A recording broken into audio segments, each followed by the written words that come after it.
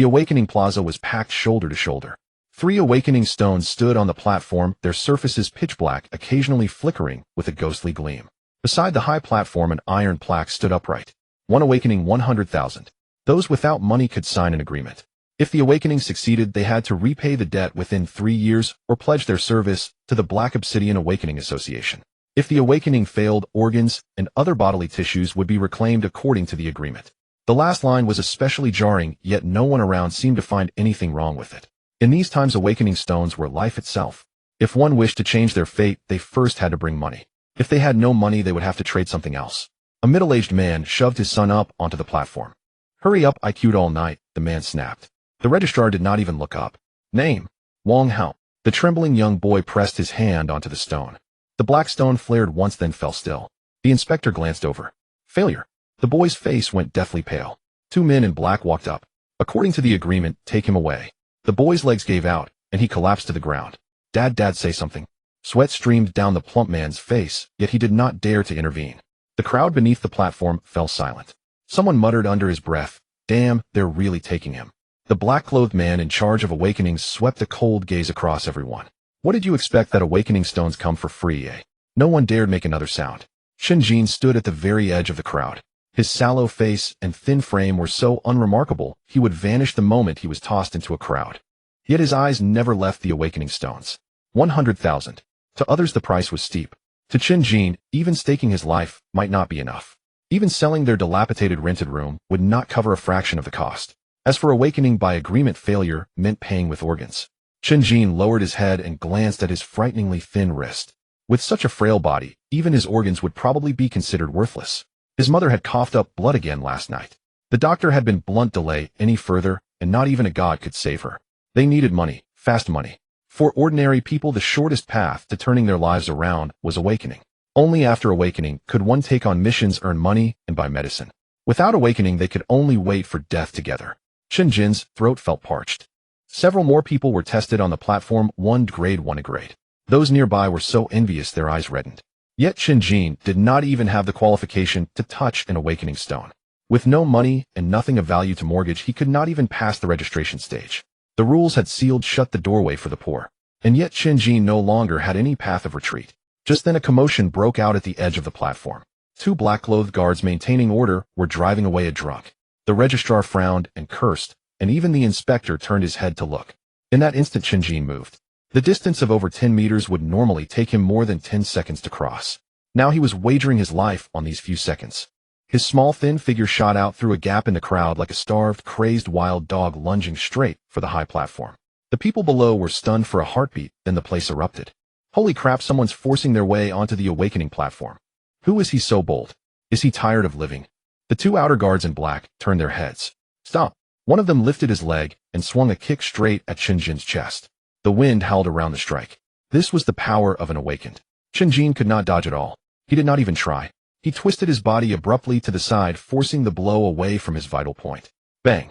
The kick grazed past his ribs. The sound of bone cracking rang out clearly. A metallic taste surged up his throat as Chen Jin was sent sprawling forward. Yet he did not stop. Borrowing the momentum, he rolled once along the ground and clawed both hands onto the edge of the platform. His fingernails split open. Bloody streaks smeared across the black stone steps. Courting death, the guard cursed in fury, reaching to grab the back of his collar. Chen Jin kicked and thrashed wildly, wriggling up onto the platform like a mudfish. Only 3 steps separated him from the awakening stones. One thought filled his mind. Touch it. As long as he could touch the awakening stone, there would still be a chance. But the people on the platform reacted with lightning speed. The black-clothed man in charge of awakenings narrowed his eyes. Without any wasted motion, he reached out and clamped down. His 5 fingers closed around Chen Jin's outstretched right wrist like an iron vice. The force was terrifying. Crack, crack. The wrist bones groaned under the strain. Chen Jin stumbled as he was yanked, his face turning as white as paper. Cold sweat soaked his back. "Brat, who told you to come up here?" The man's voice was icy, carrying the oppressive aura of a high-ranked awakened. Chen Jin felt as if a boulder had been placed upon his chest. He could not breathe. People below the platform were already shaking their heads. It was over. One look, and they could tell this kid had been driven mad by poverty. Some even sneered.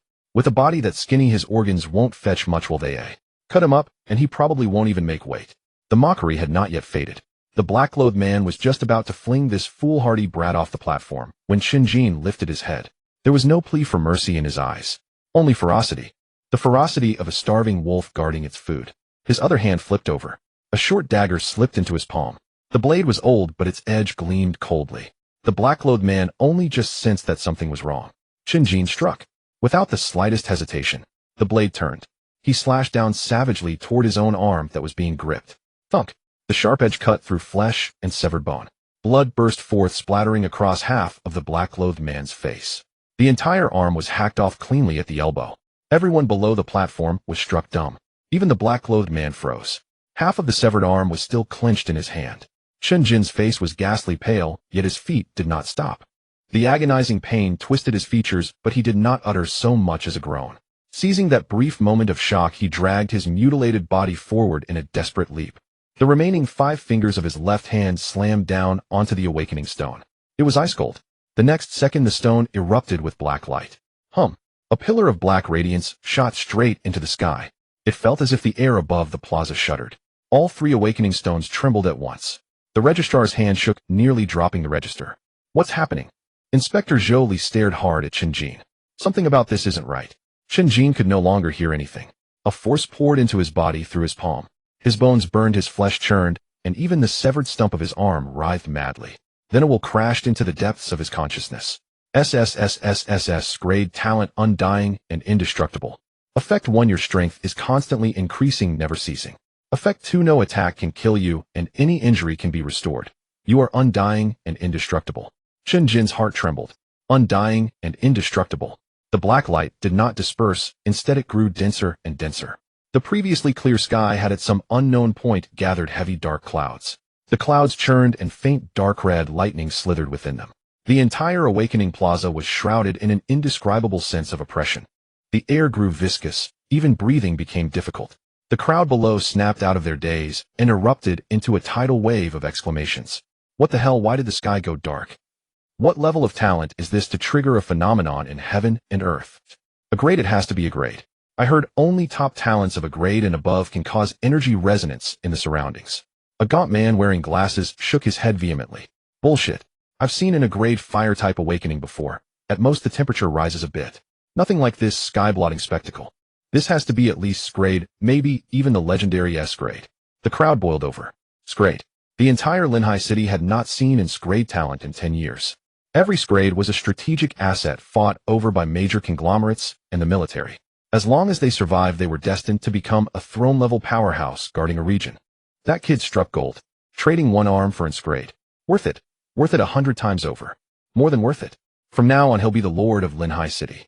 Those who had mocked Chen Jin earlier now had nothing but crazed jealousy and awe in their eyes. On the platform, Zhou Li's expression shifted again and again. Standing closest, he felt the pressure most intensely. The aura emanating from that black light was ancient and unfathomable, carrying a compulsion that made one want to kneel and worship. He had seen many prodigies, but never such a bizarre and domineering awakening. What kind of monstrous talent has this kid awakened? Zhou Li drew a deep breath, forcing down the tremor in his heart, and strode toward Chen Jin. He had to confirm the boy's talent grade immediately, then report to the headquarters of the Black Obsidian Awakening Association. A talent of this magnitude had to be kept firmly in the organization's grasp. At that moment Chen Jin was in a strange state. The pain had vanished. In its place came an unbearable itch. He lowered his head. At the stump where his arm had been severed at the elbow, granulation tissue was madly intertwining. White bone extended forward at a speed visible to the naked eye, while bright red muscle fibers crawled over it like living vines. Finally, skin rapidly covered and sealed it. In the span of barely a dozen breaths, a flawless arm had reached. The skin was fair without the faintest scar. Chen Jin flexed his fist. Power surged through it, even greater than before. He could distinctly feel the free-floating energy in the air pouring continuously into his body. Without any deliberate cultivation, his muscle density and bone strength were slowly increasing.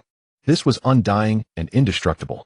Chen Jin's eyes held no wild joy, only extreme calm.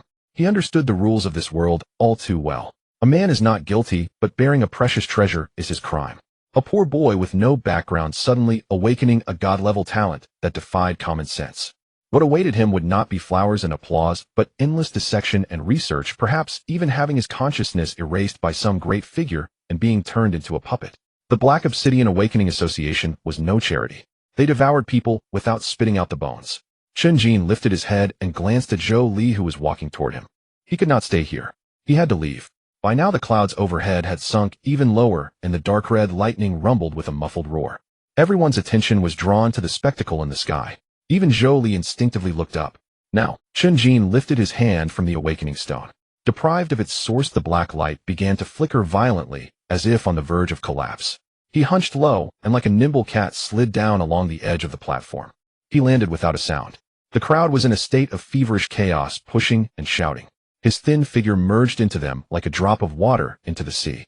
Without looking back, he used the crowd as cover and slipped quickly toward the slum district on the outskirts of the plaza. A few seconds later, the clouds overhead began to disperse, and the black light fully withdrew into the awakening stone. The oppressive pressure receded like a tide. The crowd collectively exhaled and turned their gazes toward the platform. Look, the phenomenon's over. Where's that kid? Let him show himself. What exactly is his talent? Zhou Li strode up to the awakening stones. Kid, what's your name? What talent did you? His words died in his throat.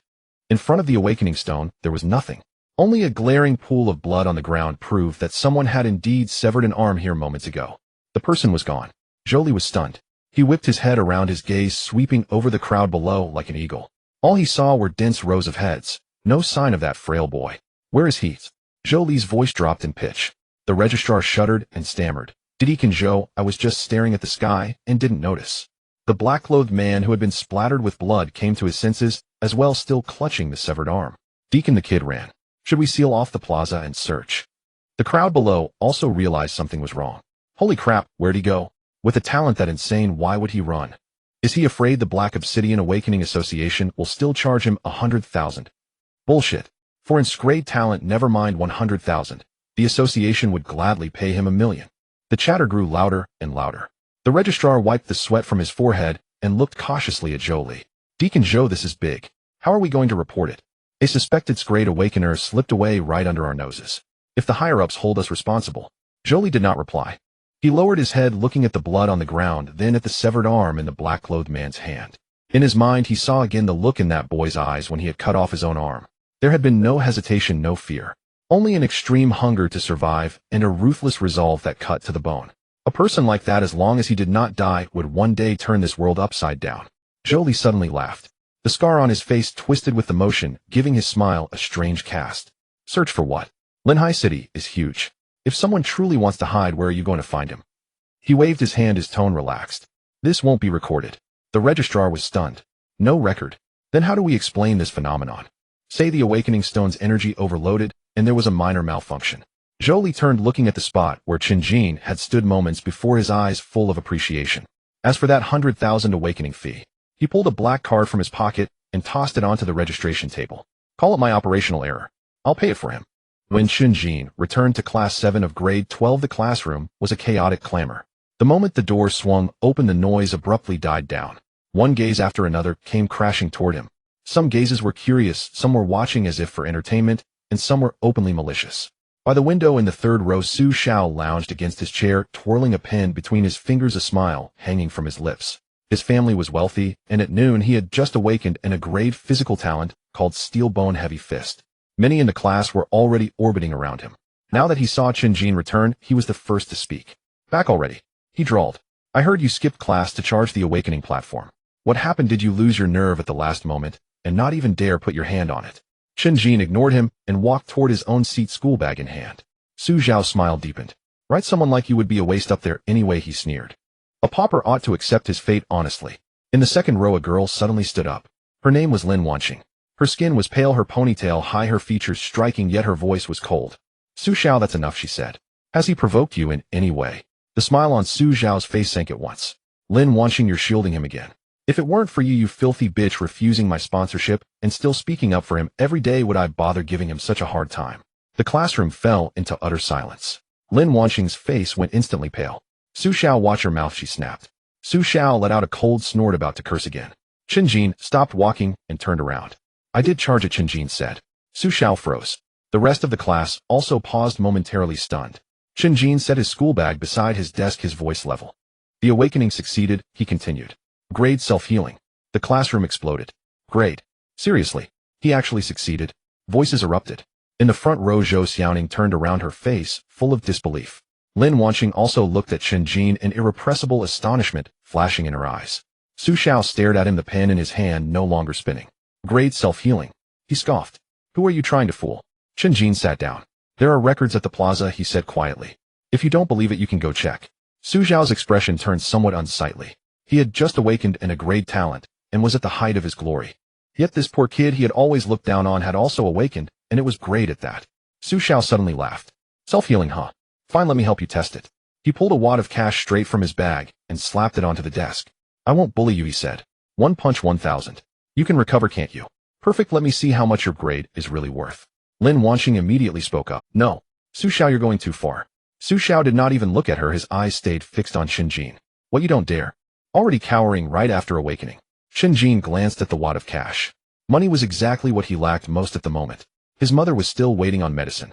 Besides, he also wanted to see just how far his so-called undying body could pass itself off as grade self-healing. Chen Jin lifted his head and smiled. All right, he said. Lin Wanqing snapped her head toward him. Chen Jin, don't agree, she urged. He answered with just one sentence. I need money. The 3 words were too stark. Lin Wanqing was left speechless. Su Xiao stood up and tossed 1,000 yuan onto Chen Jin's desk. You've got guts, he sneered. Stand up. Chen Jin got to his feet and walked to the middle of the aisle. Everyone in the class stood up. Even the doorway was crammed with students from other classes. This time no one was laughing. Su Xiao had awakened in a grade physical talent, steel bone heavy fist. That kind of talent was brutally straightforward, overwhelming strength, explosive ferocity. If they really fought, it was no joke. Standing nearby, Lin Wanqing's fingers clenched so tightly they turned white. Chen Jin, are you insane? She whispered. Chen Jin looked at Su Xiao. As long as you pay up, he said. Su Xiao bared his teeth in a grin and flexed his fists. His knuckles crackled loudly. Fine. Then you'd better plant your feet. The next second, Su Xiao lunged forward in a single stride and drove his fist into Chen Jin's abdomen. A dull thud sounded. Chen Jin's body folded and slid half a step backward, his lower back slamming into the corner of a desk, making it shudder. Several people in the class forgot to breathe. The punch had been too heavy. An ordinary student would already be sprawled on the floor. But Chen Jin merely lowered his head, pressed his abdomen, and straightened up again. He looked at Su Xiao. Continue, he said. Another 1,000. The classroom grew even quieter. Su Xiao's pupils contracted. He had not held back much with that first punch. Yet Chen Jin had taken it. The few students loitering at the door for the spectacle fell silent. The eyes of the class shifted from mocking to utterly stunned. Su Xiao's face darkened as he drew out another 1,000. Was your grade a free bonus with prepaid phone credit? Chen Jin's second punch landed on his shoulder with another heavy thud. The third punch drove straight into his chest. Another dull boom. Chen Jin staggered back 2 steps, blood beading at the corner of his lips, yet he still did not fall. He lifted a hand to wipe it away, then lowered his gaze to the 3,000 on the desk. Then he raised his head to look at Su Xiao. Is that all a grade amounts to? He asked. Your steel bone heavy fist has quite the name, but the impact feels like a massage. Su Xiao's face flushed scarlet in an instant. No one in the class dared utter a sound. All eyes were pinned to Chen Jin, their hearts tightened in their chests.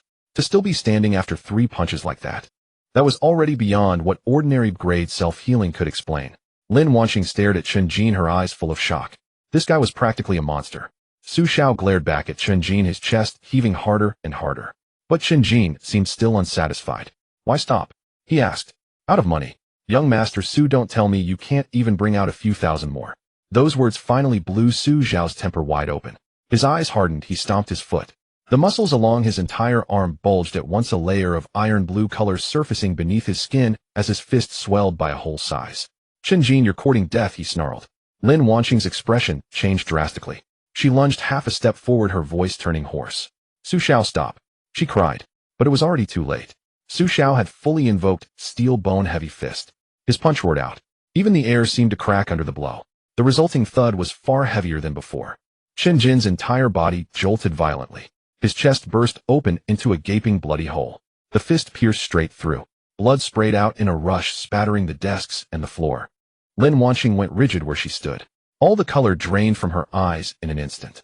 She lifted a foot to rush forward, but when she reached Chen Jin, she forced herself to stop. It wasn't that she didn't want to go closer. She simply didn't dare touch him. The hole in his chest was too large, so large she no longer knew where her hands could even go. Her fingers trembled, her throat tightened, her breathing turned chaotic. Chen Jin, she whispered. The name was barely audible, a breath on the verge of dissolving. The entire classroom was frozen solid. One of the girls clapped a hand over her mouth on the spot. Zhou Xiaoning's face had gone completely white. Standing less than 2 steps from Chen Jin, Lin Wanqing's eyes reddened all at once. Even her voice was caught in her throat. Even Su Xiao himself was stunned. He stood rooted to the spot, his fist still hanging in midair, blood threading between his fingers. He stammered. I didn't mean. He had only wanted to flatten Chen Jin. He had never imagined that one punch could be this devastating, enough to blow a hole through someone's chest. Su Xiao's face drained of color bit by bit, and he stumbled half a step backward. Chen Jin. No one answered. The classroom was frighteningly still. Gritting her teeth, Lin Wanqing forced herself to take another step forward. She half-crouched, wanting to support him, yet afraid to move him, her trembling hand hanging frozen in midair. Tears were already pooling in her eyes. Don't die, she pleaded. Chen Jin, don't die. But in the next second, Chen Jin lowered his head and glanced at the gaping hole in his chest. The flesh was writhing. Bone was knitting back together. The torn-open chest began to mend at a speed visible to the naked eye. The entire class stared fixedly at that scene, their breathing utterly irregular. Half-crouched in place, Lin Wanqing was completely stupefied. She watched the churning flesh, her fingers curling tighter and tighter, her mind blank. Su Xiao retreated 2 full steps, his back slamming against the desk. The viciousness in his eyes was gone, replaced only by terror. This is impossible, he choked. Chen Jin slowly lifted his head. The hole in his chest had already closed by more than half. The new-grown flesh was a vivid red, still slick with blood. His lips pulled apart into a grin. The sight of it made Su Xiao's scalp prickle. Standing closest of all, Lin Wanqing saw everything the clearest. Her breathing shook, the shock in her eyes had yet to fade, yet her chest loosened with a fierce rush of relief. Her hand pressed against the floor, and she nearly collapsed as the strength ran out of her legs. That last punch, Chen Jin remarked, was worth far more than the ones before. Su Xiao's Adam's apple bobbed, even his voice changed pitch. Chen Jin, he rasped. What kind of talent is this? Chen Jin looked at him, his smile deepening. Great self-healing, he said. I already told you. The sound of footsteps in the corridor came in waves. Clear the way, clear the way. Which class is in trouble? The people at the door scattered in a rush.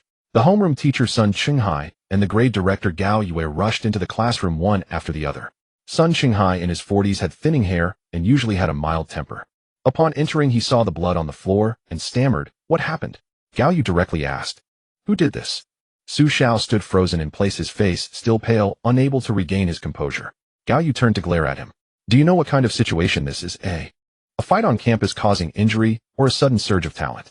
You two notify the parents, and this matter must be clarified today." Sun Qinghai opened his mouth. He originally wanted to speak up for Chen Jin. He knew better than anyone in the class what Chen Jin's family situation was. His mother was seriously ill, his father had long since disappeared, and their family was impoverished. There was simply no parent who could come. But before he could speak, Su Xiao reacted, as if someone had stepped on his tail. "No need to call the parents." Su Xiao seemed terrified. He'll pay for everything. Medical expenses, class absence fees, emotional damages, he'll cover them all." At this statement, the classmates were stunned. The usually domineering Su Xiao now looked as meek as if he had seen. Gao Yu's gaze swept back and forth between the two. He saw that Chen Jin had no visible injuries, only a hole in his clothing. Finally, he said to Sun Qinghai, "You handle this matter in your class yourself. Calm the students down and tidy up the classroom. And no more fighting." After saying this, Gao Yu cast a deep look at Chen Jin. That gaze carried scrutiny and a hint of suspicion. But he did not pursue the matter further and turned to leave. Sun Qinghai rubbed his forehead. He first looked at Su Xiao. "Return to your seat first."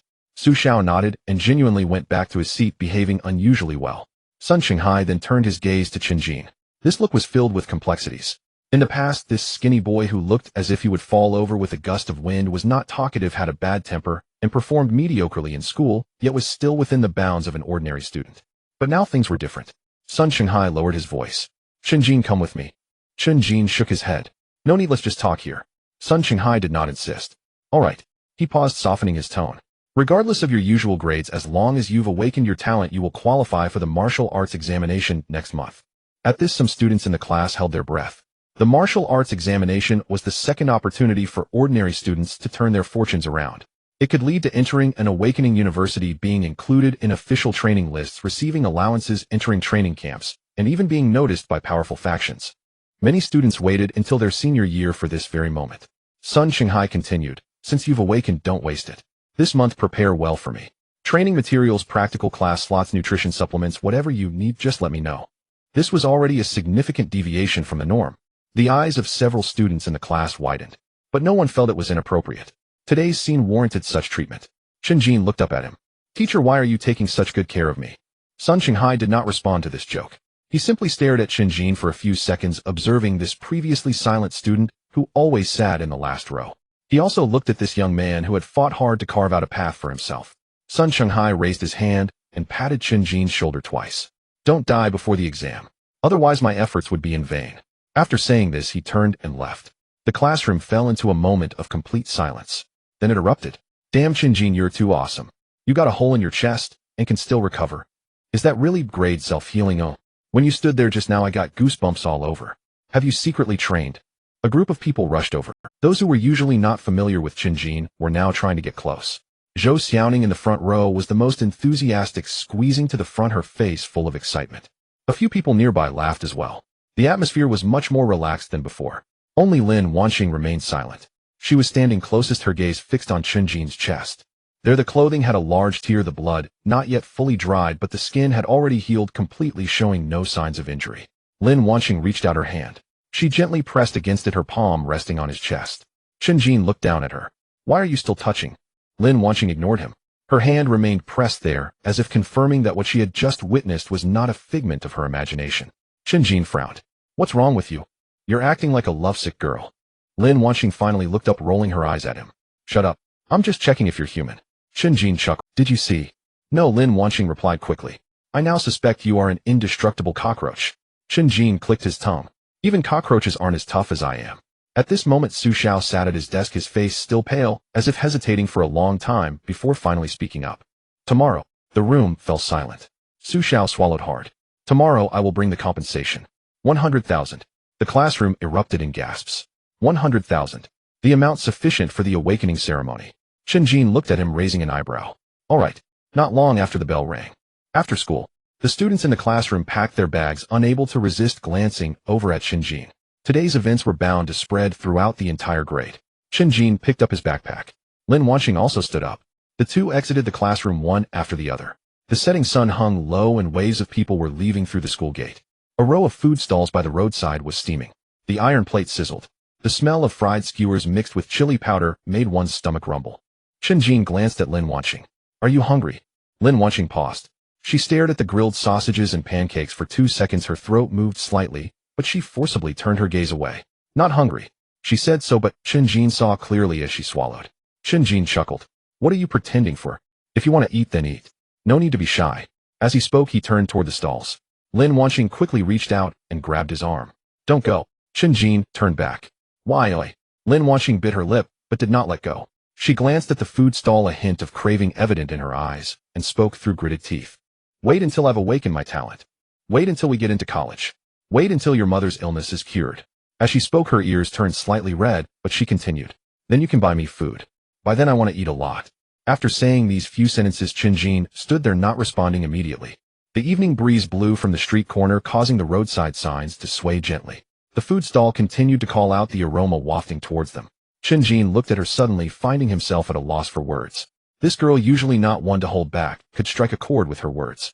He was stunned for 2 seconds, raised his hand to rub his eyes as if blown by the wind. When he spoke again, his voice was softer than before. Okay. When the time comes, there will be plenty to eat. Lin Wanxing looked up at him. Her eyes brightened a little. You said it. Chen Jin nodded. I said it.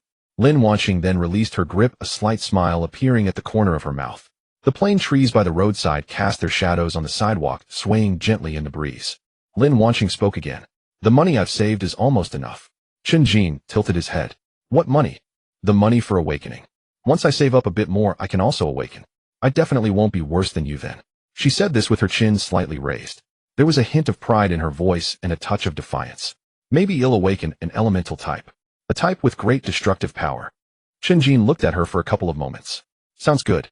When the time comes, you can stay behind and unleash fire while I take the hits. Lin Wanxing laughed at his words. But after laughing, the atmosphere quieted down. Lin Wanxing's voice became softer. Once I awaken, we can make money together. Together we can treat your mother's illness. After these words fell, there was a moment of silence beside them. Chen Jin did not respond immediately. He just looked at the road ahead. After a while, he smiled slightly. Good. He'll charge forward and you provide cover. Lin Wanxing looked up at him. Her eyes glinted. It's a deal. It's a deal. After walking a few hundred meters, they reached a fork in the road. One path led to the old residential area. Lin Wanxing stopped. I'm going this way. Chen Jin nodded. Got it. Lin Wanqing stood still. Remember to apply the medicine when you go back. Chen Jin looked down at the torn fabric on his chest. Apply what medicine? I'll heal on my own. Lin Wanqing rolled her eyes at him again. You just keep being stubborn. She turned to walk a few steps then looked back. If Su Xiao dares to default tomorrow, don't go alone. Call me. Chen Jin waved his hand. Alright, got it. Lin Wanqing then walked away. The setting sun stretched her shadow along her ponytail, swaying as she quickly turned the corner. Chen Jin stood still for a couple of seconds. Then his stomach growled loudly. At that moment 2 passers-by happened to walk by glancing over at him. Chen Jin pressed his stomach expressionlessly. Don't make a sound. Just hold on a bit longer. His stomach growled again, even louder. Chen Jin's mouth twitched. Since the awakening platform incident at noon until now he hadn't really eaten anything. After the intense fight earlier with a hole in his chest, that hunger suddenly surged up. I need to eat right now. Chen Jin was running home. He was simply too hungry. His stomach felt as if it had raised a ferocious beast scratching incessantly. As he passed by the pharmacy, he took a sharp turn and dashed inside. The clerk behind the counter was focused on their phone when they heard the commotion and looked up. What do you want to buy? A pollution suppressor.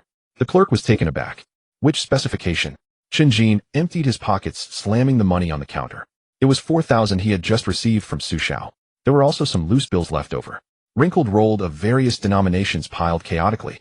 Get whatever you can buy. The lowest tier costs 3,000 too. It won't last long, maybe a few days at most. Chen Jin nodded. I'll take it. After saying that, he stared at the light blue potion on the counter for 2 seconds. A heaviness settled in his heart. This little vial cost more than his life. But he had no choice but to buy it. If he didn't, his mother wouldn't know how long she could hold on. After paying, half of his pockets were empty. Holding the pollution suppressor, Chen Jin turned and headed to the market. Meat. He bought only meat. Beef, pork, chicken legs, chicken breasts, and a few cheap bones. The stall owner saw how much he was buying and couldn't help but ask, "Young man, are you having a banquet at home?" Chen Jin, carrying a big bag of meat, remained expressionless. "No, you have a big eater at home." The stall owner chuckled. "Looks like you can eat a lot." Chen Jin didn't respond. He thought to himself, how would you understand? I just found out that the big eater is me. By the time he returned to the old residential area, the sky was already darkening. Half of the hallway lights were broken. The walls were peeling severely and the air was mixed with dampness and the smell of oil smoke. Chen Jin climbed the creaky stairs quickly. As soon as the door opened, a suppressed cough echoed from inside. The old lamp by the bed was lit. His mother Su Qinghe was half reclining against the headboard, her face pale, wrapped in a faded thin blanket. When she saw Chen Jin return, she first sighed in relief, but her expression tightened when she saw what he was holding. "Ah, Jin, why did you buy so much?" Her gaze shifted from the large bag of meat to the medicine box in Chen Jin's hands, worry immediately surfacing in her eyes. "Did you do something dangerous? Or did you borrow from loan sharks?" Chen Jin put down his items. "What are you thinking?" Su Qinghe continued to look at him. That kind of cautious tension was impossible to hide. The family had been poor for too long. When something decent suddenly appeared, the first reaction was not happiness, but fear. Fear that the money might not have come from a clean source. Fear that her son would stray down the wrong path for her sake. Chen Jin placed the pollution suppressor on the table, his tone lightening a bit. "I went to the awakening platform today." Su Qing's breath caught. "What did you say?" "I went." As Chen Jin carried the meat into the kitchen, he replied, "Lucky to be alive, and I successfully awakened." He said this too casually. Su Qinghe, however, clenched her hands tightly. "That's reckless. That place is dangerous, you can't just." Her voice trailed off, knowing too well why Chen Jin would go there. The family had no other options left. Chen Jin didn't mention Su Xiao or the fight at school, only choosing what he could say. "I awakened a class self-healing ability. The school awarded me some rewards after they found out. I can still participate in the martial arts exam next month." The sound of cutting meat quickly filled the kitchen. Thud, thud, thud. The rhythm was quick. Chen Jin was busy with his hands, and his mouth didn't stop. "The teacher said that as long as I awakened, I would qualify to participate in the martial arts exam next month. My talent isn't bad. If I do well, I can get into martial arts school, receive subsidies, take on tasks, and earn money quickly. So don't worry about it. I bought the medicine and I bought the meat. Life will get better from now on." The kitchen was small. The white light shone on the counter, the meat's color dazzlingly fresh. Su Qinghe looked at the young man in the kitchen, busy with his back to her, and her nose felt sour. She wasn't a fool. She knew the so-called school rewards were probably not that simple. But since Chen Jin wouldn't say, she wouldn't pry. This child had always been stubborn. He swallowed all the suffering himself. Su Qinghe spoke softly. "Ah, Jin, I've caused you trouble." The sound of cutting meat paused for a moment. The next second it continued. Chen Jin put the meat into the pot. The oil sizzled, and the aroma "That's not true. Don't blame yourself unnecessarily.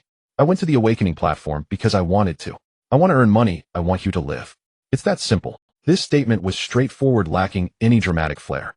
Yet Su Qing's eyes turned red. She lowered her head to wipe her eyes, stifling her voice. Chen Jin cooked quickly. In the past, when the family had no money, meals were nothing but plain broth. Today was different. The pot was full of meat, the aroma swirling in the small room, making the air feel weightier. A large bowl of braised meat, a plate of stir-fried meat slices, and bone soup. Chen Jin brought out the dishes and casually opened the pollution suppressor's packaging. The light blue potion glimmered under the light. When Su Qinghe saw it, her expression shifted immediately. This is too expensive. I don't need it. Return it. Chen Jin handed her the medicine. Open your mouth. Ah Jin. Open your mouth. This time his tone was firmer. Su Qinghe looked at him and finally said nothing more, taking the medicine, and once the potion went down her throat, the tension in her brows and eyes that had been there for so long finally eased a bit. Her complexion was still pale, but her breathing steadied significantly. Only then did Chen Jin sit down and pick up his bowl. When the first piece of meat entered his mouth, he was momentarily stunned. It wasn't that the meat was particularly fragrant. It was that his body felt as if it had gone wild. Hungry. Still hungry. One bite in, and the fire in his stomach not only didn't dampen, but flared even more. Chen Jin buried his head and ate. Piece after piece. One bowl of rice down without feeling it. Second bowl. Third bowl. The meat was disappearing from the plates. Su Qinghe, who had been sipping her soup, slowly looked up in astonishment. Slow down. No one is competing with you. Chen Jin, with his mouth full of meat, mumbled back, hungry. He was speaking the truth. Awakening, recovery, taking hits, gaining weight. After this whole process today, his body felt like a bottomless pit. No matter how much he ate, it never seemed enough. By the time he put down his chopsticks, most of the meat on the table was gone. Chen Jin glanced at it and fell silent. These things in the past would have lasted the family half a month if they were careful. Yet today one meal had consumed more than half. Su Qinghe looked at the largely empty plates, first stunned, then her eyes shone with a hint of a smile. Being able to eat is a good thing. You've been too thin lately. Chen Jin leaned back in his chair, rubbing his belly. He was full, but it was just barely enough. The heat inside him was still surging. His skin felt tight, his bones itched, his entire body felt energized with nowhere to put it. Chen Jin stood up. I'm going out for a bit. Su Qinghe looked up. So late. To digest. Chen Jin moved his and to practice a bit. Su Qinghe nodded, her tone still gentle. Then take care of yourself. Don't get into conflicts with anyone. Chen Jin picked up his coat and walked toward the door. I'll try my best. Once those three words came out, Su Qinghe couldn't help but chuckle in resignation. As the door closed, the night wind hit his face, and Chen Jin felt revitalized. He didn't go too far. Behind the old residential area was a deserted small square, usually neglected, the ground littered with cracked concrete and discarded equipment. It was just right for stretching his muscles. Chen Jin approached a rusty pull-up bar and grabbed it with one hand. It was cold and rough. He started with pull-ups. 1, 10, 30, 100. His arms grew warmer, and the muscles in his chest and back began to swell bit by bit. In the past, he would be panting after doing 20. But tonight was different. The power within him was surging out, continuously, impossible to suppress. Chen Jin jumped down and began sprinting. He sprinted from one end of the square to the other. 1 lap, 10 laps, 20 laps. The wind whipped past his ears, and his lungs felt like they were on fire, yet his feet felt lighter. When he finally stopped, his chest was heaving rapidly, but his eyes shone with an alarming brightness. Is this what it means to be at the first stage? Chen Jin looked down at his hands. He closed his fingers. His finger bones tightened. The feeling of strength was clear. Compared to noon, he was stronger. Compared to before the fight at school, he was even stronger. Moreover, this growth hadn't stopped. Every second it was increasing. Chen Jin found a half-a-man-high discarded concrete block and hugged it with both hands. He bent his waist and lifted it up forcefully. Concrete dust fell, hitting the surface of his shoes. Chen Jin stood still, holding the block for 2 seconds, unable to suppress a smile. This is interesting. He threw the concrete block back down. It hit the ground with a thud, sending dust flying. Then he continued to train hard for another half hour. Punching, kicking, sprinting, doing push-ups, squats, practicing swings with scrap metal. Only after that chaotic energy within him had finally subsided by half did he stop. The night was already deep. Chen Jin returned home quietly, opening the door softly. The only light was from the old lamp beside the bed. Su Qinghe had already fallen asleep. Her breathing was much steadier. The pollution suppressor had clearly taken effect. Chen Jin stood by the bed for a while, and the tension that had been held in his heart finally eased a bit. He returned to his narrow bed, sat down, and clenched his fist. The strength was still there. Moreover, it was clearer than before he went out. Mid-first stage. This judgment came almost instinctively. He had just awakened during the day, and now reached mid-first stage by night. This speed could scare a whole crowd. Chen Jin stared at his fist and chuckled softly. A wave of fatigue suddenly surged over him, arriving extremely quickly. His eyelids grew heavy in an instant. Realm setting first to 5th stage. This stage is the core period for awakeners to solidify their foundation and explore their inherent abilities, serving as the cornerstone on the path to becoming a powerhouse. An increase in each stage signifies a significant enhancement in physical quality, energy reserves, and proficiency in talent. 6th stage disaster level. A watershed realm possessing the power to guard a city alone, capable of releasing the embryonic form of a domain beginning to exhibit talent anomalies no longer an ordinary human. 7th stage throne level.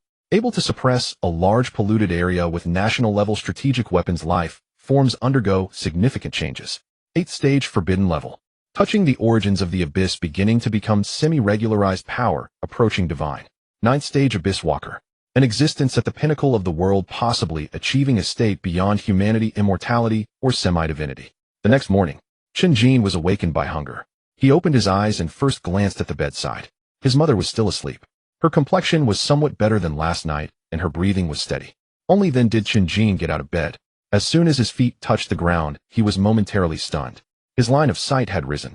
It was not an illusion. He looked down at himself, noticing his shoulders were broader and the lines of his arms were much firmer. The school uniform pants that had been loose last night were now a bit short, exposing his ankles.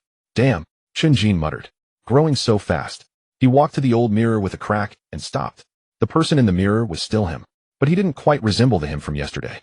The originally malnourished and skinny look had faded considerably. His facial contours were now pronounced, his eye sockets a bit deeper, and his nose bridge more prominent. Most annoying was that burst of vitality which had noticeably increased overnight, making him look striking. Chen Jin stared at the mirror for 2 seconds. This is bad. Am I going to have to rely on my looks to make a living now? He reached out to pat his face. It felt quite real. It wasn't a dream. After a quick wash, he rummaged through the kitchen. There was still quite a bit of meat left from last night, along with some soup. Chen Jin wasn't picky. He was too lazy to heat it up and just gobbled it down, managing to quell the fire in his stomach a little. Before stepping out, Su Qinghe woke up. She saw Chen Jin and was momentarily taken aback. "Ah, Jin, you." Chen Jin paused. "What's wrong?" Su Qinghe blinked, then blinked again. "You seem to have grown taller." After saying this, she seemed a bit uncertain herself. Chen Jin looked down at his now shorter pant legs. Perhaps after awakening I grew a bit more naturally." Su Qinghe chuckled at his comment.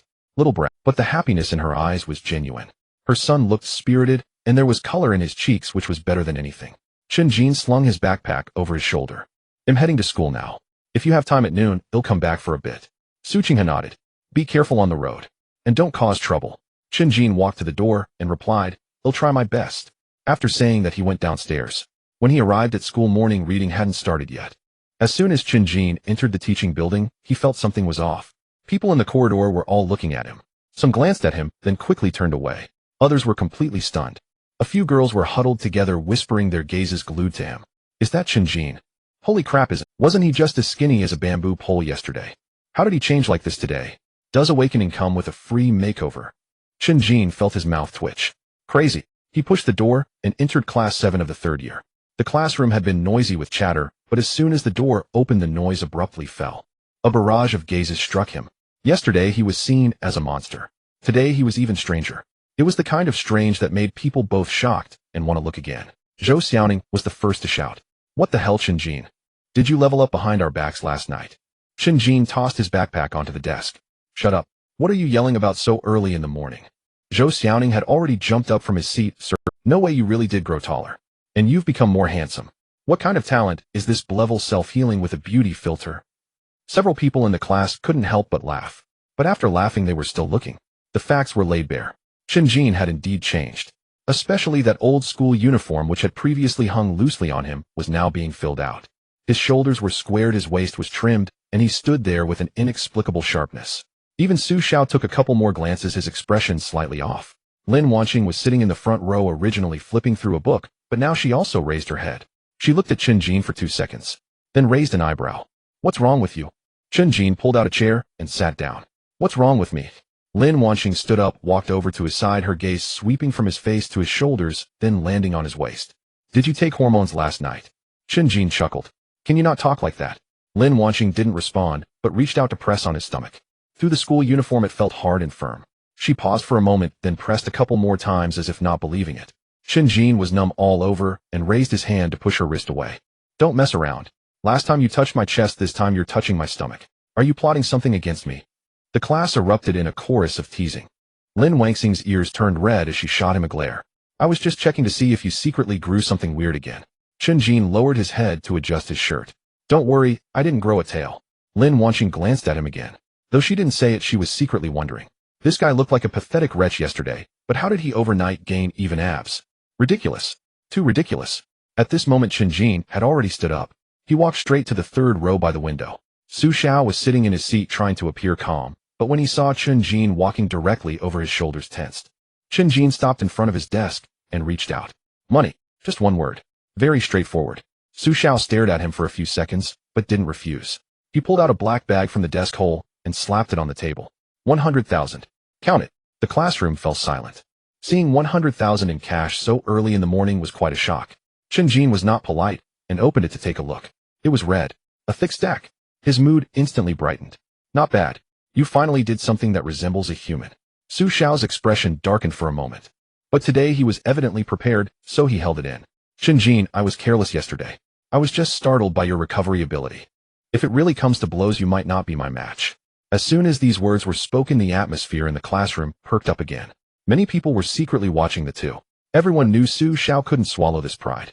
After losing face so greatly in front of the entire class yesterday, it would be strange if he didn't try to regain it. Chen Jin lifted the money bag and tossed it onto his desk, then turned to look at him. Can you blame me for being timid? Do I look scary? Zhou Xiaoning almost couldn't hold back his laughter. Su Xiao gritted his teeth. Stop talking nonsense. Let's have another match. With my level steel bones and heavy fist, I can't possibly lose to your level self-healing. Chen Jin raised an eyebrow. Do you have the money? Su Xiao was taken aback. The classroom also, no stakes, no fight. I'm not free to warm up with you. This remark was too harsh. Several people in the class were stifling laughter, their shoulders shaking.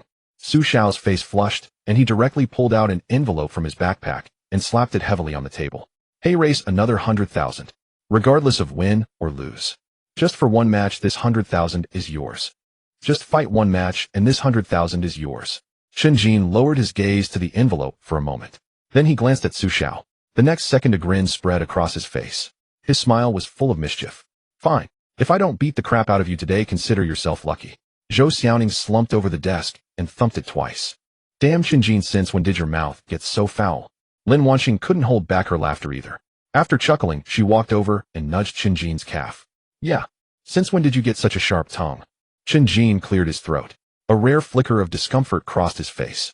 He raised a hand and rubbed his nose. Maybe I'm just confident now. Su Xiao had already risen to his feet. Let's go to the training room. No fighting in the classroom. Chen Jin nodded. Fine. Perfect. More space for you to lie down. The two of them filed out of the classroom one after the other. A throng of onlookers trailed behind them. Even students from the neighboring class caught wind and came running. The training room was on the first floor of the combat building. It was usually only opened for basic martial arts classes with thick black cushioning mats on the floor and simple guardrails around the perimeter. As the door swung open, the room was still empty. Su Xiao strode straight and stopped in the center and flexed his wrists. A crisp series of cracks echoed from his joints. The humiliation from yesterday still weighed heavily on his chest. He hadn't slept a wink all night. Every time he closed his eyes, he saw the image of Chen Jin's chest closing up. But the more he dwelled on it, the more defiant he became. So what if he had strong regeneration? Not being able to kill him didn't mean he couldn't be beaten. He was in a great physical talent. Steel-boned heavy fist. In a direct confrontation, how could he lose to upgrade? The crowd of spectators kept growing. Lin Wangxing and Zhou Xiaoning had squeezed their way to the front. Lin Wangxing watched the scene unfold, her brow slightly furrowed. She wasn't worried about Chen Jin getting hurt. She was just afraid he'd lose control and really cause a disaster again. In the center of the room, Chen Jin strolled in, lazily rolling his shoulders as if he were out for a walk. Su Xiao's voice rang out coldly. Chen Jin, don't say I'm bullying you. If you admit defeat now, they'll pretend none of this happened. Chen Jin looked at him and chuckled. Did I scare your brains out yesterday too? You're practically handing me the money, and you still want me to give up. Is this how the Su family does business? Always at a loss. Another ripple of low laughter spread around them. Su Xiao's face darkened. You're asking for death. The moment the words left his mouth, he had already charged forward. His speed was even greater than yesterday. With one step, a dull thud echoed from the floor as he hurtled straight at Chen Jin, his right fist a livid iron color, swinging with a vicious wind toward his face. This punch carried more weight than yesterday's. Su Xiao was truly going all out. But Chen Jin didn't dodge. Not only did he not dodge, he actually moved to meet it. Bang! The fist slammed into Chen Jin's raised arm, the impact jolting his shoulder. If it had been yesterday, that would have sent him sliding back half a step. But today he only swayed slightly. Su Xiao's pupils contracted. Chen Jin bared his teeth in a grin. Is that all you've got? I thought you'd have something bigger for me today. Before he even finished speaking, his left fist shot back in a counterpunch. Nothing flashy. A straight punch. Quick and clean. With a loud crack, it landed squarely on Su Xiao's face. Su Xiao's head snapped to the side, staggering back 2 steps, as blood instantly gushed from his nose. The onlookers were all stunned. Holy crap. Chen Jin striking first this hard. Wait, since when is his strength this terrifying? Su Xiao himself was bewildered. Yesterday's Chen Jin had only been tough to beat. But this punch today actually made him feel dizzy. The moment he steadied himself, Chen Jin was already closing in. A grade. Did you water down that a grade of yours? Bang. A fist slammed into his stomach. Su Xiao let out a muffled groan, doubling over. You were pretty cocky yesterday, weren't you? Bang. Another punch, this one hammering into his chin. Said you'd cripple me. Bang. A knee drove up into his abdomen. Come on. Today I'll teach you some manners. Su Xiao stumbled backward, his face turning pale. He let out a furious roar, both arms bulging as the iron-gray hue beneath his skin spread rapidly, and his fist shot out, with a whistling wind landing a fierce blow. Steel-boned heavy fist. Chen Jin didn't even look. He simply raised his arm to block. Bang. This time it finally forced him back half a step. A glimmer of hope lit up Su Xiao's eyes. Chen Jin shook his numb arm and cursed out loud. Now that's more like it. At least it doesn't feel like a back rub anymore. Put a little more force into it, and I might just tip you. Lin Wanqing pressed a hand to her forehead, but the corners of her mouth twitched uncontrollably. Su Xiao's eyes were bloodshot with rage. What he feared most wasn't losing. It was losing so disgracefully. Without a word, he lunged forward again, unleashing a barrage of attacks. Left fist, right fist, elbow strikes, forward charges. A relentless onslaught. Every blow aimed at the hardest parts of Chen Jin's body. But the longer the fight went on, the colder Su Xiao's heart grew. Because Chen Jin's recovery wasn't the only thing that had changed. His strength and speed had transformed too. It was like he was pounding on a piece of iron that could strike back. When you hit him, he pushed back. When you tried to overpower him, he'd grab you and shove your head into the ground. What was most infuriating was that the bastard never shut his mouth. Hurry up. Your punches are softer than my mom's rolling pin. Did you skip breakfast? Want me to lend you a couple of buns?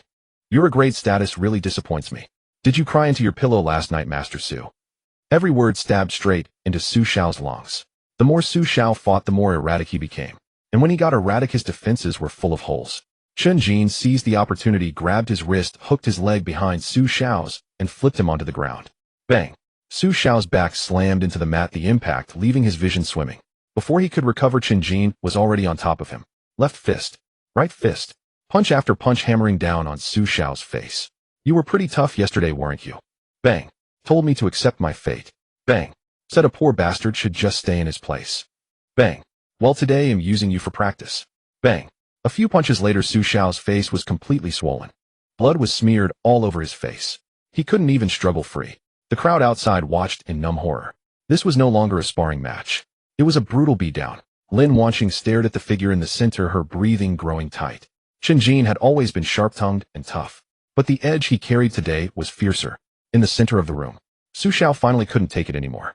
He raised his hands to shield his head, his voice breaking. Stop. I give up. In the center of the room, Su Xiao finally couldn't take it anymore. He raised his hands to shield his head, his voice breaking. Stop. I give up. Chen Jin landed one last punch before getting to his feet. He looked down at Su Xiao lying on the ground. If you'd been this sensible from the start, you'd have saved yourself a beating. Su Xiao gasped for breath, his face mottled with bruises, his chest heaving as he barely had the strength left to lift his head and look at him. The group that had followed from the classroom didn't even dare to breathe loudly now. It was too brutal. A complete and utter domination. Chen Jin shook his hands and turned to walk out of the arena. As he passed Lin Wanqing, she shot him a glance. Had your fun? Chen Jin nodded. Not bad. The best part is earning this 200,000 so easily. Lin Wanqing let out a snort of laughter. Money grubber. All right. Her eyes sparkled. She playfully punched Chen Jin in the shoulder. Why didn't you reply to my message last night? Chen Jin scratched his head. Message? What message? News? What news? Lin Wanqing stared at him. You're still pretending. I sent you several messages last night. Chen Jin was taken aback. He stuffed the 2 envelopes he had just won into his pocket and took out his phone. The screen lit up. There were indeed unread messages. The first message was quite normal. Are you home yet? The second message carried a hint of urgency. Why didn't you reply, eh? The third message came half an hour later. My dad is back from the contaminated area. Chen Jin's brow furrowed as he read on. He brought back over $20,000 this time. I can awaken now, but he has to go on a mission early tomorrow. I want to awaken today after school. Can you accompany me? The last message was followed by a tiny emoji. Cat peeking. JPG Lin Wanxing crossed her arms and stared at him. Did you see it? Chen Jin flipped his phone over. I saw it. I practiced a bit too hard last night, fell asleep as soon as I got back, and didn't even look at my phone. Lin Wanxing had initially maintained her stern demeanor, but upon hearing this her expression softened a little. I thought you were deliberately ignoring me. Chen Jin chuckled. What would I gain from that? To get another punch from you. Lin Wanxing huffed. You deserve it. Her tone was fierce, but the resentment on her face had diminished significantly. Chen Jin tucked his phone back into his pocket and casually asked, Did your uncle leave already? Lin Wanxing nodded. He left before dawn. He barely rested after returning last night, and then the task notification came this morning. Her voice lowered as she spoke. That's why he hurriedly gave me the money, telling me not to delay any longer. Chen Jin replied with a sound of understanding. This situation wasn't particularly strange. He knew a bit about Lin Wanxing's family circumstances. Her father Lin Jinshan had been working in the contaminated area awakening within a grade healing talent. It wasn't a high rank, but healing talents were inherently scarce. Even if it was just a grade, as long as he could stop bleeding, alleviate injuries, and help someone breathe a little longer in the contaminated area, there was a market for it. Such talents generally had low combat power. However, they earned well. After all, anyone entering the contaminated area feared not coming out alive. So even though Lin Jinshan had worked hard over the years, he managed to save enough to cover Lin Wanxing's awakening fees. But this was also down to Lin Jinshan. With an ordinary grade talent, he wouldn't have been able to manage this at all.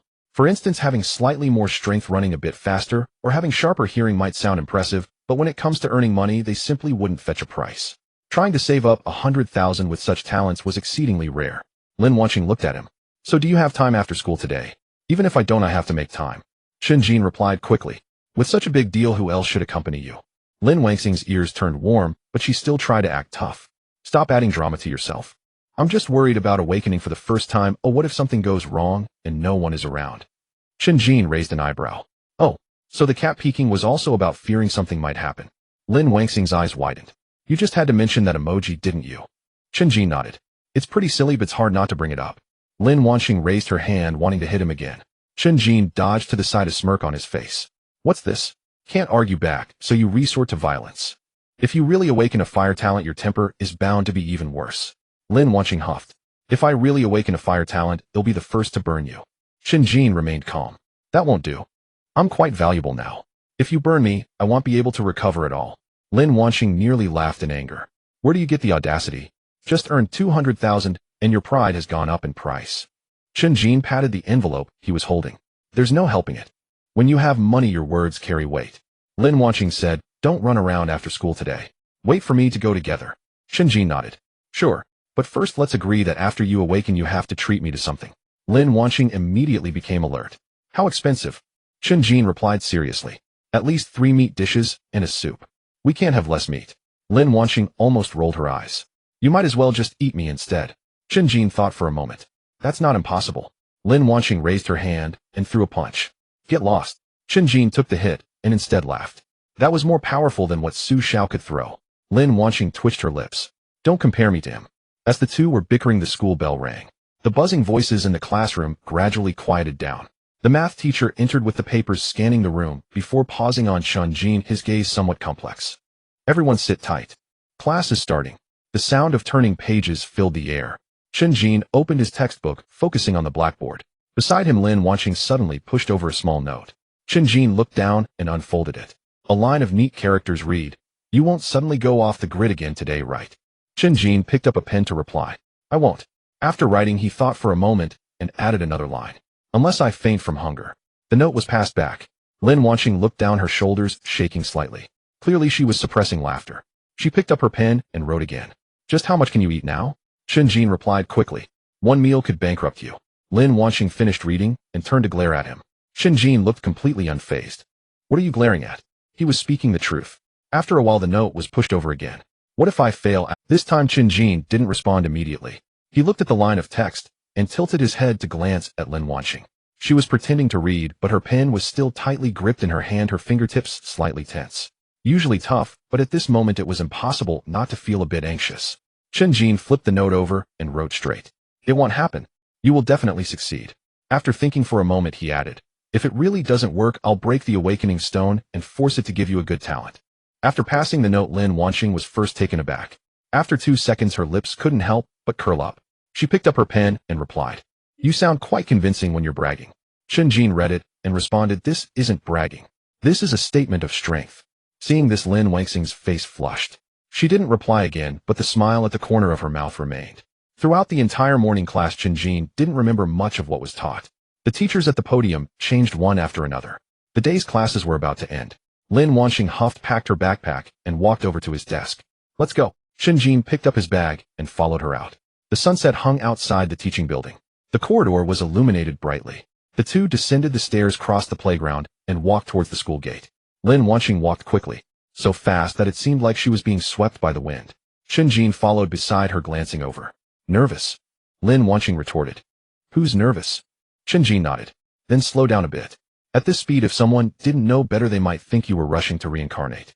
Lin Wanqing turned to glare at him in anger. But after glaring, her pace did indeed slow down a bit. Chen Jin. My. What if I really fail to awaken? Chen Jin looked at the crowd ahead, his tone casual. I'll support you. Lin Wanqing's cheeks felt a bit warm, and she quickly walked a few steps ahead. Who needs your support? Unknowingly, the noisy sounds from the awakening area reached the ears of the two. The awakening platform. Lin Wanqing stood below the platform, her palms drenched in sweat. To say she wasn't anxious would be a lie. Chen Jin glanced at her. Lin Wanqing immediately retorted, who's anxious? Chen Jin nodded. All right. Then stop tugging at your clothes. If you keep pulling, they'll end up being used as a rag. Lin Wanqing looked down and saw that the hem of her school uniform was indeed crumpled from her grasp, and her face instantly flushed. Just say a little less. Chen Jin looked at the high platform ahead. How about I tell you a joke? No need. Then I can curse Su Xiao a bit to help you vent your frustrations. Lin Wanqing twitched the corner of her mouth. Can't you think of something else? Chen Jin pondered seriously. I can. Making money. Lin Wanqing had been tense, but ended up wanting to laugh at his words. The pressure that had been lodged in her chest finally eased a bit. The two of them moved forward. People in the crowd had already recognized Chen Jin. Woe, isn't that the guy who lost his hand yesterday? It really is him. What a tough life he has. Who's that next to him? His girlfriend, maybe.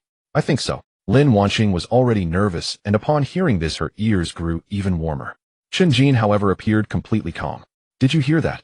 The eyes of the public are still sharp. Lin Wanqing raised her hand and gave him a light smack. Shut up. As it was their turn to go on stage, the person in charge of the assessment raised his head. It was Jolie. He looked the same as always, dressed in black, short hair, a scar on his face, standing next to the awakening stone with an imposing presence. But when he saw Chen Jin, a peculiar glint flashed in his eyes. This kid had boldly charged onto the awakening platform yesterday, leaving even him in shock. And today he was back again. With a girl. Jolie's gaze swept over Lin Wanqing before returning to Chen Jin's face. Well, so yesterday you were risking your life, and today you brought your girlfriend along. Upon hearing this, Lin Wanqing's face turned red. She instinctively wanted to respond, but the words got stuck in her throat. In the end, she just turned her face away, her ears turning even redder. She didn't argue back. Jolie observed this scene, raising an eyebrow slightly. Oh, this is getting interesting. Lin Wanqing felt even more uneasy under his gaze, and could only grit her teeth and hand over the money. A neat stack meticulously arranged. She had saved up for a long time. Jolie took the money, quickly counted it, and asked, name? Lin Wanqing.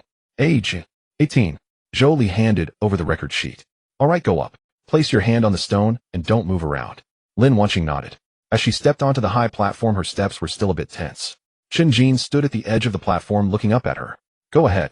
Touch it. Lin Wanqing glared back at him. Could you stop saying it like it's a tease? Chen Jin looked completely innocent. I'm just trying to relieve your pressure. Jolie was already amused by the side. All right, young lady, ignore him.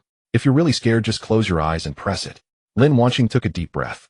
She walked up to the awakening stone. The dark stone surface was close at hand, cold enough to numb her fingertips. She paused for 2 seconds before finally pressing her palm against it. In an instant, the awakening stone trembled violently. Buzz. The sound was sharper than the commotion Chen Jin had caused yesterday. Everyone around the high platform froze for a moment. The next second, a blinding purple light exploded from the dark stone surface. Boom. The light shot into the sky. All 3 awakening stones trembled simultaneously. The crowd below fell silent for a moment and then erupted into chaos. What's going on? Whoa, this commotion is unusual. Is it happening again? Is this platform going crazy today? The purple light soared higher and higher. The air crackled with sound arcs of electricity, darting about. Even the metallic railings at the edge of the platform were illuminated purple. Above the awakening stone, a surging shadow of thunderclouds rapidly formed with electric snakes dancing within the clouds, making it hard to breathe. Lin Wanxing stood at the center of the lightning, her long hair lifted by the airflow, the hem of her school uniform rustling. Her whole being was held aloft by that purple light. Zhou Li, who had been standing steadily, suddenly had his gaze change drastically upon witnessing this scene. What the hell? This exclamation slipped out instinctively. The crowd below was in complete disarray. What level is this? At least an S, right? Nonsense, this commotion is way more exaggerated than an S. The detection instrument nearby was lighting up crazily. Red lights were climbing up in increments. S. SS. The people around held their breath. The next second, the top of the detection instrument flashed violently. SSS. The three large characters were glaringly bright. SSS. Is it really SSS? How many years has it been since Linghai City has seen this level? Quick look at the name of the talent. Zhou Li grabbed the detection board, bending down to glance at it. Thunderstorm Annihilation. The moment those four characters entered his eyes, he froze momentarily. Then Zhou Li suddenly looked up, his eyes filled with uncontrollable shock. Thunderstorm Annihilation. Damn, it's actually this. Many people in the crowd still hadn't reacted, but among them an older middle-aged awakener was the first to exclaim, Saint Extreme Element University of the Sky. The current principal Gu Tianxiao has the talent of Thunderstorm Annihilation. As soon as these words were spoken, the heat in the entire venue surged up another notch. Saint Extreme Element University of the Sky. The moment this name was mentioned, its weight became evident. The nation's top elemental martial university. Principal Gu Tianxiao is a formidable figure in the elemental field, and with just a single purple lightning strike, vast numbers of polluted beasts would be reduced to ash on the spot. Now, Lin Wanxing awakened the same talent as him, and its SSS level. This was no ordinary genius. This was a top-tier prodigy. A prodigy whose news would cause various forces to scramble to recruit. Lin Wanxing was completely dazed. She looked down at the flickering purple lightning in her palm, her gaze vacant. What did I awaken? What did I awaken? Chen Jin had already stepped onto the stage with big strides. Today no one stopped him. No one even bothered to stop him. He walked to Lin Wanxing's side, looked her up and down, and smirked. Impressive. Isn't this setting things on fire? You're like the god of thunder. I am Thor for the glory of the northern god. Lin Wanxing didn't have the time to entertain his jokes. Am I really SSS? Chen Jin nodded. Yeah, and it's the kind that's particularly valuable. Lin Wanxing had been so excited that her hands were trembling, but upon hearing this, she almost burst into laughter again. You only know this. Chen Jin said seriously. This is important. Being valuable means you can live well. Zhou Li had finally snapped back to reality. He reacted with alarming speed, rushing forward a few steps, barking at a few nearby staff. Seal the stage. Lock down today's data first. Anyone with photos, delete them immediately. Anyone who dares to spread rumors, think about the consequences. Anyone who dares spread this recklessly had better brace themselves for the consequences. Those staff members dared not hesitate, scrambling about as if their tails were aflame. Yet the crowd below could no longer contain itself. Don't push. Don't push. Let me see, who is it? An SS rank. I've never laid eyes on one in my entire life. Alert the higher-ups, immediately. And notify the schools. Hurry. A cacophony of voices swirled together, threatening to tear the plaza apart. Zhou Li's temples throbbed sharply. He could already envision the chaos that would erupt the moment this news fully detonated. Yesterday, he'd just picked up Chen Jin. Today, Lin Wanxing had appeared out of nowhere. Zhou Li took a deep breath and made his decision without hesitation. Come with me. Lin Wanxing remained dazed. Huh? Zhou Li fixed his gaze upon her, words tumbling forth at lightning speed. No more huh? If we don't leave now, soon not even a fly will squeeze through this place. He then turned to Chen Jin. You're coming too. Chen Jin arched an eyebrow. Am I included as a complimentary bonus? Zhou Li shot him a sharp warning glance. Stop your nonsense. You're nothing but trouble. Wherever you go, upheaval follows. Chen Jin grinned. Is that supposed to be praise? Praise. Don't flatter yourself. Zhou Li spun on his heel and strode off, swift and decisive. There's a vehicle waiting behind us. The three descended directly from the side of the stage. Black Obsidian Awakening Association personnel had already begun clearing the plaza. Chaos reigned, feet barely touching ground. Lin Wanxing was pulled along by Chen Jin, her mind still lagging behind reality. She whispered softly, is my aptitude truly that extraordinary? Zhou Li didn't turn back.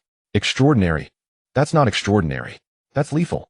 A cold knot tightened in Lin Wanxing's chest. Behind the plaza, a black SUV stood parked. Zhou Li yanked open the door, ushered Lin Wanxing inside, then waved briskly toward Chen Jin. Get in. Chen Jin slid into the rear seat. The moment the door clicked shut, the SUV surged forward like a startled beast. Lin Wanqing stared down at her own palm. A flicker of violet lightning still danced across her skin. Her breath grew shallow, constricted. Senior Zhou. Thunder annihilation. The same as that university chancellor. Zhou Li drove steadily, glancing at her through the rearview mirror. Yes. Gu Tianxiao, the chancellor of Tianxiong's sacred Apex Elemental University. A master of elemental arts, ruthless, peerless. His legendary breakthrough came through thunder annihilation itself. The moment your aptitude manifested, you ceased to be an ordinary student.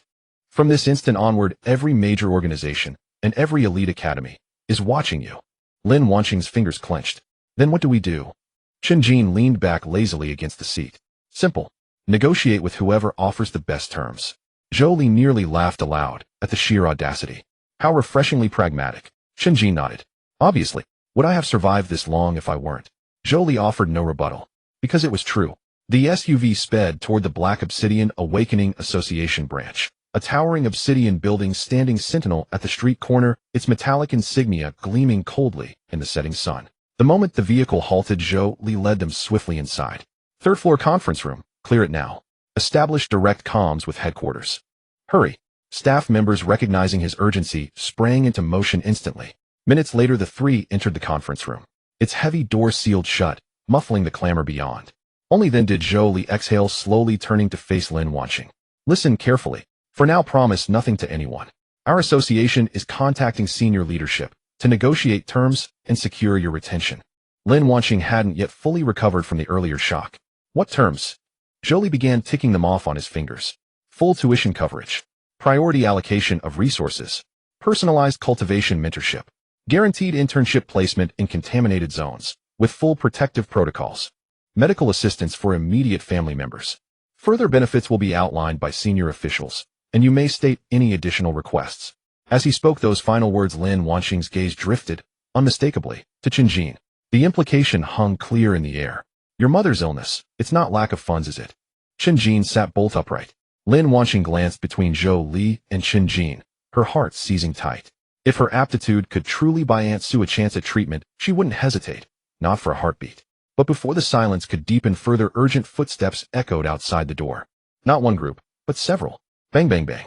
Knuckles rapped sharply. A hushed voice announced from beyond the threshold. Senior Zhou. They've arrived. Zhou Li's expression darkened. Who? The voice outside trembled slightly. The City Defense Bureau. The Base Talent Administration. And the Tianxiong Sacred Apex Elemental University Admissions Task Force stationed in Linhai City. The room fell utterly silent. Chen Jin was the first to chuckle. Fine. They've come knocking after all. Zhou Li gritted his teeth. He'd moved with blinding speed, from sealing the stage to whisking them away, without pause or delay. Yet it hadn't been enough. SS-Rank thunder annihilation carried unimaginable weight, so immense that even the faintest whisper would send every qualified faction scrambling to claim her. Zhou Li pressed his thumb against his temple. Damn it, open the door. It swung inward, and the vultures entered. City Defense Bureau, Base Talent Administration, plus 2 local awakened arts organizations. Zhou Li stood at the threshold, jaw set, expression grim. Word travels fast. From Bays came a woman in a crisp white shirt, calm, poised, smiling with practiced ease. SS-Rank thunder annihilation. Who dares arrive late? The City Defense Bureau representative cut straight to the point. A talent like this must belong to us. Another man, mid-leaged, clad in ash-gray robes, spoke next. Linhai has produced a genius of this caliber. Surely Black Obsidian won't swallow it whole. Zhou Li scoffed, cold and sharp. Speak as if you ever abide by reason. With all parties assembled, tension coiled thick in the air. Lin Wanqing sat rigid in her chair, palms slick with sweat. She'd awakened only hours ago, mind still fogged, senses unmoored. Yet here they were, already crowding the doorway, ready to seize her. Chen Jin scanned the room, a single thought echoing in his mind. She's worth a fortune. Zhou Li pulled out a chair and sat. No circumlocution, let's begin. Who presents terms first? Speak now. Shen Jiwei adjusted her glasses. I'll begin. Base Talent Administration offers Lin Wanqing provisional enrollment in the Bay's Starfire program. Annual cultivation stipend, 5 million credits. Dedicated medical team on retainer. Priority access for direct relatives through the Green Channel. The City Defense Bureau representative followed immediately. We match those terms exactly. Tier 4 pre-ascension resource subsidy. Personal elemental arts mentorship under a senior instructor.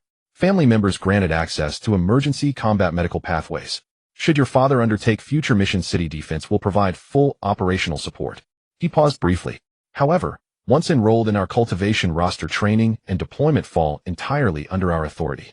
This path is swift, but also unwaveringly secure.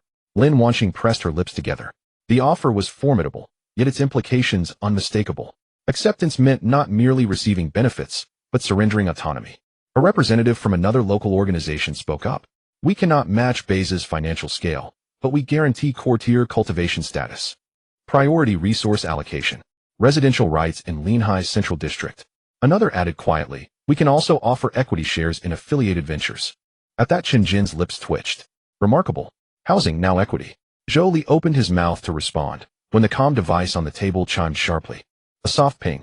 A holographic projection bloomed into view. Zhou Li snapped upright. Director Pei. The figure within wore austere black robes. A middle-aged man with commanding presence. Pei Zhaoshan, Director of Cultivation Affairs for the Black Obsidian Awakening Association's Linhai Regional Branch. His appearance silenced the room instantly. Pei Zhaoshan surveyed the assembly, then spoke without preamble. Lin Wanqing. Black Obsidian extends an SSSSSS-tier Rising Star contract. 5 million credits, paid instantly upon signing. All cultivation resources up to Tier 4, fully covered by Black Obsidian. Until formal university enrollment, Black Obsidian assumes full responsibility for your training and your safety. You continue your studies at university as planned. Upon graduation, you join Black Obsidian. The words landed like thunderclaps. Shen Jiwei's eyes flickered. The City Defense Bureau representative frowned deeply. Black Obsidian's move was ruthless and devastatingly effective. Secure her first. Nurture her first. And, most crucially, remove the very obstacle most students would agonize over. Pei Zhaoshan continued, voice steady and unyielding. Additionally, Lin Jinshan's mission classification has been upgraded. He will be prioritized for low-risk, high-yield assignments. Su Qinghe has been admitted to Black Obsidian's special medical aid pool. A joint diagnostic consultation will be scheduled for tomorrow morning. Tomorrow morning, arrange the first joint consultation. Lin Wanqing clenched the hem of her clothes, her palm growing warm. The conditions set by He Yao were too burdensome. 5 million. All resources before the 4th tier are covered. Lin Zinshan's task rating has been elevated. Plus there is Su Qing's medical assistance. She glanced at Chen Jin. Chen Jin was also looking at her. Pei Zhaoshan's projection sat at the top, his voice steady. Lin Wanqing, with your level of talent, you deserve this treatment. Lin Wanqing took a deep breath. Can I ask one thing first? Pei Zhaoshan nodded. You may. Lin Wanqing, what if I don't sign now? Can I just request He Yao to help treat Aunt Su first? As soon as she finished speaking, several people at the table paused. Chen Jin was also momentarily stunned. He had prepared for Lin Wanqing to nod immediately. Instead, she brought up Su Qinghe first. Pei Zhaoshan looked at her. What do you mean? Lin Wanqing tightened her fingers. I want to decide which organization, but Aunt Su's illness cannot be delayed. If He Yao is willing to help treat her first, I will remember this kindness. When I really have to choose later, I will prioritize He Yao. Shen Jiwei looked at her for a moment longer. The people from the City Defense Department also fell silent. This girl is not very old, yet her mind is quite clear. Pei Zhaoshan was silent for a few seconds. You are a smart child. However, I must remind you, with SS-level talent, if you don't choose now, others will force you. Lin Wanqing nodded. I know. That's why I said I will prioritize He Yao. I'm not dangling myself. I just want to save people first. Pei Zhaoshan looked at her for a moment. All right. Lin Wanqing felt a weight lift from her shoulders. Really? He Yao will arrange the consultation first. The subsequent treatment will also be expedited. It's fine if you don't sign for now, but I hope you remember today's sincerity. Lin Wanqing immediately stood up and bowed to the projection. Chen Jin turned to Lin Wanqing. You just startled me. Lin Wanqing snorted softly. Afraid I would. Chen Jin nodded. A bit. I'm not that foolish. Besides, while I may be valuable, I can't just sell myself off like that. Zhou Li almost laughed out loud. Pei Zhaoshan also showed a hint of a smile. Not bad. Zhou Li, take them back first. Arrange for someone to come for a preliminary check tonight. Tomorrow at 8 in the morning the medical team will arrive. Understood. After the projection disappeared, the atmosphere in the meeting room relaxed considerably. Several families exchanged contact information and no longer lingered. Not long after, only the 3 of them were left in the room. Zhou Li stood up. Let's go. I'll take you back first and show you around. Stepping out of the He Yao building, they got into the car. Zhou Li drove. Lin Wanqing sat in the passenger seat. Chen Jin nestled in the back seat, as usual. After the car drove out, Lin Wanqing glanced down at her palm. The purple lightning had already subsided. She still felt slightly unreal. Deacon Zhou, is it going to be very difficult to control this talent of mine in the future? Zhou Li nodded. It will. The stronger the talent, the harder it is to control in the early stages. However, He Yao will arrange guidance. Just don't act recklessly in the next few days and don't discharge electricity randomly at things. Chen Jin chimed in from the back. What if she shocks me? Jolie almost laughed. You can take a hit but won't. Lin Wanqing turned back to glare at him. Can you please be quiet? By the time they reached the old residential area, it was already dark. The light at the entrance of the corridor was still flickering. They went upstairs and opened the door. The light in the room was on. Su Qinghe leaned against the bedside, clearly waiting for them. Upon seeing Chen Jin, her expression relaxed slightly. When she saw Lin Wanqing and Zhou Li again, she paused for a moment. Jin, who is this? Zhou Li spoke first. Hello, Auntie. I am Zhou Li from He Yao Awakening Association. Aunt Su, please don't be nervous. There's good news today. Su Qinghe looked at her. What good news? Lin Wanqing's smile was so bright it was hard to contain. By the bed. Aunt Su, please don't be nervous. There's good news today. Su Qinghe looked at her. What good news? Lin Wanqing's smile was so bright it was hard to contain. I successfully awakened. And my talent is quite impressive. Su Qing's eyes lit up. Really? Really? Lin Wanqing nodded. He Yao has already agreed. They will arrange for the medical team to come tomorrow for a consultation. Su Qinghe was completely stunned. She looked at Lin Wanqing, then at Chen Jin. Because of Wanqing. Chen Jin walked over and squatted by the bed. Yes. Wanqing's talent is excellent. All the major forces are vying for her. Lin Wanqing's ears turned red. It's not as exaggerated as you say. Zhou Li interjected from the side. Not exaggerated. It's been years since Lin Hai has produced this level of talent. Su Qinghe understood. Lin Wanqing was shining. And this radiance first illuminated her. Her eyes brimmed with tears as she clasped Lin Wanqing's hand. Child. Annie doesn't know what to say. Lin Wanqing quickly held her hand back. Then don't say anything. Just take care of your health for now. When you can get out of bed, you can slowly praise me. This statement made everyone in the room chuckle. The atmosphere relaxed instantly. Lin Wanqing sat by the bed recounting what she could about today's events. From the awakening platform to He Yao and then to tomorrow's consultation. She spoke with excitement. Su Qinghe listened intently. Chen Jin went to heat up some food and added extra noodles. Lin Wanqing initially insisted she wasn't hungry, but as the aroma wafted in her stomach growled first. The room fell silent for a moment. Her ears turned crimson. Chen Jin turned to look at her. Not hungry, Lin Wanqing stubbornly replied. That was just a fluke. Chen Jin nodded. I understand your stomach has its own opinions. Su Qinghe laughed and shook her head. The three of them gathered around a small table to eat. This meal wasn't extravagant, but everyone enjoyed it. Lin Wanqing spoke while eating, sharing stories from school, recounting the expressions of those who looked at her, and as she got into it, she laughed herself. Chen Jin focused on devouring his food. He occasionally looked up to add a comment. When you were on the platform, you looked like you were about to transcend tribulation. Shut up. Really. If you keep talking, I'll electrocute you. Then aim carefully, don't blow up my pot. Su Qinghe listened to their banter, the smile in her eyes never fading. After finishing the meal, it was already late. Lin Wanqing stood up to leave. Su Qinghe grabbed her hand.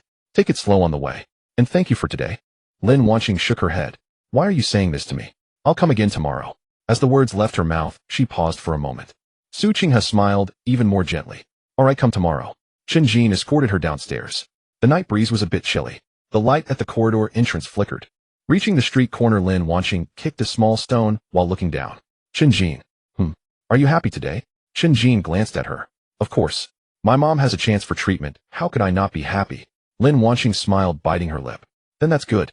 She paused and added softly. I'm happy too. Happy about what? Lin Wanqing looked up.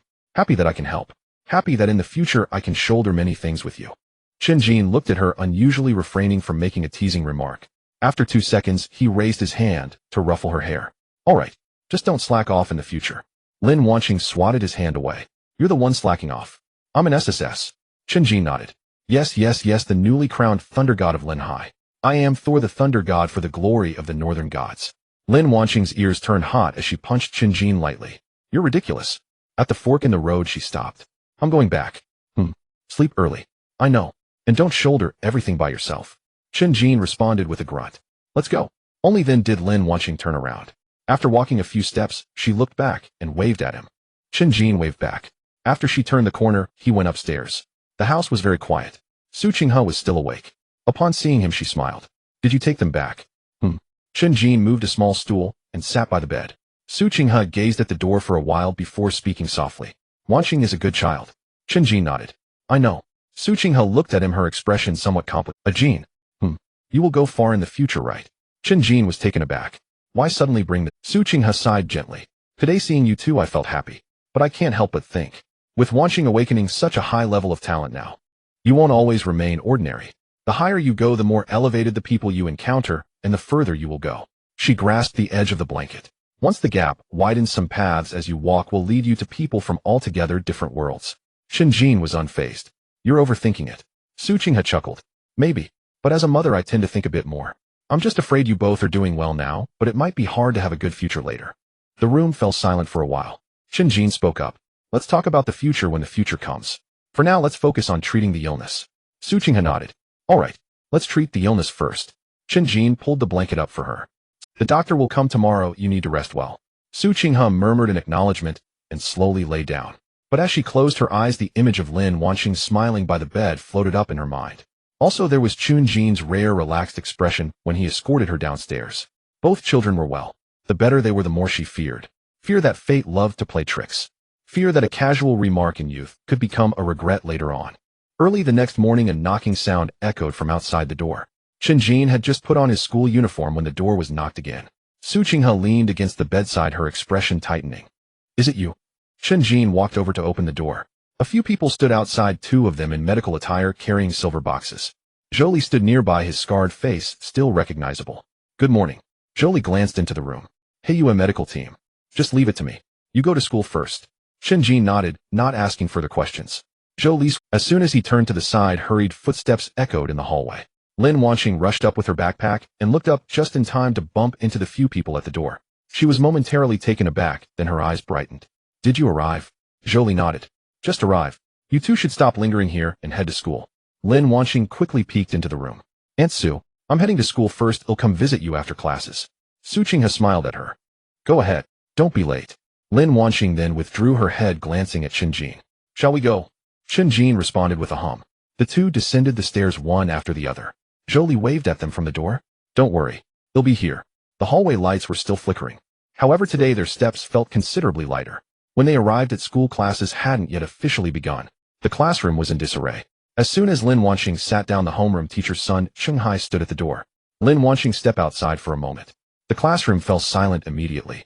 Lin Wanqing was startled, stood up, and walked out. In the corridor, Sun Shanghai said little, leading her down the stairs. Lin Wanqing initially thought they were heading to the guidance office. However, as soon as they exited the teaching building, she spotted an old man standing by the playground with gray hair and a straight posture. He was wearing a dark long coat. As he stood there, the surroundings fell silent. But Lin Wanqing quickly realized that it wasn't only Gu Tianxiao who was present. Behind the row of old trees by the playground at the corner of the teaching building beside the equipment room, people were hiding. Some were teachers from the school, while others were school leaders rarely seen. There was also an elderly man with graying hair peeking out from behind a tree, who was indeed the principal of the school. Everyone was holding their breath, clearly trying to watch without being noticed. The situation was even grander than she had imagined. As Sun Shanghai approached, he lowered his voice. Principal Gu, the person has arrived. Lin Wanqing's footsteps suddenly halted. Gu Tianxiao, the principal of Tianxiong Xingji Element University, was also the possessor of the Thunder Annihilation talent. She had just heard his name yesterday, and today he stood right before her. Gu Tianxiao turned around and glanced at her. His gaze was gentle, yet imposing, making one hesitate to move. Lin Wanqing instinctively stood up straight. Gu Tianxiao spoke, his voice not loud. No need to be nervous. Show me your talent. Lin Wanqing swallowed hard. Right now, Gu Tianxiao nodded. She had only just awakened. This would be her first time actively releasing her ability. I've been told that it's hard to control this. I'm afraid I won't manage it well. Gu Tianxiao looked at her. Don't worry. They'll be here. Just those 3 words steadied Lin Wanqing's tense heart. She took a deep breath and raised her right hand. At her fingertips, a tingling sensation first emerged, followed swiftly by purple arcs of electricity crackling to life. The hidden figures behind the trees widened their eyes. Even the principal strained his neck to get a better view. Lin Wanqing gritted her teeth, attempting to push that power outward. The next second, with a loud bang, a purple lightning bolt exploded from her palm. The grass ahead was scorched black, and a large patch of earth was lifted. The arcs of electricity darted wildly, crackling loudly, filling the air with a burnt smell. Lin Wanqing herself was jolted back half a step, and the few people behind the trees could no longer stand their ground. A young teacher gasped. Was this really the first time? The nearby head of discipline's eyelids twitched. If she practices this, what would happen? The principal of the school grew more direct, his hand trembling slightly. My heavens! This girl looks quite obedient on a regular basis, yet her talent is so formidable. Sun Shanghai stood beside her, his mind somewhat blank. He had only heard of the SSS level yesterday. Seeing it in person today was far more impactful than the news. That was not a power any ordinary student should possess. Lin Wanxing gazed at the scorched ground ahead. Did I misfire? Gu Tianxiao looked a couple of times then nodded. It's okay. The control was a bit lacking. The expressions of the teachers behind the trees became even more vivid upon hearing this. Can this even be called lacking? If it weren't for Gu Tianxiao standing there saying it, they would have wanted to ask what kind of performance would be considered lacking. Gu Tianxiao paused for a moment. But the power is substantial. As soon as this statement came out, the group behind the trees collectively exhaled. The principal murmured quietly. I told you so. If this isn't acceptable, then no one else should survive. Gu Tianxiao continued. At your age to actively release for the first time and achieve this level, it's very good. A talent like this could be directly recommended to Tianxiong Xingji. Do you want to join it? The wind blew past. Lin Wanxing stood there, but in her mind a face popped up. Chen Jin. She looked up at Gu Tianxiao. But I still want to participate in the martial arts examination. The crowd behind the trees stirred at once. Thankfully, the principal kept them from rushing out to stop her. Sun Qinghai was also taken aback. A recommendation to Tianxiong Xingji directly spoken by Gu Tianxiao. This girl actually refused. Gu Tianxiao looked at her, not angry at all. He didn't continue to persuade her. He just nodded. All right. If you want to take the exam, then go ahead. I'll reserve a recommendation slot for you. If you change your mind, just contact me. After saying that, he took out a black and gold business card from his pocket and handed it over. Lin Wanxing accepted it with both hands. Thank you, Principal Gu. Gu Tianxiao didn't say anything more and turned to leave. As soon as he left, the people behind the trees no longer hid. A flurry of movement erupted. The scene left Lin Wanxing stunned. Sun Qinghai stood beside her, his mouth moving, and finally he managed to choke out one sentence. You should return to the classroom now. Don't spread this around. The principal initially wanted to say more, but when he opened his mouth he held back and just nodded at her. The look in his eyes was no different from that of someone admiring a precious treasure. Lin Wanxing nodded. Got it, teacher. Her face still carried a bit of warmth as she returned to the classroom. Just as she sat down, a crumpled note flew over from behind, landing precisely at the corner of her desk. No need to guess that it had to be Chen Jin. She unfolded the note. There was just one line of text. What happened? Lin Wanxing picked up her pen to reply. Gu Tianxiao came and let me try the thunder annihilation. He also said I could be directly recommended to Tianxiong Xingji. After the note was passed back, it returned again after 2 seconds. No wonder it's so quiet outside. Turns out this old man personally came. Lin Wanxing was still reminiscing about the feeling of that strike, her palm slightly warm. She looked down and wrote another line. Can you accompany me to practice tonight? The note was passed back, but there was no movement for a long time. Just as she was about to turn around to take a look, a sudden loud bang sounded from the podium. A piece of chalk flew over accurately, hitting Chen Jin on the head. The math teacher's face darkened. Chen Jin, why are you writing something with your head down instead of paying attention in class? The whole class fell silent. Lin Wanxing couldn't help but turn to take a look. Chen Jin touched his head and quickly stuffed the note into the desk drawer. He raised his head and smiled at her, then under the teacher's watchful eyes, he quietly made an okay sign. Lin Wanxing couldn't help but bite her lip. As soon as the school bell rang, Lin Wanxing was the first to get up. She quickly stuffed her books and grabbed her bag, moving with incredible speed. Just as the math teacher stepped out, she was almost at the classroom door. Chen Jin tossed his pen aside and stood up leisurely. What's the rush? Lin Wanxing turned back to glare at him. Hurry up. I'm just feeling a bit restless today. Zhou Xiaoning, who was gathering his books, heard this and exclaimed, What the hell, where are you guys going? Chen Jin casually pressed his head back down. Kids shouldn't pry. Just do your homework. Zhou Xiaoning rolled his eyes in frustration. Who are you calling a kid? You two sound like you're sneaking off to elope. Lin Wanxing's ears turned red. Chen Jin, however, remained unfazed. Something like that. Mostly because she insists on showing me the world. Lin Wanxing kicked out with her foot. Chen Jin dodged to the side, laughing mischievously. The two exited the school gate as dusk began to settle. There were quite a few people at the city gate. Some students were carrying weapons, while awakened individuals returning from outside had dirt and blood on their clothes, walking with an air of confidence. Lin Wanxing looked a few more times, her heart racing. In the past, she could only watch from a distance. But now it was different. She could join them.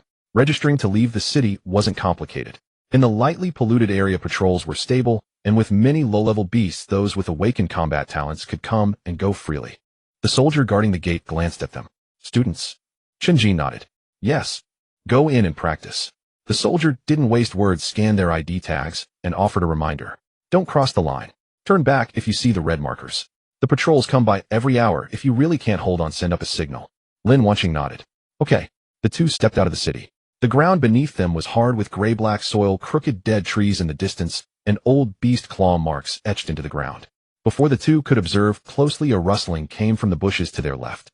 A gray-backed wild wolf leapt out larger than a local dog, its fur bristling with dried blood at the corners of its mouth. Lin Wanqing paused, her first serious encounter with a beast outside the city, causing her breath to quicken. Chen Jin had already stepped forward. He stood in front of her. Don't freeze up. Discharge your energy. The gray-backed wild wolf growled low and lunged forward. Chen Jin advanced instead of retreating. He threw a punch. Bang.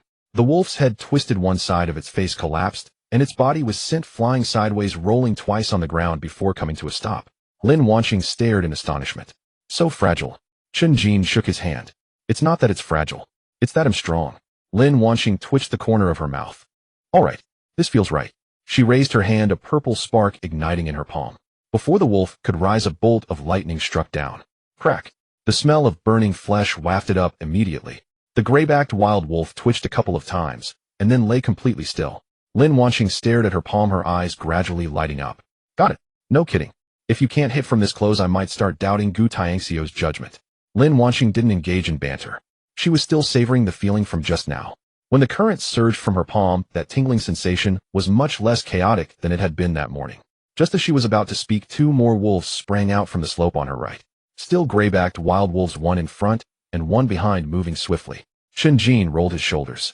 Looks like it's time for action. This time he charged directly at them. Still gray-backed wild wolves, one in front and one behind, moving swiftly.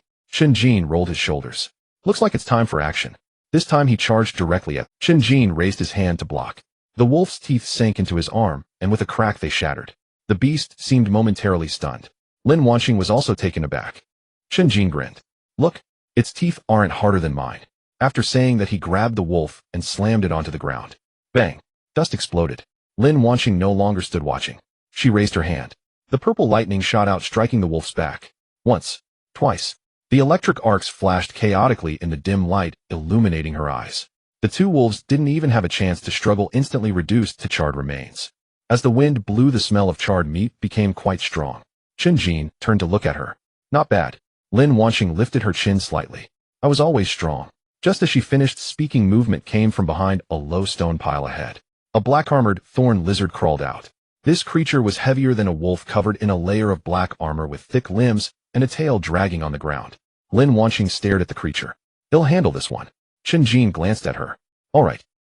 He quickly circled around, pushing the black-armored thorn lizard into the center of an open space. The creature opened its mouth and sprayed a stinking black liquid, splattering onto the ground, causing smoke to rise. Chen Jin swiftly dodged, stepping aside. Come on. Aim for the head. Lin Wanqing raised her hand. This time she didn't rush to strike. The purple light in her palm grew brighter, tiny arcs of electricity crawling up her wrist, turning half her sleeve purple. She focused on the thorn lizard, slowly stabilizing her breath. The next second, a bolt of lightning shot forth. Crack! The lizard's head jolted violently, large cracks forming in its black armor, and its body crashed into the stone pile, its tail thrashing wildly. It's not dead yet. Chen Jin reminded her, just as Lin Wanqing unleashed a second bolt of lightning. Bang! This time it finally settled down. She was momentarily stunned herself. Then the light in her eyes intensified. I think I've got it now. Chen Jin clicked his tongue. Don't get too ahead of yourself. Let's see if more come. Just as he finished speaking, more beasts truly appeared, as if a beast's den had been disturbed. 3 gray-backed wild wolves, a black-armored thorn lizard, and 2 striped split-mouthed hounds sprang out from behind the ruins of a building. Lin Wanqing took a deep breath. But this time it wasn't panic. It was excitement. She even noticed it herself. That feeling surged quickly, making her fingertips tingle. Chen Jin had already charged out. His figure flashed, and the first wolf was instantly knocked over by a punch. Another split-mouthed hound lunged from the side. Chen Jin grabbed its neck and swung it toward the back. With a thud, the two beasts collided. Let go. He only threw out a single word. Lin Wanqing's palm surged with lightning. 1 bolt. 2 bolts. 3 bolts. The purple lightning struck continuously, as if there was no limit to how much she could unleash. The first split-mouthed hound was thrown into a roll. The second wolf exploded into a cloud of char. Just as the black-armored thorn lizard attempted to burrow into the ground, its tail was seized by the lightning, and its entire body was thrown up. Lin Wanqing's strikes became increasingly rapid. Her eyes shone brighter. At first she had to aim, but later she simply raised her hand and unleashed. Her movements became more fluid. The rhythm grew more intense. She even started to press forward on her own. The one on the left. I see it. Behind you. I see that too. The sound of thunder cracked nonstop. The smell of charred flesh thickened in the air. As she fought, she suddenly smiled. That smile carried a sense of satisfaction along with a hint of madness. Bring it on. Is there more? Chen Jin knocked the last wild wolf over with a punch and turned to look at Lin Wanxing, whose face was flushed. Not bad. You're picking this up quickly. Lin Wanxing's hair was a bit disheveled from the static, her cheeks flushed and her eyes sparkled. Why didn't you tell me fighting was this exhilarating? Fighting feels this good. Why didn't you say so earlier? Chen Jin stepped on a struggling rift hound, twisting its neck with a crisp crack. You wouldn't have believed me anyway. Some things you have to experience yourself. Lin Wanxing stood still, her chest, yet she felt no fatigue. Instead, the more she fought, the hotter she burned. The lightning within her seemed fully awakened. Arcs of electricity danced across her palm, crackling wildly, and when she gazed into the distant darkness, her eyes gleamed with eager anticipation. Let's find more. I can still fight. Chen Jin raised an eyebrow. You look a bit terrifying right now. Lin Wanxing flashed him a smile. Scared? Hell no. Let's go. They moved forward together, staying close to the safety line, not Vin. A patrol passed by in the distance. Seeing two students training, they glanced over, but didn't intervene. After all, people often came here, but few were as ferocious as these two. Lin Wanxing especially. At first she would strike and pause. Later it was like a floodgate had opened. She wanted to strike every beast she saw. A long-armed ape leaped from a broken wall. Just as Chen Jin moved to block it, Lin Wanxing had already hurled a bolt of lightning. A flash of violet light. The ape was smoking midair. It twitched a couple of times as it hit the ground. This one works too. Her voice was brimming with excitement. Her gaze locked onto three newly emerged rotted hounds, her palm glowing again. Let me try a big one. Chen Jin charged forward immediately. He herded the three rotted hounds into a line. They snarled, baring their fangs, wanting to pounce, but unable to break through. Come on. Aim here. Lin Wanxing raised her hand. The lightning in her palm gathered brighter than before. Gritting her teeth, she forcefully compressed the surging energy. Arcs climbed up her forearm. Her sleeve cuffs burst in a charred phrase. Her world narrowed to the beasts ahead. Stronger. Just a little stronger. A bit more. Hit harder. Go down now. Boom. A violet thunderbolt far thicker than before blasted outward. The three rotted hounds were blasted away on the spot. A shallow charred crater was gouged into the ground. But the lightning wasn't fully contained. The arc lost its aim, veering sideways. Chen Jin stood right at the edge. He didn't even have time to dodge. Crack. The violet thunder struck him squarely. Chen Jin looked down at his chest. Beneath the blackened fabric, his flesh had split open. The wound from the lightning was slowly regenerating inch by inch. Lin Wanxing stood frozen, her fingers clenched tight. The charred skin flaked off. New flesh pushed through. Barely a drop of blood was shed. She watched, utterly stunned. It's healed already. Chen Jin raised his hand and made a fist. Crack. His joints popped. The power within him surged fiercer than before. The thunderbolt had struck him hard, and it had also boosted the rising power within him. Chen Jin looked down. He closed his fingers. Satisfying. Truly satisfying. Seeing him silent, Lin Wanxing grew more anxious. I didn't break you, did I, eh? Chen Jin looked up at her. The next second he grinned. His teeth were white. His face was black. The sight was utterly absurd. Break? No way. Imperfectly fine.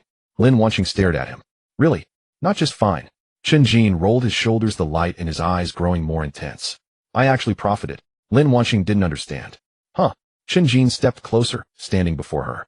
That strike you just did pushed my strength up a notch. Lin Wanxing was stunned at first. Then disbelief flooded her face. You're joking. I nearly cooked you. Chen Jin wiped the soot from his face. Can't cook me. Do it again.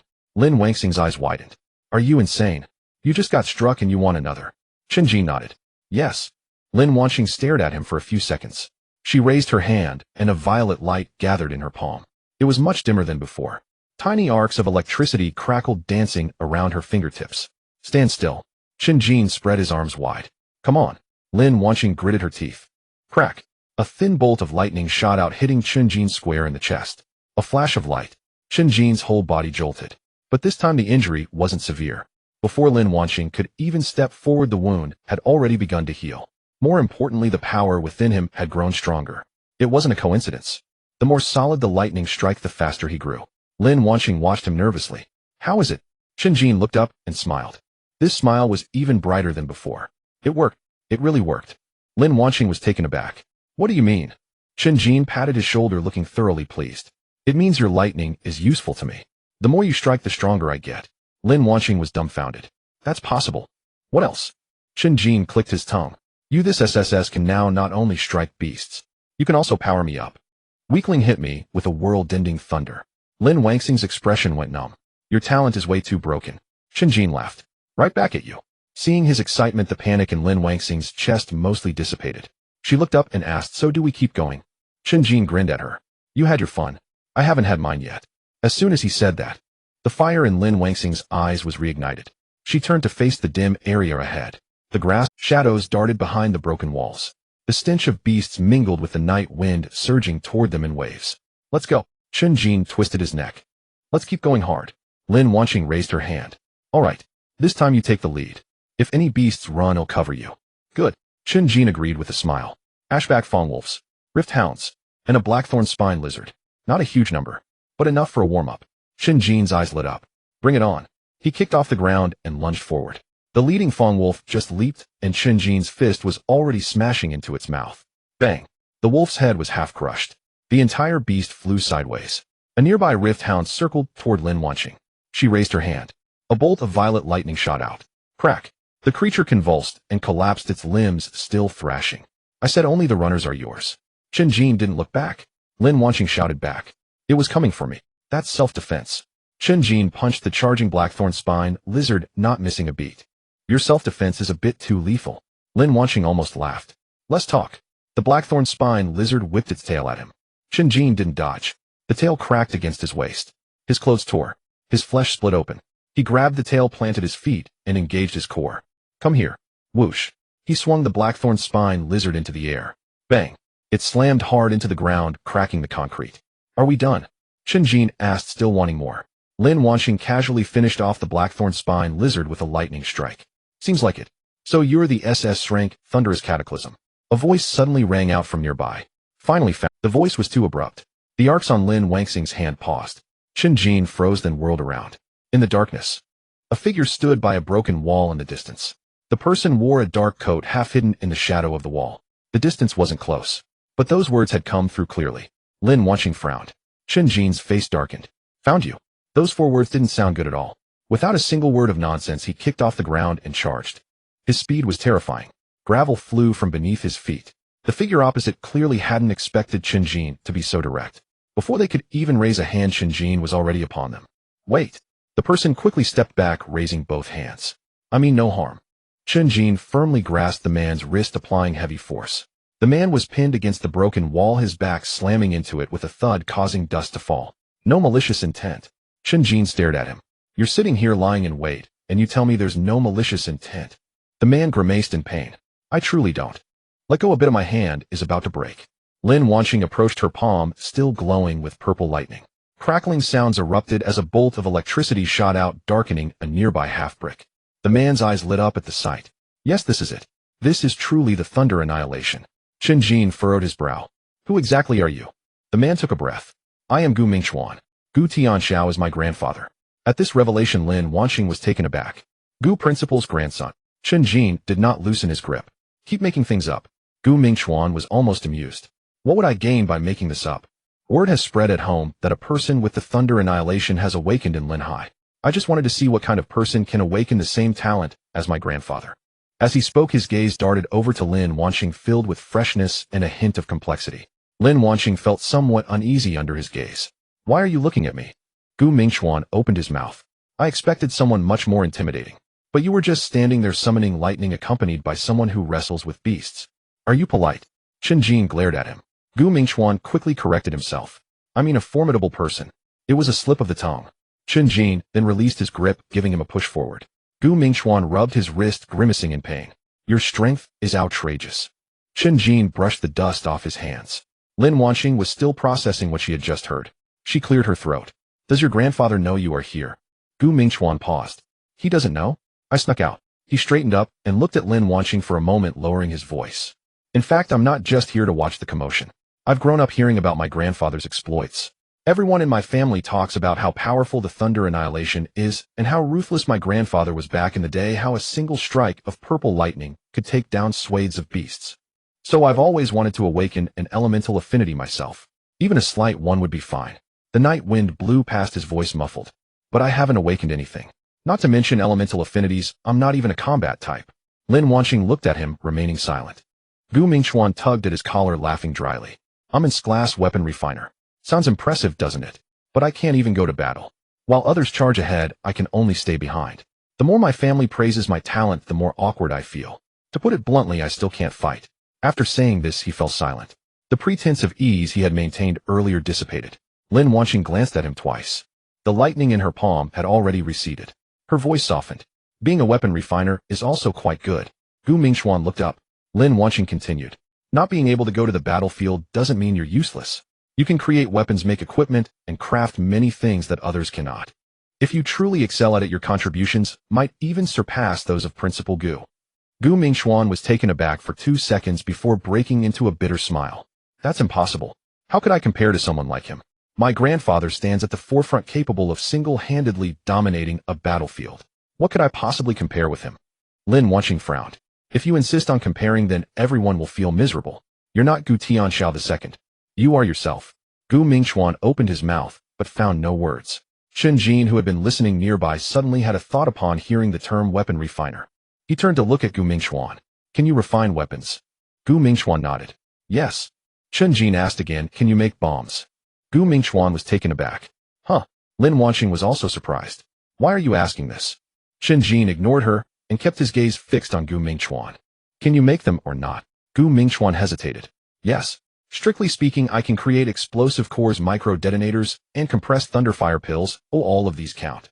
How big do you want them? Now it was Lin Wanqing's turn to be confused. She looked at Chen Jin. What do you want to do? Chen Jin glanced at her. It's a secret. Lin Wanqing's eyelids twitched. Don't joke around. You aren't planning to blow someone up, are you? Chen Jin remained unfazed. Am I that kind of person? Lin Wanqing nodded. You are. Gu Mingxuan subconsciously agreed. I think you seem like that kind of person. Chen Jin turned to him. Gu Mingxuan quickly corrected himself. No, what I meant is you seem like someone who is very calculated. Very strategic. Chen Jin snorted. At least you know how to speak. Gu Mingxuan cautiously asked, so are you really going for bombs? The smaller the better. Just don't let the power be too weak. Gu Mingxuan looked puzzled. Your request sounds a bit like crafting hidden weapons. Just tell me if you can or not. I can. Gu Mingxuan nodded. The miniatures require more skill, but I can do it. Lin Wanqing, standing beside them, felt increasingly uneasy. Wait, are you two seriously chatting about this? One dares to ask, and the other dares to respond. Chen Jin shrugged. He's a professional in this field. Oh, I just happened to meet him. Gu Mingxuan couldn't help but retort, your field is a bit heavy on the taste.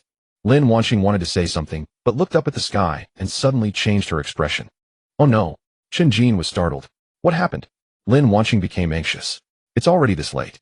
We still don't know the results of Aunt Sue's consultation. We've been so focused on training. As soon as he said this, Chen Jin realized. The medical team had come during the day. That evening, he had dragged Lin Wanqing to wrestle with beasts. They had become so engrossed that they completely forgot about it. Damn, I really forgot. Lin Wanqing was stomping her feet in frustration. And you say damn. Let's go quickly. What if Steward Zhou and the others leave and Aunt Sue is home alone? Chen Jin didn't hesitate any longer. Go. The two turned and ran. Gu Mingxuan stood there watching the two rush off like a gust of wind, still a little dazed. Wait a minute. What about me? Chen Jin had sprinted out a dozen meters, suddenly stopping to shout back at him. Next time we meet, don't forget to bring the bombs you made. The smaller the better. Gu Mingxuan stood by the broken wall, completely bewildered. Huh. Chen Jin had already disappeared from sight. Lin Wanqing followed, sprinting ahead, while not forgetting to turn around and add, just don't actually make anything too dangerous. Chen Jin shouted again. No, I want something powerful. You can trust me, I won't do anything bad. And have you cleaned up the beast's corpse? Remember to bring me the cash. The night wind blew past, leaving Gu Mingxuan standing alone by the broken wall. Gu Mingxuan looked down at his hands.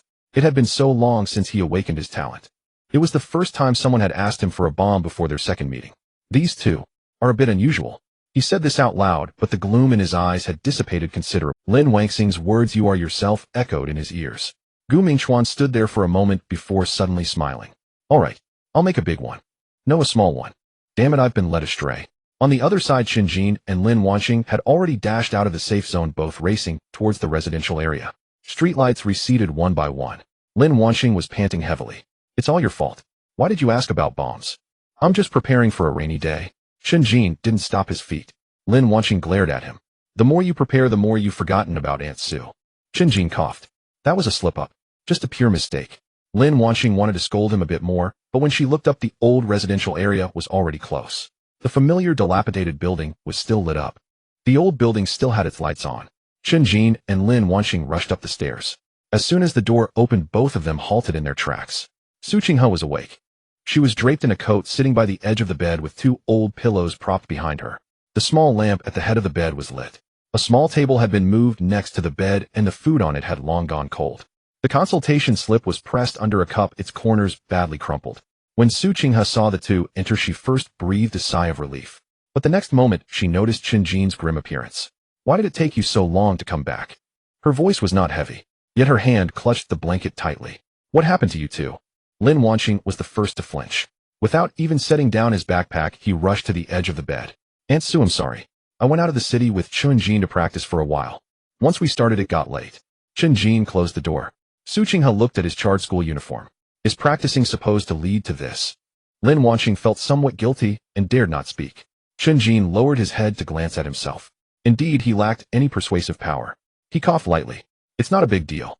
If something truly happens, it won't be us who suffer." Lin Wanqing immediately nodded. "Right? We're really quite capable now.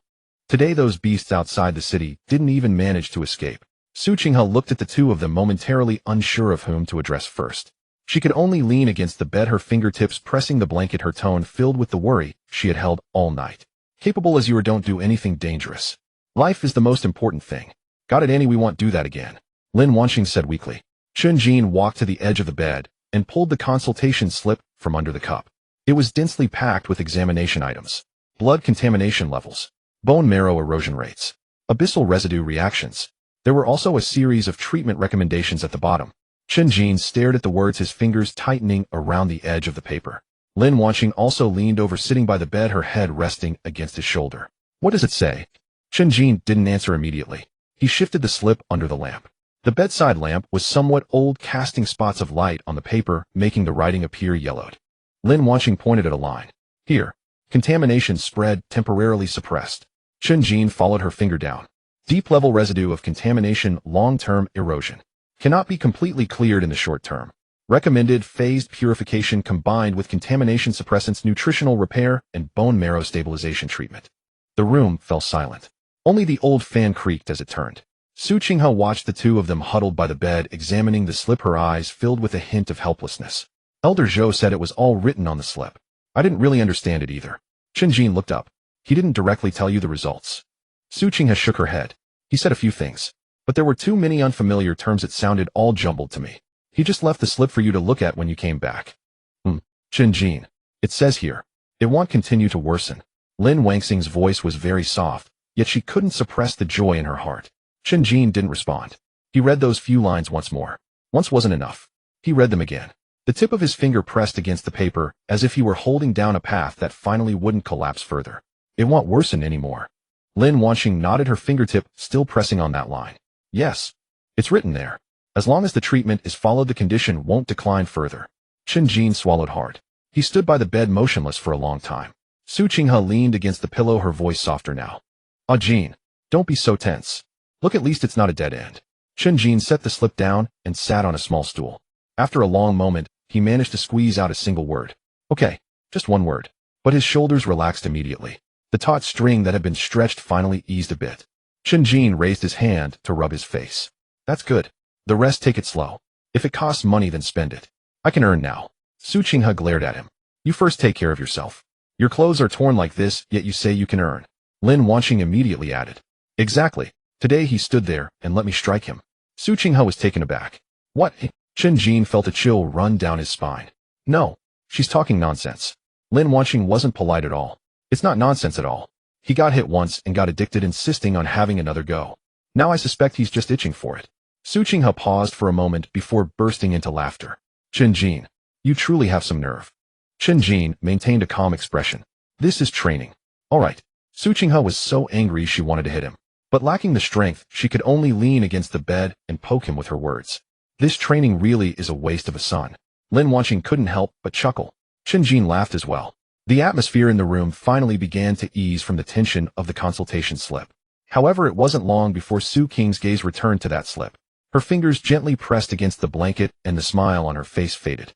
"Ah, Jin. Moi. Actually, there are some things I haven't told you before." "What?" Chen Jin asked. Lin Wanqing also ceased her laughter, sitting quietly beside. Su Qinghe looked towards the few words on the consultation slip. "Abyssal residue. Long-term erosion. She stared at those words for quite a while. Your father once returned from the contaminated zone. Chen Jin's eyelids twitched slightly. The room fell silent. The family rarely mentioned Chen's father. That person was like an old wound. Untouched, it still hurt. Touched, it hurt even more. Su Qinghe slowly continued. That time he brought something back with him, wrapped in black cloth. I asked him what it was, but he didn't say. He only said it could be exchanged for a lot of money. He also said once this money was in hand you wouldn't have to suffer anymore. What was it? Chen Jin's fingers gradually tightened. Su Qinghe shook her head. I didn't see it clearly. I only remember that it was very cold. Even though it was wrapped in black cloth, the temperature in the room still dropped. The lamp flickered. The water in the cup even developed black patterns. Lin Wanqing felt a chill run down her back. She instinctively glanced at the consultation slip. Abyssal residue reactions. Long-term contamination exposure. These few words suddenly made sense. Su Qinghe spoke softly. That night your father left the thing at home. I coughed all night. The next day he disappeared with that thing. He left nothing behind. Chen Jin's voice became heavy. Did he leave on his own? Yes. He only left a piece of paper, saying for us to wait for him to return. Su Qinghe smiled gently at this point. But that smile held no warmth. Not long after I started feeling unwell. First it was a low fever. Then I coughed up blood. The hospital couldn't find any ordinary causes for my illness. Later when I switched to the pollution disease department, the problem was finally identified. The doctor said it was abyssal contamination residue. But the source of the contamination was already gone. Chen Jin remained silent. He lowered his head, staring at the consultation slip. The knuckles of his fingers were gradually turning white. Lin Wanqing felt a tightness in her chest. She had only known that Aunt Su was seriously ill. She knew Chen Jin's family was poor, but she didn't know that behind this illness lay such a story. Chen's father brought something back from the contaminated zone. The next day, he disappeared. Not long after Su Qinghe fell ill. When these events were placed together, even a fool could see something was wrong. But Su Qinghe did not scold. She did not cry. She simply leaned against the bed, finishing this old story, as if recounting a wound that had long since scabbed over. Yet beneath the scab the blood had not dried. Chen Jin raised his head. Why didn't you tell me earlier? Why didn't you say it before? Su Qinghe looked at him. What difference would it make if I did? You were still young back then. You couldn't even fill your stomach. Let me tell you again, your father might have harmed me. Is that why you've hated him since childhood? Chen Jin's voice was thick. He should have been hated from the start. Su Qinghe fell silent for a few seconds. Maybe. But back then I had no evidence. The things brought back from the polluted zone are unpredictable. Maybe he didn't know himself. Maybe he did. After all these years, it really doesn't make a difference which possibility. Chen Jin suddenly let out a cold laugh. There is a difference. He better not know. Lin Wanqing looked at it. Chen Jin didn't continue. But she understood. If Chen's father knew that thing would harm people and still brought it home, then this matter couldn't just be brushed aside with a simple disappearance. Su Qinghe sighed softly. Ah Jin, I'm telling you this not so that you go look for him now. You are still— the road has just begun. First take care of yourself. Chen Jin raised his eyes. I know. His tone— but Lin Wanqing could tell. He remembered. Su Qinghe looked at him for a moment, then turned to Lin Wanqing. Wanqing, you also had to listen to these troubling matters today. Lin Wanqing immediately shook her head. Not troubling. Aunt Su, please don't say that. She moved a little closer and helped Su Qinghe pull up the slipping coat. You now have a treatment plan. Chen Jin has awakened too. I can help as well. As for the past, we will investigate. For now, let's focus on restoring your health. Su Qinghe looked at her, a hint of smile returning to her eyes. You child, you're starting to sound more like family. Lin Wanqing's ears turned warm. Chen Jin tilted his head to look at her. Did you hear that? Official certification. Lin Wanqing stepped on him. Shut up. Chen Jin was quite happy despite being stepped on. You're getting anxious. Say it again. I am afraid of the wrath of the thunder god. Su Qinghe was amused by them and laughed a couple of times. After laughing, she coughed a few times. Chen Jin immediately handed her the water. Su Qinghe took a few sips, feeling a bit better. Chen Jin picked up the medicine box and glanced at it. This one for tonight. Su Qinghe nodded. Yes. It's written on the consultation form. Lin Wanqing leaned over to take a look. Evening pollution suppressant. Combined with 2 stability pills. Chen Jin took out the medicine according to the list. He also handed the cup of water to Su Qinghe. This time Su Qinghe didn't push it away. She took the medicine, leaned back against the pillow, and the tension between her brows eased somewhat. Chen Jin looked at her. In the future, take your medicine on time. Follow the treatment schedule. Don't worry about the money. Su Qinghe shot him a glance. Stop acting like the head of the family. How old are you? Chen Jin replied confidently. I can fight now. Lin Wanqing chimed in. And can withstand lightning. Chen Jin looked at her. You don't need to keep promoting that quality. Lin Wanqing blinked. I'm helping you build your personal brand. The invulnerable rice bucket. Chen Jin. Chen Jin paused for half a second. That brand doesn't sound very valuable. Su Qinghe chuckled, her shoulders lightly shaking. The room gradually warmed up again. Chen Jin reheated the cold noodles. He also served Lin Wanxing a bowl. Lin Wanxing still insisted. I'm not hungry. As soon as she finished speaking, her stomach growled first. The room fell silent for a moment. Chen Jin pushed the bowl over. Eat. Don't let your stomach argue for you. Lin Wanxing's ears turned warm and she glared at him fiercely, but she still honestly took the chopsticks. Su Qinghe leaned against the bed watching the two youngsters bickering, her complexion much better than during the day. She didn't get out of bed, just leaned there watching them, one eating like a starving ghost reincarnated while the other stubbornly finished the noodles clean. It was getting late. Lin Wanxing stood up to leave. Su Qinghe pulled her and reminded her a few things. Take your time coming back. Thanks to you today. Lin Wanxing shook her head. Please don't say that all the time. Chen Jin walked her downstairs. The night was cool. The street was quiet. Lin Wanxing with her backpack took a few steps and then stopped. You go back. Don't keep Aunt Su waiting. Chen Jin stood under the streetlight. Send me a message when you get home. Lin Wanxing rolled her eyes at him. How dare you say that? Who didn't reply to my messages before? Chen Jin argued back. I've changed now. Lin Wanxing huffed. All right, let's see how you perform. She turned to leave. Her ponytail swayed as she quickly turned the corner. Chen Jin went back upstairs. He washed his face and changed into a tank top. He then flipped through the consultation form twice. It wouldn't worsen anymore. That's great. Su Qinghe took the medicine and leaned back on the bed, falling asleep shortly after. Chen Jin dimmed the light. He also lay down on the bed. Just as he lay down, his phone lit up. Lin Wanxing sent a message. I'm home. Chen Jin replied quickly. He first sent over a picture. Cat peeking. JPG. Lin Wanxing was silent for a few seconds. Where did you get that picture from? I stole it. After 2 seconds, he sent a string of dots. Damn. You stole my stuff and you're proud of it. Chen Jin turned over on the bed. The white light from the screen illuminated his face. He moved his fingers and sent another message. Were you scared today? This time Lin Wanxing didn't reply immediately. After half a minute, the message finally popped up. I was a bit scared at first, but then I had no time to be afraid. It was quite exhilarating once we started fighting. Chen Jin revealed a knowing smile. I knew you weren't so honest at heart. Nonsense. That was just normal. All right. The normal release of the Thunder God. If you keep saying that, I'll strike you down tomorrow. Welcome. Chen Jin. You really have issues. The doctor didn't say that. Is that a reply to a read message? I call that precise conversational engagement. On the other end, Lin Wanxing sat cross-legged on her bed, her hair still half wet. Upon seeing that sentence, she felt both amused and angry. She lowered her head and typed quickly. Has Aunt Su fallen asleep? She has. She went to bed quite early today. That's good. After sending those 3 words, the screen was quiet for a moment. Chen Jin stared at the chat box. His finger hesitated. He typed 1 sentence. Deleted it. Typed another. Deleted again. In the end, he only sent 1 line. Lin Wanxing. What's up? Thank you for today. On the other end, it was quiet for about 10 seconds. Lin Wanxing stared at that sentence, feeling a warmth in her chest. She pressed her lips together and replied, What are you thanking me for? I'm not an outsider. Chen Jin saw this and felt his heart race a little faster. He held his phone away, then brought it back. What you said is quite dangerous. What's dangerous about it? It makes me overthink. Then you're not allowed to overthink. I've been very restrained. I didn't notice that. Then I'll restrain myself a bit more. Don't. Aren't you not allowing me to restrain myself? Stop being so talkative. I mean, you're fine just as you are. After sending that sentence, Lin Wanxing froze for a moment. Withdraw it. No, that would be even sillier. She clutched her phone tightly, her ears burning, and after a few seconds, she secretly picked it up to check. Chen Jin replied quickly. Got it. Continue to maintain. Lin Wanxing ground her teeth. Don't get. The Thunder God praised me. Why wouldn't I be smug? When did I praise you? You said I'm fine just as I am. Chen Jin couldn't help but laugh out loud. He quickly raised his hand to cover his mouth, afraid of waking Su Qinghe on the adjacent bed. He held back his laughter and replied, It's getting late, go to sleep. Good night, Thunder God. Good night, Rice Bucket. Cat peeking. JPG. Chen Jin stared at the last message for a while. He pressed the phone against his chest. The room was very quiet. The old fan creaked as it turned. On the adjacent bed, Su Qinghe slept soundly. The phone didn't light up again. On the other side, Lin Wanxing, holding her blanket, turned over.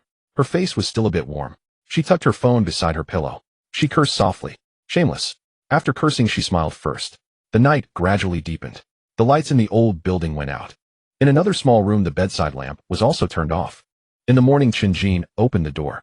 Lin Wanxing unexpectedly arrived with the people from Heiyao. She carried a backpack, her hair neatly tied, her school uniform worn crisply, and in her hand, she held a bag of hot soy milk and steamed buns. There was no trace of fatigue on her face, but her eyes were bright, clearly indicating that she had arrived early. She handed breakfast to Chen Jin and then leaned in to peek inside the room. Has Aunt Su woken up? Su Qinghe answered from the bed. Yes, come in. Once they entered the room, the already small rental space felt even more cramped. The personnel from the medical department moved swiftly, setting up the simple testing equipment, reviewing the records from last night, and checking Su Qing's condition this morning. Inside, only the sound of the instruments could be heard. Chen Jin stood silently beside them.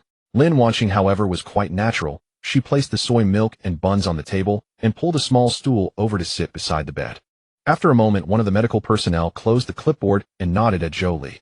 Only then did Zhou Li turn around to look at Su Qinghe on the bed. The results from last night's consultation have been finalized by the medical department. He spoke directly. Your current physical condition is slightly better than previously estimated. Not fully recovered, he continued. But you can move your hands now. Su Qing's fingers tightened. What does that mean? Zhou Li glanced at the others nearby. The woman in charge of the medical treatment took over the conversation, speaking steadily. After last night's consultation, we reanalyzed your overall contamination situation. The most pressing issue now is not the spread. It is that the residual contamination has been entrenched in your body for too long, pressing against the bone marrow and the edges of your organs, preventing your body from recovering. Therefore, the medical department has decided to transfer you to the Heiyao branch for treatment. She paused briefly. First, you will be admitted to the medical department. Then we will arrange for a cleansing surgery. We guarantee that you will be able to get out of bed and regain basic mobility first. The phrase "get out of bed" sounded simple, but for the people in this room, it carried a heavy weight. Lin Wanqing spoke up. Is this surgery risky? There are risks, came the response. But they are controllable, Zhou Li added. The medical department would not joke around with matters like this. Su Qinghe fell silent. She looked down at her hands, which were extremely thin, with her knuckles pale. Lin Wanqing suddenly spoke softly. And Su, this is good news. After the surgery, you won't feel so uncomfortable anymore, and you can gradually recover afterward. Su Qinghe lifted her gaze to look at her. Lin Wanqing winked and smiled at her. Don't be afraid. Heiyao finalized the plan last night, and they must be confident to take you in. Su Qinghe looked at her, and then at Chen Jin. Chen Jin stood straight, his expression neutral, but his hands were already tightly clenched. He spoke up. Let's do it. Just one word. Very decisive. Su Qinghe looked at her son, her eyes slightly moist, but she still asked softly, Jin, have you thought this through? Yes, Chen Jin nodded. If I can get out of bed, why not go for it? Zhou Li saw this and didn't waste any time. All right. Then prepare for the transfer. Once the person is taken to the medical department, they will first undergo admission stabilization, and further examinations will be scheduled for the afternoon. The surgery time will be determined as soon as possible. After saying this, he looked around the room. If you have anything to bring, you have 10 minutes to pack. As soon as they heard they needed to pack, the atmosphere in the small room suddenly became lively. Lin Wanqing was the first to stand up. It'll help. She moved quickly, first grabbing the commonly used medicine from beside the bed, then neatly folding Su Qing's few change of clothes and stuffing them into an old cloth bag. Her movements were not particularly skilled, but she was gentle and careful, not causing any disorder. Chen Jin went to collect the medical records and the consultation results from last night. The room was small. With more people, it should have felt chaotic. However, this morning, amidst the chaos, there was an inexplicable vigor. It was as if the long-pressed small room finally received a beam of light from outside the window. Su Qinghe watched the two busying themselves, her eyes turning red. Especially Lin Wanqing. This girl, yet she had come early in the morning to help pack, soothe, and wore a smile that significantly eased Su Qing's anxiety. After a while, most of the things were packed. Lin Wanqing tied the cloth bag securely and suddenly turned to Chen Jin. Jin, moi. Since Aunt Su is going to stay in the medical department, I think we should ask for leave from school. Upon hearing this, everyone in the room looked at her. Lin Wanqing did not retreat, standing there speaking naturally. Before the martial arts exam, let's not go to school for now. We should accompany Aunt Su, as someone needs to look after her at the hospital. There are some things that might not be convenient for you boys, who I can handle them better. But as soon as Su Qinghe heard this, she immediately became anxious. No. Her voice was not loud, but her tone was very firm. Wanqing, you cannot delay your future because of me. You just awakened. This is the most crucial time. Training, adapting martial arts exams. Each is a big deal. Andy has doctors and people from Heiyao here. You don't need to stay with me all the time. Lin Wanqing walked back to the bedside and squatted down. Aunt Su, it really doesn't matter. As she said this, her eyes curved, carrying a hint of pride. School can't teach me anything now. Do you know Gu Tianxiao? He's a formidable person. He has even come to... If I really want to practice, I can do it anywhere. Besides, the medical department isn't a prison. Taking leave to accompany you won't hinder my cultivation. Su Qinghe wanted to say something more, but Lin Wanqing had already gently grasped her hand. Please don't persuade me anymore. I've made up my mind. Moreover, Chen Jin, as dutiful as he is not good at taking care of people. Leaving him to look after you alone makes me uneasy. Zhou Li watched from the side, his eyes carrying a hint of a smile. Su Qinghe initially wanted to persuade them. However, seeing Lin Wanqing's serious demeanor, and glancing at the silent Chen Jin standing nearby, her words faltered. She whispered, "You child, why are you so stubborn?" Lin Wanqing laughed. "I learned it from Chen Jin." The atmosphere finally lightened a bit, but Chen Jin fell silent. He looked at Lin Wanqing. Some words seemed light when spoken, yet when they landed on a person, they felt heavy. Chen Jin remained silent for a few seconds. Finally, he looked at her and spoke. "Thank you." The 3 words once spoken startled Lin Wanqing. She had known Chen Jin for so long, as she had heard him banter, tease, and occasionally speak seriously. But it was rare for him to say such a sincere thank you. Her ears flushed instantly, yet her tone remained deliberately casual. "What are you being polite for? It sounds too formal." Chen Jin simply looked at her and nodded. The meaning was clear. He had taken note of it. Lin Wanqing felt slightly uncomfortable under his gaze, and quickly turned her face away to help the medical personnel organize the edges of the stretcher. "All right, stop standing around. Get to work quickly." Jolie shot a glance at Chen Jin. "Is standing there useful? Come over and lend a hand." Coming. Su Qing's current condition was better than before, but she still felt weak, unable to stand, and not fit for much movement. The people from He Yao unfolded the specialized soft stretcher, first adjusting the angle, then slowly moving her from the bed. Chen Jin stood to the side, his hands constantly supporting the edge of the stretcher. The movements were very gentle. Lin Wanqing was on the other side, supporting Su Qing's shoulder and softly soothing her. "And Su, take it slow. Don't move your head around. It will be over soon." When Su Qinghe was lifted by several people, her face turned pale for a moment and her breathing quickened. She was evidently not accustomed to being carried this way. She was even less accustomed to handing herself over entirely to others. However, the hallway was narrow and the old stairs were steep, so at this point, she had no other choice. Chen Jin watched from the side, feeling a bit suffocated. Lin Wanqing noticed Su Qing's tension and immediately placed her hand on her. "Don't be afraid. Just think of it as changing places to sleep." Jolie was in front, leading the way. "Lift steadily. The staircase corner is small. Take it slow." They carefully moved outside. The narrow threshold at the door was one Su Qinghe hadn't crossed in years. As she stepped out, she instinctively looked back at the small room she had lived in for too long. The walls were old. The light bulb was yellow. In the corner were piled up books that Chen Jin had used for practice.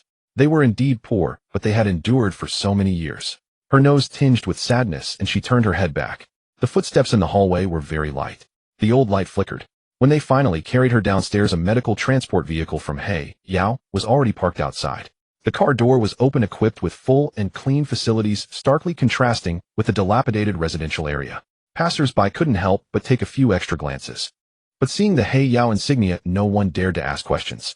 Chen Jin and Lin Wanqing together carried the items onto the vehicle. They also assisted in securely placing Su Qinghe along with the stretcher inside. The medical personnel secured the position and began connecting the basic monitoring equipment. Everything was moving in a positive direction. "Don't leave yet, wait for me. Don't leave yet, wait for me." A voice came from the alley entrance. Chen Jin turned around. Gu Mingchuan, carrying a black toolbox, was sprinting towards him. He was panting heavily, his hair disheveled, his jacket zipper stuck halfway, making him look as if he had been chased by a dog for 3 blocks. Lin Wanqing was startled at the sight of him. "Why are you here?" Gu Mingchuan leaned over, hands on his knees, catching his breath. "I went to your school looking for you. You weren't there. I just arrived downstairs and saw the vehicle about to leave." He straightened up, looked towards Su Qinghe inside the medical vehicle, and immediately dropped his flippant demeanor. "Hello, Auntie." Su Qinghe, leaning on the stretcher, looked at this suddenly appearing youth with some confusion. Chen Jin glanced at the box on Gu Mingchuan's back, his eyelid twitching. "What are you carrying?" Gu Mingchuan instinctively shifted the box behind him. "Just some tools." Lin Wanqing became alert. "You didn't bring anything weird, did you?" Gu Mingchuan quickly shook his head. "No, absolutely not. I'm a law-abiding artificer. What weird things could I possibly bring?" Chen Jin stared at him for a couple of seconds. "The more you say that, the more it seems like you did." The corner of Gu Mingchuan's mouth twitched. Jolie turned his head from beside the passenger seat, frowning at him. Gu Mingchuan. Gu Mingchuan stood up straighter. "Steward Zhou." Jolie clearly recognized him. "What are you doing here?" Gu Mingchuan cleared his throat. "My grandfather sent me." Jolie's expression shifted. "Principal Gu?" "Yes." Gu Mingchuan nodded. "He said Lin Wanqing shouldn't be wandering around alone right now. He told me to come and lend a hand." Lin Wanqing looked bewildered. "Lend a hand with what?" Gu Mingchuan looked at her, his expression more serious than the night before. "You've been targeted." As these words fell, silence hung by the medical vehicle for a beat. Lin Wanqing's fingers tightened. Chen Jin's smile faded. Jolie's face darkened. "Let's talk in the car." Gu Mingchuan quickly nodded. "Okay." The medical vehicle had limited space. Su Qinghe lay on a fixed stretcher with 2 medical personnel standing by. Jolie sat in front. Chen Jin and Lin Wanqing sat in the back near the door. Gu Mingchuan squeezed in with his box perching on the edge, half his bottom hanging off the seat. The door closed. The medical vehicle started heading towards the Obsidian division. Instruments beeped inside.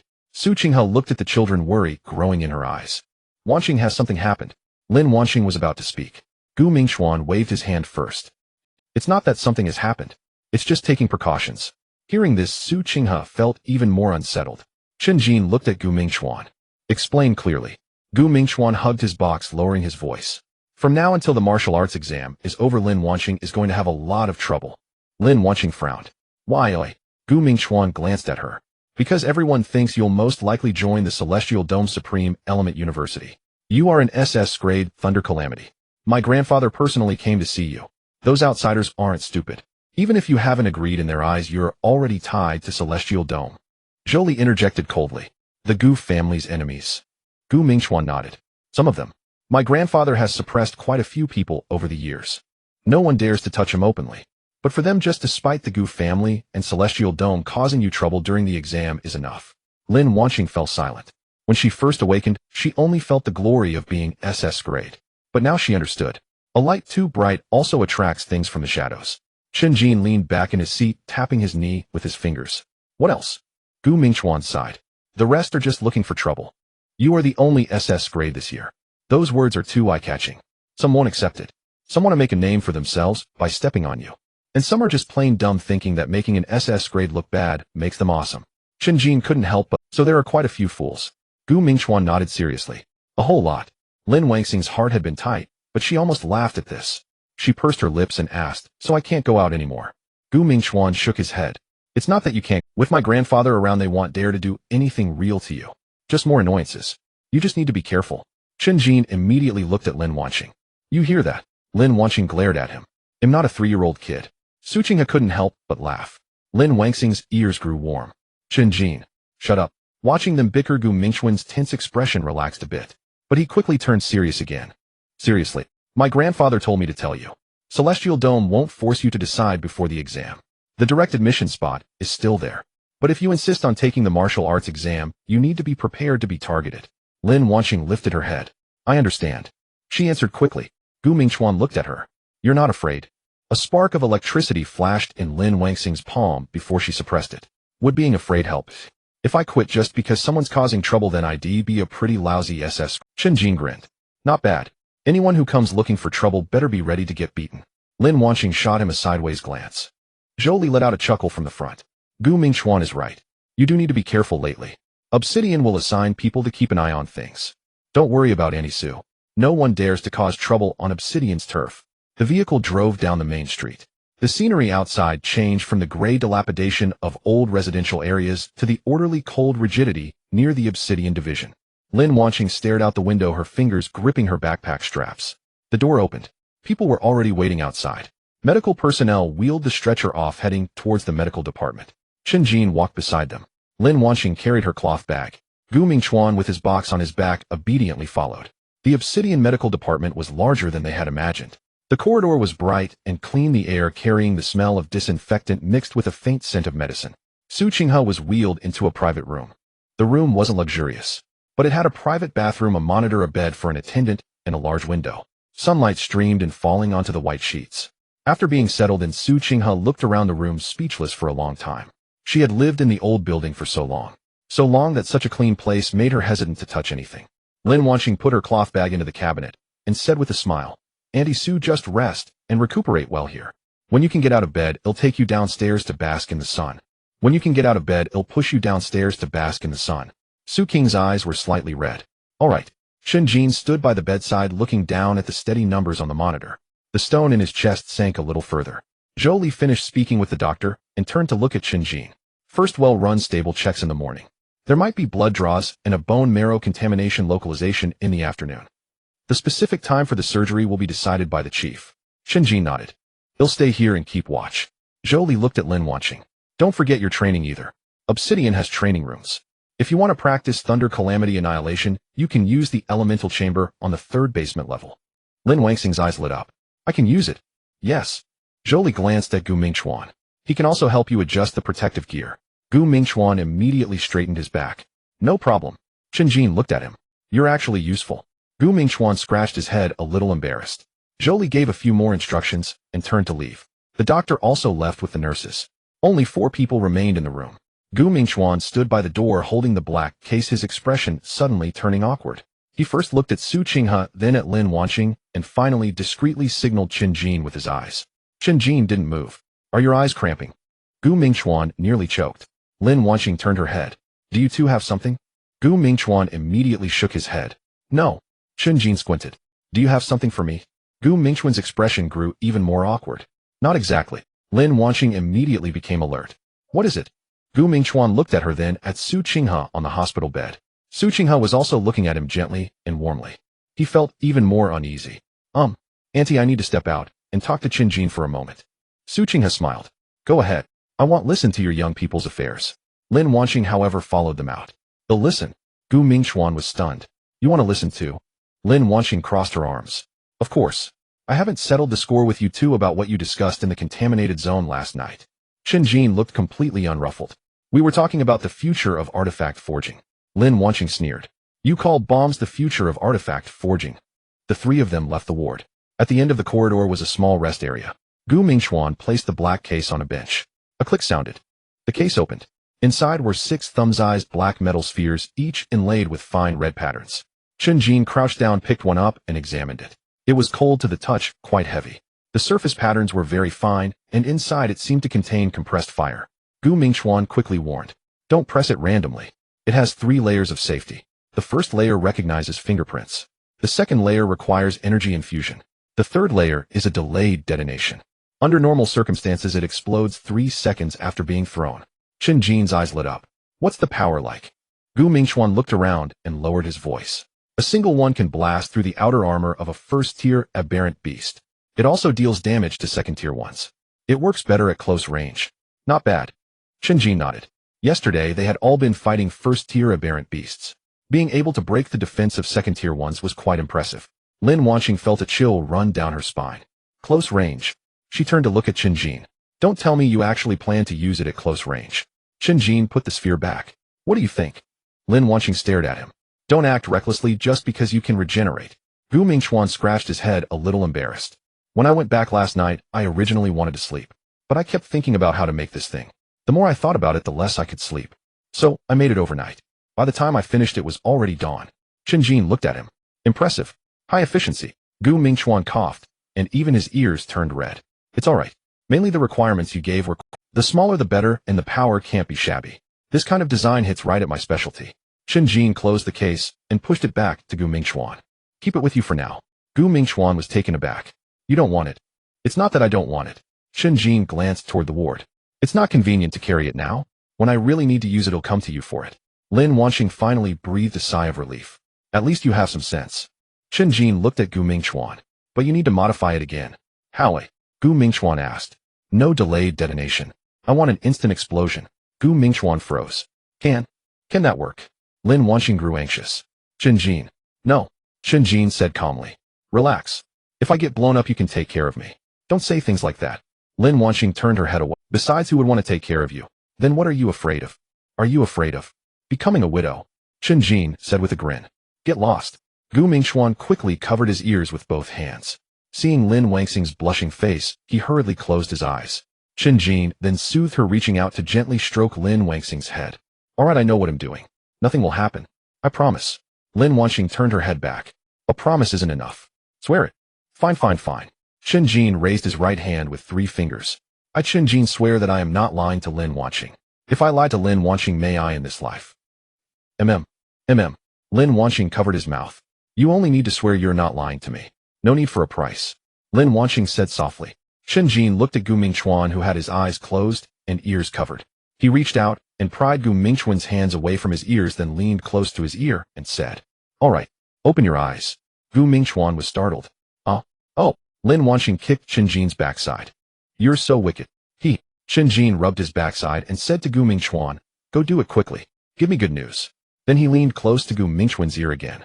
When you succeed, it'll teach you a way to personally fight on the front lines. I guarantee you'll become the second most important person in the Gu family. Gu Mingchuan's eyes sparkled as he stared at Chen Jin. Really? Absolutely. Chen Jin patted his chest. Then he'll go right away. Gu Mingchuan turned and ran. Before he could take 2 steps, he collapsed to the ground with a thud. Damn bro, what happened to you? No. Lin Wanqing suddenly realized something. Didn't he say he stayed up all night making bombs for you? Chen Jin scratched his head. Chen Jin, it's all your fault. Su Qinghe was checking the indicators in the examination room.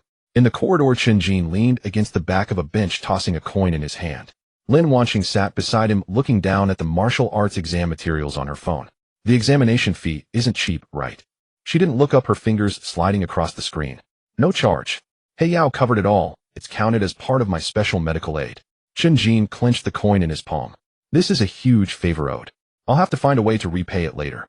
Lin Wanqing put away her phone and turned to look at him. The favor from He Yao is owed by me. What you owe is my favor. Chen Jin chuckled. Wow, our Miss Lin can tease people now. How am I supposed to repay such a huge favor? Little girl, no. The young master can only offer his body in return. As he spoke, a sudden loud noise echoed from the nearby lounge. It sounded like a metal basin hitting the ground. Gu Mingchuan, who fainted downstairs earlier, was arranged by the nurse to rest on an empty bed inside. Should we go check? Chen Jin stood up. Lin Wanqing followed him as they walked over, pushing the door open. Gu Mingchuan was sitting up abruptly from the bed. His eyes were wide. His hair was a mess. He looked around and instantly locked his gaze on the black toolbox in the corner of the room. My toolbox. Gu Mingchuan rushed over barefoot, grabbing the toolbox to his chest. Chen Jin leaned against the doorframe. You're awake. Gu Mingchuan looked up and saw Chen Jin, his eyes shining. Chen Jin. He fumbled to open the toolbox, which was filled with various precision parts and metal casings. A flash bomb, right? I was just dreaming about calculating the energy circuit. Help me up so I can still make bombs. You don't value your life. Lin Wanqing watched in disbelief. You just fainted and now you want to do this. Gu Mingchuan was completely oblivious. He had already picked up tweezers and a mini carving knife. You guys don't understand this. Inspiration, as he murmured, his hands moved swiftly. Chen Jin walked over and pulled up a chair to sit down. How long? Gu Mingchuan didn't even look up. 2 hours. I guarantee the power won't decrease, it'll detonate on contact. Chen Jin nodded. All right. Take your time. Once it's done, we can head straight out of the city to test it. In the afternoon, at the edge of a lightly polluted area outside the city, the dust swirled.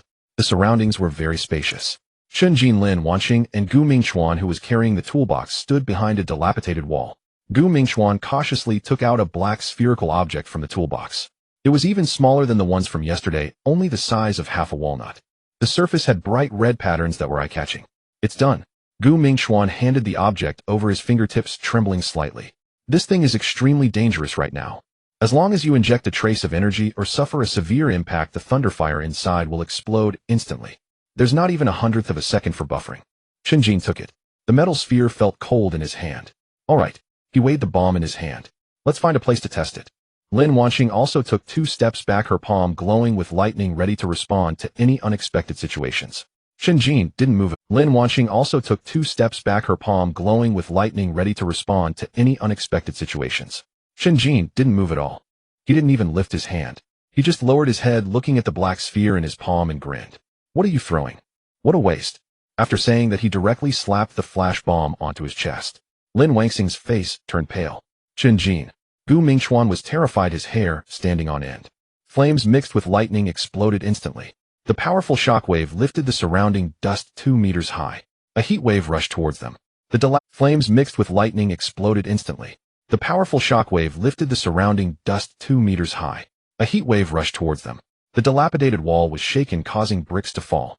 Gu Mingchuan was pushed to the ground by the shockwave, landing on his back. His ears were filled with a roaring sound. His mind went blank. He had gone mad. This person had gone insane. This was a flash thunderbomb. It exploded right against the skin.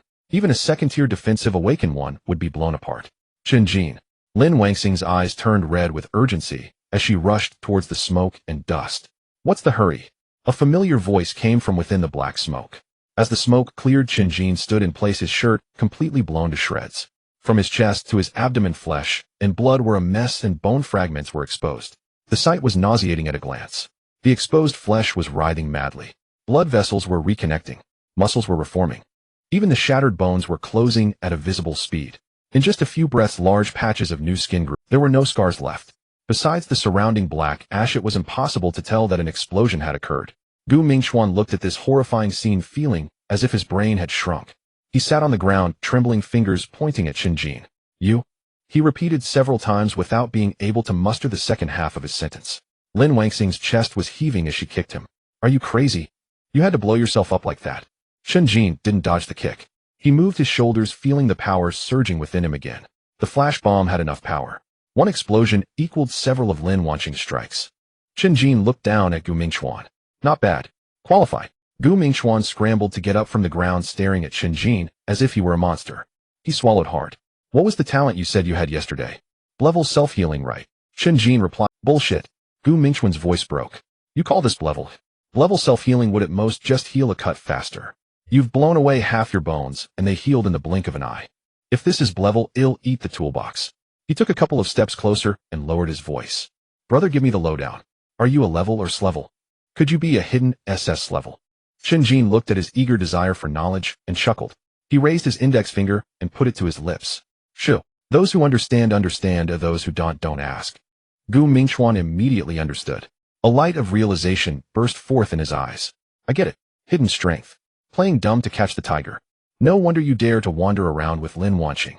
He patted his chest. Don't worry, my lips are sealed, and I won't say a word outside. Chen Jin patted his shoulder in satisfaction. This kid had a good imagination, saving him from having to explain further. Lin Wangxing rolled her eyes beside them. She couldn't be bothered to expose Chen Jin's tricks. All right. Lin Wangxing looked around. We've tested the bomb, let's find some exotic beasts to practice on. Just as she finished speaking, a commotion of footsteps came from behind a nearby dirt slope. It wasn't exotic beasts, it was people. There were quite a few of them. Chen Jin's ears perked up and the smile on his face disappeared. Gu Mingchuan also heard it. His expression changed slightly as he tightened his grip on the toolbox. Trouble is coming. The sound of footsteps grew closer from behind the dirt slope. Chaotic. Arrogant. In just a few seconds, 5 or 6 figures emerged from behind the abandoned broken wall. The leader was a young man. Dressed in a sleek silver-gray combat suit, the material glimmered with a cold light, clearly not something one could buy in a small border town like Linhai City.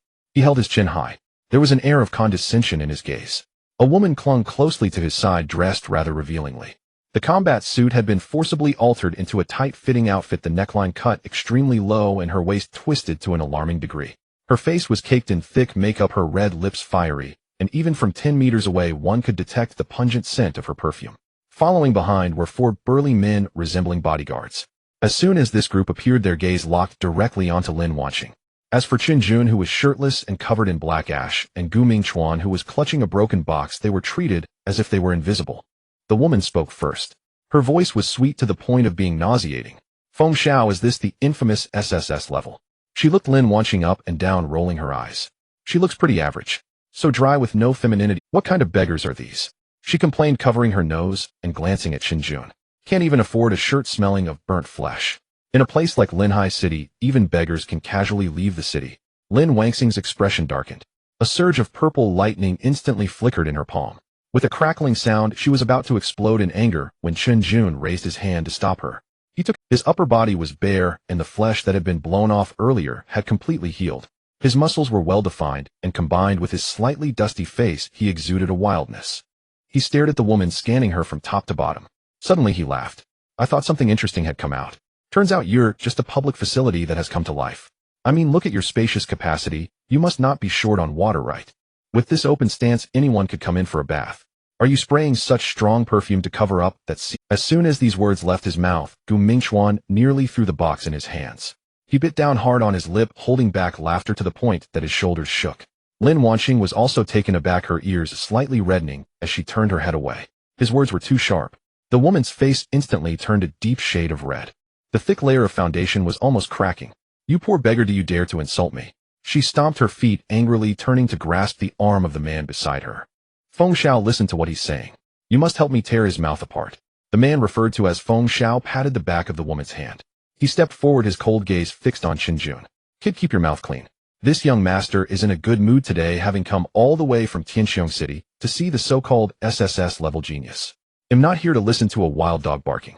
He raised his chin, his tone dripping with condescension. Remember this young master's name. Tianxiong City Situ Family Situ Feng. S-level talent, Blade of Storm. Hearing these words, Gu Mingchuan's face changed drastically. He quickly leaned close to Chen Jin, lowering his voice. Chen Jin, this person is not to be trifled with. The Situ family from Tianxiong City is notorious for being overprotective and tyrannical. This guy must have heard that Lin Wangxing awakened the thunder destruction and specially came looking for trouble. Chen Jin casually scratched his ear. Oh, And then what? Gu Mingxuan became anxious. Although he is only S-level, he awakened his talent much earlier than you. He awakened over half a year ago. Now he is already at the peak of the first tier with 1 foot in the second tier. His combat experience is far richer than yours. Let's not confront him, Hedon. Situ Feng caught the murmurs from Gu Mingxuan. He sneered. At least you have some. Since you know this young master's strength, you'd better hurry and roll aside. He looked past Chen Jin, fixating directly on Lin Wanqing. Lin Wanqing, right? SS level thunder destruction, quite a reputation. But talents like that until they grow up are just worthless. Today this young master will generously guide you. Let you understand what it means to have talent beyond talent. The woman chimed in beside him. Exactly. Feng Xiao's guidance is a blessing you've earned in 8 lifetimes. Aren't you going to kneel down and thank him? Chen Jin watched the two of them play off each other. The curve of his lips grew wider. He turned to Lin Wanqing. Is it true that even fools like to travel in groups these days? Lin Wanqing's face was cold. Perhaps brain damage is contagious. Chen Jin nodded in agreement. He looked back at Situ Feng. You traveled all the way from Tianxiong City to Linhai City just to get beaten up. You're quite a nice person, huh? Situ Feng's expression darkened. What did you say? Chen Jin pointed at his nose. I said you're a worm, thin and soft. If you were to crawl into a bathtub, I bet no one would even notice. Don't accidentally fall into the drain and get stuck. The audience fell silent. Gu Mingxuan gasped, quickly covering his mouth, fearing that he would burst out laughing any second. Situ Feng's face twisted instantly. Throughout his life in Tianxiong City, who dared to speak to him like this? A worm, thin and soft. This was a complete humiliation of his dignity. You're seeking death. Situ Feng roared. He no longer cared about Lin Wanqing.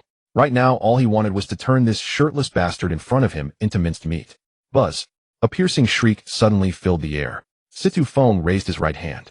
Blue wind elements surged wildly in his palm. In the blink of an eye, they coalesced into 3 crescent-shaped blades of wind. The edges of the wind blades were sharp, cutting through the surrounding air, creating visible ripples. Die. Situ Feng swung his arm. The 3 wind blades, accompanied by a sharp sound, flew straight towards Chen Jin's face, throat, and heart. The speed was incredibly fast. The peak of the first tier's power was fully displayed at this moment. Gu Mingxuan shouted. Chen Jin, dodge. Lin Wanqing immediately raised her hand, preparing to intercept with thunder. But Chen Jin didn't dodge at all. He didn't even take a defensive stance. He simply stood there. Thud, thud, thud. The 3 wind blades struck Chen Jin solidly. Blood instantly sprayed out. Chen Jin's chest, shoulder, and side were directly cut open with 3 deep wounds visible to the bone. The flesh rolled back. Blood stained his waistband. The woman let out a sharp scream, then burst into triumphant laughter. Serves you right. That'll teach you to speak carelessly. Situ Feng also wore a cruel smile. A worthless piece of trash. You can't even withstand one of my attacks. But his smile had not fully spread before it froze on his face. Because he saw that Chen Jin did not fall. Not only did he not fall, but Chen Jin didn't even furrow his brow. Those deep wounds were healing at an absurdly fast rate. Flesh and blood intertwined. Blood flowed back. In just 2 seconds, the 3 fatal wounds were completely healed, leaving not even a scar. Situ Feng's eyes widened. How is this possible? The woman also fell silent, as if her throat had been. Chen Jin twisted his neck. The joints cracked loudly. He felt the power surging within him once again. The attack from the peak of the first tier did indeed provide a greater boost than Lin Wanqing's lightning strike. He grinned, revealing a bright smile. Is that all? Your wind blades don't even have enough strength to give me. Is this a joke? You didn't forget to eat, did you? Chen Jin's sarcastic tone completely ignited Situ. I will kill you. Situ Feng thrust both hands forward. Dozens of wind blades rained down on Chen Jin. Chen Jin pushed off the ground. The ground instantly exploded into a shallow pit. He shot forward like a cannonball, charging straight towards the torrent of wind blades. Thud, thud, thud. The wind blades continuously slashed at his body. Blood splattered everywhere. But Chen Jin's speed did not slow down in the slightest. As soon as the wounds appeared, they healed instantly. He withstood the relentless bombardment from the peak of the first tier, forcefully breaking through the blockade of wind blades. In the blink of an eye, Chen Jin had already reached Situ Feng. A flicker of fear finally flashed in Situ Feng's eyes. What kind of monster was this? Just as he wanted to retreat and create distance, Chen Jin's large hand had already grabbed his throat. His fingers tightened. Situ Feng's breath was instantly cut off. He was lifted up by Chen Jin's single hand, his feet dangling, struggling desperately. Chen Jin looked at his face, which was turning red from suffocation. So what if you awakened early? A worm is still a worm. Don't say you're at the peak of the first tier. Even in the second tier, you're still a worm. With a bang, Chen Jin swung Situ Feng and slammed him hard against the nearby broken wall. The wall collapsed with a thunderous crash. Situ Feng spat out a mouthful of blood, his entire body buried in the rubble. Young Master Feng. The woman let out a sharp shriek. She twisted her hips, stumbled on her high heels, and dashed toward the rubble. A broken brick on the ground tripped her. She nearly fell flat on her face. After finally reaching the collapsed wall, she frantically clawed at the debris. Young Master Feng, are you alright? Don't scare me. Sidong Feng was dragged out from the pile of bricks by her. His appearance was a ghastly sight. His once immaculately styled hair was now completely caked with dust and dirt. The high-grade silver-gray combat suit, which had gleamed with a cold luster, was torn into several strips of cloth hanging on him in a ridiculous manner. His face was mottled with bruises. Sidong Feng gasped heavily, his chest heaving violently. He shoved the woman, who leaned in, away. The force was immense. The woman was pushed to the ground, sitting in stunned disbelief. Sidong Feng paid her no heed.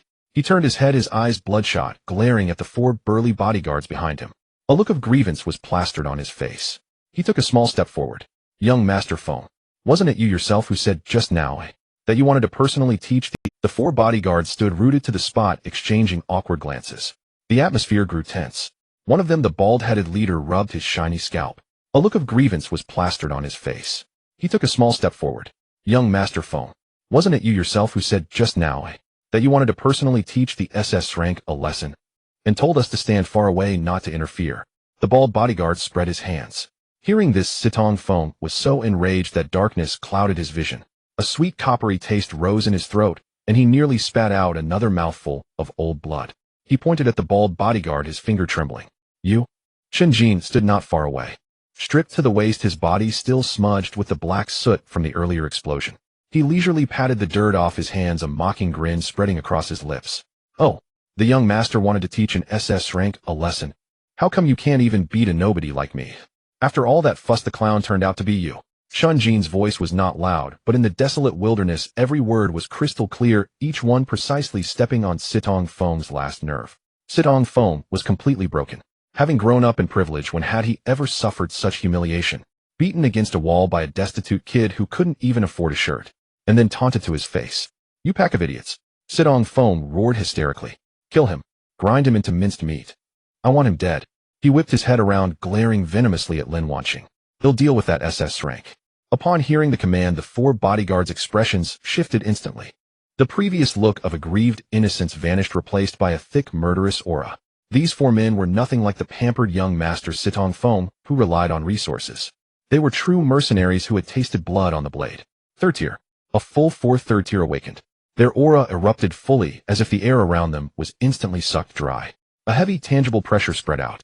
The bald bodyguard flung his arms wide. On his muscular arms the muscles bulged like rocky crags. A metallic sheen spread across his skin. A 3rd tier enhancement type. The other 3 also brandished their weapons, a short blade, an iron rod, and brass knuckles. The 4 of them formed a semi-encirclement, closing in on Chen Jin step by step. The gravel on the ground was crushed to dust under their heavy footfalls, producing a grating, teeth-chafing sound. Chen Jin narrowed his eyes. The pressure of a 3rd tier was indeed different. It was several levels above that of Sidong Feng, who was at the peak of the 1st tier. He was currently only at the middle stage of the 1st tier. In a direct contest of strength and speed, he definitely couldn't take on all 4 of them together. But was he scared? Chen Jin looked down at his own hands. He slowly clenched his fingers. His knuckles cracked sharply. He wasn't just unafraid, he was excited to the point where his bones itched. The blood in his veins was boiling. The undying talent within him screamed in ecstasy. Come. Chen Jin crooked his finger at the 4 bodyguards. Let me see how hard a 3rd tier's fist really is. On the other side, Sidong Feng charged straight at Lin Wanqing. A brilliant cyan light blazed in his palm. The storm blade condensed once more. This time he held nothing back. He squeezed every ounce of energy from his body. The cyan wind blade was more than twice the size of the previous one, the air around its edge tearing with a piercing sonic boom. Go to hell. Sidong Feng's face twisted in a savage grimace. He swung his arms violently. The colossal wind blade hurtled toward Lin Wanqing's face with the force of utter annihilation. Gu Mingchuan, hiding behind a distant broken wall, watched with a pounding heart. The situation had shifted too quickly, for 3rd-tier bodyguards were ganging up on Chen Jin, and Sidong Feng was launching a frenzied attack on Lin Wanqing. Gu Mingchuan gritted his teeth, cold sweat beading on his forehead. He yanked open the black toolbox beside him. He pulled out an instantaneous explosive bomb. The metal sphere was icy cold in his hand. Chen Jin, Gu Mingchuan roared. Mustering all his strength, he hurled the bomb. The black metal sphere arced through the air, heading straight for Chen Jin's position. The 4 third-tier bodyguards were about to deliver a fatal blow to Chen Jin. The bald bodyguard's iron fist was already raised midair. Suddenly, he caught a glimpse of the black sphere flying towards them. Fall back. The bald bodyguard let out a shrill shout, forcibly pulling back the fist aimed at Chen Jin. The other three reacted with lightning speed. They thought it was some powerful weapon the Gu family had prepared for Gu Mingxuan. They didn't dare hesitate for a moment. They pushed off the ground with explosive force, leaping backward in unison, instantly creating a distance of over 10 meters. Chen Jin watched the incoming bomb. Then he glanced at the massive wind blade cleaving towards Lin Wanxing on the other side. He didn't retreat. Instead, he kicked off the ground, shooting forward like an arrow from a bowstring cutting across the path. His left hand precisely snatched the instantaneous explosive bomb thrown by Gu Mingxuan from the air. His right hand met the wind blade, slashed by Sitong foam. "Young man, you have no martial ethics," Chen Jin bellowed. "Attacking a girl from behind, what kind of skill is that?" Lin Wanxing stood her ground. Watching the howling wind blade bearing down on her, she wasn't panicked at all. She didn't even make a move to dodge. She stared at Sitong foam's contorted face. A cold, chilling light flickered in the depths of her eyes. Violet lightning surged in her palm. Annihilation of the world by thunder. Boom. The sky seemed to be torn asunder. A thick bolt of violet lightning descended from the heavens. Its speed was too fast to react to. Before Sitong foam's wind blade could even touch Chen Jin's arm, the violet lightning had already struck him brutally on the crown of his head. At the last moment, Lin Wanxing held back a little of her power. She didn't want to kill anyone here. But the violent nature of the lightning was still more than Sitong foam could bear. Crackle! The blinding electric light instantly engulfed Sitong foam. He didn't even have time to scream. His entire body convulsed violently. His already disheveled hair now stood on end. The clothes on his body were scorched black. He opened his mouth and exhaled a thick plume of black smoke. He toppled backward like a log, hitting the ground with a dull thud. Chen Jin looked at the smoking, charred lump on. He couldn't help but laugh. With that look, you'd be a perfect fit for a Ghanaian pallbearer dance. At the same time, the instantaneous explosive bomb in Chen Jin's left hand detonated, and the wind blade met by his right hand sliced in. A double strike. Boom. A deafening explosion echoed across the wilderness. The violent flames and razor-sharp wind blade instantly consumed Chen Jin entirely. Flesh and blood flew everywhere, blood evaporating into a red mist in the blaze. Gu Mingxuan, hiding behind the broken wall, clamped his eyes shut, not daring to witness the gruesome scene. A wave of despair washed over him. It was over. Taking an instantaneous explosive bomb point blank, plus a peak, first-tier wind blade. Even if Chen Jin had 9 lives, had be done for here. The 4 third-tier bodyguards in the distance halted, staring at the fiercely burning fireball. The bald bodyguard sneered. That reckless brat. Daring to tank an explosion like that, there won't even be ashes left. The woman who had fallen to the ground also scrambled up. She looked at the prostrate Sitong foam, then at the blazing explosion, and let out a shrill laugh. Serves him right. Good riddance. But the next second, the woman's laughter was cut short. The sneer on the bald bodyguard's face also froze. The flames gradually dissipated. Amidst the thick smoke, a tall, straight figure slowly walked out. Chen Jin stood there. His injuries were horrific. His left arm was nearly blown off, hanging by a shred of skin and muscle. A huge gash was carved across his chest by the wind blade, the organs inside clearly visible. But what was spine-chilling was that he didn't fall. Those wounds, which should have been fatal, were healing at a frantic pace that defied all logic. The broken bones emitted a crackling sound as they reknit. The rolled-back flesh seemed to have a life of its own, intertwining. Blood rapidly flowed back. In just a few short breaths, all the wounds were restored to their pristine state, not even a single scar left behind. The newly grown skin glowed with a healthy luster under the sunlight. Chen Jin rolled his neck, his joints cracking sharply. He closed his eyes, feeling another wave of wildly surging power within him. It felt amazing. Too amazing. The destructive force of the bomb and the slicing of the wind blade had propelled his strength directly past the threshold of the first-tier middle stage, straight towards the late stage of the first tier. He slowly opened his eyes. A feral light flickered in his jet-black pupils. He lifted his head. He looked at the 4 dumbfounded third-tier bodyguards. A grin spread across his face, revealing a stark white smile. Warm-up's over. Now it's my turn. The wind in the wilderness carried a heavy scent of blood. Chen Jin clenched his fists, the joints cracking ominously. He stared at the 4 third-tier bodyguards ahead, the light in his eyes growing ever brighter.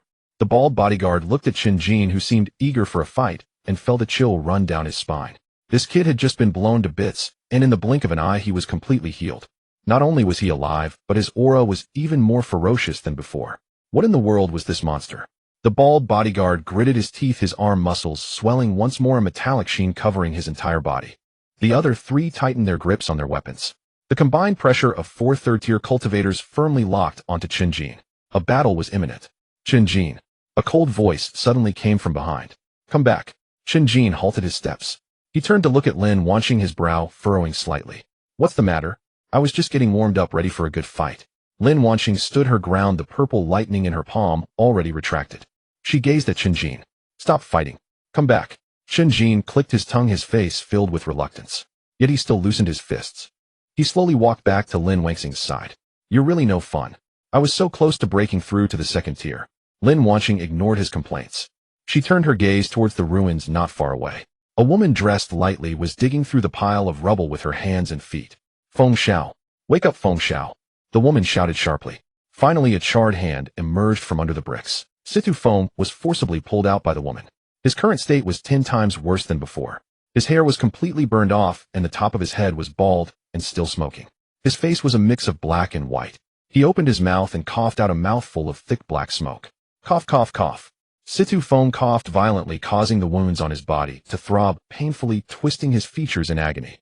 He pushed the woman beside him away and staggered to steady himself. His gaze drifted over the ruins, fixating on the 4 bodyguards who stood still. The fury in his eyes seemed ready to burn through his eye sockets. You useless bunch. I hired you at such a high price, and you just watched as I got struck by lightning. Geneva, refund me. The bald bodyguard rubbed his nose, not daring to speak. That purple lightning struck too quickly, even if they wanted to block it they couldn't. After cursing the bodyguard, Situ Feng turned to Lin Wanqing and Chen Jin, his eyes filled with resentment. You two wait for me. I will remember this debt today. Kill them. He had not finished his command. Lin Wanqing took a step forward. Her voice was calm, yet laced with an undeniable chill. You can leave. We won't kill you, but you are not allowed to trouble us in the future. With these words, the wilderness fell silent for a moment. Chen Jin raised an eyebrow, remaining silent. Gu Mingxuan peeked out from behind a broken wall, a confused expression on his face. Situ Feng was taken aback. Then, as if hearing the greatest joke, he grabbed his hoarse throat and burst into laughter. Not kill me. What makes you think you can kill me? 4 third-tier awakeners. Crushing you would be as easy as squashing a few ants. Do you think just because you awakened to SSS rank you're invincible? You're just a novice at the 1st tier right now.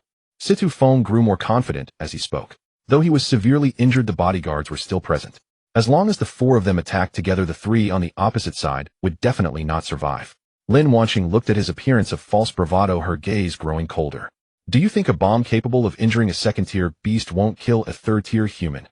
The bald bodyguard's eyelids twitched violently at the sight of the box of explosives. They had just witnessed the power of that bomb firsthand. Let alone 3rd tier.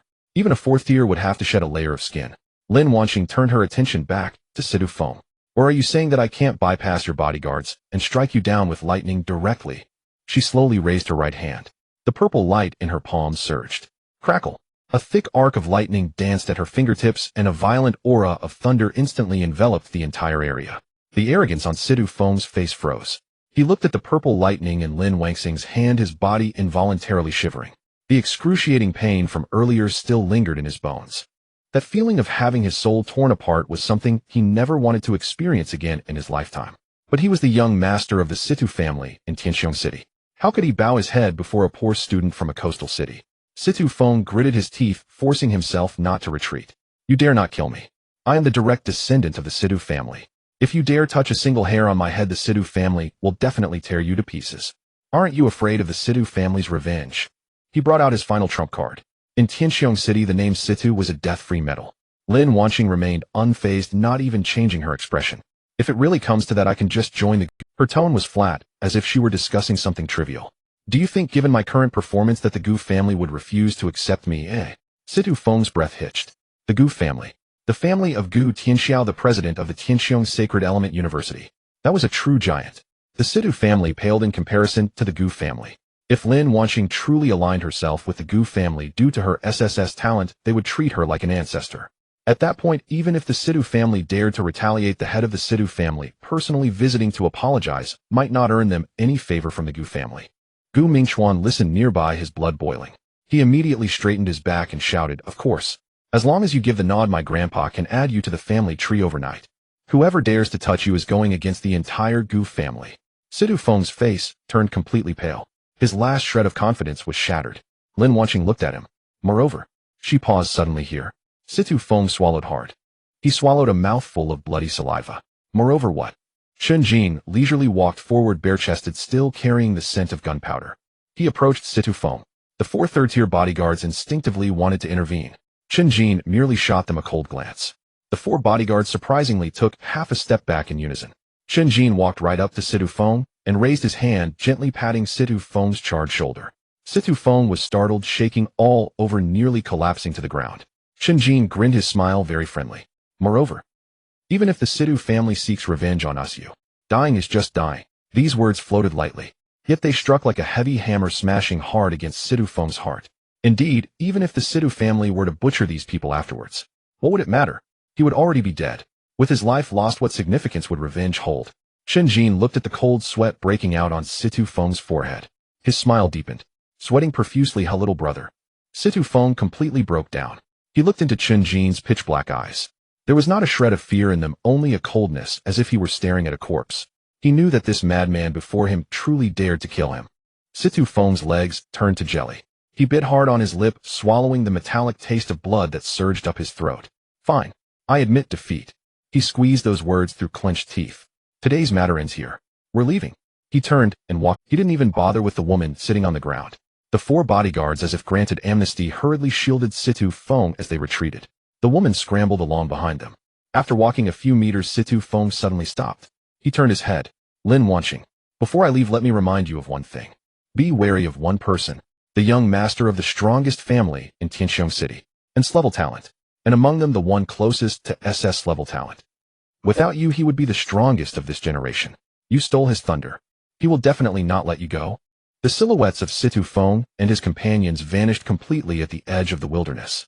The wind swept through the broken walls, stirring up a whiff of scorched earth. Chen Jin withdrew his gaze. He turned to Lin Wanqing. Why didn't you let me go earlier? His tone carried a hint of unquenched regret. Those 4 third-tier opponents were tough, though. But if I had a little more time, I could definitely take them all down. Lin Wanqing did not respond to him. She sized up Chen Jin from head to toe. Her eyes revealed an unmistakable concern. Are you hungry? Chen Jin was taken aback. His stomach let out a loud rumble in perfect timing.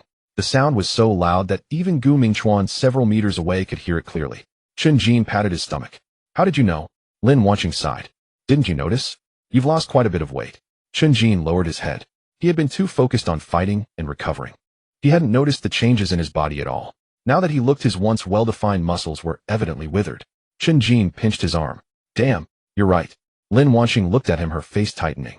I've been thinking, what exactly is such a formidable recovery ability? You can instantly heal even from broken bones. This kind of unconventional effect. Surprisingly, it comes without any cost. Gu Mingchuan, holding a box, approached with a puzzled expression. Isn't it normal to have no cost? A strong talent is just strong. As soon as the words were out, Gu Mingchuan himself froze. He suddenly realized that the more powerful the talent, the more stringent the limitations or costs often are. His grandfather Gu Tianxiu's Thunderbolt Annihilation certainly had its price. Lin Wanqing had awakened the same talent. Naturally, there was a cost. However, Lin Wanqing did not mention what her cost was. Gu Mingchuan quickly fell silent. Lin Wanqing looked at Chen Jin. Now I understand. Your cost is a significant amount of energy. The heavier the injury, the quicker the recovery speed. The more energy consumed. She pointed at Chen Jin's gaunt abdomen. You just took a direct hit from a burst and endured a peak first-tier wind blade. Your body drained the stored energy within you to instantaneously heal those fatal injuries. That's why you suddenly lost so much weight. Lin Wanqing's tone grew serious. Chen Jin, you can't rush forward recklessly like that anymore. Because once the energy is depleted, no one knows what the consequence will be. Maybe your recovery speed will slow down. Perhaps. She didn't finish her sentence, but the implication was clear. The moment energy was exhausted might be when Chen Jin truly dies. Chen Jin listened and rubbed his chin, pondering for a moment. That makes sense. No wonder every time I suffer serious injuries, I feel so hungry I want to gnaw on tree bark. Suddenly he remembered something. His eyes lit up. Wait a minute. When you struck me with lightning before, I didn't feel hungry at all. Not only was I not hungry, but I also felt full of energy. Lin Wanqing was taken aback. Not hungry after being struck by lightning. Gu Mingchuan beside them stroked his chin. He activated his analytical mode. Lightning itself is a form of high-intensity pure energy. When Chen Jin was struck by lightning, although he was injured, he simultaneously absorbed the energy from the lightning. The energy absorbed countered the consumption for healing the injuries. In fact, there was even a surplus. That's why he didn't feel hungry and instead experienced a surge in strength. The others exchanged glances. The logic was complete. Chen Jin slapped his thigh. Then it's simple. He turned to Lin Wanqing with a wide grin. From now on, if I run out of energy, just strike me with lightning. You'll be my portable power bank. Lin Wanqing rolled her eyes. You wish, striking you with lightning, you would still need additional energy to recover from the injury.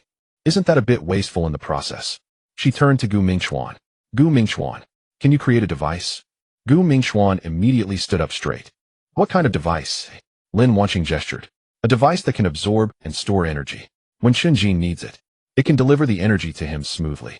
For example, when my lightning strikes this device, the energy is completely absorbed and stored. Then when Chen Jin wears it, he can replenish his energy consumption at any time. This way it won't harm him, and can perfectly utilize my lightning. Gu Mingxuan's eyes widened in amazement.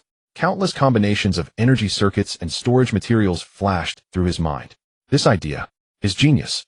He rubbed his hands in excitement. The difficulty is quite high. Lightning energy is too violent. Common storage materials simply can't withstand it. It would melt in an instant. Moreover, it has to be delivered smoothly. This requires a complex energy conversion core. Gu Mingxuan's chest heaved.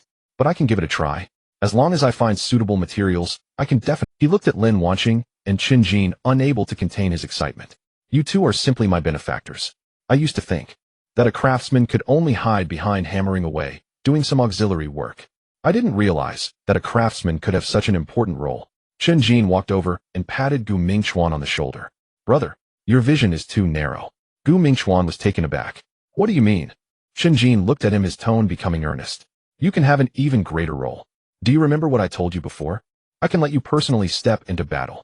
Gu Mingxuan's breath hitched. Personally stepping into battle. This was something he had dreamed of achieving. But he was a fragile craftsman. Without combat talent, how could he fight? Chen Jin patted his shoulder. Although a craftsman's talent is only for crafting, who says that the things crafted can only be used by combat-type awakeners? Gu Mingxuan looked confused. If not, then what? Let me give you an example. If you forge a sword, and that sword is very powerful, able to slice through iron like mud, but you are fragile. You can't wield it. When faced with an enemy's attack, how would you respond? Gu Mingxuan instinctively replied, Run. Chen Jin smacked the back of his head in frustration. If you can't wield it, then just create something that can wield that sword. Gu Mingxuan held his head. What should I create? Chen Jin guided impatiently. Create a mechanical arm. Is the strength of the mechanical arm insufficient? Then create a power core. Is the power core too heavy to carry? Then create a set of exoskeleton. Connect all the things you create together, one linking to another tightly. Chen Jin's voice echoed across the wilderness. It carried a captivating allure. Arm flesh and blood with steel. Drive machinery with energy. As long as your armor is thick enough, and your firepower is strong enough, you can make an ordinary person not inferior to an awakener. Listen to the applause. Gu Mingxuan stood still, his mind struck by thunder. It shattered the shackles of thought he had held for over a decade. Indeed, why should a craftsman create things for others? Who said that craftsmen are merely supportive talents? Why can't they use the items they forge to arm themselves as a war machine? Gu Mingxuan slapped his thigh suddenly. He turned to Lin Wanqing. The energy absorption device that Lin Wanqing mentioned just now can also be applied. If I create a mech, using the lightning absorption device as a backup energy core, as long as Lin Wanqing is around, my mech will never run out of power. Chen Jin immediately gave a thumbs up and praised loudly. Exactly. This is the idea. Technology changes lives. Crafting changes destinies. Perhaps you will be a benefactor to all humanity in the future. What is Gu Tianxiao? When others mention the Gu family, the first one they think of will be you, Gu Mingxuan. Gu Mingxuan was dazed by this grand vision, his blood boiling. He tightly clutched the black toolbox, his eyes turning red. Chen Jin, don't worry. He'll go back and draft the blueprints. I must get this set of devices made. Lin Wanqing watched Chen Jin fooling around. Her face was almost unable to hold back a smile. This guy would be wasted not doing multi-level marketing. However, what Chen Jin said was indeed feasible. Lin Wanqing also solemnly stated, Gu Mingxuan, if there is anything that needs testing or requires lightning energy support, we will fully cooperate with you. Gu Mingxuan nodded heavily. Okay, it's a deal. The wind in the wilderness seemed to lighten up a bit. The alliance of the three took shape at this moment. Lin Wanqing regained her thoughts and turned to Gu Mingxuan, asking the question that had weighed on her heart. By the way, what about that Shen Ao that Sidu Feng mentioned before leaving? What kind of background does he have? Upon hearing this name, Gu Mingxuan's earlier excitement faded. All that remained was caution. He took a breath. Shen Ao. He is the young master of the Shun family. The Shun family is undoubtedly the strongest family in Tianqiong City. Its foundation is unfathomable. And Shen Ao is a unseen century genius of the Shen family. Gu Mingxuan lowered his voice. He awakened an S-level talent. The light of eternal day. Situ Phone wasn't lying. Before the light of eternal day, ordinary S-level talents can't hold their heads up at all. It is recognized as the most terrifying talent close to SS level. Lin Wanqing frowned. The light of eternal day. Gu Mingchuan nodded. Yes. A variant of light. Incredibly fast. Its destructive power is astonishing. And there are almost no blind spots. As for Shenao, he has an arrogant personality. He cannot tolerate even the slightest grain of sand. He always prides himself on being the best among the young awakeners of this generation. Everyone thinks he will be the absolute focus of this year's martial arts examination. Gu Mingchuan glanced at Lin Wanqing. Until you appeared, the SS-level thunder destruction cleanly stole his spotlight. With Shun Ao's personality, he will never allow anyone to overshadow him. Situ Phone came to call. It might just be a test. The real trouble is Shenao. Chen Jin listened from the side, stroking his chin. The light of eternal day. Sounds like a big spotlight. Gu Mingchuan became anxious. Chen Jin, don't take this lightly. He is already at the initial phase of the second rank. The resources and trump cards he possesses are simply not something Situ Phone can compare to. If he really sets his sights on Lin Wanqing, the martial arts examination will become the biggest trouble. Lin Wanqing remained silent, raising her head. Her eyes revealed a fierce determination. No matter if he is a spotlight or whatever, I will definitely attend the martial arts examination. If he doesn't comply, then we'll meet in the examination arena. Chen Jin grinned. Well said. Who cares about Shin Ao or Li Ao? If they dare to cause trouble, let them know why the flowers are so red. He patted his shriveled belly. But right now, the most important thing is to eat. I'm starving to death. Lin Wanqing couldn't help but laugh at his wretched state. Let's go. Back to the city. Today I treat you. You can eat to your heart's content. The three of them walked towards the direction of Linhai City, facing the setting sun. Chen Jin looked around. Where can I find food? I'm so hungry I can't walk. Half an hour later inside Linhai City, at a bustling Beast barbecue restaurant. The owner stared at the mountain of empty plates on the table, his eyes wide. Chen Jin sat at the table, hands moving left and right, devouring the sizzling, oily, iron-armored pig belly. He stuffed thick slices of barbarian bull meat and whole spicy wind pheasant into his mouth, swallowing them without hardly chewing. Gu Mingchuan sat opposite him, holding a skewer of crispy bones from a black armored lizard, unable to take a bite for a long time, watching Chen Jin eat like a starving ghost. He swallowed hard. Brother, is your stomach connected to another dimension? This is the 15th plate. How can you still eat? Chen Jin's mouth was stuffed full, and he mumbled back, this is just the beginning. I just laid the foundation. High-end ingredients often only require the simplest cooking methods. This iron-armored pig is grilled perfectly. He turned to the owner and shouted, Boss, bring me 10 plates of thinly sliced earth-splitting cow and 2 roasted legs of Gale sheep. The boss wiped the sweat from his forehead and quickly responded, all right. Coming right up. Lin Wanqing sat beside Chen Jin, watching his once sunken belly slowly inflate and his originally hollow cheeks regain their color. The stone in her heart finally settled. But looking at the stack of high plates on the table, her eyes couldn't help but twitch. Chen Jin, eat slowly. No one is competing with you. Chen Jin swallowed a large mouthful of meat, picked up the nearby iced fruit juice, and poured half a cup, burping comfortably. Don't worry. Once I'm full, they'll take you to the polluted area for a big score. I guarantee you'll earn back everything you spent. Upon hearing about going to the polluted area, Gu Mingchuan immediately perked up. Take me with you. He'll work through the night to create the prototype model of the energy absorption device. Tomorrow we can test it in real combat. Chen Jin patted his shoulder. No problem. As long as you make good things. From now on we will be the strongest triangle. You provide the equipment. Lin Wanqing provides fire, and I will be responsible. Lin Wanqing shot him a sideways glance. You will be responsible for taking hits. Chen Jin retorted confidently. What's wrong with taking hits? A tank that can withstand damage is a good tank. Without me taking the front line, can you fragile one's output comfortably? Gu Mingchuan nodded heavily. That makes sense. The meatiness of Chen Jin is absolutely top-notch. The three of them chatted while eating. The atmosphere was lively. The smoky warmth of the barbecue restaurant thoroughly washed away the blood and slaughter of the wilderness. Until late at night, Chen Jin finally put down his chopsticks. He leaned back in his chair, touching his once again firm abdominal muscles, and sighed in satisfaction. I feel alive again. Lin Wanqing went to settle the bill. Looking at her deflated wallet, she gritted her teeth. We must go to the polluted area tomorrow. If I don't earn at least 1,000 or 8,000, don't even think about coming back. Chen Jin stood up, stretching his muscles. The energy within him flowed again, solidifying his strength at the late stage of the first rank. He grinned. Let's go. Tomorrow we go stock up. Time flew by. In the following month, the lightly polluted area outside Linhai City completely became the procurement garden for Chen Jin and his two companions. Every day at dawn, the three of them would set out from the city. Iron-armored pigs, split-mouthed dogs, black-armored thorn lizards. As long as it was a breathing exotic beast, they basically harvested them all. Chen Jin took the lead as a human shield. Lin Wanqing transformed into a ruthless thunderbolt sorceress in the back. Gu Mingchuan, clad in his clanking and mismatched first-generation exoskeleton armor, frantically threw bombs from the edges. One day, Gu Mingchuan, wearing his armor, excitedly showcased it to the two. Chen Jin, what do you think of my fire cover? Gu Mingchuan pressed a button. A dark cannon barrel popped out from the launcher on the back of the armor. As a result, the cannon jammed, emitting a puff of black smoke. Chen Jin expressionlessly wiped the black soot off his face. Your fire coverage mainly covers allies, right? Lin Wanqing was laughing so hard beside him that she couldn't stand up. Gu Mingchuan awkwardly scratched his head. It was a mistake, purely a mistake. He'll adjust the parameters when I get back.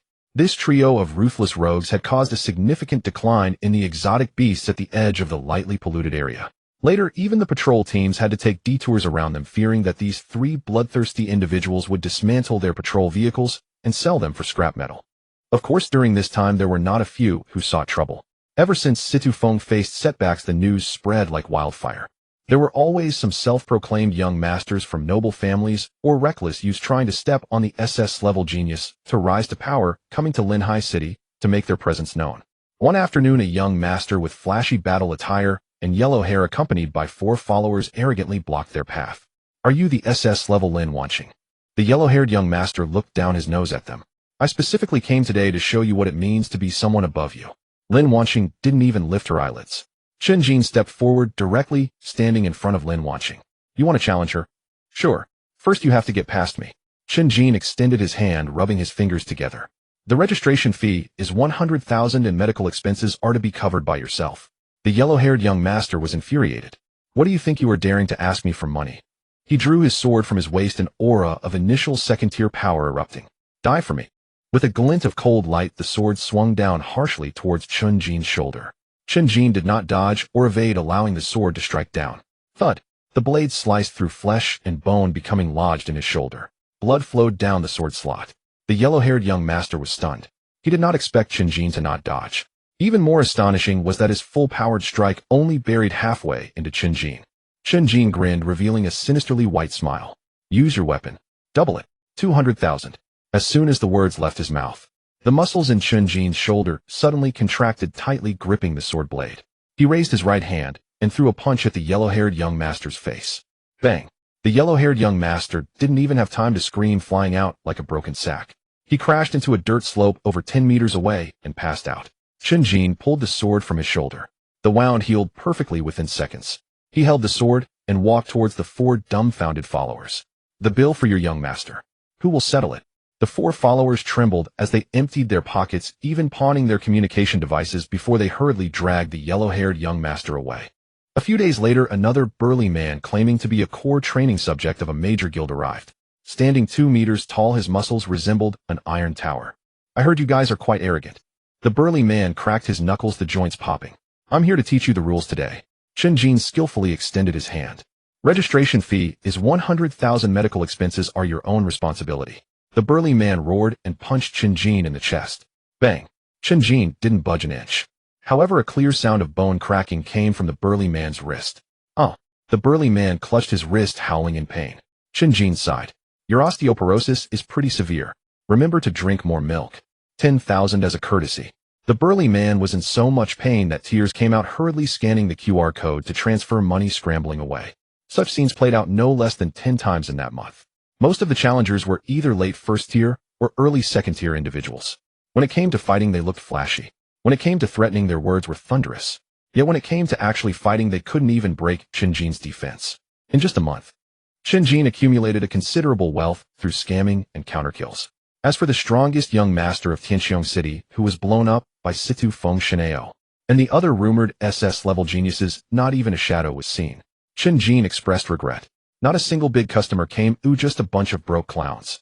A month of high-intensity combat training had propelled the three's abilities to new heights.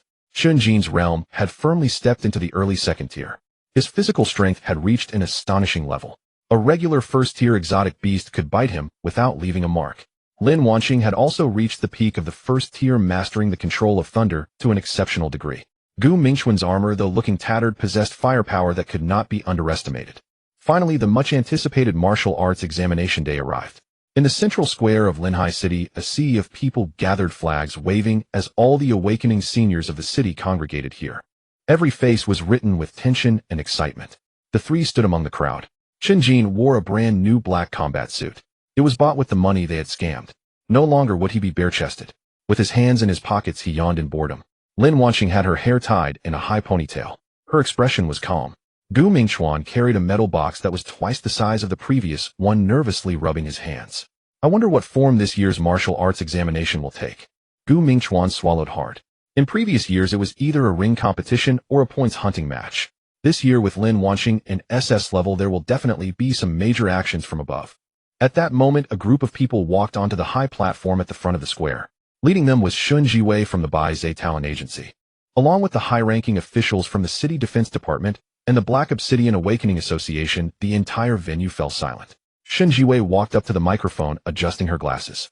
Dear candidates, to thoroughly assess your practical skills, adaptability, and survival wisdom, this year's martial arts examination rules will be completely overturned. Shun Jiwei's voice echoed through the entire square. The venue for this martial arts examination is set in an intermediate simulation secret realm. All candidates from across the nation will be teleported inside. There will be third and even fourth tier exotic beasts within. Codename Sin City Simulation Battle. A gasp swept through the crowd. Third and fourth tier exotic beasts are terrifying beings that can easily tear apart a first tier awakened.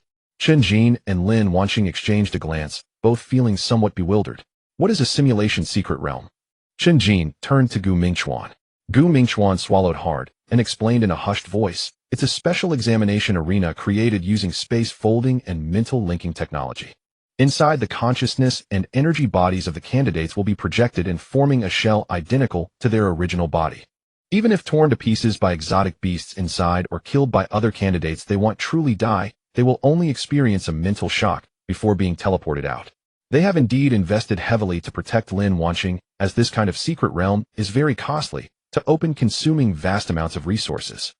They are also afraid that something might go wrong with Lin Wanqing. After all, an SS-level genius is too precious. Upon hearing this, Chen Jin's eyes instantly lit up. Won't die? Then can't we just go all out? Lin Wanqing shot him a glance. You won't die anyway. Chen Jin corrected her seriously. That's different. Before it was just me who wouldn't die, now no one will die. What does that mean? It means I can go all out against them without any psychological burden. Shun Jiwei raised her hand to silence the crowd. Next, the core rules. First, all candidates will start with 10 initial points upon entering the examination venue. Killing exotic beasts or eliminating other candidates will earn points. Second, there are numerous supply boxes scattered throughout the exam area. Opening these boxes may yield powerful weapons, restorative potions, or point-doubling cards. She paused for a moment, a somewhat malicious smile on her face. But there's also a chance of receiving negative effects, such as being forced to dance for 10 minutes or doubling the gravity. The crowd erupted in chaos. Forced to dance. If there's an exotic beast nearby, wouldn't that be a direct giveaway? Chen Jin's eyes brightened at the thought. This supply box is quite interesting. What if it gives us an item that makes everyone dance together? The scene would be simply beautiful. Lin Wanqing glared at him. Can you think of a normal tactic for once? Chen Jin shrugged. What's wrong? Shun Jiwei continued. Third, and the most important rule of this martial arts examination, the debt, and there are multiple safe house terminals in the examination area. At these terminals, you can spend points to purchase supplies. If you lack points, the system allows you to take out loans. But please note the interest on loans is extremely high. If you cannot repay the loan within the stipulated time, you will be marked as a delinquent by the system. Under the delinquent status, your coordinates will be shared in real time with everyone in the area, and a prominent red light will be above your head. Killing a delinquent not only allows you to inherit all their points, but also grants you a high bounty as an additional reward from the system. At the same time, you can use your own points to place bounties on other candidates. The person being hunted will also receive a red mark. Once the rules were announced, no one in the crowd spoke. These rules are too harsh.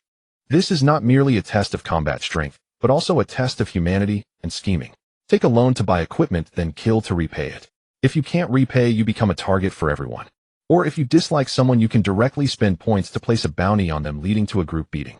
The surrounding candidates began to whisper. These rules practically encourage us to kill each other. If I take out a loan at the start to buy a third-tier weapon, wouldn't I sweep through the crowd? You think too simply. With such high interest, if you can't kill enough to pay it back, you'll become a living target in 10 minutes. Gu Mingchuan was drenched in cold sweat. These rules are too twisted. What if someone intentionally targets Lin Wanqing? What if the whole crowd pulls together to place a bounty on her? Wouldn't we be surrounded by thousands?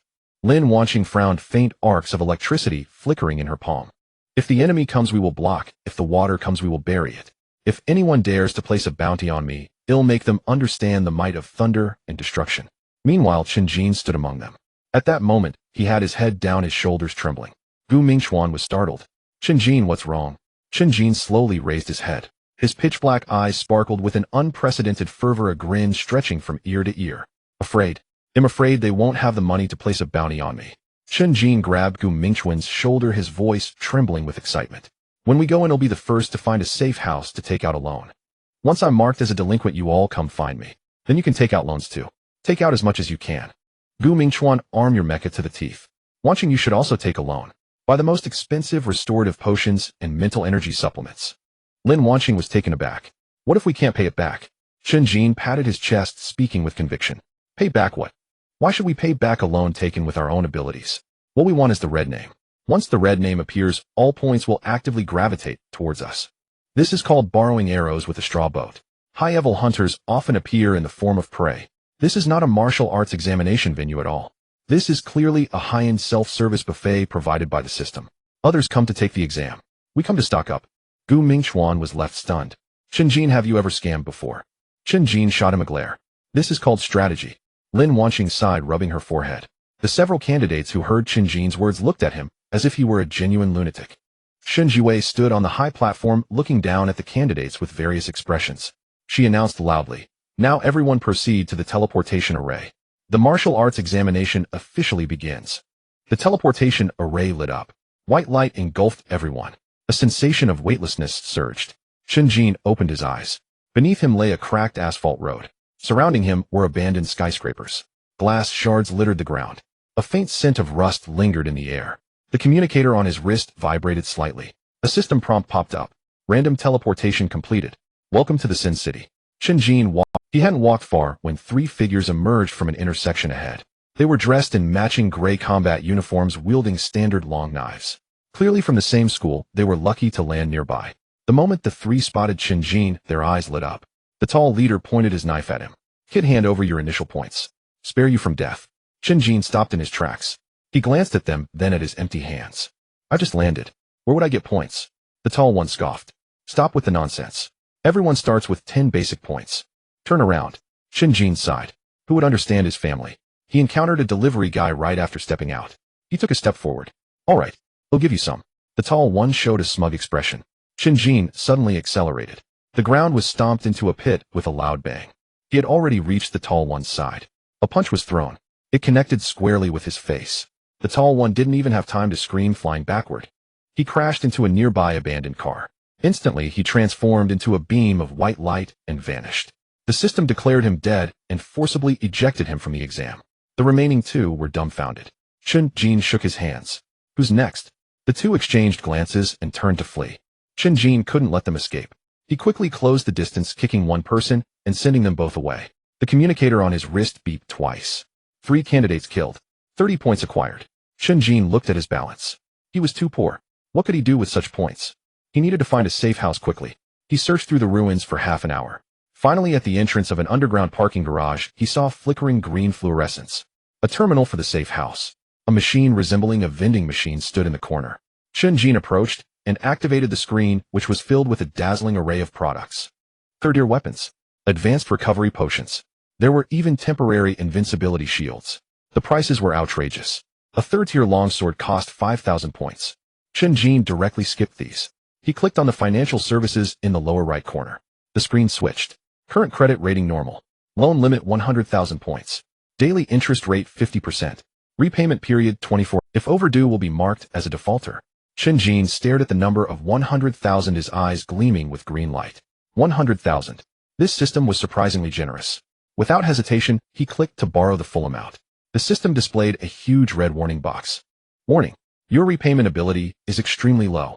Confirm borrowing 100,000 points. Chen Jin clicked confirm. Confirm. Ding. 100,000 points have been deposited. Chen Jin looked at the long string of zeros in his balance, feeling delighted. Next came the spending. He opened the product list, specifically choosing expensive items. Advanced energy potions, 50 bottles. Third tier explosive heavy, sword 1 piece. High explosive grenades 5 boxes. Chen Jin's fingers flew across the screen.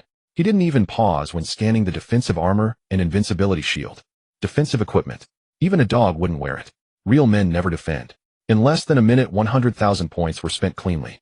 A large tactical backpack was ejected from the terminal. Chen Jin picked it up and slung it over his shoulder. It was heavy, filled with firepower. He drew the third-tier explosive heavy sword, resting it on his shoulder. 24 hours of grace period. That's enough for me to turn this secret realm upside down. Chen Jin grinned widely and strode out of the underground garage. Meanwhile, outside the exam hall, in the monitoring hall of the central square of Linhai City, a massive holographic projection screen hovered in midair, divided into hundreds of small images broadcasting the battle situation inside the secret realm in real time. The hall was filled with high-ranking officials from various factions. Shen Jiwei sat in the front row holding a cup of coffee. Pei Zhaoshan leaned against the back of his chair, scanning the screen. The head of the City Defense Division was quietly conversing with a person beside him. Suddenly, a glaring golden prompt popped up in the lower right corner of the main screen. Notice candidate Chen Jin triggered the maximum loan limit, borrowing 100,000 points. The hall fell silent in an instant. Everyone's gaze fixed on that prompt. Shen Jiwei's hand trembled, nearly spilling her coffee. She adjusted her glasses and brought up Chen Jin's exclusive footage. In the footage, Chen Jin was striding out of the underground garage, shouldering a heavy explosive sword that was wider than him, with a bulging tactical backpack. The head of the City Defense Division widened his eyes. Is this kid insane? Borrowing 100,000 right at the start. What did he buy? All high explosive grenades and heavy swords. Not a single piece of defensive gear bought. A martial arts school master beside him shook his head. Daily interest rate of 50%. In 24 hours he has to repay 150,000 points. That's simply impossible. Is he planning to enjoy a day and get eliminated right after? Shen Jiwei rubbed her forehead. He's treating the martial arts exam as a supply channel. Pei Zhaoshan watched Chen Jin on the screen, unable to help but twitch his lips slightly. This kid. Indeed, he never played by the rules wherever he went. For the next whole day, the Sin City secret realm welcomed a thoroughgoing bandit. Chen Jin completely let himself go. He didn't avoid any danger, charging towards wherever there was commotion. A patient with severe firepower deficiency phobia was thoroughly cured. In the abandoned square of the Eastern District, a group of second-tier mutated beasts, iron-armored rhinoceroses, were wandering. Chen Jin charged straight in with his heavy sword. One iron-armored rhinoceros charged at him. If it were anyone else, they would have dodged or activated a shield long ago.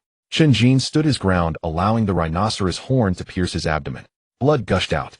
Yet he laughed aloud, shoving a high-explosive grenade into the open mouth of the rhinoceros. Boom. The rhinoceros head exploded. Chen Jin pulled out the horn, the blood hole in his abdomen writhing madly, healing over with new flesh within seconds. He casually took out an advanced energy potion, biting the cap and downing it. Refreshing. Next, in the Southern District's commercial street, a temporary alliance of a dozen candidates was scavenging for supplies. Chen Jin descended from the sky. Robbery. Hand over all your points. The dozen or so candidates looked at this lunatic who didn't even wear a bulletproof vest, laughing in anger. Seeking death. A flurry of fireballs and wind blades came crashing down. Chen Jin charged forward against the barrage. Half his body was scorched and his arm was cut deeply to the bone. He was unfazed. The high-explosive grenades in his hand were thrown out like they were free. Boom, boom, boom. The chain explosions raised a wave of air on the street. The third-tier explosive heavy sword swung, each strike infused with frenzied energy. In less than 5 minutes, all the dozen candidates were turned into white light. Chen Jin stood amidst the ruins, his wounds healing rapidly. He picked up the spoils from the ground, humming a tune. Working man, working spirit. Chen Jin, the supplier, is above all. Throughout the day, Chen Jin's footprints spread across most of the secret realm. He attacked without defense, trading wounds for wounds. When faced with tough opponents, he cleared the way with bombs. When outnumbered, he bore the damage and killed recklessly. The grenades in his backpack dwindled, and he had consumed half of the energy potions. Yet his points skyrocketed. From 0 it surged to over 50,000. In the monitoring hall, those high-ranking officials who were originally waiting to see Chen Jin's joke were now dumbfounded.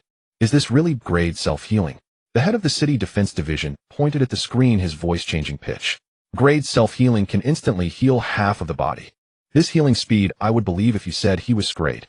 Shen Jiwei focused on the data statistics on the screen. He has killed over 200 mutated beasts and eliminated more than 80 candidates. Points 53,000. Although it's still far from the 150,000 repayment amount. But this battle power is terrifying. Night fell. Daybreak arrived once more. The 24-hour deadline was finally up. Chen Jin sat on the rooftop of an abandoned building. Around his feet lay a pile of empty potion bottles. The communicator on his wrist emitted a piercing alarm. Warning. Your loan is overdue by 1 day. Asset liquidation failed. You have been marked as a defaulter. Coordinates have been made public across the entire... The coordinates have been fully disclosed. Boom. A thick red beam of light shot up from Chen Jin's head, piercing the clouds. The beam was red to the point of being purple. Even from over 10 kilometers away, it was clearly visible. At the same time, all the examinees' communication devices vibrated simultaneously. A public broadcast message popped up. Notification. Examinee Chen Jin has maliciously defaulted on a huge loan. He has been marked as a The current bounty 100,000 points. Killing this examinee will earn you the entire bounty and all the resources in his backpack. Immediately the atmosphere erupted. 100,000 points. Plus a full backpack of resources. This immense fortune has finally come my way. Countless examinees, their eyes reddened, gazed at the striking red beam in the sky. In the East District ruins. Hurry. Don't let anyone beat us to it. 100,000 points. If we kill him, we'll secure first place. Crowds surged madly towards the Even those examinees who were fighting with beast-like creatures decisively abandoned their prey and turned to sprint away. In the monitoring hall, the atmosphere reached a new peak. He's overdue. With a bounty of 100,000 points, this guy will definitely be besieged by everyone. No matter how strong his recovery ability is, facing an attack from thousands will mean certain death. Several martial arts school leaders shook their heads, believing that Chen Jin's path in the martial arts examination had come to an end. However, Pei Zhaoshan stared intently at Chen Jin's smile on the screen. He tapped his fingers on the table. Look at his expression. He has no intention of repaying. He's just fishing. On the rooftop, Chen Jin stood up and looked up at the attention-grabbing red beam, nodding with satisfaction. This positioning effect is not bad. Saves me the trouble of searching one by one. He adjusted his tactical backpack and stretched his neck. His joints cracked. In the distance, the sound of hurried footsteps approached, accompanied by excited shouts. Chen Jin watched the figures rushing into view at the end of the street. He grinned, revealing a radiant smile. High-level hunters often appear in the form of prey. The first to rush over was a 5-person team. Leading them was a short man wielding dual axes. He spotted Chen Jin standing alone at the edge of the rooftop. With the red light shining above him, he was so excited that his voice cracked. He's right there. Go. The 100,000 points are ours. The 5 rushed up the stairs to the rooftop like hungry wolves pouncing on their prey. Chen Jin stood still, waiting for them to get close. Only then did he suddenly raise his head, his gaze turning extremely dangerous. Welcome. Bang. Chen Jin kicked the short man in the chest. The short man flew back faster than he had come, knocking over 2 teammates behind him. The 3 disappeared in a burst of white light. The remaining 2 hadn't reacted yet when Chen Jin had already advanced towards them. He reached out with both hands, grasping their collars, and collided them forcefully together. Bang. Another 2 bursts of white light. Instant kill. Chen Jin clapped his hands, watching the 50 points added to his communication device, and shook his head. Too little. Not enough to fill a gap between teeth. He walked to the edge of the rooftop, looking down at the growing number of figures on the street. A dark mass, at least 100 people, and still increasing. These people witnessed Chen Jin's instant kill of the 5-person team. They hesitated for a moment, but soon greed overcame their reason. He's just one person. Let's all attack. We'll exhaust him to death. The crowd charged forward once more, various colorful talents lighting up the street. Fireballs. Wind blades. Ice spikes. A torrential barrage headed towards the rooftop. Chen Jin observed this spectacular scene and did not retreat at all. On the contrary, he laughed heartily. Come on. He leaped directly off the rooftop, welcoming the barrage of attacks crashing heavily into the crowd. Boom. A fireball struck Chen Jin's shoulder, exploding into a charred mess. Chen Jin didn't even furrow his brow, countering with a sword strike that turned the fireball caster into white light. The wound healed instantly. A wind blade sliced through his side. Blood spurted out, but the flesh quickly knitted back together. Chen Jin was like an unrelenting killing machine.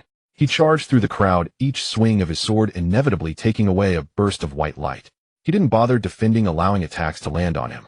Then he retaliated in the most brutal manner. Too weak. Haven't you eaten? Put some more effort into it. While attacking, Chen Jin mocked. People continuously transformed into white light and vanished within the crowd. The originally aggressive examinees finally began to feel fear. What kind of monster is this? Unkillable. Impossible to injure. With absurdly high attack power. This is actually a fellow examinee from their own cohort. A monster. He's a monster. Someone shouted in panic, turning to run, but those behind pushed forward. The scene instantly descended into chaos. Chen Jin grabbed an examinee attempting to flee and tossed him straight into the densely packed crowd, knocking over a large number of them. Why are you running? Retreat, retreat, retreat. Forget about the 100,000 points. I'm right here, come and take it. Chen Jin's voice echoed through the street, carrying an intimidating sense of oppression. Meanwhile, at the other end of the examination site, Lin Wanxing kicked over a second-tier beast. Electricity flickered in her palm, instantly turning it to char. Just as she was about to check her points, her communication device suddenly vibrated furiously. The broadcast message blared. Notification. Examinee Chen Jin has maliciously defaulted on a huge loan. He has been marked as a deadbeat. The current bounty, 100,000 points. Lin Wanxing froze in place, staring at the blinding red beam in the sky. Her cheeks twitched violently. This guy? He really went through with it. She sighed helplessly, but a hint of a smile flashed in her eyes. Forget it. Let's go help him collect the bodies. She identified the direction and sped towards the position of the red beam. On the other side, Gu Mingchuan hid behind an abandoned garbage bin, watching the red light in the sky. He swallowed hard. Chen Jin, that madman. He really drew everyone over. He glanced at the various bombs strapped to his mech and gritted his teeth. It's now or never. Fortune favors the bold. The thrusters on his mech spewed blue flames as Gu Mingchuan wobbled into the air, heading towards the East District ruins. In the East District ruins, the battles on the street had reached a fever pitch, with traces of conflict evident everywhere. Pockmarked and charred Chen Jin stood in the center of the street, surrounded by heaps of spoils, all dropped by the eliminated examinees. His clothes were in tatters, yet his body was unscathed. He looked ahead at the remaining dozens of examinees. Those people no longer dared to advance, each holding weapons, their legs trembling, gazing at Chen Jin. As Chen Jin twisted his neck, producing a crisp crack. What's the holdup? Keep going. I haven't even warmed up. Just then a commotion erupted from the back of the crowd, followed by a rough voice booming like thunder. Everyone get out of my way. Lei Lai will take that 100,000 points. The crowd was forcibly parted to create a path as a young man as sturdy as a tower stepped forward. Dragging a dark golden heavy halberd, the tip carved a deep trench into the asphalt, sending sparks. Emblazoned on his chest was the emblem of the Frenzied Battle Martial Arts School. A local class genius from Linghai City.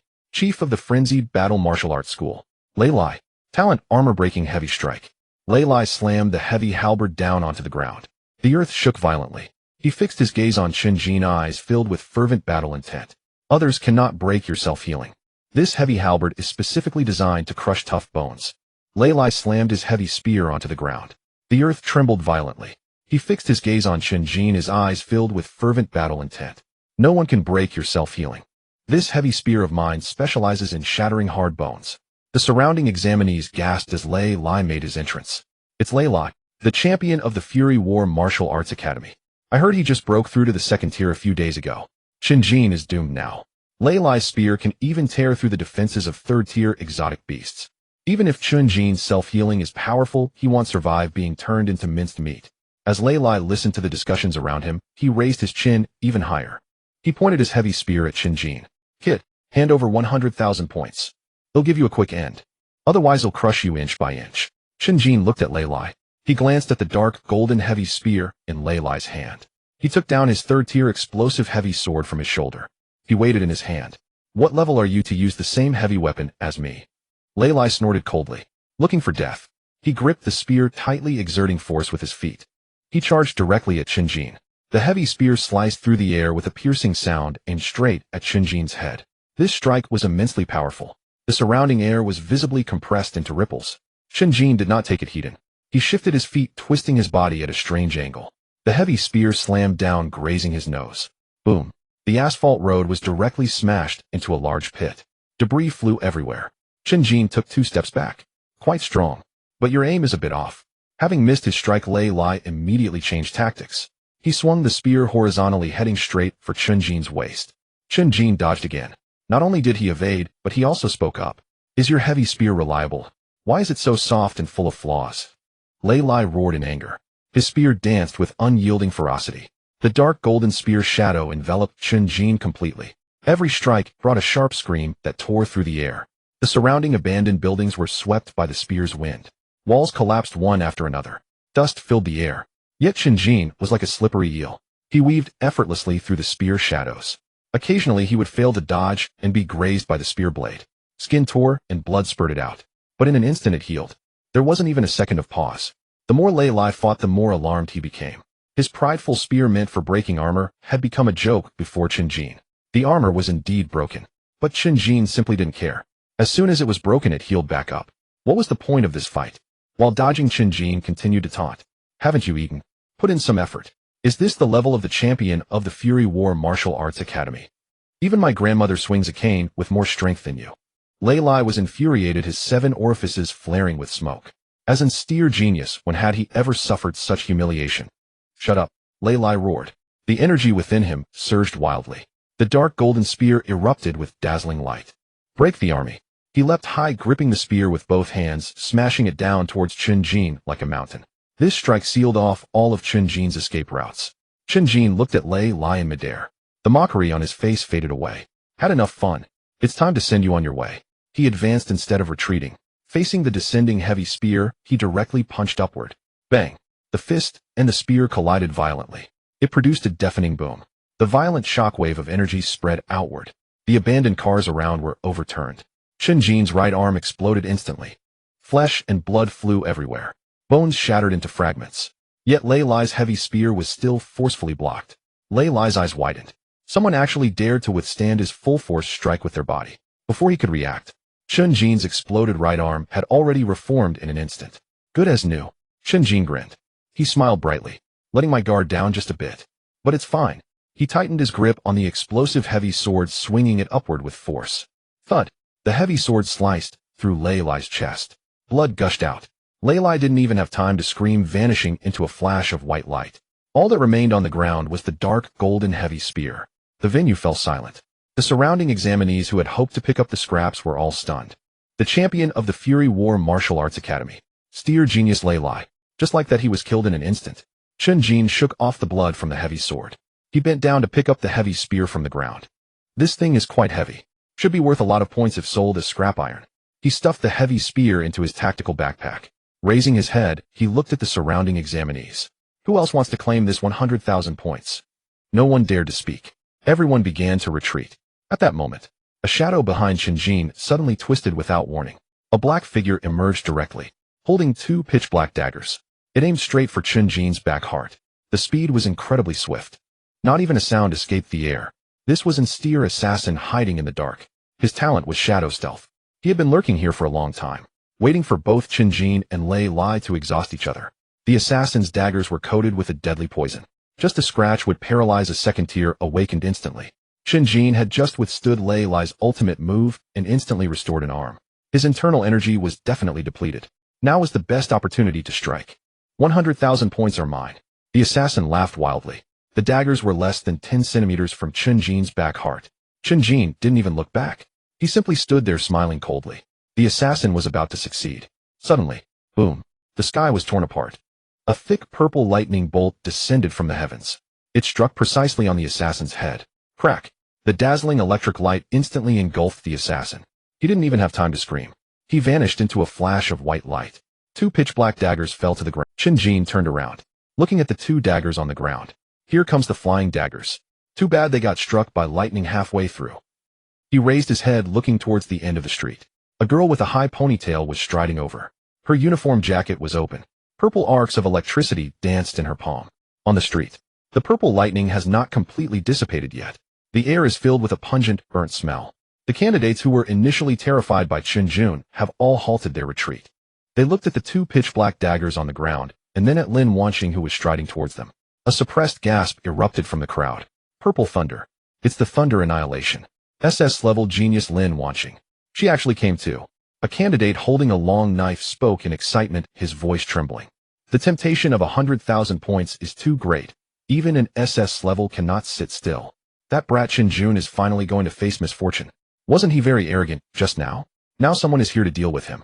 Pissing off an SS level is like hitting a steel plate. The crowd looked at Chen Jin with eyes full of shock. In their view, no matter how outrageous Chen Jin's self-healing ability is, he cannot withstand the devastating blow of the SS level thunder annihilation. The earlier level assassin was the best example. Without even a scream, he was directly cleaved into white light. Lin Wanqing walked up to Chen Jin. The 2 were less than 2 meters apart. The surrounding candidates held their breath. They were ready to witness a one-sided slaughter. Make your move. Hurry and kill him. Someone screamed frantically in their hearts. However, Lin Wanqing did not raise her hand to unleash the lightning. She scanned Chen Jin up and down. Her gaze fell on the red pillar of light that shot straight into the sky above Chen Jin's head. Your red name is quite bright. I can see it even from half the examination hall. Of course. Chen Jin grinned proudly. That's because I have this VIP effect thanks to my own strength. If it's not bright, how can it attract customers? Lin Wanqing rolled her eyes. You call them customers? You are treating everyone in the examination hall like an ATM. I've already drawn quite a bit. Chen Jin patted his bulging tactical backpack. Upon hearing this exchange, the surrounding candidates were dumbfounded. Their brains momentarily crashed. The CPU burned out. What are these two doing? Chatting. And by the sound of it, they are quite familiar with each other. Do they know each other? A candidate stammered. Not just know each other, from the looks of it, they're practically on the same. Confirmed eye contact. They are people we cannot afford to provoke.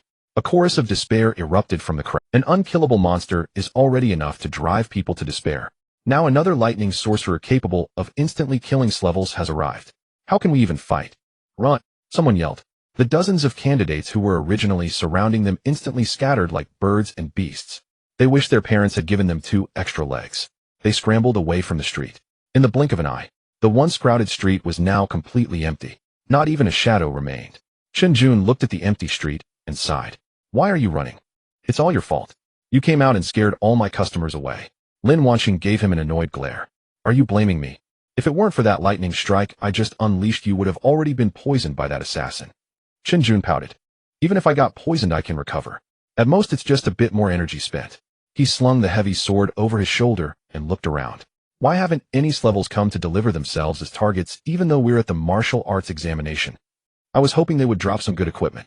That guy from the strongest family in Tianqiong City, Shineo, said he would come to trouble you, right? Where is he? He isn't lost, is he? Lin Wanqing looked at his insufferable expression. This means he is actually smart. He won't charge in like you. I heard your calculations, even from Tianqiong City.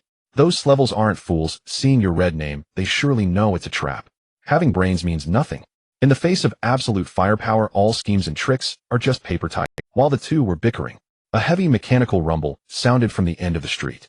Clang, clang. The ground shook along with it. Chen Jin and Lin Wanqing turned their heads simultaneously. They saw a tall metal figure striding towards them with heavy steps.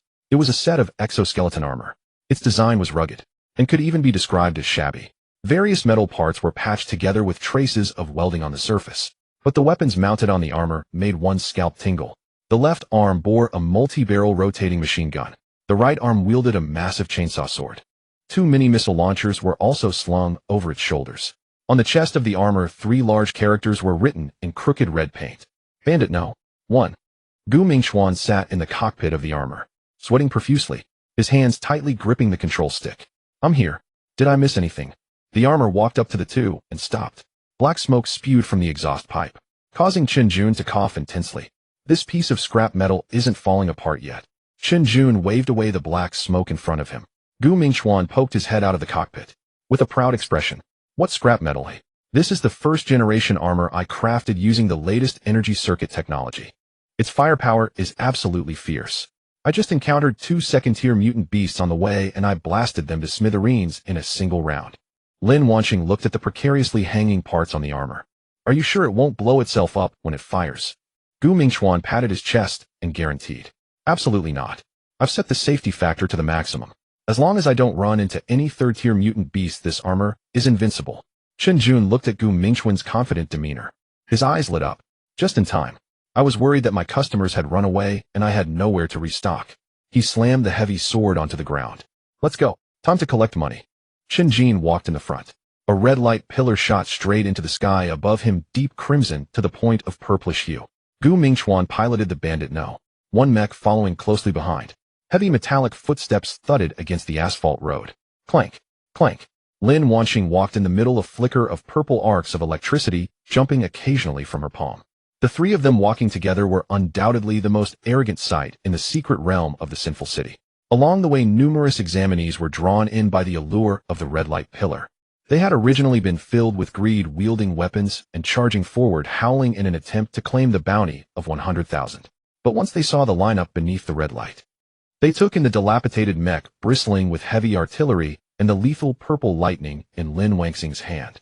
The person in front slammed on the brakes. They took in the dilapidated mech bristling with heavy artillery and the lethal purple lightning in Lin Wanqing's hand. Chen Jin hefted his heavy sword, watching the fleeing figures with a sigh. The morals of society are declining. Today's youth have no spirit of struggle whatsoever. They wouldn't even dare to take 100,000 points if it was right in front of them. Gu Mingchuan rolled his eyes in the mech cockpit. Do you think everyone else is a fool? Who would risk their life for 100,000 points? The three followed the street for a while before turning into an abandoned underground garage. In the corner of the garage, a safe house terminal flickered with a ghostly green light. Chen Jin slammed his heavy sword down and stood beside the terminal. Come, buy whatever you want. Today's expenses are covered by young Master Chen. Lin Wanqing ignored it. She walked up to the terminal screen, swiping her fingers across it. Various product listings popped up on the screen. Tier 3 weapons, advanced protective suits. Restorative potions with special effects. Each price was more outrageous than the last. Lin Wanqing's gaze did not linger on these products as she directly clicked on the financial services section in the bottom right corner. The screen switched, displaying her personal information. Current credit rating average. Loan limit 100,000. Lin Wanqing stared at the line of text, gently tapping the edge of the screen with her finger. Credit rating. She murmured softly. Chen Jin leaned over. What's wrong? Lin Wanqing did not respond as she simply clicked to borrow. Ding. 100,000 points have been credited. Next, she clicked on repayment, returning the 100,000 points she had just borrowed. Because the borrowing time was extremely short, the interest was nearly negligible. Chen Jin watched in confusion. What are you doing? Buying and then returning. I'm bored. Gu Mingchuan, also controlling the mech, leaned over. The mechanical eye flickered with red light. Lin Wanqing, what kind of operation is this? Lin Wanqing remained silent, pointing at the screen. The next moment, the terminal emitted a crisp prompt sound. Repayment successful. Detected that you have a good repayment record. Credit rating upgraded to good. Loan limit increased to 200,000 points. Chen Jin was stunned. Gu Mingchuan's mech also emitted a series of grinding sounds. Wow! Gu Mingchuan exclaimed in shock. I can't believe it works like this. Lin Wanqing's lips curled into a smile. As expected. I guessed right. Seeing the 4 characters of credit rating. I knew there was a catch. Chen Jin's eyes widened. You're exploiting a system bug. Lin Wanqing shook her head. This is not exploiting a bug. High-end business battles often employ the simplest methods. This is called money laundering. She quickly tapped on the screen again. Borrowing 200,000 points repayment, all in one go. Her movements were so skilled, it was almost painful to watch. Ding. Repayment successful. Credit rating upgraded to excellent. Loan limit increased to 500,000 points. Chen Jin gasped. He stared at the numbers flashing on the screen, feeling as if his worldview had been shattered. Initially, he had struggled for 100,000 points. He was marked as a defaulter by the system, hunted down by everyone with a red name. Yet here Lin Wanqing stood, tapping a few times on the screen, and her limit skyrocketed 5-fold. Lin Wanqing did not stop. She continued repeating her previous actions, borrowing, repaying. Ding. Repayment successful. Credit rating upgraded to exceptional. Loan limit increased to 1 million points. Maximum limit. Lin Wanqing paused her actions, directly clicking to borrow 1 million. Ding. 1 million points have been credited. She gazed at the long string of zeros in her account balance. Satisfied, she clapped her hands. Done. Chen Jin stood beside her, feeling completely numb. He looked at Lin Wanqing. You just became a millionaire. Lin Wanqing raised an eyebrow.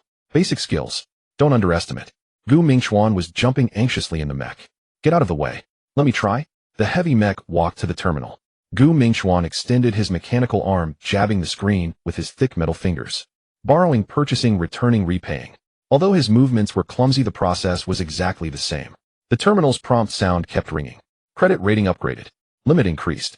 Minutes later, Gu Mingchuan's account also boasted an additional 1 million points. I struck it rich. Gu Mingchuan laughed wildly in the cockpit. 1 million points. I can arm this mech into a mobile fortress. I want to buy the most expensive energy core. I want to buy tracking missiles. The two of them became instant millionaires, grinning foolishly at each other's balances. Chen Jin stood to the side, watching the two newly minted millionaires, suddenly feeling a sense of dread rise in his heart. He swallowed hard. He walked to the terminal, clicked on his account. Instantly, a huge red warning box popped up on the screen. You are currently in a defaulter red name state. Credit bankruptcy. Refusal of all financial services. Chen Jin stared at the line of red text. His face darkened. He opened his balance. 63,000 points. This was what he had barely earned after risking his life to kill dozens of examinees outside. He clicked on the debt statement. Principal 100,000. Overdue interest 50,000. Total debt 150,000 points. Chen Jin fell silent. He calculated the figures in his mind. 150,000 minus 63,000 left him with 87,000 points still owed. The red pillar above him continued to shine dutifully, as if mocking his poverty. Chen Jin turned his head, watching Lin Wanqing and Gu Mingchuan, who were frantically buying supplies. Lin Wanqing purchased a pile of advanced mental recovery potions. Gu Mingchuan bought a bunch of rare metals and weapon parts. The two spent money like water, not even blinking an eye. Chen Jin rubbed his hands together. He walked over to Lin Wanqing, clearing his throat.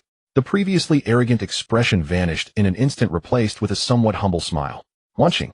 Lin Wanqing turned her head, eyeing his fawning expression warily as she took a step back. That smile is so disgusting. Chen Jin rubbed his hands together. Well, I just checked the bill. I'm in debt for 150,000 points. I don't have enough points to repay it. Lin Wanqing looked at him. So, Chen Jin straightened his back, speaking, Wanqing, transfer me 100,000 and listen to my revenge plan. Lin Wanqing shot him a disdainful glance, sizing up his tattered combat uniform. And the glaring red light above his head. That's hard to evaluate. Good luck. She turned around and continued selecting products on the screen. Chen Jin panicked. Don't.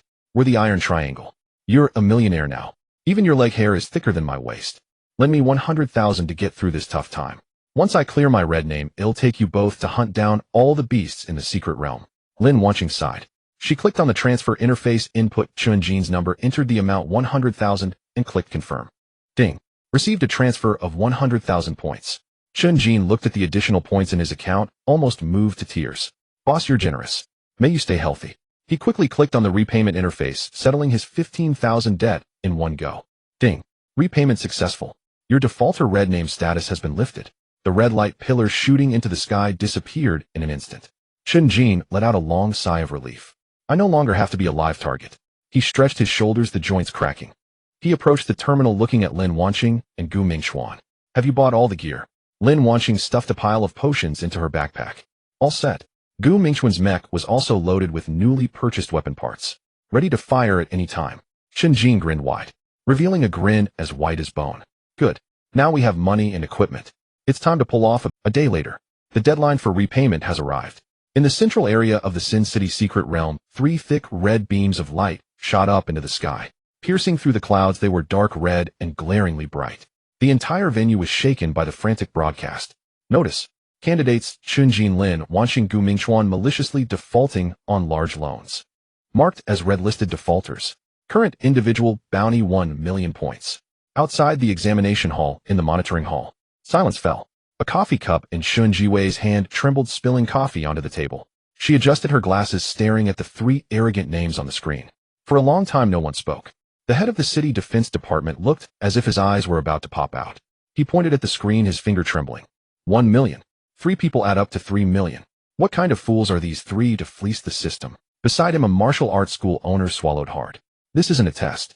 They're clearly here to stock up. Pei Xiaoshan leaned back in his chair.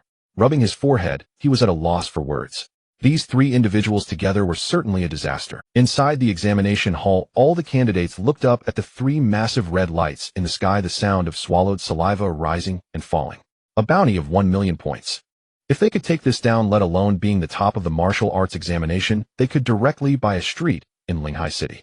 But just thinking about those 3 names, Chen Jin, Lin Wanqing, Gu Mingchuan, everyone's feet were firmly planted in place. Just yesterday, Chen Jin alone with 100,000 red names had made hundreds of people cry out in despair. Even the class genius Lei Lai was cleaved by his sword. Now that the 3 were gathered together, equipped with top-notch gear, bought with 3 million points. Who could withstand that? A candidate wielding a long knife felt his legs weaken. Do you want this luck? If you want to go ahead. Oh, I'm not done living yet. The people beside him nodded wildly. Exactly. These 3 are not human. They are monsters. The candidates turned around in unison. They ran wildly in the opposite direction of the red light, fearing that if they lagged behind even a moment, they would be targeted by those 3 calamities. On an abandoned street, Chen Jin carried a heavy sword, leading the way. The red light above illuminated his face. He sighed, kicking a piece of rubble aside. A whole day? A full day? How come there's not even a delivery person? I haven't offended any of you, right? Lin Wanqing walked beside him, tossing a bottle of high-grade spiritual recovery potion in her hand. She had donned a brand new black combat suit today. It made her figure look even more sleek. Who dares come? Do you think everyone else is a fool? Gu Mingchuan's rebel mech was at the rear. After being armed with 1 million points, this mech had undergone a significant transformation. The external armor was thickened by 3 layers, and it carried 2 miniature tracking cannons on its shoulders. Holding a high-frequency vibrating axe in hand, it clanked as it walked, exuding a strong sense of oppression. Chen Jin, we're too strong right now. Those people must certainly be avoiding us. Gu Mingchuan munched on an energy bar in the cockpit, his voice. Chen Jin pouted. How lonely it is to be invincible. Without anyone delivering points, we can only rely on ourselves to fend for ourselves. How do we pass this boring day? He looked around. The shops on both sides of the street were empty, and not even the shadow of a low-tier exotic beast could be seen. This secret realm is too poor. Where have all the exotic beasts gone? Just as he finished speaking, a deafening roar suddenly erupted from the intersection ahead. A beast comparable in size to a heavy truck sprang out, its body covered in dark red scales, each scale glimmering with a metallic sheen. Its tail was like a steel whip slamming against a discarded car, directly splitting it in half. A Tier 3 exotic beast. The bloodthirsty lion. This was the first Tier 3 exotic beast they had encountered since the exam began. The bloodthirsty lion's crimson eyes fixed intently on the three of them, emitting a low growl from its throat. Chen Jin's eyes lit up. Finally, a big one has come. He pushed off the ground, causing a pit to explode, and shot out with a whoosh. Gu Mingchuan, provide fire support. Lin Wanqing, prepare to finish it off.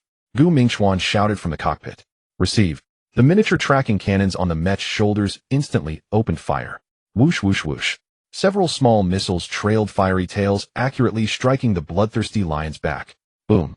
The explosion lit up the sky. The bloodthirsty lion staggered from the blast, a large patch of its dark red scales shattered. It let out a roar of rage. Opening its massive maw, it lunged at the rushing Chen Jin, a stench of blood filling the air. Chen Jin did not dodge. He swung the Tier 3 explosive heavy sword in a wide arc. With a heavy thud, it smashed into the lion's jaw. Bang! The lion's jaw was directly knocked askew, and the immense impact caused Chen Jin's palm to split. Blood flowed profusely, but in the next moment the wound was as good as new. That's it. Chen Jin laughed heartily, swinging his sword again. Leaving a deep gash on the lion's neck, the bloodthirsty lion yelped in pain, its tail whipping back, hitting Chen Jin in the waist. He flew sideways, crashing against the wall, but immediately got back up. Wanqing, cleave it. Lin Wanqing was already poised to strike. She leapt high, her palm glowing with purple light. Thunderclap of annihilation. A thick purple lightning bolt descended from the sky, precisely striking the bloodthirsty lion's wounded spot. Crackling. The violent power of the lightning surged into the lion's body, leaving the Tier 3 beast no chance to struggle, causing it to convulse several times. It crashed to the ground, turning into a charred corpse. The three of them worked together to slay a Tier 3 exotic beast effortlessly and joyfully. The lion's corpse gradually dissipated, leaving behind a square box radiating a faint light. A blind box supply crate. Chen Jin walked over. He kicked the box with his foot. Didn't Shinjue say that there are many blind boxes scattered throughout the examination hall? It's been 2 days since the start of the exam, and this is the first one I've seen. This is too fake. He bent down, reaching out to open it. His hand paused halfway. Chen Jin recalled Shinjue's words when announcing the rules, which mentioned the possibility of revealing the coordinates of all participants and forcing everyone to dance for 10 minutes. And 1 minute of doubled gravity and other negative statuses. His eyes darted, and he withdrew his hand, turning to look at Gu Mingchuan, flashing a friendly smile. Mingchuan, you worked hard on fire support today. The honor of opening this box goes to you. Gu Mingchuan froze for a moment in the mech. Open it for me. Chen Jin nodded heavily. Right? You're the tech guy of our iron triangle. Your luck. Gu Mingchuan was moved to the core. Chen Jin, you're actually quite nice. He operated the mech, clumsily stepping forward. Lin Wanqing stood beside him, looking at Chen Jin with a disdainful gaze that seemed to see through everything. Chen Jin felt a bit uneasy under her gaze, awkwardly smiling. Lowering his voice, he said, if friends die, won't the priest live? Lin Wanqing rolled her eyes, too lazy to expose him. Gu Mingchuan carefully pressed the button on the blind box. Click. The blind box opened, a blinding white light flashing. No powerful weapons. No recovery potions. The white light condensed in midair, ultimately transforming into a light fluttering card that gently landed on the mech's mechanical palm. The card bore a few large characters, forced dancing for 10 minutes. Gu Mingchuan closed his eyes, waiting for a long time. Nothing happened. No music. No uncontrollable limbs. That card which stated to dance for 10 minutes. He lay quietly in the mechanical palm of the mecha. Gu Mingchuan opened his eyes, stunned. Chen Jin had originally kept his distance. Upon seeing this situation, he immediately strode back, standing tall and straight with his head held high. See, I predicted this long ago. This negative state cannot affect a person through the mecha. The mecha is the best insulator. Chen Jin patted the sturdy metal leg of the mecha. His face beamed with pride. Now we can transfer the negative state onto others. Thanks to me. If it weren't for my foresight to let you drive. We are already dancing the yanga in the square now. Gu Mingchuan sat in the cockpit, his mind spinning twice, and finally reacted. Chen Jin, you bastard. You never intended to let me have the honor of opening the blind box. You were just afraid of triggering a negative state. Using me as a guinea pig. I would really thank you for that. Chen Jin remained unfazed. Nonsense. This is trust in technology. This is a recognition of your refining skills. Gu Mingchuan, enraged, controlled the mecha to lift the high-frequency, vibrating axe. Don't run. I will chop you today. Chen Jin dodged around Lin Wanqing. Wanqing, save me. The mecha is killing. Lin Wanqing kicked. Get away. Don't use me as a shield. After a bout of roughhousing, the three continued on their way through the abyss. The roars of exotic beasts echoed. The three faced red names pushing through. A peak second-tier shadow leopard sprang out from a dilapidated building. Its speed was incredibly fast, stirring up a gust of foul wind. Its claws were sharp as blades lunging straight at Lin Wanqing. Chen Jin pushed off the ground. He collided directly with it. Bang! The shadow leopard's sharp claws tore 3 bloody gashes in Chen Jin's chest. Blood gushed forth. Chen Jin retaliated with a punch to its head. The shadow leopard let out a scream, crashing to the ground, its skull shattered on the verge of death. Chen Jin suddenly withdrew, pretending to be exhausted, and took 2 steps back. Wanqing, it's up to you now. Lin Wanqing raised her hand, unleashing a purple lightning strike that turned the shadow leopard to charcoal. She looked at the smoldering corpse on the ground. Then she glanced at Chen Jin, who had stepped aside with a hint of surprise in her eyes. This guy usually competed fiercely for kills, or why was he acting differently today? Lin Wanqing pondered. Could it be that he felt he had been taking the lead alone before, neglecting team cooperation, and now wanted to actively foster everyone's rapport? He could clearly handle it himself, but chose to leave it to me, definitely worried that my points wouldn't be enough, wanting me to become more familiar with the practical use of thunder. This guy, usually looking carefree, proved to be quite reliable at critical moments. With that thought, Lin Wanqing's gaze toward Chen Jin softened considerably. Thanks. Chen Jin waved his hand solemnly. We are a team. We need to progress together. Not long after, they encountered a third-tier, ironclad giant rhino. The giant rhino charged forward like an out-of-control heavy tank, causing the ground to rumble. Chen Jin's biceps bulged as he braced against the giant rhino's horn, his feet carving deep grooves in the ground. He let out a loud shout. With sheer strength, he broke the horn off the giant rhino. The rhino rolled on the ground in pain. Chen Jin retreated again, gasping for air, pretending to be extremely exhausted. Mingchuan, fire the cannon. Gu Mingchuan was boiling with excitement in the mecha. Dignity lies only on the edge of the sword, and truth exists only within cannon range. Take this cannon shot. A micro-missile was launched, sending the giant rhino away. Gu Mingchuan looked at the soaring points, feeling overwhelmed with emotion. Chen Jin was truly a great brother, giving all the points to him. What a grand heart. Gu Mingchuan silently vowed in the cockpit. In the future, he must craft the most top-tier equipment for Chen Jin. Chen Jin stood behind, observing the grateful gazes of the two, his heart filled with joy. The three continued to delve deeper. The red name light pillar was too conspicuous. Though it did not attract examinees, it drew numerous higher-level exotic beasts. At the intersection ahead, 3 third-tier bloodthirsty lions blocked their path.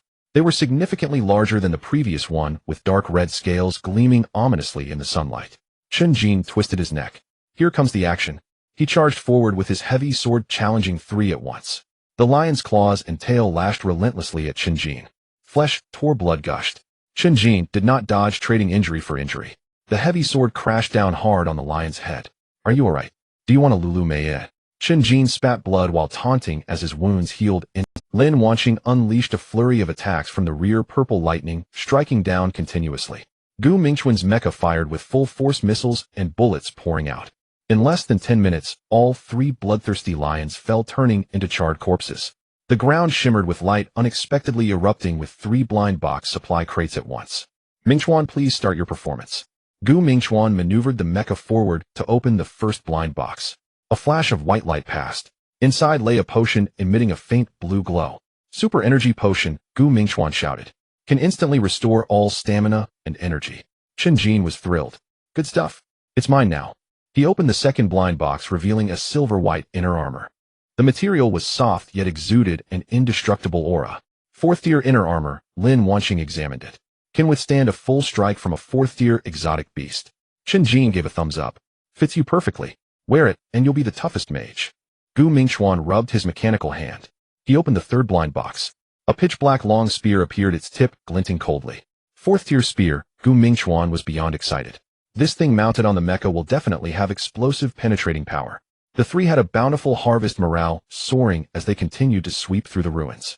In the following hours, they encountered several waves of 3rd-tier exotic beasts, poison spiders, rampaging bears, all taken down by the trio working together. Luck was overflowing as they dropped 3 more blind boxes. Chen Jin stood at a distance, his face full of anticipation. Hurry up and open them. Let's see what divine artifacts we get this time. Gu Mingchuan operated the mecha, opening all 3 blind boxes in one go. 3 beams of white light flashed simultaneously, and as the light faded, 3 cards lay neatly in the mechanical palm. All 3 cards had the same words written on them: forced to dance for 10 minutes. The air suddenly became silent. Gu Mingchuan stared at the 3 cards in his hand. The mechanical eye flickered twice. Is this system malfunctioning? 3 dance cards in a row. Lin Wanqing was also at a loss for words. What are the odds? Just after they finished opening the blind boxes, a faint sound of footsteps suddenly came from the end of the distant street. Tap, tap, tap. The sound was not loud, but felt like stepping on a person's heart. The surrounding air seemed to grow colder. From the shadows of the abandoned building, a tall figure approached. The person wore a pure white combat suit, standing out starkly in the gray ruins. She walked slowly. Lin Wanqing's palm crackled with purple electricity. Her expression turned serious in an instant. Chen Jin stood at the forefront.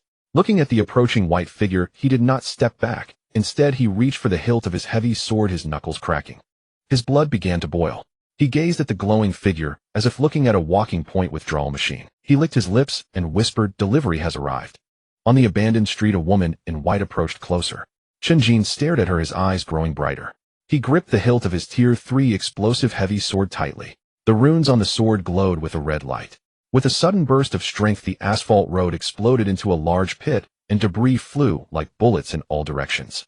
Chen Jin launched himself like a cannonball, charging towards the woman in white with a violent momentum. "Hand over your points and equipment." The heavy sword was raised high, slicing down with a piercing scream that tore through the air, causing the dust on the ground to part like a curtain.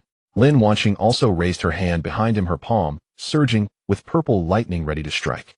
Gu Mingchuan's mech was fully armed, locking onto the target. At this critical moment, the woman in white suddenly stopped. Then she made an unexpected move that took everyone by surprise. She raised her hands high, adopting a standard surrender pose. "Don't attack. I'm on your side." The woman's voice was clear and pleasant, laced with panic. Chen Jin's heavy sword was less than half a meter from her head when he heard those words. He forcibly halted his attack. Twisting his waist forcibly, the heavy sword grazed the woman's nose as it swung down. Boom. The ground was smashed open, creating a deep trench. Debris flew everywhere, and Chen Jin was knocked back by the recoil, nearly spitting out a mouthful of blood. He leaned on his heavy sword, gasping for breath. Looking up at the beautiful woman with her hands raised and an innocent expression, Chen Jin's face darkened. "Are you crazy? Stop slapping my face. Can't we have some more villains? I was ready to unleash my big move, and you tell me you're on my side." Chen Jin was so furious, he was hopping mad. "Do you know that forcibly interrupting a spell can easily lead to craziness? I even figured out how to divide your equipment. And now you want to surrender to me? Do you think that jump I just made was for nothing?" Gu Mingchuan controlled the mech, clanking over. The mechanical eye was filled with confusion. "Chen Jin, what do you mean by slapping your face? Has this woman attacked you before?" Chen Jin turned and glared fiercely at the mech. "And there was that one time it was you bastard. Squatting behind a broken wall at midnight pretending to be a villain. You made me excited for nothing." Gu Mingchuan shrank his neck in the cockpit, clearing his throat a couple of times, too afraid to speak. Lin Wanqing stepped forward, observing Chen Jin's furious demeanor. Unable to hold back, she burst out laughing. She retracted the lightning in her palm and turned her gaze to the woman in white, scrutinizing her from head to toe. The woman was very beautiful, with delicate features and fair skin. The pure white combat suit fit her figure perfectly, accentuating her curves, especially those eyes glimmering with tears and a hint of grievance. Lin Wanqing furrowed her brow, her intuition telling her that this sudden appearance was not simple. "Who exactly are you?" Lin Wanqing asked coldly. The woman in white lowered her hands. She patted her chest, pretending to be shaken. "You scare me to death. Your way of greeting is truly unique." She looked at the 3 of them, a sweet smile forming on her lips. "Let me introduce myself. My name is Lu Ruyan. From Tianqiong City, the Lu family. S-level talent, holy light shining." Upon hearing this name and talent, Gu Mingchuan gasped at Lu Ruyan, one of the 3 great families of Tianqiong City, the Lu family's heiress. "I heard that Lu family's holy light shining not only offers extensive healing, but also provides powerful buffs. She is the top-tier support that every team dreams of." Chen Jin scratched his ear. "Another one from Tianqiong City." Lu Ruyan did not pay attention to Chen Jin's complaints. She put away her smile. "I came to warn you. Except for Shenao, the remaining S-level geniuses in the exam have already formed an alliance." As soon as this sentence was spoken, the surrounding air froze. Lin Wanqing's expression sharpened. "Alliance?" Lu Ruyan nodded. "Yes, the red name above your 3 heads is too conspicuous. A bounty of 3 million points. Enough to drive anyone crazy. The few S-level geniuses who used to dislike each other have decided to temporarily put aside their grievances. They are joining forces against you. Lu Rian paused, preparing to drop another bombshell. Lord of the Storm Zhao Lai, the Fury of the Earth Wang Yan, and the Frost Queen Su Han. These three are all at the early stage of Tier 2. Zhao Lai's wind blades can cut through the defenses of Tier 4 beasts. Wang Yan's gravity control can render people immobile. Su Han's frost can instantly freeze an entire block. They have already gathered over 100 elite candidates, all of whom are peak Tier 1 fighters. They are currently encircling this area. In no more than 10 minutes, they will surround it completely. Gu Mingchuan felt his scalp tingle. And they have over 100 people with them. Are they here to fight? He controlled the mech to step back 2 paces, the mechanical legs scraping against the debris with a shrill sound. Chen Jin, should we retreat for now? With this lineup, even our iron triangle can't hold up. A wise man doesn't suffer losses in front of him. As long as the Green Mountains remain, one need not worry about firewood. Chen Jin stroked his chin, not frightened at all. Instead, his eyes lit up again. How much good equipment can we lose? He looked at Lu Rian. Since they have formed an alliance, why aren't you with them? 3 million points wouldn't you want to share? Lu Rian looked at Chen Jin, her tearful eyes flashing with an unusual light. She stepped forward, closing the distance between her and Chen Jin. Because SS level is more reliable, she said, mentioning SS level while her gaze remained fixed on. That gaze was so intense it could almost pull sugar. Lin Wanqing stood to the side, watching Lu Rian's pretentious demeanor. Anger flared up inside her, and she took a step forward, directly blocking the space between Chen Jin and Lu Rian, her eyes icy, filled with hostility. What makes you think you can join us? Even if it's an S-level alliance, we are confident we can. We don't need you here, feigning concern. Lin Wanqing's tone was very unkind, and purple arcs of electricity danced in her palm. She looked ready to strike at the slightest provocation. Put away your little schemes. We don't need any support here. Lu Rian was forced back half a step by Lin Wanqing's imposing presence. She bit her lip, her eyes reddening, instantly tears welling up, but not falling. She looked at Chen Jin. Suddenly stomping her foot, her voice turned soft and melodic, her tone so sweet it could melt bones. Isn't it enough that I brought you news? I mean, well, after all, if it doesn't work, I'll beg you, okay? She clasped her hands together in front of her chest, looking at Chen Jin with a pitiful expression. Brother, please help me.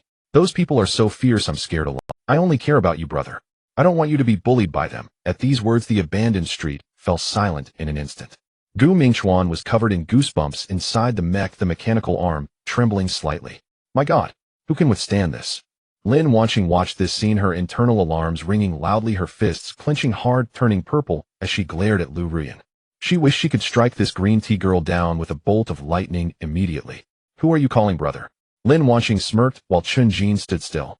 Watching Lu Rian's pitiful expression, he raised his hand expressionlessly and rubbed the goosebumps on his arms.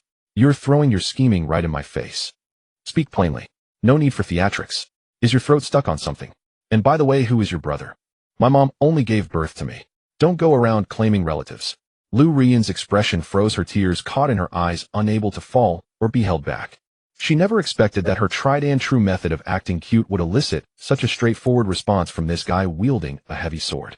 Upon hearing Chen Jin's words, Lin Wanqing's anger dissipated significantly, her lips curling into a wild smile. Well done. Just as Lu Rian felt awkward and at a loss, Gu Mingchuan controlled the mech to step forward, the mechanical eye glowing red as it fixed on Lu Rian's face, observing her for a while. Suddenly he spoke up. Wait a minute. Why do you look somewhat familiar? Wait, why do you look so familiar? Lu Rian's watery eyes stared fixedly at Gu Mingchuan inside the mecha cockpit. Tears came as if on cue. H1. How could you not remember me? Her voice was laden with 1,000 twists and turns, carrying 3 parts grievance and 7 parts resentment. Gu Mingchuan shuddered inside the cockpit. Even the mechanical arm trembled. You? Lu Rian took a step forward, wringing her hands together. When we were kids, you used to chase after me, calling me big sister over and over. You said when you grew up you'd buy me sugar-coated hawthorns and protect me forever. And now you're asking who I am. Deathly silence fell over the abandoned street.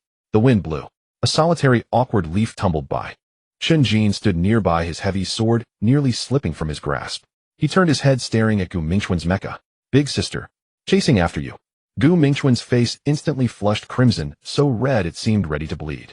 He fumbled with the mecha's controls. Stop, stop, stop. Don't say another word.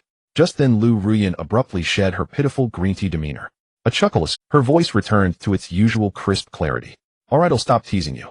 She wiped at the corner of her eye, where no tears existed, and shot Gu Mingchuan a glare. H1, your reaction is way too slow. We grew up together after all. Gu Mingxuan let out a long sigh of relief inside the cockpit, his mechanical arm wiping away non-existent cold sweat. Lu Rian, when did your drama queen streak get so bad? The way you acted just now, I almost thought some strange beast had possessed you. He turned to explain to Chen Jin and Lin watching.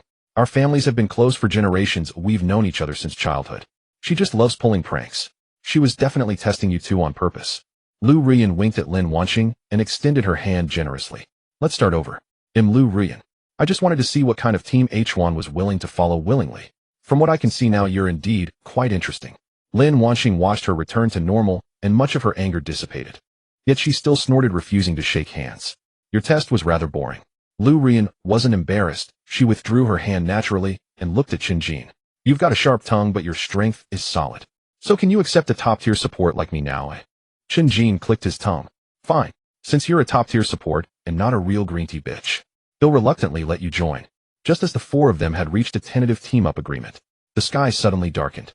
The once clear heavens were shrouded in a layer of gloom.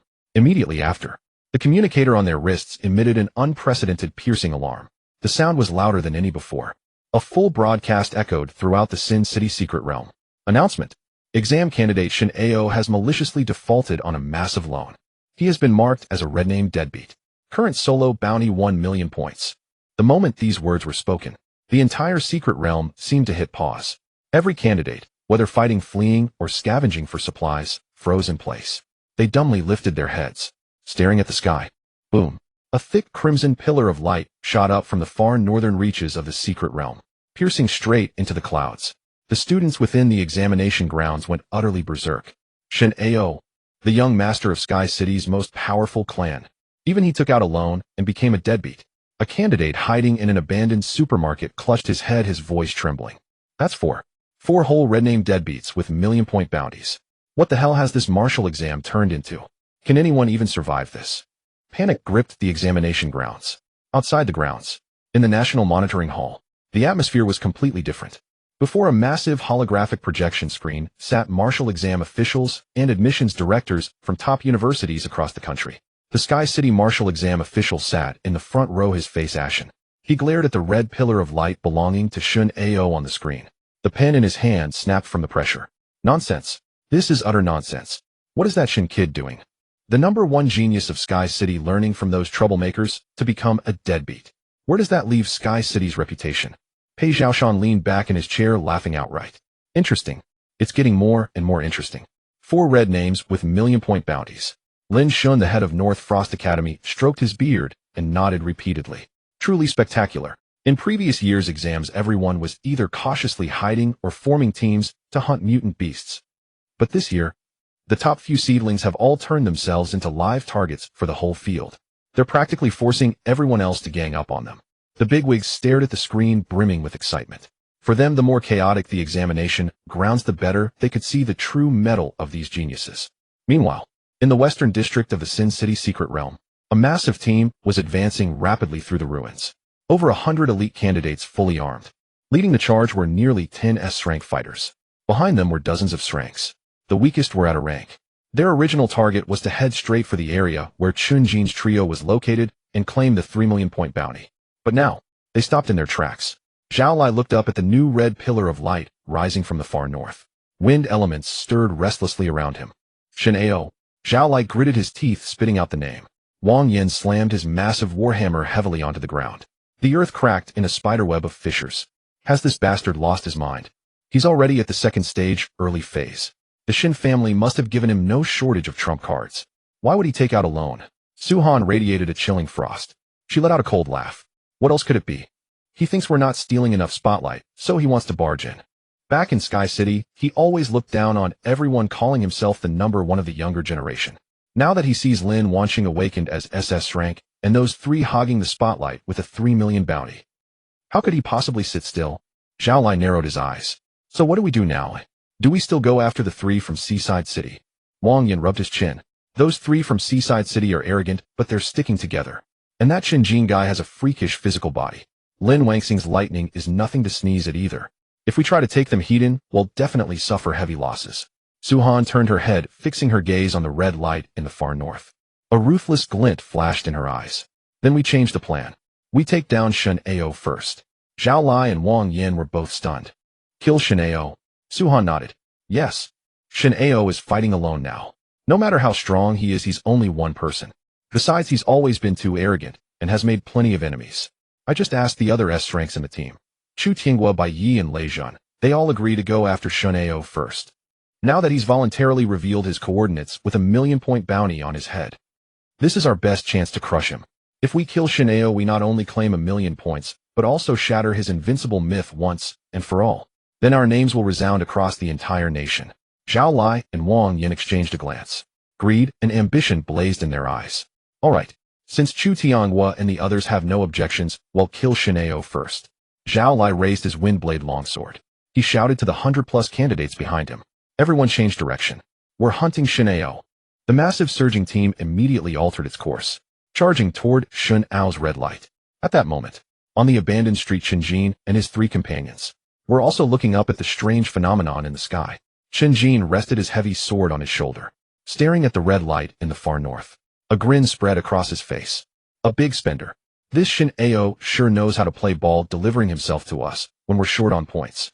Lin Wanqing furrowed her brow. Don't underestimate him. No sooner had she spoken, the red light belonging to Shen Ao hurtled toward the red light belonging to Shen Ao moved at an astonishing speed. One moment it was in the extreme north, and the next it was already approaching a few blocks away. The red light darted between the abandoned buildings, stirring up a whirlwind. Chen Jin stared intently at the approaching red light, feeling the blood within him boil once more. He gripped the 3rd-tier explosive heavy sword tightly. The runes on the sword glowed with a blinding red light. Come at me, Chen Jin roared. With a powerful push from his feet, the asphalt surface exploded, creating a large crater. Fragments of stone shot out in all directions as he surged forward like a cannonball charging towards the red light. Hand over your points and equipment. The heavy sword was raised high, slicing down with a sharp scream that tore through the air. The sword's pressure split the dust on the ground. Lin Wanqing raised her hand from behind, purple lightning surging from her palm, ready to strike. Gu Mingquan's mech opened all its cannons, locking onto the target.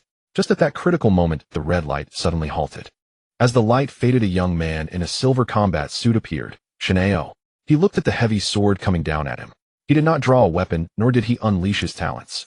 Instead, he made an unexpected gesture that stunned everyone, raising both hands high above his head. He performed a standard French salute. Don't attack. We're on the same side.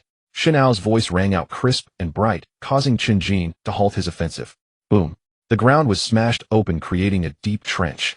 Stones flew everywhere, and Chen Jin was choked by the backlash, his blood surging. He nearly spat out a mouthful of old blood. Leaning on the heavy sword, he gasped for air, looking up at the seemingly innocent Shen Ao beside him. He turned his gaze, glaring fiercely at Lu Ruyan, who was hiding behind. What's going on? Are you two teaming up to mess with me? Is it true that the people of Tianqiong City have a tradition of surrendering? Lu Ruyan peeked out from behind Lin Wanqing, covering her mouth as she chuckled, her shoulders shaking. No, I didn't know he would do that. Shen Ao looked bewildered at the furious Chen Jin. What's the matter? Chen Jin angrily strode over, grabbing Shen Ao by the collar. What are you doing here? Shen Ao looked a bit dazed. Those S-level players have formed an alliance. After I was marked, they would definitely come to surround and eliminate me while I was fighting alone. I can't handle them alone, of course I need help. He spread his hands out earnestly. Gu Mingquan approached, controlling the mech with clanking sounds. The mechanical eye was filled with confusion. Wait a minute. The Shen Ao I heard of is proud and arrogant, unable to tolerate anyone stronger among his peers. Rumor has it that you once gouged out someone's eyes just because they looked at you for too long. And last year's Tianqiong City competition, a civilian genius accidentally dirted your shoes, and you crushed their bones inch by inch, even roasting their contracted beast alive to eat. You even hung your competitors on the city wall to dry for 3 days and nights. You are just a cold-blooded psychopathic killer. How could you voluntarily seek an alliance? Shen Ao rolled his eyes. Who said that? Am I an idiot? Why would I want to create enemies every day? I just like to fight. Those are merely friendly sparring. They can't handle me, so they spread rumors that I'm arrogant and conceited. Chen Jin turned to scold Gu Mingquan. One after another, none of you are reliable. Did you buy this intelligence network from a discount site? Gu Mingquan shrank his neck in the cockpit, coughing twice, too timid to respond. Lin Wanqing stepped forward, gazing at the red light pillar above Shen Ao's head. Then why did you turn yourself into a red name? She pointed at Chen Jin. Are you also in need of money like this? Shen Ao scratched his head. I saw you all had red names, so I thought if I had one too it would feel more like a team. Questioning a deadbeat, understanding a deadbeat, becoming a deadbeat. Moreover, by turning red when I come to find you, it gives you a bit of preparation, right? It's a sense of ceremony. The abandoned street was deathly silent. The wind blew, stirring up a cluster of awkward fallen leaves. Chen Jin's mouth twitched wildly. You call this preparation? This is fear. Chen Jin asked again, why did you run so fast? Shin Ao replied seriously, if I didn't run fast I would have been surrounded by them. Chen Jin was somewhat speechless. Fine. Your mental state is nearly a decade ahead of us. Lu Ruyan walked out with a smile. Alright. Since we all have red names, we are all in the same boat. Why not form an alliance? That group of S-level players is arriving with hundreds of people soon. If we infight now, it will only benefit them. Chen Jin thought for a moment, looking at Shin Ao, then at Lu Ruyan and Gu Mingxuan. Alright. First let's deal with that group of pests, then we will settle matters among ourselves. He scanned them one by one, sparing none except Lin Wanqing. His eyes revealed an unmistakable threat. Whoever causes trouble again, I will take you down with them. Gu Mingxuan hurriedly nodded while controlling the mech. Rest assured, rest assured. Shin Ao also patted his chest in assurance. Thus the original Iron Triangle welcomed the heirs of the three great families of Tianqiong City. Shin Ao, the light of the eternal day. Lu Ruyan, the illuminating holy light. Gu Mingxuan, the mecha refining master. Along with Chen Jin and Lin Wanqing. The divine Iron Triangle was officially established. Although the number had grown to 5, the title of Iron Triangle remained. After all, it's common knowledge that the 4 heavenly kings can have 5 members. Soon from the end of the distant street came the sound of heavy footsteps. The ground began to tremble slightly, and a fierce wind whipped up the sand and stones, making it hard to open one's eyes. The temperature in the air dropped sharply, and a thin layer of frost formed on the ground. Hundreds of elite candidates appeared in sight, marching in a grand procession. A dark mass blocked the entire street, making it impossible for water to flow. Zhao Lai walked at the forefront, wielding a green wind blade-long knife. He looked at the 5 standing in the middle of the street, especially frowning tightly when seeing Shin Ao and Chen Jin mingling together. Shin Ao, how could you fall so low associating with the country bumpkins from Linhai City? You've disgraced Tianqiong City. Shin Ao stood beside Chen Jin, hands on his hips. What's it to you? I enjoy it. Are you all here to die together, you bunch of defeated foes? Wang Yin slammed his heavy hammer onto the ground, cracking the surface extensively. Stubborn as a dead duck. Today none of you 5 will escape. We accepted the bounty of 4 million points. Su Han coldly glared at Lin Wanqing. What does it matter if you're SS level? Today let you understand that even geniuses can meet their demise. Faced with the encirclement of hundreds and the provocation of 3 S-level players, Chen Jin was not afraid at all. Instead, he rubbed his hands excitedly, turning to Lin Wanqing. Wanqing, more than 100 people costing 1,000 points each, that's 100,000. Plus the equipment on them, we are about to get rich. Lin Wanqing looked at his greedy expression and couldn't help but roll her eyes. You should focus on surviving first before calculating. Chen Jin grinned widely. Revealing a stark white smile, he hefted the 3rd-tier explosive heavy sword and strode forward. Survive, that's what they should be worrying about. He pointed the heavy sword at the 100 or so people across from him, his voice echoing in the abandoned street. Listen up, you broke fools across the way. Now hand over your points and equipment, and I'll leave you a pair of underpants. Otherwise today it's a matter of life and death. The abandoned street was completely blocked. Hundreds of elite candidates stood opposite a sea of black. At the forefront, 8 S-level geniuses stood in a straight line. In addition to the previously mentioned Lord of the Gale, Zhao Lai, the Wrath of the Earth, Wang Yin, and the Frost Queen, Su Han, there were 5 other formidable characters. Lei Zhun with S-level talent in Purple Extreme Thunder.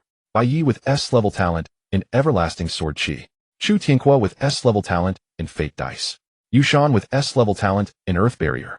Luo Wuji with S-level talent in Spatial Chains. These 8 individuals were the absolute core of this 100-man alliance. Zhao Lai held a green wind blade long sword, his gaze cold. Chen Jin, hand over your points. Otherwise you will suffer physical pain. Su Han exuded a chilling aura as she coldly added. You have no way out now. Chen Jin hoisted his heavy sword. So much talk. He pushed off with his foot, creating a large crater in the asphalt. He charged straight ahead. Luo Wuji snorted coldly, raising his hand with fingers spread wide. Spatial Chains. As Chen Jin reached halfway, the surrounding air suddenly became as hard as steel. He found himself stuck, unable to move. Lin Wanqing saw this and unleashed a surge of purple lightning from her palm. A thick bolt of thunder struck directly at Luo Wuji. Shin Ao also raised his hand. The light of the extreme day erupted. Blinding white light transformed into a sharp sword and shot forward. Yushan stepped forward, slamming both hands onto the ground. Earth Barrier. Boom. A massive heavy earthen wall rose from the ground. The purple lightning and white light smashed against the wall. Debris flew everywhere, dust billowed. The earthen wall shook violently, but firmly withstood the attacks of the two. This turtle shell is really tough. Shin Ao cursed. Chu Tianqua tossed the dice in his hand. The dice spun in the air and finally landed on a black skull face. A beam of black light instantly fell upon Chen Jin. He felt a heavy weight pulling him down, his strength drained by more than half. Zhao Lai seized the opportunity. He swung his long sword fiercely. Gale's End Slash. The enormous green wind blade tore through the air. Wang Yin swung a heavy hammer. Gravitational Crush. An invisible gravitational field pressed down hard on Chen Jin's head. Su Han formed seals with both hands. Extreme Cold Freeze. Ice spread through the air, instantly freezing Chen Jin's legs into ice sculptures. Bai Yi drew his long sword, and with a casual swing, a sharp sword chi hurtled towards Chen Jin's chest. Lei Jun also hurled the thunderball in his hand. The purple thunder carried a destructive aura. The 8 S-level geniuses attacked simultaneously. Chen Jin was trapped by both the spatial chains and gravitational forces. He couldn't dodge at all. The wind blades, sword chi, thunder, and ice struck at once. PFF. Blood gushed forth as a massive gash was opened in Chen Jin's chest. The lightning charred half of his body while the ice froze his wound. He plummeted from midair, crashing heavily to the ground. Motionless. His entire body was in tatters. Chen Jin lay on the ground, forcibly suppressing the chaotic surge of his immortal talent within, preventing the wound from healing. Blood flowed profusely, painting a grim picture. The 100-man alliance across the way erupted in thunderous cheers. We got him. That unkillable monster is dead. What a joke the so-called Iron Triangle is in the face of absolute power. Zhao Lai laughed heartily. So easy to crush. I thought he would be impressive. Turns out he was just a blowhard. Chen Jin lay in the pool of blood, counting down in his mind. 3, 2, 1. Now. Chen Jin suddenly sprang up from the ground. He exerted force beneath his feet, transforming into a cannonball. His speed reached its peak, slamming directly into the center of the 8 S-level geniuses. Surprised. Unexpected. The 8 of them were dumbfounded, unable to react. How could a dead man suddenly come back to life? Chen Jin gave them no chance. He flipped his hands, and several black metal spheres appeared in his palms. Instant explosive bomb. He detonated all the bombs at once. Boom. The deafening explosion echoed through the skies. A violent blaze and thunder instantly engulfed everyone. The massive shockwave flattened the surrounding abandoned buildings. Bai Yi, Chu Tianqua, and Luo Wuji were the closest to the explosion's center, their defenses weakest. They didn't even have time to scream, vanishing in 3 beams of white light. They were forcibly ejected from the examination grounds. Zhao Lai, Wang Yin, Suhan, Lei Jun, and Yushan reacted a moment quicker. Yushan desperately raised a dirt shield. Suhan instantly formed 3 layers of ice shields. Lei Jun protected himself with lightning. Wang Yin blocked with his heavy hammer. Zhao Lai wrapped himself in a wind wall, but was still blown away, spitting blood as he flew dozens of meters. Chen Jin was also blown into a bloody mess. Bones were exposed, a sight too tragic to behold. Lu Rian stood in the back, raising her hands high. Holy light shines. A warm white light instantly enveloped Chen Jin. His immortal talent erupted, completely amplified by the holy light. His torn flesh wriggled madly, broken bones cracking back together. In the blink of an eye, he was restored to his former state. Chen Jin turned his head. He shouted towards Gu Mingchuan. Gu Mingchuan. Gu Mingchuan was pumped in the mecha. Receive. The mecha's mechanical arm swung fiercely. 3 cards instructing to dance for 10 minutes flew out, landing precisely in the enemy's camp. The cards transformed into dazzling white light, instantly covering Zhao Lai, Wang Yin, and Su Han. As the white light flashed, a bizarre scene occurred. Zhao Lai still held the wind blade long sword. Yet his body leaned back, abruptly striking an exaggerated tango pose, embracing an invisible dance partner, sliding wildly amidst the ruins. My legs have a mind of their own. Zhao Lai screamed in despair. Wang Yin, the towering figure, actually stood, his heavy hammer upright, coiling around it like a water snake, beginning to dance around it. While dancing, he also flirted. The scene was painfully eye-watering. Suhan, usually cold as ice, now had her legs slightly bent. She frantically waved her hands in front of her chest, executing the social dance moves with precision. Tears streamed down as she danced. Kill me. Please kill me. Suhan wept like a pear blossom, yet her movements grew increasingly frantic. Lei Jun and Yushan, who had just gotten up, were utterly stunned. Lei Jun crushed the thunderball in his hand. Yushan's jaw dropped, nearly hitting the ground. The remaining 100 candidates gasped in shock. How are they doing this? Why isn't the negative status affecting them directly, but is instead used to attack us? The morale of the 100-man alliance collapsed instantly. Chen Jin, hoisting his heavy sword, looked at this spectacular scene and laughed until his stomach hurt. He turned to Lin Wanqing and Shin Ao. Take advantage of their illness to take their lives. Let's send them on their way. Lin Wanqing and Shin Ao hesitated not at all. Lin Wanqing leaped high, a surge of purple lightning erupting from her palm. Thunder of obliteration. Thick purple thunder rained down like raindrops. Shin Ao clasped his hands together. Extreme daylight. Blinding white light transformed into countless sharp swords raining down on the enemy formation. Zhao Lai, Wang Yan, and Su Han were unable to defend at all. They could only dance while taking hits. Though Lei Zhan and Yu Shan weren't dancing, their hasty defenses couldn't withstand the combined might of the two S-level attacks. The purple lightning struck Lei Zhan, who screamed, and turned into white light. The white light penetrated Yu Shan's body. He spat out blood, and then disappeared. Zhao Lai, dancing the tango, was struck by lightning and turned to charcoal. Wang Yan, holding the heavy hammer, was shot into a sieve by the white light. Su Han, while shaking her hands, vanished into a beam of white light. As she left, her face bore a look of relieved tranquility. The screams intertwined with the bizarre dance steps as white light flashed continuously. One by one, candidates were eliminated. In less than 5 minutes, the entire 100-man alliance was defeated. The abandoned street was strewn with fallen equipment and blind boxes. Chen Jin looked at the spoils scattered on the ground, clapping his hands in satisfaction. This was a blood profit. Outside the coastal city, the night wind howled. On the city wall, a patrolling soldier held a rifle, pacing back and forth. He yawned suddenly. He stopped, perked his ears. It seemed that a strange sound mingled within the wind. Deep, oppressive, like the roar of some massive beast. Coming from the far-off, heavily polluted zone. The soldier trembled. He turned to his comrade beside him.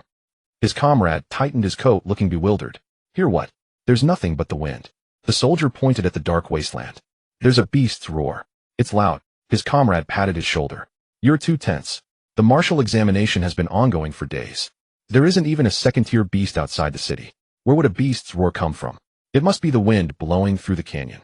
The soldier rubbed his ears. Maybe. I should have misheard.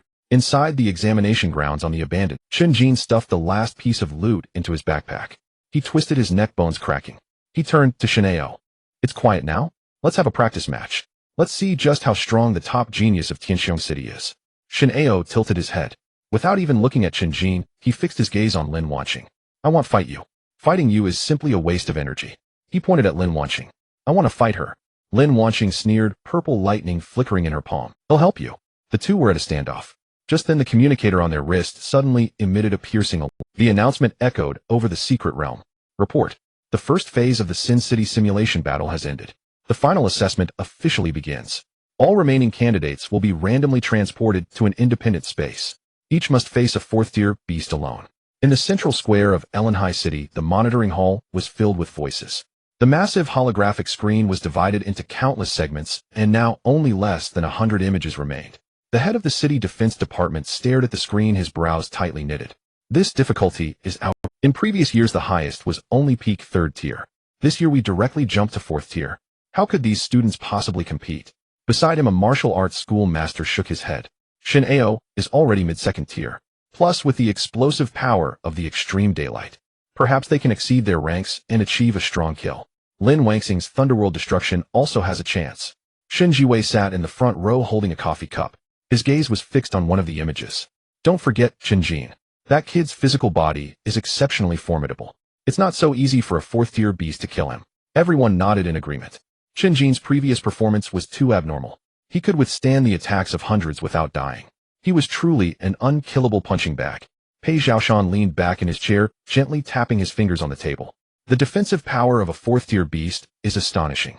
If Chen Jin's attack power doesn't keep up, in the end, he could only be worn down to death. This final assessment tests not only survival, but also extreme endurance. Just as everyone was in intense discussion, a piercing alarm suddenly echoed throughout Elenhai City. It was not an announcement from the examination hall. It was the highest-level air raid alarm in Elenhai City. The sound was sharp and piercing, penetrating through thick walls, and the red warning lights in the hall flashed wildly. Everyone was bewildered. A young intelligence officer trembled, and documents fell all over the ground. This background is too fake. Why is the highest alarm suddenly triggered? As soon as he finished speaking, the giant holographic screen in the center of the hall suddenly went black. Immediately after, the image was forcibly cut off, and the iron-faced figure of Elenhai City's Lord Lu Zhenhai appeared on the screen. He was not in the monitoring hall. The background was the roaring city walls. Citywide announcement. Lu Zhenhai's voice was cold and hard as iron, carrying an undeniable authority. Elenhai City is under invasion by gray fog. The defenses in the lightly polluted area have completely collapsed. All awakened individuals above 2nd tier proceed to the front line immediately. Defend against the gray fog and eliminate the beasts. Awakened individuals below 2nd tier cover the evacuation of civilians. Fight to the death. The hall fell silent instantly. You could hear a pin drop. The gray fog was invading the city. This was the most severe crisis since Elenhai City was established. Shen Jiwei made a quick decision and smashed the coffee cup in his hand. Cut off the martial examination secret realm immediately. Teleport all students out. They are the future of Elenhai City. Absolutely cannot have any accidents. The head of the martial examination was sweating profusely at the control panel, his fingers rapidly tapping the keyboard. Sweat dripped onto the screen. A few seconds later, he lifted his head in despair, his face pale. We can't cut it off. The control permissions of the secret realm are locked. The spatial channel is being interfered with by an unknown force.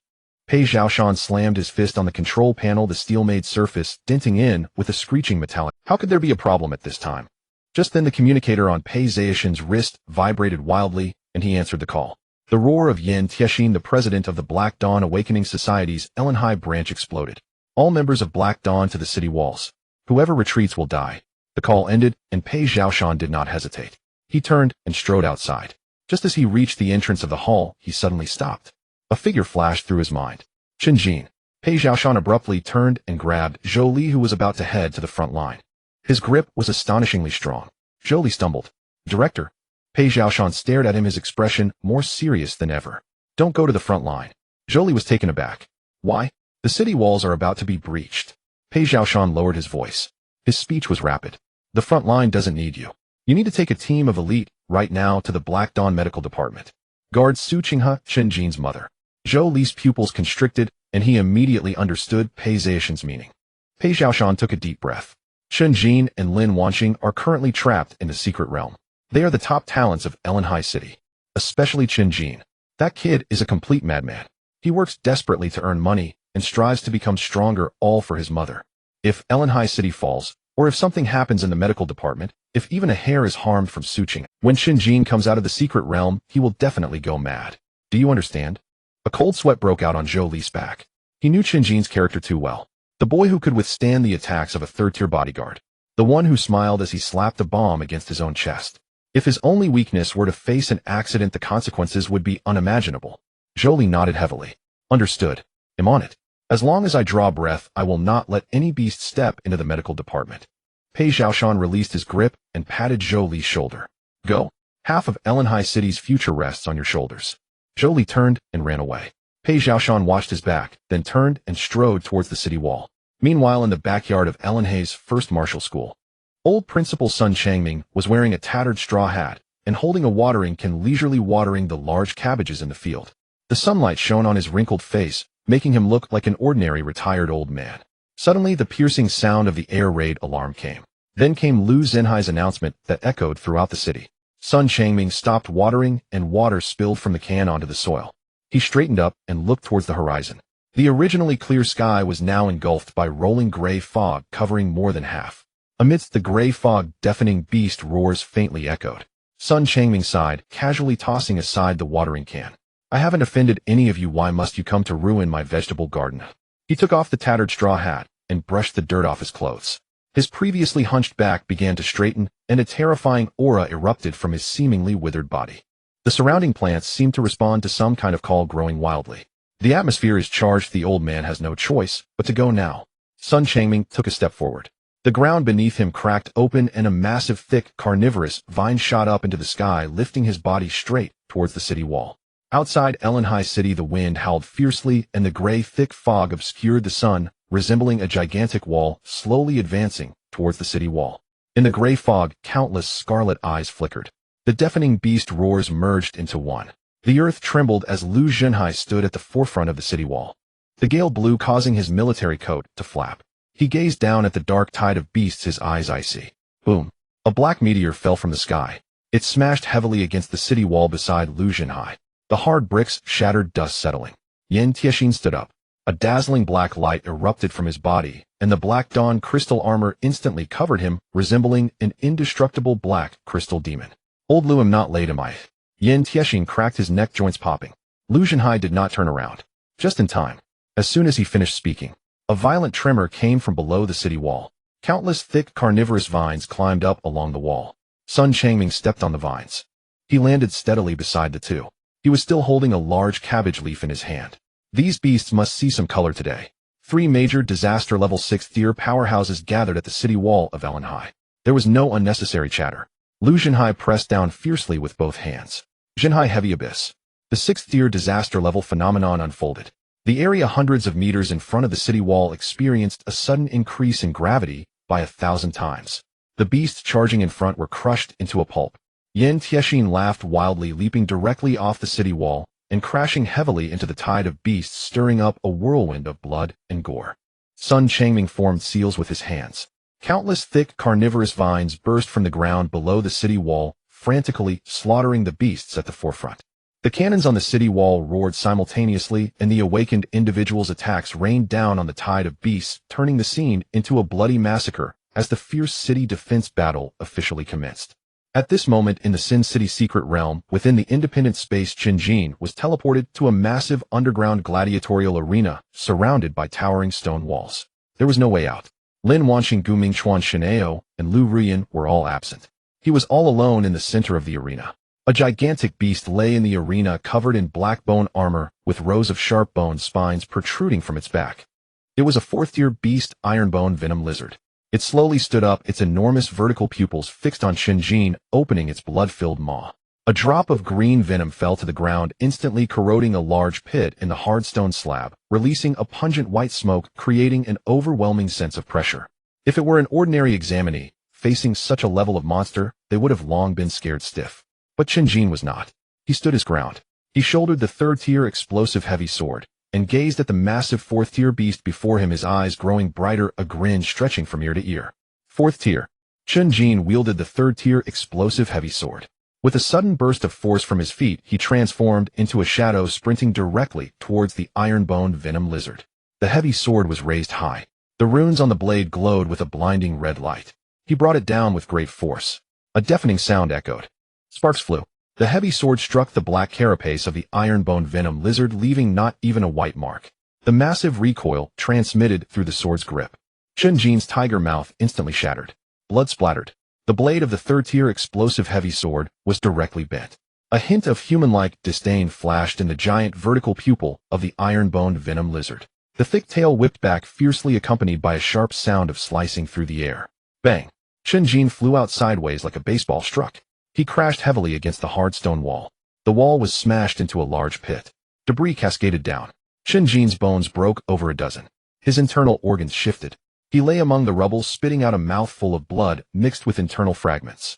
In the next moment, his immortal talent surged into action.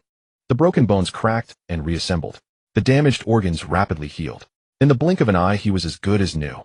Chen Jin got up from the ground. Wiping the blood from the corner of his mouth, he remarked, "The skin is really tough."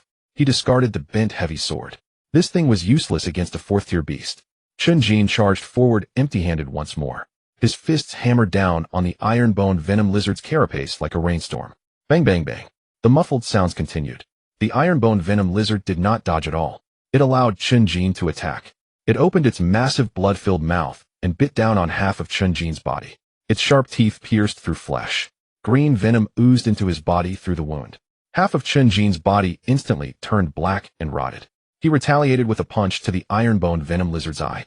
The Ironbone Venom Lizard yelped in pain and violently shook its head, tossing Chen Jin away. Chen Jin rolled in midair a few times and landed steadily. Rotting flesh rapidly fell away. New flesh grew. The toxin was forcibly expelled from his body. The man and beast engaged in a brutal struggle in the arena. Chen Jin was knocked back time and again, torn apart repeatedly. Yet he stood up each time unscathed.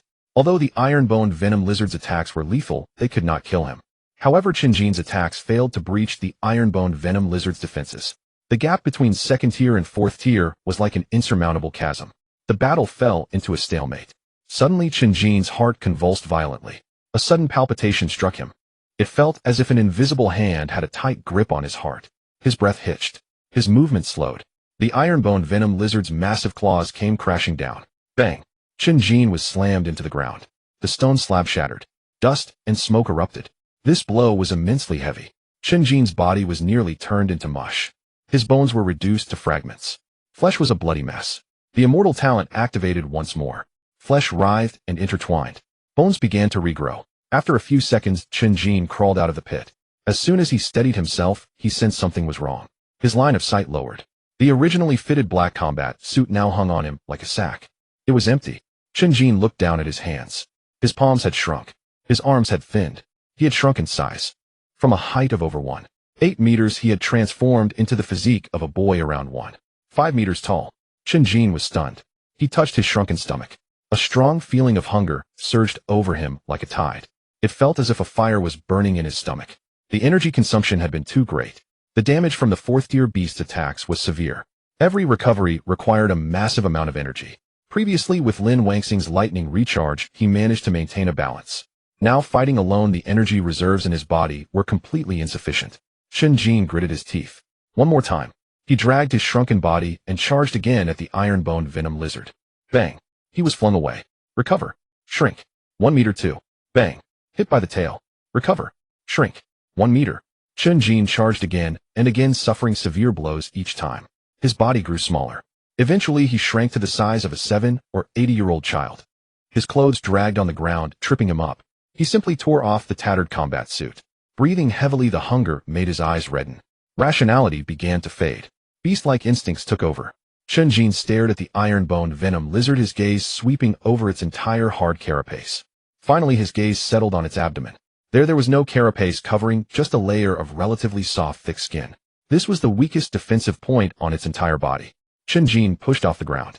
His small body slid along the ground. He avoided the iron-boned venom lizard's claw strike and directly burrowed under its abdomen. Without a weapon, his fists could not break through the defenses. Chen Jin opened his mouth, revealing his pearly white teeth. He took a fierce bite into the thick skin of the iron-boned venom lizard's abdomen. Crack! His teeth shattered. Blood filled his mouth. But in the next moment, new teeth instantly grew out, sharper than before. Chen Jin clung tightly to the iron-boned venom lizard's abdomen and bit down again. Rip! The thick skin was finally torn open. Scalding beast blood gushed out, pouring into Chen Jin's mouth. He swallowed greedily. The blood of the fourth-tier beast contained immense energy. This energy flowed down his throat into his stomach, instantly transforming into pure nourishment. It spread to his limbs and bones. Chen Jin's shrunken body swelled rapidly like an inflated balloon. Bones elongated. Muscles expanded. In just a few breaths, he regained his height of over 1.8 meters. The feeling of hunger vanished entirely. What replaced it was an unprecedented sense of fullness. So delicious. Chen Jin licked the beast blood from the corner of his mouth, his eyes shining frighteningly bright. The gap between second tier and fourth tier was indeed as profound as a chasm. Regular physical attacks could not kill this monster. But Chen Jin found a new way to fight. He simply did not let go. With both hands gripping tightly onto the wound on the iron-boned venom lizard's abdomen, he hung beneath its belly, devouring it bite after bite. Teeth tore through flesh. Blood was swallowed. The iron-boned venom lizard let out a painful roar. It rolled crazily, its massive body crashing through the arena. It slammed heavily against the stone wall, trying to crush Chen Jin beneath its abdomen. Bang, bang, bang. Chen Jin's back was ground against the wall, flesh and blood mangled. Bones broke again and again. Yet he would not let go. Recovering while continuing to gnaw, the damage was minimal, but the humiliation was extreme. A dignified fourth-tier beast was being devoured alive by a second-tier human like a roasted chicken. The iron-boned venom lizard's roars grew increasingly miserable. Its sharp claws desperately clawed at its abdomen, leaving deep wounds visible to the bone on Chen Jin's body. But it was futile.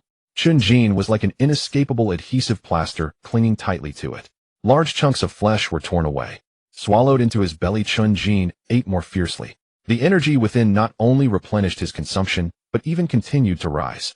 The arena was thick with the smell of blood. This battle had transcended conventional boundaries, turning into a purely beast-like tearing. Time passed second by second. The iron-boned venom lizard's struggles grew weaker. Its abdomen was gnawed out into a massive blood hole. Organs spilled everywhere. Finally, accompanied by a desperate wail, the massive body of the iron-boned venom lizard collapsed, thunderously crashing onto the blood-soaked stone slab. It lay motionless. More than half of its body had been devoured by Chen Jin. A flash of white light appeared.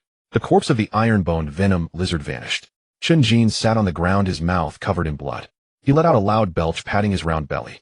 The meat of this fourth-tier beast is a bit tough. Just as the surrounding space began to distort. White light enveloped Chen Jin. A feeling of weightlessness came. In the next second, his feet landed on the ground. He returned to the abandoned streets of the Sin City secret realm. The communicator on his wrist vibrated continuously. The sound of an announcement echoed. Report. The simulated battle in Sin City has officially ended. All surviving candidates are about to be teleported out of the examination area. Final score calculations are in progress. You have killed the 4th tier beast Ironbone Venom Lizard. Points earned 100,000. Current total points 198,000. Ranking first. Chen Jin looked at the number 198,000. His brows furrowed. He opened the points details, carefully checking the accounts. That's not right. What about the 1 million points I borrowed from the system before? Why isn't it included in the total points? Chen Jin angrily slapped his thigh. The system is screwing me over. He had intentionally let Lin Wanxing and Gu Mingxuan take points. As a result, the borrowed points were not counted in the assessment. He had given away points, yet he still ended up first. It's so hard for me. Chen Jin sighed skyward. Why is it so difficult to stay low-key? He shook his head, no longer willing to dwell on the points issue. He lifted his head to look around. Wanxing, Gu Mingxuan.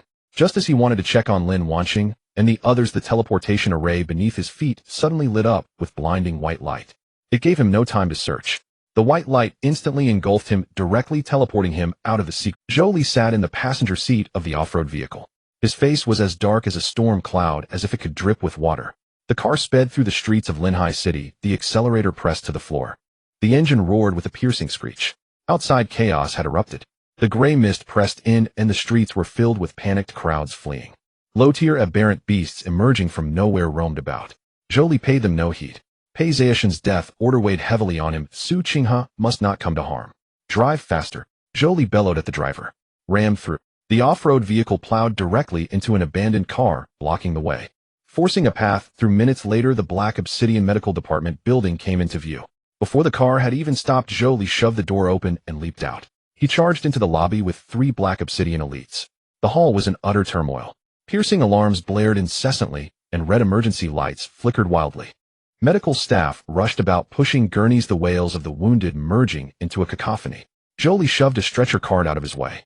Civilians wounded, evacuate now, he roared, his voice cutting through the alarms. Ignoring the chaos in the lobby, he led his men straight to the floor where the intensive care ward was located. The stairwell was packed with people rushing down. Zhou Li pushed against the current, forcing his way up. The corridor lights flickered, and deep claw marks marred the walls. Floor tiles were shattered. The atmosphere was suffocatingly tense. Reaching the ward door, Zhou Li tried to push it open. It wouldn't budge. The door was locked from the inside. Zhou Li's face instantly darkened. This was an intensive care unit, normally never locked. Something had gone wrong inside. Without a word, he stepped back half a pace and delivered a powerful kick. Bang! The solid wooden door let out a brittle, agonized crack. It was sent flying, crashing heavily onto the floor inside. The loud echo rang out, revealing the scene within. Zhou Li's pupils contracted sharply. His fists clenched instantly, knuckles cracking audibly. A flash of white light. Chen Jin landed on his feet. He hadn't yet recovered from the aftermath of devouring a 4th-tier aberrant beast raw. The taste of the ironbone poison lizard's dry, bloody flesh still lingered in his mouth. He rolled his neck, looking around in confusion. This wasn't Linhai City's central square. It was a vast tent area hastily set up. Panicked students surrounded him along with fully armed military personnel, maintaining order. The air was thick with an extreme tension. A uniformed liaison officer ran over, clutching an electronic registration tablet. Sweat pouring from his brow, he said, Chen Jin, right? His words came in a rapid torrent, barely pausing for breath. Linhai City is under full-scale gray mist invasion. The lightly contaminated zone's defense line has completely collapsed. The city lord has issued a highest-level evacuation order. There's a direct command from above.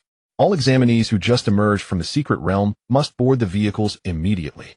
Evacuate to the neighboring Xingang City now. Xingang City has high-tier defensive formations. It's safe there. Linhai City is beyond saving. Chen Jin's mind buzzed. Gray mist invasion. Defense line collapse. Beyond saving. Chen Jin turned and charged out of the evacuation point. The liaison officer was horrified and reached out to grab his arm. Are you, mother? Su Qinghe was still at the Black Obsidian Medical Department. Her condition had just begun to improve, and she had just undergone the decontamination surgery. She absolutely could not come to harm now. Chen Jin turned and charged out of the evacuation point. The liaison officer was horrified and reached out to grab his arm. Are you insane? The outside is crawling with aberrant beasts. Let those with higher power handle the sky falling. Going back now is suicide. Get on the vehicle. Chen Jin flung his arm back with astonishing force. The liaison officer was spun half a turn and landed on the ground. The registration tablet shattered. Get out of my way. Chen Jin dashed into the chaotic streets without looking back. Linhai City's streets had become a living hell. Gray mist shrouded everything, visibility extremely low. The air was thick with the pungent stench of sulfur and blood. Wrecked cars littered the area.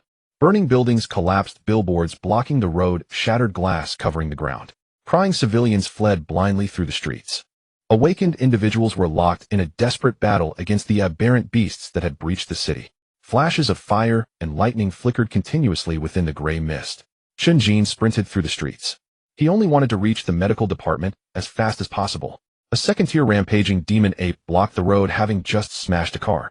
It was about to tear apart an injured city defense soldier lying on the ground. Chen Jin didn't slow down. He rammed straight into it. Thud. A muffled impact. The massive body of the rampaging demon ape was sent flying. Chen Jin passed through the rain of blood, his body splattered with gore and black blood, his speed undiminished. The injured soldier sat on the ground staring at the scene, completely dumbfounded. Chen Jin bulldozed his way through, slaying all who stood in his path. A few reckless rift-mouthed dogs lunged at him, but he punched them, each blow exploding their heads. A black-armored thorn lizard whipped its tail at him. Chen Jin grabbed its tail, swung it around, and smashed it against the wall. The wall collapsed, and the lizard turned into a pulp. A overturned bus blocked the way ahead. Chen Jin didn't go around. He kicked the vehicle's side, sending the heavy bus sliding sideways for over 10 meters. It crashed into a shop by the roadside. He had only one thought now: faster, even faster. Whatever didn't block his path, he didn't even glance at. His mind was filled with Su Qing's gentle smile as she leaned against the hospital bed. That was something he would fight to the death to protect. Anyone who dared to touch her would die. The Black Obsidian Medical Department building finally came into view. The defensive fortifications around the building were in shambles. Metal fences were twisted and deformed. Over a dozen aberrant beast corpses lay on the ground, along with the remains of Black Obsidian guards. Blood stained the steps. Chen Jin rushed into the lobby. It was eerily silent inside. No lights, no sound. Even the alarms had stopped. A heavy stench of blood hung in the air. Mixed with the pungent smell of disinfectant, it was nauseating. The lobby was a mess: overturned gurneys, scattered medical instruments, and several pools of blood, stark and horrifying. Chen Jin slowed his pace, his heart pounding like a drum. He silently prayed, hoping that his mother had already been safely evacuated by Zhou Li and the others. Zhou Li was a Black Obsidian steward. He had promised to take care of Su Qinghe. He would surely get her out. Chen Jin stepped over the shards of glass, walking step by step toward the stairwell. The surrounding silence was broken only by his own breathing. This dead silence was more terrifying than the battle outside. A long trail of blood dragged across the floor, extending deep into the corridor. Beside it lay a nurse's nameplate covered in blood. Chen Jin's breathing grew heavy. Just then a dull, heavy crash came from upstairs. Bang! The ceiling even trembled, dust falling in flakes. "Mom!" Chen Jin screamed, and "Don't let anything happen. Please don't let anything happen." He rushed up to the second floor. The corridor was dim. Only a single ward door at the end stood wide open. The door panel lay on the floor.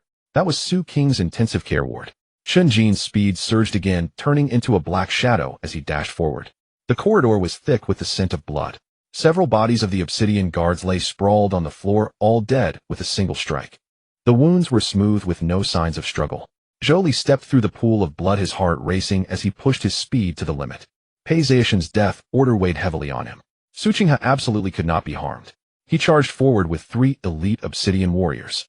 The door to the intensive care unit was tightly shut. Zhou Li said not a word and stepped back half a pace before delivering a powerful kick. Bang! The wooden door let out a brittle sound under the strain, crashing open and landing heavily on the floor inside. The echo resonated. Wood shavings flew everywhere. The scene in the ward pierced Zhou Li's eyes like a needle. 2 men in black stood by the hospital bed. Their features were distinct. The man on the left was lean, gripping 2 short blades against Su Qing's neck, while the one on the right was large and imposing. Wearing a half-metal mask, Su Qinghe leaned against the head of the bed, her face pale as paper and her breathing rapid, yet she did not tremble. She stared intently at the 2 men before her. The dual-blade man spoke in a hoarse voice. "Where is it?" Su Qinghe replied, "It's already been taken away." "I don't know. You need to look for him." The dual-blade man snorted coldly, pressing the short blade tighter against her throat. A trickle of blood seeped from Su Qing's pale neck. "It's fine. We have you bound. We will find it sooner or later." Zhou Li's eyes turned red in an instant. Pei Zhaoshan had entrusted the task of protecting Su Qinghe to him. Now someone had actually infiltrated the Obsidian Medical Department's intensive care unit. This was trampling on the pride of the Obsidian. "Protect the patient," Zhou Li roared. "Capture these 2 men." He paused momentarily. "Prioritize protecting the patient." As soon as he finished speaking, Zhou Li charged forward like an enraged lion. The ward was too small, and Su Qinghe was right on the bed. Zhou Li did not dare to unleash his talent. Once his talent erupted, the violent energy would surely harm Su Qinghe.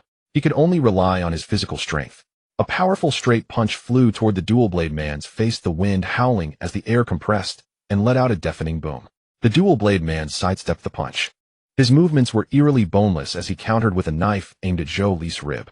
The blade shimmered with an eerie blue light clearly laced with poison. Zhou Li dodged sideways, transforming his fist into a claw gripping the wrist of the hand that held the knife, tightly straining to crush the opponent's wrist bone. The dual-blade man twisted his wrist, causing the short knife to slip from his grip. He deftly caught the falling knife with his other hand and swept it toward Zhou Li's throat. The dual-blade man twisted his wrist, causing the short knife to slip from his grip. He deftly caught the falling knife with his other hand and swept it toward Zhou Li's throat. Using the momentum from his retreat, his right leg shot up sharply, delivering a whip kick to the dual-blade man's waist. The dual-blade man raised his arms to block. Bang! A dull thud echoed as the dual-blade man was pushed back 2 steps, colliding with nearby medical equipment, which crashed to the ground. Sparks flew as the two became entangled, each blow landing with ferocity, each move deadly. Strangely, the dual-blade man did not use his talent either. It seemed he too had something to be cautious about. Meanwhile, the elite obsidian warriors Zhou Li had brought unsheathed their weapons and charged at the large man in the metal mask. These elites were all skilled second-tier fighters, ruthless characters, even in the polluted zones. They coordinated seamlessly, surrounding the man in a triangular formation. But today they had encountered a tough opponent. The masked man moved his speed, astonishing, his massive frame exhibiting agility that belied his size. There were no flashy tricks, only the purest techniques of killing. He sidestepped an incoming slash, disregarding the short sword aimed at his shoulder. A punch landed squarely on the throat of the foremost elite. Crack! The sound of shattered throat bones echoed clearly in the ward. The elite didn't even have time to scream. His eyes bulged out as he fell straight down. The masked man swiftly seized the knife from the fallen elite's hand and in one motion slashed the second elite's carotid artery. Blood gushed forth, splattering against the white walls in a shocking display. The third elite, enraged, raised the heavy hammer in his hand to strike. With a whistling sound, the masked man advanced rather than retreating, kicking the hammer's handle. The immense force transferred through the handle. The elite's arms instantly broke, the heavy hammer slipping from his hands and shattering the nearby window. The masked man stepped forward. A hand chop struck the back of his neck. The vertebrae cracked, and the third elite collapsed limply. In less than 10 seconds, the elite obsidian warriors had all turned into corpses. Blood stained the floor of the ward, the heavy scent making one feel nauseous. After dealing with these men, the masked man turned around. He looked towards Zhou Li, who was entangled with his companion. He strode over each step, leaving a bloody footprint on the floor, as Zhou Li pressed the dual-blade man back with a punch. Before Zhou Li could catch his breath, a gust of wicked wind struck from the side. The masked man kicked out, the force immense, accompanied by a piercing scream that tore through the air. Zhou Li had no time to evade, crossing his arms to block in front of his chest. Bang! A loud crash sounded as Zhou Li felt his arms hit by a speeding train. His bones let out a mournful cry under the unbearable strain as he flew back like a kite, with a cut string crashing heavily into the ward's wall. The wall cracked into a spiderweb-like pattern. Zhou Li spat out a mouthful of blood, sliding down the wall to the ground, his arms broken. Powerless, they hung at his sides, his internal organs aching as if displaced. He struggled to rise, but found he had no strength left. He could only glare at the two men in black, his eyes filled with unwillingness and rage. "Zhou Steward," Su Qinghe exclaimed in shock. But she was pinned down by the dual-blade man, who exerted tremendous force, pressing her frail body against the head of the bed. "Be obedient." The dual-blade man's voice was cold. The masked man walked to the bedside, glancing at Zhou Li on the floor before looking at Su Qinghe. "Take the person away first, to avoid prolonged troubles." The dual-blade man nodded, twisting his wrist as the hilt struck heavily against Su Qing's neck. Su Qinghe let out a muffled groan, her vision darkening as she collapsed limply onto the hospital bed. The dual-blade man reached out, preparing to carry her away. At that moment, a series of heavy footsteps echoed in the corridor, each step sounding as if it were crushed. The temperature in the corridor seemed to drop, the air thickening. The dual-blade man and the masked man both halted their actions, turning to look at the doorway. A tall silhouette appeared at the entrance, blocking the light at the door. Chen Jin stopped at the door of the hospital room. The sight before him made his eyes widen in horror. Several bodies of obsidian guards lay sprawled on the ground. All were killed with a single strike. The wounds were smooth. There were no signs of struggle. Zhou Li lay in a pool of blood, his arms twisted at an unnatural angle. It was evident that they were broken. He was covered in blood. His chest heaved violently. Inhalations were numerous, but exhalations were few. Inside the hospital room, two men in black stood by the bed. Su Qinghe lay unconscious on the hospital bed. The man with dual knives was hoisting her over his shoulder, preparing to leave. Chen Jin's eyes turned red in an instant. Veins bulged in his eyes. He uttered not a single word. He exerted force with his feet and charged straight in. His speed reached its peak. The man with dual knives turned his head. He looked at Chen Jin, who was rushing towards him, his gaze cold. The masked man stepped forward, blocking Chen Jin's path. He raised his right fist and swung it towards Chen Jin. Bang! A dull thud echoed. Chen Jin's chest instantly burst open. Ribs shattered one by one. Flesh and blood flew everywhere. He lost control of his body and crashed heavily against the corridor wall, causing it to collapse.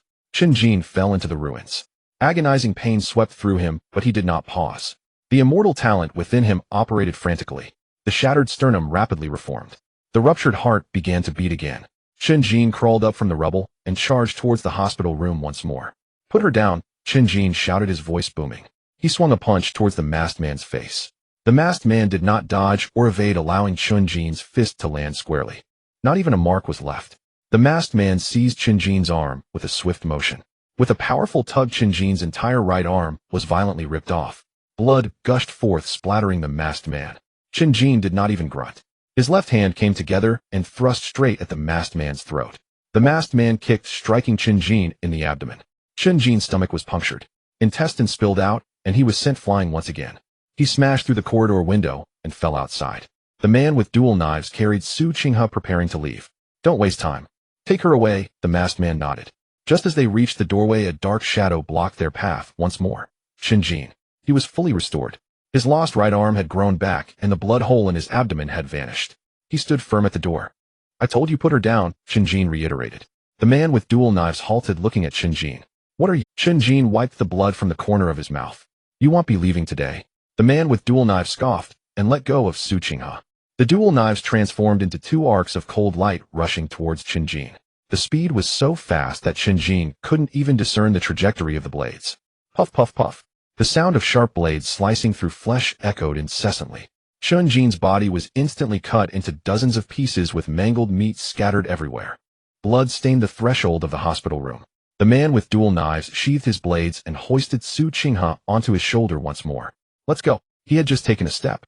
Suddenly, the pieces of flesh on the ground began to writhe chaotically. Blood vessels intertwined and bones reformed. In the blink of an eye, Chen Jin stood before them again. He lunged at the man with dual knives, clinging tightly to his thigh, refusing to let go. The man with dual knives revealed a fierce expression, and the short knife in his hand plunged down mercilessly. It pierced through Chen Jin's back. Chen Jin spat out a mouthful of blood and held on even tighter. The masked man stepped forward, stamping his foot on Chen Jin's head. Bang! Chen Jin's head exploded, spraying red and white matter everywhere. Yet he still clung to the man with dual knives without releasing his grip. On the headless body, flesh buds sprouted wildly. A new head quickly formed. Chen Jin opened his mouth and sank his teeth into the calf of the man with dual knives. He tore off a large chunk of skin and flesh.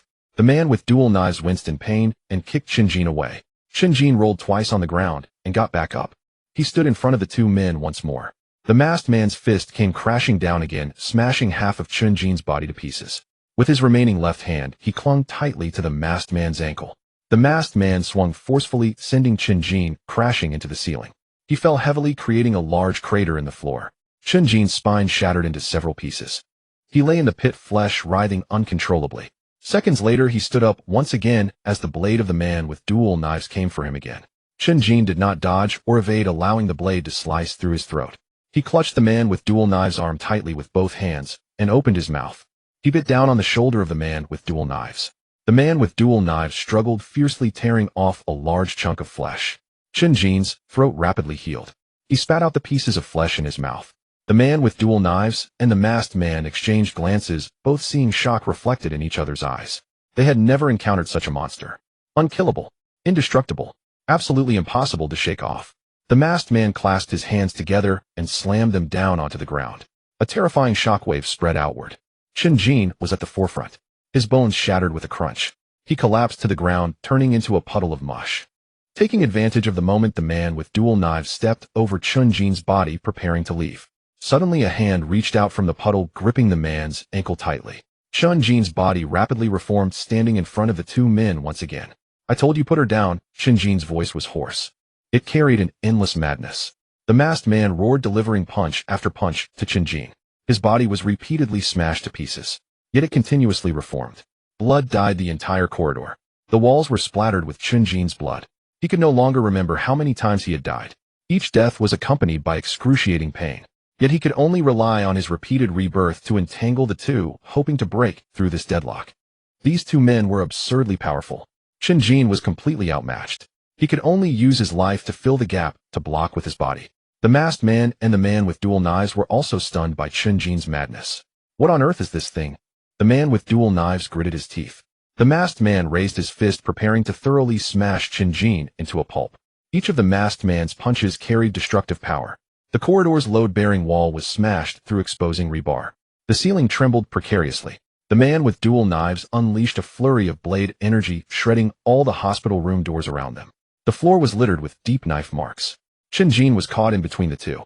He was on the verge of collapse at any moment, yet he remained firmly planted in place, refusing to retreat. The masked man delivered a kick to Chen Jin's chest, piercing his heart with his ribcage. He spat out blood profusely, but his hands gripped the masked man's leg tightly. The dual knives sliced off Chen Jin's head, yet the headless body remained standing. A new head rapidly grew back. Chen Jin's eyes turned blood red. He completely went mad, furiously biting at the enemy before him. Both the masked man and the man with dual knives bore injuries as well. Though they were merely superficial wounds, they felt an overwhelming sense of humiliation. A dignified high-level awakened was being forced into such a state by a mere second-tier ant. Chop him into minced meat, the man with dual knives roared. The dual knives whirled into a mass of light and shadow, instantly shredding Chen Jin's body. Flesh and blood littered the ground as the masked man raised his foot. He prepared to stomp on the scattered meat. This grudge Chen Jin remembered vividly. At that moment, an unexpected change occurred. Zhou Li, lying in a pool of blood, suddenly moved. He spat out a mouthful of fresh blood. His originally broken arms lifted in a twisted manner. He lunged forward with great force. He tightly embraced the masked man and the man with dual knives from behind. An indescribable strength erupted from Zhou Li's body, trapping the two firmly, rendering them completely immobile. The masked man and the man with dual knives were terrified. They struggled desperately, but their bodies were completely locked down, unable to move an inch. Zhou Li's face turned pale, blood oozed from his 7 orifices. He looked at Chen Jin. Quickly, take your mother and go. Chen Jin stopped his movements. He looked at Zhou Li. He understood Zhou Li's intention. This power radiated an air of destruction. Zhou Li was burning his own life. The two were still struggling madly. The masked man's muscles bulged as he attempted to break free from Zhou Li's grip. Zhou Li spat out another mouthful of blood. It carried a tone of determination. You're not level self-healing, are you? Chen Jin looked astonished. It carried a tone of determination. You're not level self-healing, are you? Chen Jin looked astonished. Zhou Li stared at him and continued. I noticed from the very beginning. With such strong recovery, how could it be self-healing? I felt a bit sorry for you. I even considered helping you hide it. Yet I never expected your talent to be stronger than I thought. Zhou Li's body began to glow red. I even considered helping you hide it. Yet I never expected your talent to be stronger than I thought. Zhou Li's body. A tear fell from Chen Jin's eye, mixing with the blood on his face as he nodded solemnly. He stepped forward and picked up Su Qinghe. He turned and exited the room. The masked man and the man with dual knives finally panicked, sensing the threat of death. Have you gone mad? Let go quickly. The two begged for mercy, urging Zhou Li not to act rashly. Zhou Li held onto them tight. He revealed a grim smile. Then a furious roar echoed in the hospital room. A level talent. Limitless release. Lava giant. Boom. The room behind Chen Jin erupted in flames, a terrifying heat wave exploding instantaneously. The walls melted into liquid. The flames flowed down the corridor. The heat scorched Chen Jin's back, causing his skin to sizzle. Yet he didn't. Stumbling, he carried Su Qinghe as he walked outward, each step steady. The corridor echoed with the cries of the masked man and the man with dual knives. Soon they were engulfed by the flames. Chen Jin reached the stairway and paused, turning his back to the inferno, leaving behind a remark. Mr. Zhou, take care. In the secret realm of the sinful city within an independent space, Lin Wanqing stood on a barren stretch of sandy ground. Purple lightning surged wildly from her palm. Thunder annihilation. A thick bolt of purple lightning descended from the sky, striking fiercely at the 4th-tier beast ahead. This beast was massive, its body covered in heavy rock armor. The lightning struck, leaving not even a mark. Lin Wanqing gritted her teeth, increasing the output of her energy. The purple lightning transformed into a lightning serpent, frantically tearing at the beast's armor. It was futile. She couldn't break through its defenses. The beast's defensive power was simply outrageous. Lin Wanqing stopped her hands and took a heavy breath. She looked at the unscathed beast, calculating in her heart. Although her thunder was powerful against such a pure defense-type 4th-tier monster, it still lacked a bit of firepower. Continuing to fight would only waste time. Moreover, she was constantly worried about Su Qing's condition and wanted to go out and check the situation. I'm done fighting, Lin Wanxing decisively retracted her lightning. I admit defeat. As soon as she finished speaking, the surrounding space began to twist. White light enveloped her. The communicator on her wrist vibrated slightly. Candidate Lin Wanxing final assessment abandoned. Current total score 185,000. Ranking second. The white light flickered and Lin Wanxing disappeared from her spot. In another independent space, Shen Ao transformed into a beam of white light moving swiftly through the air. Light of the extreme day. Countless swords of light rained down upon the 4th-tier beast below. This beast had thick scales. The swords of light struck the scales, ringing out with a crisp sound. Shen Ao moved at incredible speed. The beast couldn't even touch him. However, his attacks also failed to inflict any fatal damage on the beast. The standoff continued between man and beast. Half an hour passed. Shen Ao's breathing became heavy as the energy within him was nearly depleted. He gritted his teeth. I refuse to believe I can't break through your turtle shell. He gathered all his remaining energy into both hands, forming a massive sword of light. It descended from the sky, piercing fiercely into the beast's back. Crack! The sword shattered, leaving only a shallow white mark on the beast's scales. The beast retaliated with a powerful slap. Shen Ao, drained of energy, could not dodge. Bang! He was sent flying. He crashed heavily to the ground. White light illuminated the area. The system declared that he had sustained fatal damage and forcibly transported him out. Candidate Shen Ao assessment failed. Current total score 172,000. Ranking third. In the central plaza of Tianqiong City, a flash of white light appeared. Shen Ao landed on his feet, clutching his chest as he coughed up blood. This 4th-tier beast is really tough, he cursed. He looked up stunned. The plaza of Tianqiong City was in chaos, filled with hurried crowds. Fully armed city defense forces were gathering. Transport aircraft took off one after another from the sky. The atmosphere was tense to the extreme. Shen Ao grabbed a passing officer. What happened? The officer was covered in sweat. Linhai City is experiencing a full-scale invasion of gray mist. The defense line in the lightly polluted area has already collapsed. A highest mobilization order has been issued requiring all cities to send troops for support. The officer broke free from Shen Ao's grip and ran off in haste. Shen Ao stood in place, his mind buzzing. Linhai City. Gray mist invasion. Defense line collapsed. He immediately thought of Chen Jin and Lin Wanxing. Those two were still in Linhai City. Shen Ao took out his communicator, dialing Chu Tianquo's number. The call rang for a long time before connecting. Hello. Chu Tianquo's lazy voice came through. Young Master Shen, are you done with the assessment? I heard you got third place ahead by a long shot. Not in the mood for jokes, where are you? In Tianqiong City, sipping tea in my villa. Chu Tianquo had been blown up by Chen Jin earlier and had been transported out early. Get out here and see me right now. Shen Ao's tone was icy. On the top floor of Tianqiong Tower. If it's not within 10 minutes, I'll tear your house down. He hung up the communicator and directly activated the light of the extreme day, transforming into a beam of white light, racing towards Tianqiong Tower. 10 minutes later, on the top floor of Tianqiong Tower. Chu Tianquo, dressed in casual wear, leisurely walked up. Young Master Shen, why the anger? Aren't you upset about not getting first? Shen Ao turned around, glaring at him. Use your fate dice to calculate the situation in Linhai City. Chu Tianquo was momentarily stunned. Then he burst into laughter. Linhai City. Young Master Shen is actually interested in the lives of those commoners. Aren't you always concerned only with whether you can get first? Shen Ao didn't waste words. A blinding white light erupted from him, the pressure of the light of the extreme day, locking onto Chu Tianquo. Stop the nonsense. Calculate. Chu Tianquo's smile faded. He spread his hands. Big brother, can you be reasonable? Linhai City is 180,000 miles away from Tianqiong City. I'm only at the initial stage of the 2nd tier. It's too far away and my realm isn't sufficient to calculate it. Shen Ao stepped forward. The white light transformed into a solid blade hovering at Chu Tianquo's neck. He stared intently at Chu Tianquo, enunciating each word. Calculate. Chu Tianquo swallowed hard. He looked into Shen Ao's bloodshot eyes and realized this guy was serious.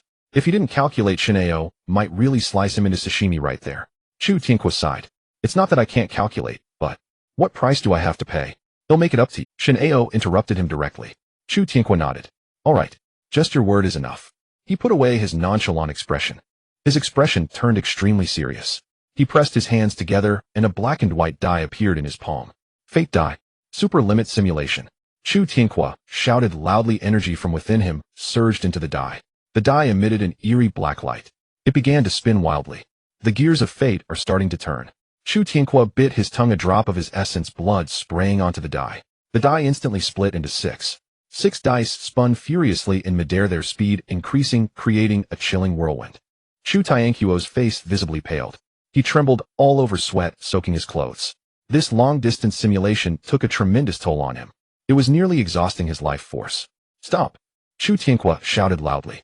The 6 dice simultaneously came to a halt, landing on the ground. They made a crisp clashing sound. Chen Ao looked down. 6 dice, all showing a bright red one on top. 6 ones. Chen Ao frowned tightly. What does this mean? Chu Tianque looked at the dice on the ground, his legs giving way as he dropped to his knees. He opened his mouth, and with a gasp coughed up a large mouthful of black blood. He looked pale and listless, like a fragile college student. He raised his head to look at Chen Ao, his voice hoarse and terrifying. Great misfortune. In the corridor, the heat waves were still rolling. Chen Jin held Su Qinghe his back, facing the raging As soon as the words fell, a voice emerged, soft, yet piercing like a cold steel needle, stabbing directly into Chen Jin's mind. In the next moment, the space ahead twisted, resembling a crumpled piece of cloth. A figure appeared out of thin air in front of Chen Jin. The figure exhibited no disguise, yet Chen Jin could not see clearly. His height and appearance were all a blur. Chen Jin only knew that there was a person there.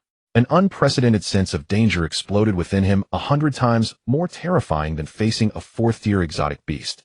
Instinctively, Chen Jin's body wanted to turn and flee, but he realized he could not move, not even a finger.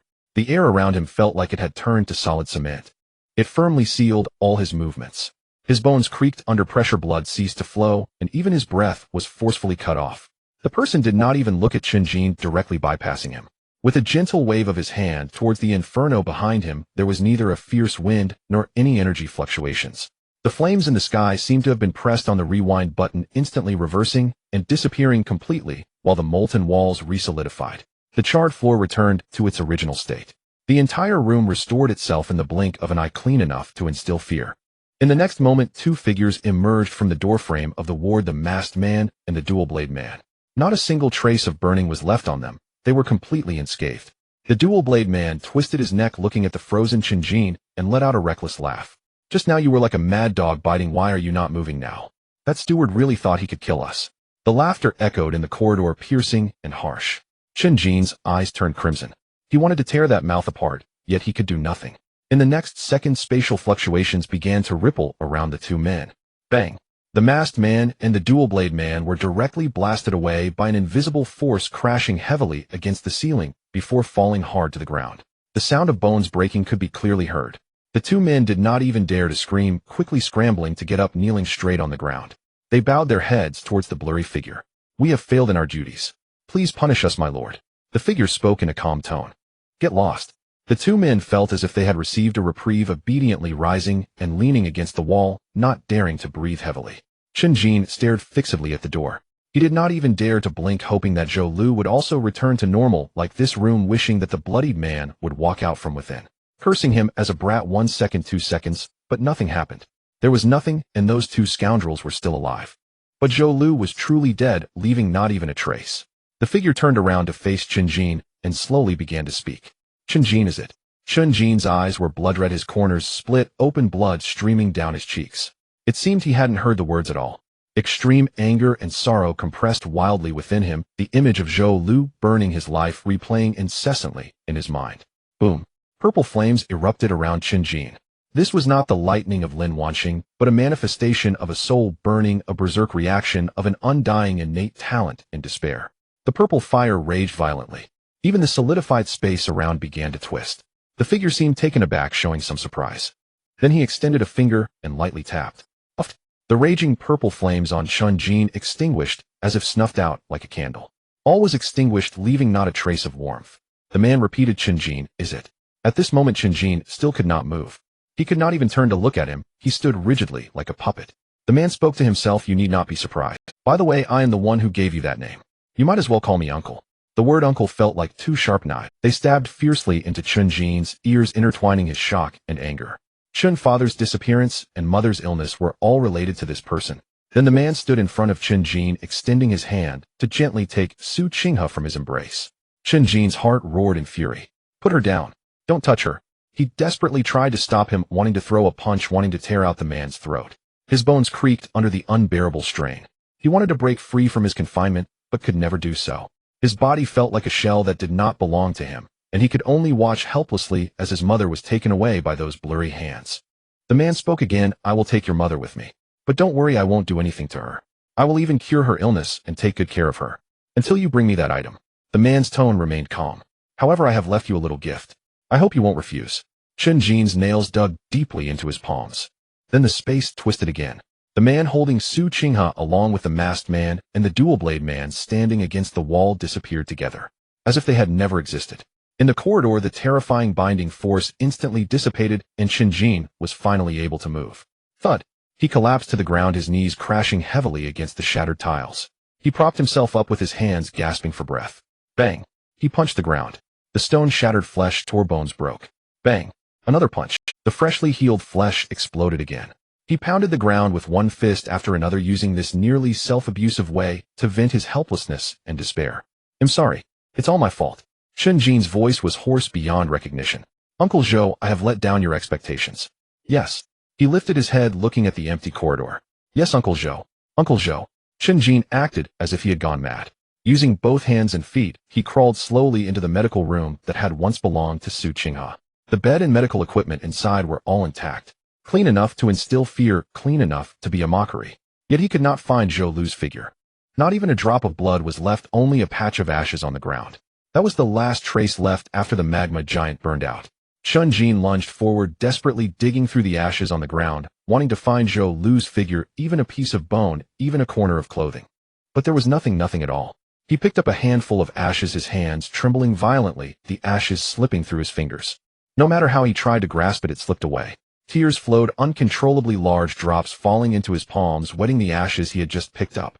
They blurred into a patch of blackened spots. Zhou Lu's face flashed in his mind, the man who had patted his shoulder on the awakening platform, saying, "Be ruthless." That man, covered in blood, proclaiming, "I do it for all humanity," could never come back again. The entire world seemed to have collapsed. Then a voice sounded from behind, filled with urgent gasps and tremors. Ajin. Ajin. Lin Wanqing burst into the hospital room. She had sprinted all the way here. The streets outside had already turned into a living hell. Gray mist shrouded everything. Aberrant beasts ran rampant. She stepped over shards of glass and severed limbs, following the trail of blood along the Heiyao Medical Department building. The first-floor lobby was utterly destroyed.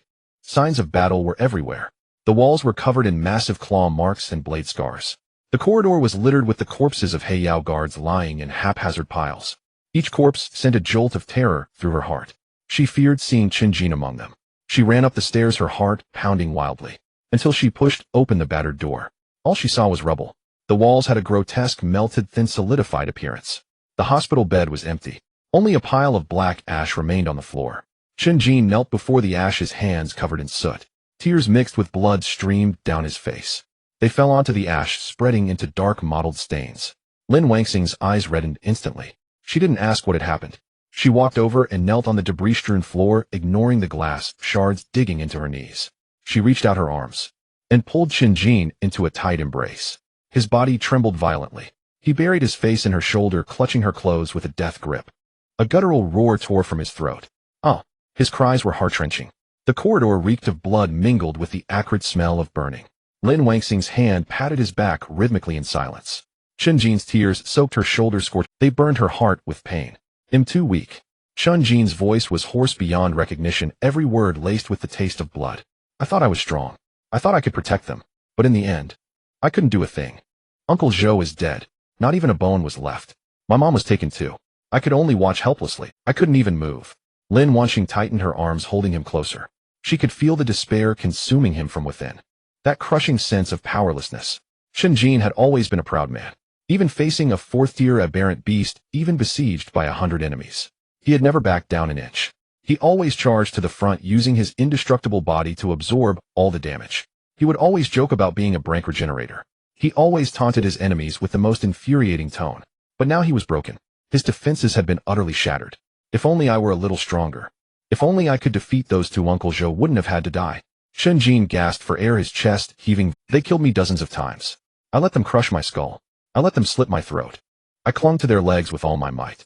I thought I could hold them back. I thought I could win. I thought as long as I didn't die I could outlast them. But it was useless. Against absolute power, my talent is a joke. They didn't even spare me a glance. They just saw me as a persistent nuisance. If I had taken my mom away sooner, that person wouldn't have come. It's too hard. Protecting someone. It's truly too hard. Lin Wangxing's eyes were brimming with tears. She gritted her teeth, forcing the tears back. She knew that what Chen Jin needed now was support, not someone to collapse with him. Chen Jin would have no one left to lean on. She had to be strong. She had to pull him back from the abyss. She cupped his face, wiping the blood and tears from his face with her sleeve. Her movements were gentle, yet carried an unyielding force. Chen Jin, look at me. Chen Jin looked up. His eyes were bloodshot, filled with red veins. His gaze was hollow, terrifyingly empty. Lin Wangxing's voice was steady. This isn't your fault. You did your best. You held off 2 high-rank awakened alone. You fought desperately. Steward Zhou chose to burn his life force because he believed in you. He believed you would survive. He believed you could bring your mother back. He traded his life for your chance, not for you to wallow in despair here. Chen Jin's lips trembled. He called my name. He said he was my uncle. With a wave of his hand, the fire in the whole room was extinguished. I couldn't even move. I could only watch him take my mom away. I couldn't even shout a single word. Chen Jin grabbed Lin Wangxing's wrist with immense force. Her wrist turned purple from his grip, but she didn't pull away. She let him vent the pain inside him. I thought I'd reached the 2nd rank. I thought I could swagger through anything. I thought I could bear it all. How naive I was. Uncle Zhou burned himself to ashes to save me. I can't even hold onto his room. Chen Jin spread his hands open. Only black smudges stained his palms. I'm so useless. I'm truly so useless. Lin Wangxing's heart ached with tightness. She looked at the chaos around her, at Chen Jin's shattered state. She knew full well the terror of that enemy. The ability to reverse time or reset space. Such a power was undoubtedly top tier, surpassing any strong being she had ever known. But she couldn't panic. She clasped Chen Jin's hands, intertwining their fingers, passing her warmth to him. Chen Jin, listen to me. Since that man claimed to be your uncle and said he would cure your mother's illness, it means he won't harm her for now. He's keeping your mother to blackmail you, to make you bring that thing to him. Chen Jin froze for a moment. A glimmer of focus returned to his hollow eyes. The thing. Right, he said to bring that thing. Lin wants. Exactly. As long as the thing is still with you, or until you find it, your mother is safe. That's our leverage. You can't die or go mad now. You need to calm down. We have to find out what your father brought. We need to uncover who this so-called uncle really is. We have to get through this crisis. Chen Jin's breathing gradually steadied. Lin Wangxing's words directly quenched the flames of despair in his heart and ignited the spark of vengeance. He looked at her reddened eyes, and forced calm. Wanxing, thank you. She shook her head. We promised to bear it together. She stood up and pulled Chen Jin to his feet. He looked down at the ash on the floor. He took off his tattered coat, carefully gathering the ash bit by bit. His movements were slow and gentle, afraid a gust of wind would scatter. He wrapped the ash in the coat and tied it in a tight knot. Uncle Zhou, I've marked this debt. He'll make them pay with blood. Chen Jin strapped the bundle to his back. His gaze had completely changed. Gone was the former cynicism, replaced by pure, icy, murderous intent. He touched his chest. A violet flame pulsed within. His talent and the capital for his revenge. As long as he didn't die one day, he would drag all those lofty beings from their thrones. The two stood in the empty hospital room, surrounded by deathly silence. Just then, from the corridor outside, footsteps echoed. Tap, tap, tap. The sound was faint, but in the dead stillness of the floor, it was unnervingly clear. Each step struck like a hammer on their nerves. The two stared intently at the door of the sick room. Then a head poked in. It was Su Xiao. Lin Wanxing barely recognized who it was. The taut nerves instantly snapped. Raising her hand, a bolt of purple lightning shot forth. Boom. The thunderbolt surged out. Su Xiao had just poked his head out when he saw a blinding purple light rushing towards him. He was completely dumbfounded, unable to even dodge. The purple lightning grazed Su Xiao's cheek as it flew past, singeing a few strands of his hair. Bang! The thunder struck the wall of the hallway behind. The wall exploded, creating a large charred crater. Debris flew everywhere. Su Xiao was terrified by this attack. His legs turned to jelly, and he stood there in a daze. He swallowed hard, his voice trembling. It's me. Lin Wanxing, having recognized the visitor, furrowed her brows tightly. She thought Su Xiao had come to take advantage of the situation, considering the enmity they had built up at school. What are you doing here? Lin Wanxing questioned sternly. Aren't you a first tier? The city lord ordered an evacuation. Why haven't you left? Su Xiao was at a loss, leaning against the doorframe, his face pale. After a moment of silence, he finally spoke hesitantly. I saw you didn't evacuate. Instead, you ran. I was afraid you would encounter danger. The sick room fell silent for a moment. Lin Wangxing's expression softened slightly as she realized. It turned out Su Xiao had seen her running against the current towards the medical department. Although he usually acted arrogantly, he dared to take life-threatening risks to follow her during such a time. Chen Jin stood by, his murderous intent slightly diminishing. Suddenly, a loud crash resounded coming from the ceiling. Boom. The entire building shook. Several people looked up at the ceiling simultaneously. A massive crack appeared in the ceiling. The crack rapidly spread, dust falling down. In the next moment, the ceiling shattered completely, and a gigantic beast crashed through. It landed heavily on the floor of the sick room, creating a large hole in the ground. Debris flew everywhere. It was a ghostly blade leopard. Its size was more than 3 times that of an ordinary leopard covered in black scales. Its sturdy limbs and sharp claws shimmered with a ghostly blue light. In the late stage of the 3rd tier, a frenzied pressure instantly enveloped the entire sick room. Along with it, a person fell heavily beside the ghostly blade leopard. Covered in blood, it was evident from the tattered clothing that he was a member of the City Defense Division. The City Defense officer coughed up blood, a deep, bone-revealing claw mark on his chest. Struggling to lift his head, he saw the 3 students in the sick room, his eyes filled with despair. Run! The defense line has been breached. Not only low-tier beasts, but also 3rd-tier beasts have entered the city. We can't stop them. The ghostly blade leopard let out a deafening roar. It raised its massive claw, preparing to smash the city defense officer into a pulp. Su Xiao was so frightened that he kept retreating. Retreat, retreat, retreat. He shouted while shrinking back towards the door. A latest-stage 3rd-tier beast was far beyond what these 1st-tier students. Lin Wangxing's palms surged with purple lightning again, ready to step in to save him. But a figure moved faster than her. It was Chen Jin, whose anger and sorrow had found no outlet. This ghostly blade leopard came at just the right moment. Chen Jin exerted force with his legs, turning into a shadow and charging forward without any weapons. He swung his fist directly, striking forcefully at the ghostly blade leopard's head. Bang! A muffled thud sounded as the leopard's head tilted from the impact. Its claws missed, crashing into the floor beside it. The city defense officer narrowly escaped death. The ghostly blade leopard was enraged, turning its head. Its crimson eyes fixed on Chen Jin, it opened its gaping mouth and lunged at his shoulder. The speed was too fast for Chen Jin to dodge. Or rather, he didn't want to dodge at all. Thud! The sharp teeth pierced through flesh. The ghostly blade leopard tore with all its might, ripping off Chen Jin's entire left arm. Blood spurted wildly, splattering the ghostly blade leopard's face. Su Xiao witnessed this scene at the doorway, his legs buckling as he collapsed to the ground. Chen Jin, he yelled in terror. It was over. Chen Jin was finished. The city defense officer closed his eyes, unable to bear witnessing what would happen next. But in the next second, where Chen Jin's severed arm had been, the flesh and blood began to writhe frantically. Bones rapidly grew back, and in the blink of an eye, a whole and unblemished arm had regrown. Not a single scar remained. Chen Jin twisted his newly grown left arm, the joints cracking. He looked at the ghostly blade leopard. His gaze was icy, devoid of any warmth. Have you bitten enough? Now it's my turn. Chen Jin gripped the upper and lower jaws of the ghostly blade leopard. His arm muscles bulged as he let out a roar, forcibly prying the leopard's mouth open. The ghostly blade leopard let out a pained whimper.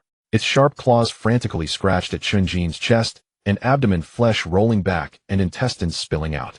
Chen Jin didn't even flinch. The wounds healed in an instant. His fighting style was completely reckless, akin to a mad dog exchanging injury for injury, risking his life for his life. He vented all the helplessness toward that mysterious man, all the sorrow for Zhou Luo's death onto this beast. Die for me. Chen Jin exerted tremendous force with both hands. Crack! The ghostly blade leopard's lower jaw was directly broken. Blood gushed out as Chen Jin kicked it in the stomach. He kicked its massive body, sending it flying against the wall of the sick room. The wall collapsed with a thunderous crash. Chen Jin didn't pause. He charged forward. Riding on the ghostly blade leopard, his fists fell like rain. Bang! Bang! Bang! Each punch carried frenzied power. The ghostly blade leopard's black scales were crushed. Its skull caved in. It struggled desperately, its tail whipping like a steel whip against Chen Jin's back. Chen Jin's spine was broken, and he spat out a mouthful of blood. Yet the movements of his hands showed no sign of slowing. His spine reassembled in an instant.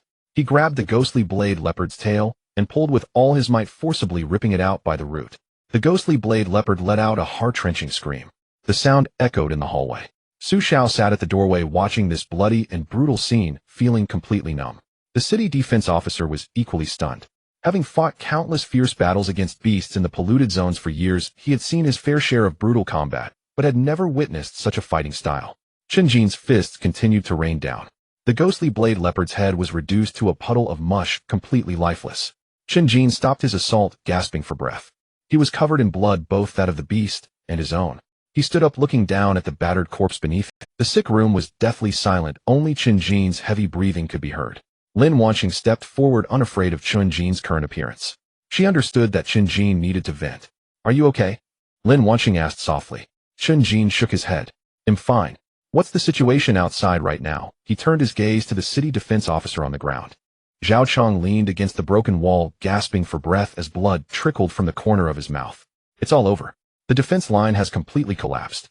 The 3 calamity-level powerhouses are each engaged with 3 calamity-level aberrant beasts. They've been pinned down. Chen Jin frowned deeply. Calamity level. 6th tier. Lin Wanqing stepped forward, her face filled with shock. That's impossible.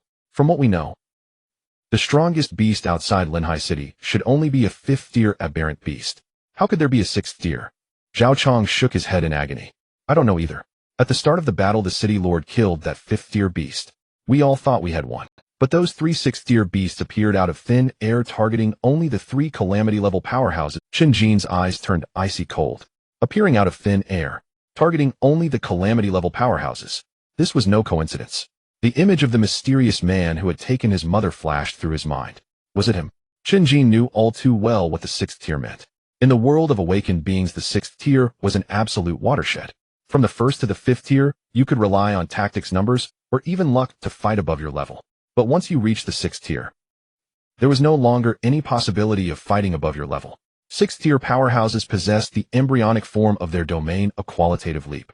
A 5th tier fighter before a 6th tier one was nothing more than an insect that could be crushed at will. Even more cruelly, talent determined the upper limit. Those with poor talent could never reach the 6th tier. This was an iron law. Now 3 6th tier aberrant beasts had pinned down Linhai City's highest combat power. This meant the people inside the city could only rely on themselves. Zhao Chong coughed a couple of times. Beasts below the 6th tier have entered the city. Monsters are everywhere. We can't hold out.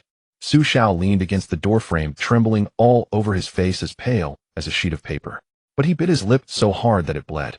He forcibly swallowed the fear that surged in his throat. Holding the wall, he forced himself to stand upright. Chen Jin glanced at him, somewhat surprised.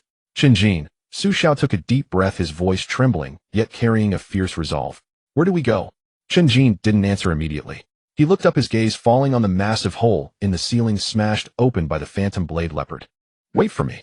Chen Jin bent his legs slightly, then explosively propelled himself upward like a cannonball, leaping straight through the hole. He climbed up through the shattered floor structure, and in just a few breaths Chen Jin emerged onto the roof of the fierce wind carried a thick stench of blood. Chen Jin stood at the edge of the roof looking down. His pupils instantly contracted. On the streets, shrouded in gray mist, there were aberrant beasts everywhere, densely packed. A black tide was spreading through the city. Rotskin hounds, black-armored thorn lizards, frenzied demon apes, and overhead swarms of bloodthirsty bats circled. Cars were overturned, shops trampled flat. The entire Linhai city had completely become a playground for monsters. Chen Jin's face darkened. He turned and jumped back down the way he came. Thud. He landed steadily on the ward floor. Su Xiao quickly approached. How is it outside? Chen Jin. Su Xiao's legs gave way, and he nearly fell. Then what do we do? Just wait here to die. Su Xiao's legs gave way, and he nearly fell. Then what do we do? Just wait here to die. Lin Wanqing frowned deeply. She looked around, her gaze settling on the broken medical equipment. This is Black Obsidian territory, and the medical department is a key facility. There's likely a high-spec shelter underground. Chen Jin's eyes lit up. That makes sense. They'll go scout ahead. Lin Wanqing glanced at Zhao Chong, who was leaning weakly against the wall. Zhao Chong is badly hurt. The bleeding won't stop. While you're at it, find some emergency medicine from the pharmacy. Chen Jin tightened the bundle on his back, which contained Zhou Li's ashes. All right. Chen Jin nodded in agreement. You all block the door here. No matter what sounds you hear, don't come out. Wait for my... With that, Chen Jin strode out of the ward. The corridor was dead silent, only the sound of his own footsteps. He headed down the stairs. The interior of the medical department was also in complete disarray. Splashes of blood and massive claw marks were everywhere on the walls. Chen Jin reached the 3rd floor. This was the floor where the pharmacy was located. As soon as he pushed open the fire door to the stairwell, a strong foul stench hit him. At the end of the corridor, 5 rotskin hounds were gnawing on several corpses in white coats. 2nd tier aberrant beasts. Hearing the sound of the fire door opening, the 5 rotskin hounds all turned their heads simultaneously. Their scarlet eyes glowed in the darkness. Foul saliva dripped onto the floor as low growls rumbled from their throats. Chen Jin accelerated, suddenly charging straight into the middle of the rotskin hounds. One hound opened its massive jaws to bite his neck. Chen Jin didn't dodge. He clenched his left fist and smashed it fiercely into the hound's head. Thud! The hound's skull shattered, and brain matter splattered across Chen Jin's face. In less than a minute, all 5 rotskin hounds had become minced meat on the floor. Chen Jin stepped over the corpses and walked to the pharmacy door. The pharmacy's security door was already half destroyed. Chen Jin grabbed the door frame with both hands, pulled hard, and tore the entire security door off. Entering the pharmacy, it was dim inside. Many shelves had collapsed, but a lot of medicine remained intact. Chen Jin turned on the light on his communicator. He quickly searched through the shelves. High-grade hemostatic agent. Cell repair fluid. Potent analgesic. Soon Chen Jin was carrying a medical kit. He walked out of the pharmacy and continued down the stairs. The hall was dead silent. Chen Jin didn't pause, heading straight for the passage to the basement. The entrance to the basement was a thick alloy door. At this moment, the door was severely deformed, covered in massive dents. Some terrifying force was continuously battering it. Chen Jin placed the medical kit at the corner of the stairwell, softened his steps, and slowly approached the alloy door. Through the deformed gaps in the door, he saw the scene inside the basement. The basement was very spacious, originally black obsidian's internal training ground and supply depot. At the deepest part, there was an even thicker circular airlock door. That should be the entrance to the shelter. But now in front of the airlock door stood a massive aberrant beast covered in black bone spikes, its size comparable to a heavy truck. A fourth-tier aberrant beast. The bone-spiked demon bear. It was frantically ramming the airlock door. With each impact, the entire basement trembled. Fine cracks had already appeared on the airlock door. It clearly wouldn't hold much longer. The air in the basement was thick and murky, mingled with a strong stench of blood and the unique odor of exotic beasts. Chen Jin pressed himself against the deformed alloy door. Through the gap created by the impact, he stared intently inside. The bone-spiked demon bear was too large, like an armored vehicle blocking the center of the basement. Its entire black body glimmered with a cold light in the dim surroundings. Bang! The massive body of the demon bear slammed against the airtight door once more. The entire basement shook. Dust rained down from above. The circular airtight door, claimed to withstand attacks from high-tier exotic beasts, had now warped severely. The center had caved in significantly. Fine cracks had formed at the metal seams around the edge. It could not hold much longer. After 10 more impacts, the door would surely break. Chen Jin touched the bundle made from tattered clothes on his back. Inside was the ashes of Zhou Li. His mind was consumed with thoughts of revenge and finding his mother. He didn't want to complicate matters. This shelter was clearly no longer safe. With a fourth-tier beast blocking the door, even if the door held, staying inside would be a death sentence. He needed to hurry back to bring Lin Wanqing and the others to a safer location. Just as Chen Jin prepared to turn around, his movements suddenly froze. A faint sound drifted out from the door's crack. It was soft, mostly drowned out by the loud crash of the bear against the door. But Chen Jin's senses were far beyond ordinary. He heard it clearly. It was the sound of crying. A child's cry mixed with a woman's suppressed sobs. Chen Jin's feet felt as though they were nailed to the spot. There were people inside. Living people. And judging by the noise, there were quite a few. Chen Jin's brows knitted tightly. Should he leave? If he just walked away once the door broke, everyone inside would become fodder for the beast. Or should he stay? To fight the fourth-tier beast Hedon. He could indeed exhaust it. The previous iron-bone poison lizard had been consumed alive by him. But it would take too long. To wear down a fourth-tier beast would take at least half an hour. Outside, the area was swarming with exotic beasts and the defense had already collapsed. The noise of the fight would be too loud. If it attracted other beasts, everyone would be doomed. Chen Jin gritted his teeth as Zhou Li's bloodied face flashed uncontrollably in his mind. I fight for all of humanity. That hoarse remark pierced sharply into his nerves. Chen Jin I really owe you one. He had come this far. He couldn't just watch as everyone inside was devoured. But he couldn't do it alone. He needed to act swiftly. Chen Jin silently retreated back to the stairwell, racing back to the third-floor infirmary. He pushed the door open. Lin Wanqing was guarding the door, her palm clenched around a ball of purple lightning. Seeing it was Chen Jin, she retracted the lightning. Su Xiao leaned against the wall, his legs shaking. Zhao Chong lay on the ground, half-full of his face ashen. What's going on? Lin Wanqing asked immediately. Chen Jin spoke rapidly. There's a shelter in the basement, but it's blocked by a fourth-tier bone-spiked demon bear. The door is about to break, and there are living people inside. As soon as he said this, the infirmary fell silent. Su Xiao's eyes widened in shock, his voice cracking. Fourth tier? Are you crazy? There are monsters outside. We're barely surviving here, and you want to provoke a fourth-tier beast. Chen Jin didn't even glance at them. He fixed his gaze on Lin Wanqing. It's too slow for me to kill it alone. I need your explosive power. I'll draw its attention, you gather your strength. One strike to kill it. Lin Wanqing looked into Chen Jin's bloodshot eyes. She knew what he had just gone through. She also understood the immense rage boiling within him. Without hesitation, she nodded heavily. All right. Su Xiao was jumping up and down in anxiety. Are you both insane? That's a fourth-tier beast. Who can withstand that? Chen Jin turned his head, casting a cold glance at him. You don't have to go. You can wait here to die. I'll go with you guys. Su Xiao gritted his teeth, forcing himself to follow. The three of them hurried downstairs. They arrived outside the alloy door of the basement. The crashing sounds had become even more violent than before. The cracks on the airtight door had expanded to a visible degree. Chen Jin moved his neck, the joints cracking. He turned to Lin Wanqing. This beast has thick skin, and its bone spikes are poisonous. You need to hold your big move a little longer. It must be a single strike to pierce its skull. Lin Wanqing took a deep breath. The purple light in her palm began to gather frantically. Don't worry. Chen Jin grinned, revealing a sinister smile. Professional team, ready to work. He didn't carry any weapons. He squeezed through the gap in the alloy door. Inside the basement, the bone-spiked demon bear was preparing for one final charge. It took 2 steps back, its hind leg muscles bulging. Just then a shadow darted out from the side. Its speed was astonishing. Chen Jin kicked the demon bear hard on its rear. Bang! This kick was powerful, sending the massive creature staggering forward. It nearly crashed into a nearby load-bearing pillar.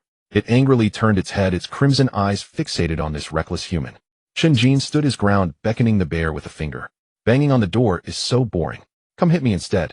Although the bone-spiked demon bear could not understand human speech, Chen Jin's arrogant provocation completely enraged it. Roar! The bear let out a deafening roar, abandoning the airtight door. It turned and lunged at Chen Jin. Its enormous paw came crashing down with a whistling sound. Chen Jin did not dodge or evade, meeting the paw with a punch. Bang! A dull thud echoed throughout the basement. Chen Jin's entire right arm exploded in an instant, flesh and blood spraying everywhere, bones shattering into pieces. He was sent flying like a kite, with its string cut crashing into the wall several meters away. He hit the wall hard, causing it to crack. Su Xiao, hiding outside the door, saw this scene through the gap. He was so frightened that he fell to the ground. It was over. He had been taken out in one blow. But the next second, Chen Jin crawled up from the pile of rubble. His exploded right arm twitched violently, and in the blink of an eye, a whole and intact arm grew back. Chen Jin twisted his newly regrown arm. He spat out a mouthful of bloody saliva. Is that all? Did you get this 4th-tier beast for free? The bone-spiked demon bear was stunned. Its simple mind could not comprehend why this shattered human could still stand up. Chen Jin did not give. He charged at it again. This time he didn't engage in a heated fight. Instead, he used his agile movements to maneuver around to the side of the bear. With both hands, he gripped a black bone spike on the bear's back tightly. The muscles in his arms bulged, veins standing out. Break! Chen Jin roared. Crack! A thick bone spike was forcibly snapped. Black poisonous blood gushed out, splattering all over Chen Jin. The toxic blood was highly corrosive. The flesh on Chen Jin's body was instantly corroded, sizzling as it revealed his stark white bones. But he did not even flinch. His immortal talent was operating furiously. The rotting flesh quickly fell off and fresh meat grew back instantly. The demon bear went mad with pain, its massive body rolling frantically in the basement. It tried to shake off Chen Jin on its back. Chen Jin held on to another bone spike tightly, like an adhesive bandage that couldn't be shaken off. Wanqing, are you not done yet? Chen Jin shouted. He was slammed against a load-bearing pillar by the bear. His spine broke. In the basement, the air had been compressed to its limit. The bright white lightning ball in Lin Wanqing's palm emitted an aura that caused the surrounding stone bricks to begin to crack. Chen Jin tightly locked the bone-spiked magic bear's neck. Half of his body was corroded by toxic blood, exposing white bones. Yet he did not let go. Wanqing, now is the time. Chen Jin let out a wild roar. Lin Wanqing closed her eyes tightly. She suddenly opened them, and her pupils were filled with pulsating purple plasma. Thunder's judgment. Limitless eruption. Boom. The bright white lightning was no longer a slender arc, but a massive beam of light, with a diameter exceeding half a meter. It instantly pierced through the entire basement, moving so fast that even its afterimage could not be captured. The crimson eyes of the bone-spiked magic bear just revealed a hint of fear. The lightning beam had already struck its forehead. Crack! The thick black bone armor as hard as steel crumbled before this strike. Fragile as a thin eggshell. The lightning surged into the magic bear's eye sockets. Crackle! The massive body of the bear convulsed violently. The hundreds of bone spikes on its back exploded one by one under the baptism of lightning, turning into countless black powder. In the second before the lightning exploded, Chen Jin fiercely kicked off the magic bear's back, using the force to roll backward. He rolled on the ground for a dozen times. He finally stopped against a distant, abandoned iron frame. Damn it! Chen Jin wiped the dust off his face. That lightning. So powerful. He looked ahead. The bone-spiked magic bear was no longer struggling. Its body, comparable to a heavy truck, began to disintegrate from the inside. The purple electric arcs ran wildly through its flesh. Finally, with a loud bang, the 4th-tier beast, the bone-spiked magic bear, exploded into a ground of charred flesh. Not a single complete bone remained. In the basement, the remnants of the thunder still echoed, and the air was filled with a pungent, burnt smell. Lin Wanqing stood in place, maintaining the posture of pushing her palms. However, her body trembled slightly, and the purple light in her palm quickly dimmed. She turned her head and glanced at Chen Jin. Her lips moved as if she wanted to say something, but not a single word. Her eyelids fluttered, and she fell straight backward. Wanqing. Chen Jin's expression changed, and he exerted force under his feet. His form transformed into an afterimage, catching her securely in his arms before her head hit the ground. Lin Wanqing's face was frighteningly pale. Her breathing was so weak it was almost imperceptible.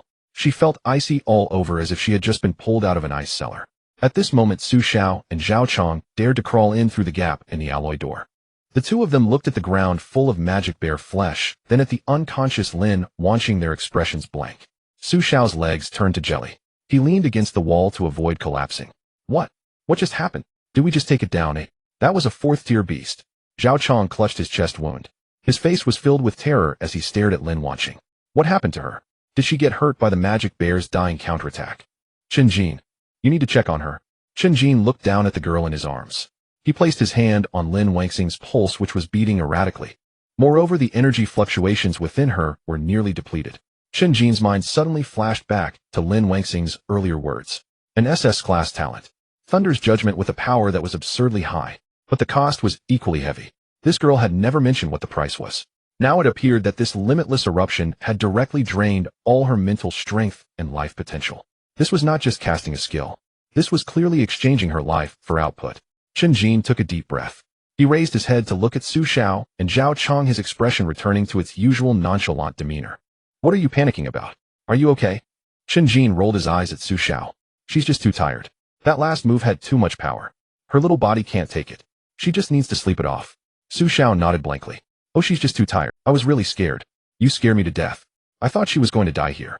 Chen Jin ignored Su Xiao. He carefully picked up Lin Wanqing and walked to the airtight door of the shelter. This door had already been severely damaged by the magic bear. The center was dented and the edges were cracked. Chen Jin freed one hand, clenched it into a fist, and struck the door with great force. Bang! Bang! Bang! The muffled sound of the impact was particularly jarring in the silent basement.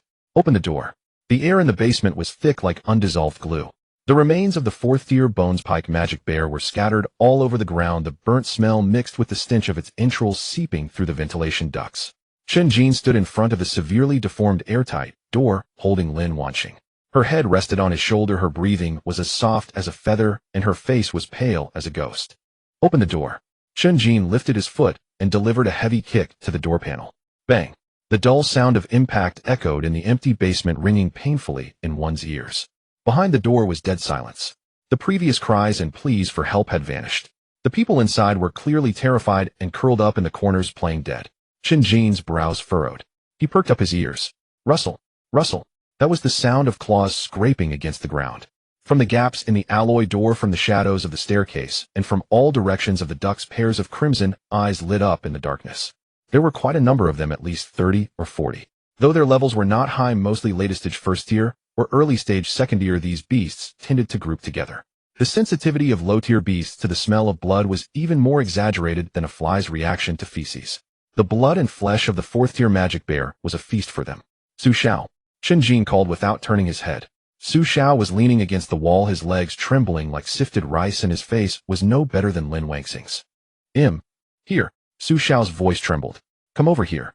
Chen Jin pointed at the airtight door in front of them. You knock. Use that domineering attitude you have at school and hit it hard. Su Xiao hesitated, looking at the door that was almost battered to pieces, swallowing hard. Chen Jin, why don't we change places? The people inside definitely won't dare to open the door. What if they mistake us for monsters? Chen Jin shot him a sidelong glance, his eyes cold as ice. Change places. Outside is full of beasts. Are you planning to take an unconscious girl and an injured person for a stroll on the street? He pointed at Zhao Chong on the ground. Zhao Chong had already passed out, and although his chest wound had stopped bleeding, his breath was frighteningly weak. I told you to knock, so knock. Why so much nonsense? Chen Jin tightened his grip on Lin, watching his tone impatient. Su Xiao shrank his neck at being scolded. He hesitated and stepped forward, extending his hand to gently tap the door twice. Is anyone inside? We are students, please help us. This voice was so quiet it was indistinguishable from a mosquito's buzz. Chen Jin couldn't help but laugh angrily. Did you not eat? Use a little force. Su Xiao gritted his teeth and added more strength. Bang bang. Open the door, please, we're begging you. As soon as Su Xiao finished shouting, he suddenly turned his head. He saw the densely packed red dots in the darkness, and his soul nearly left his body. Chen Jin, they're coming. So many all monsters. Su Xiao's voice quivered and his actions became completely chaotic. Chen Jin expressionlessly handed Lin Wanqing over to Su Xiao. Hold her. Su Xiao instinctively caught her, hurriedly stabilizing Lin Wanqing. What are you going to do? Chen Jin rolled his shoulders, his joints cracking. I'm going to block the door. Chen Jin pointed to the direction of the staircase. You keep knocking. If the door doesn't open, you can't stop. If Lin Wanqing falls, I will feed you to that pack of dogs. Su Xiao held Lin Wanqing nearly in tears. He'll knock hard, is that okay? He turned around and began to pound on the airtight door. Bang bang bang. Bang bang bang. Open the door. Help. Chen Jin ignored Su Xiao's cries and strode towards the staircase. The pack of beasts was squeezing in through the passage, the stench wafting over. Chen Jin did not rush into the horde to slaughter. His current energy consumption was immense. He had just restored himself 3 times to kill that magic bear. The hunger surged like a tide. If he rushed in for close combat, it would drain him completely. He halted, his gaze landing on the massive corpse of the bone-spiked magic bear on the ground. Though half of it had been blown apart, the remaining skeleton and carcass still resembled a small mountain. Chen Jin approached, gripping the magic bear's sturdy spine tightly. His arm muscles bulged instantly, veins like snakes writhing beneath his skin. Lift! Chen Jin shouted, fiercely channeling power from his waist. He forcibly lifted the massive carcass of the bear. The heavy body dragged a long trail of blood on the ground as Chen Jin dragged the corpse step by step to the stairway entrance. Bang! He slammed the magic bear's corpse down sideways. Its enormous body instantly blocked more than half of the already narrow passage. The few corrupted skin dogs rushing in the front were directly crushed under the corpse, emitting a series of shrill cries. This door panel is quite sturdy. Chen Jin wiped the blood from his hands. But the passage was not completely sealed. There were still significant gaps above and on the sides of the magic bear's corpse. Several smaller black-armored spiked lizards squeezed in through the gaps. Chen Jin stepped forward and slapped one on the head as it just poked its head out. Bang! The spiked lizard was knocked dizzy, rolling back. Can't you see we're under construction? No entry for idle people. Chen Jin turned his gaze towards the basement's load-bearing wall. He walked to the wall, took a deep breath, tightened his right fist, and slammed it against the wall. 80. Bang! The wall instantly cracked, spiderweb-like fissures spreading outward. Chen Jin did not stop. His left fist followed. 80. Bang! Large chunks of concrete fell off. 80. Chen Jin's fists rained down like a storm, each punch carrying frenzied power. The sturdy load-bearing wall was forcefully smashed out of a large pit. He clasped a concrete fragment that was almost half a person tall with both hands. Pulling hard, he tore it down along with the rebar inside. Chen Jin carried this huge chunk of concrete to the passage entrance and slammed it down on the gap above the magic bear's corpse. Boom! The gap was blocked off. The beasts outside became frantic. They smelled the enticing scent of flesh just within reach, but were blocked outside. They clawed madly at the magic bear's corpse and the concrete blocks. The screeching sounds of scratching sent chills down one's spine. A cracked-mouthed dog squeezed in through the side gap, opening its bloody maw and biting into Chen Jin's thigh. Its sharp teeth pierced through flesh. Chen Jin didn't even frown. He reached back and grabbed the cracked-mouthed dog's neck. Crack! He crushed it directly, then stuffed the cracked-mouthed dog's corpse into the gap as if it were a brick. This brick, Chen Jin turned around and continued to demolish the wall. 80. Large chunks of concrete were moved over. He stacked them layer upon layer at the entrance. Whenever a beast lunged at him, he would casually crush it and use its corpse as building material to fill the gaps. He even pulled out thick rebar from the wall, skewering the magic bear's corpse, concrete blocks, and beast corpses together like threading meat skewers. A defense line made of blood-flesh steel bars and cement was forcibly created by him. Su Xiao was behind, knocking on the door while secretly glancing back. He watched Chen Jin, covered in blood, frantically moving bricks to build the wall. The scene was too bizarre, too brutal. Su Xiao's tears flowed even more fiercely. Open the door. Hurry, open the door. Inside the shelter, over 200 people were cramped together, not daring to breathe. A middle-aged man wearing glasses gripped a kitchen knife tightly, his palms slick with sweat. He pressed against the door, listening to the commotion outside. He had thought that the earlier thunderous sound was the arrival of reinforcements, but immediately followed by the magic bear's dying scream. Then came the current sounds of frenzied wall smashing and the cries of beasts. Old Wang, what's happening out? I don't know. The middle-aged man shook his head, his voice extremely low. It sounds like they're tearing down a building. What if it's a higher-tier beast? A commotion erupted among the crowd. We can't open the door. What if a monster gets in? We'll all die. An old man wearing a hospital gown shouted excitedly. Behind the heavy airtight door there was a deathly silence. Dozens of people were crammed into the small space with the air thick and murky, a mix of sweat and sour decay. The stench made one's stomach churn. The banging from outside had ceased, replaced by the dull thud of heavy objects hitting the wall. A small boy bit down on his pale lips. He looked up at the adults around him. They defeated the monsters. They saved us. We should let them in. The child's voice echoed harshly in the empty shelter. A man with a brutish face suddenly turned his head, glaring at him fiercely. Shut up. Mind your own business. The man reached out his muscular arm and shoved the small boy away, causing him to wobble unsteadily. He fell backward. A woman hurriedly reached out to catch him, her eyes red-rimmed as she looked at the man. This child's father died protecting us. The man sneered. Dead is dead. If we open the door, what if the monsters outside rush in? Who can guarantee that those outside are still alive? A murmur of agreement arose from the crowd. A middle-aged man with gold-framed glasses adjusted his spectacles. His voice was very low. Brother Wong is right. Those outside are awakened. They took the country's resources and enjoyed privileges. It is their duty to protect us, ordinary people. Even if they die outside, they die honorably. We have dozens of lives here. Why should we take the risk of opening the door for just a few of them? A woman holding a baby nodded repeatedly. Yes. My child is still so small. If the door opens and the monsters rush, and we will all die. Since they are so powerful, they can surely survive on their own. Whether we open the door or not makes no difference to them. Selfishness magnified at that moment, while fear became the best cover. No one was willing to gamble their own life, even though those outside had just fought desperately to save them against a tier 4 beast. The brutish man saw that everyone supported him. His courage grew bolder. He walked to the airtight door, pressed his ear against the cold metal panel, and listened for a while before turning his head. There's no sound outside. They must be dead by now. Everyone moved the nearby debris over and braced anyone who dares to mention opening the door, I will be the first to throw them out to feed the monsters. Everyone began to act, piling heavy sandbags and discarded medical boxes against the airtight door. All of it piled behind the airtight door, completely cutting off any hope of the outside world entering.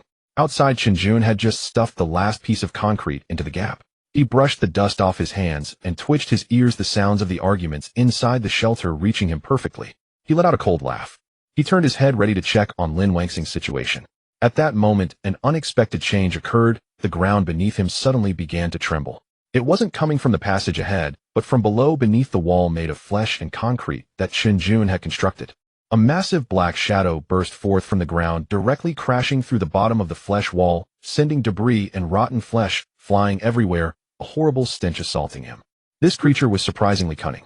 It did not attempt to crash through the passage that Chen Jin had blocked, but instead dug its way up from below. The shadow emerged from the ground.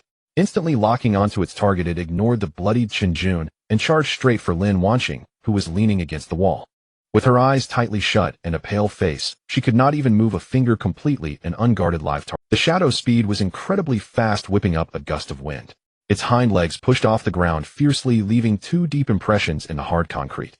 Its massive body soared into the air, drooling viscously, aiming directly for Lin Wangxing's throat. Su Xiao was sitting less than 2 meters away from her. He watched the monster suddenly erupt from the ground, observing the dark shadow closing in his entire body, froze, his mind going blank. He wanted to run, but his legs felt too weak to move, lacking the strength to even stand. He wanted to shout, but no sound could escape his throat.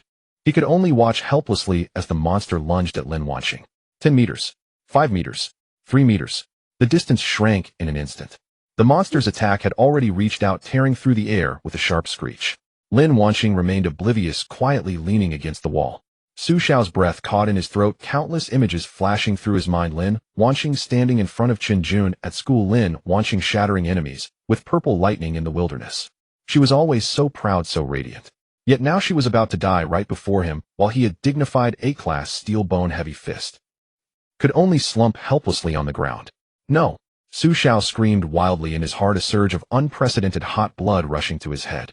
Fear was instantly dispersed by anger and unwillingness. He didn't know where the strength came from, but he forcefully pushed off the ground and sprang up.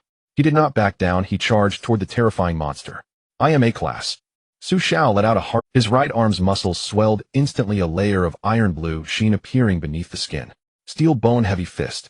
With full force, he concentrated all his strength into this punch. He struck hard against the shadow. Can you withstand 20 years of my power with this punch? Bang! A deafening boom echoed. Su Xiao's fist solidly struck the side of the monster. The immense impact exploded in the air, causing the monster's massive body to veer off its path. It let out a painful howl, its entire body flying sideways, crashing heavily against the corridor wall, causing cracks to spiderweb across the surface. Large chunks of wall plaster fell off. Su Xiao himself was not unscathed. The powerful recoil coursed through his arm. Crack! The bones in his right arm made a sharp sound, breaking directly. His entire body flew backward, tumbling on the ground for several rolls. In pain, he gritted his teeth, yet he looked at the monster that had been knocked away and at Lin Wanqing, who was unharmed. He grinned. I did it. Chen Jin stood not far away, having initially prepared to rush over, but upon seeing this scene, he forcefully stopped in his tracks.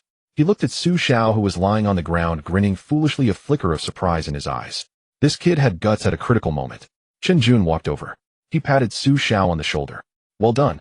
I'll reimburse your medical expenses. Su Xiao, you hurry up and deal with it. My arm is broken. The monster climbed up from the corner, thoroughly enraged by the punch Su Xiao had landed.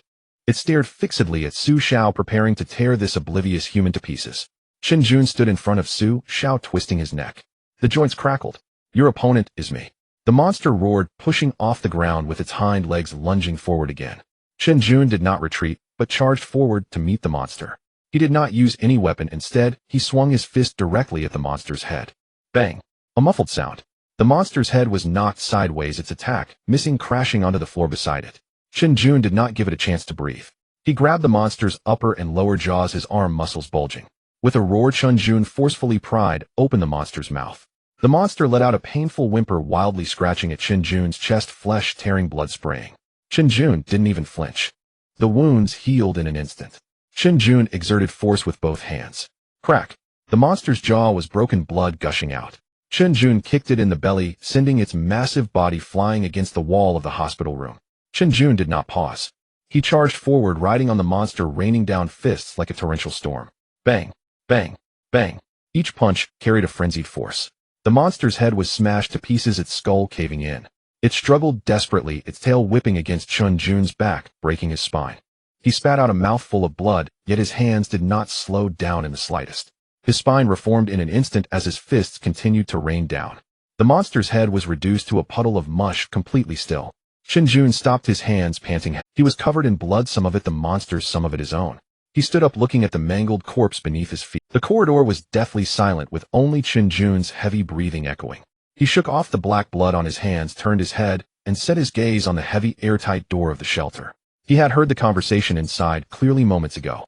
This group of selfish wolves in sheep's clothing. Chen Jin's gaze turned cold as he strode up to the airtight door. He raised his hand, ready to smash the door in anger. Just as his fist was about to come down, a dull mechanical a sliver of light suddenly shone through the gap in the middle of the airtight door, followed by the heavy sound of metal. That airtight door, which had been firmly blocked by debris, surprisingly began to be pushed open from the inside. Chen Jin was taken aback, his fist frozen midair as the gap widened. Before Chen Jin could speak, a frantic roar came from behind the door. Who told you to open the door?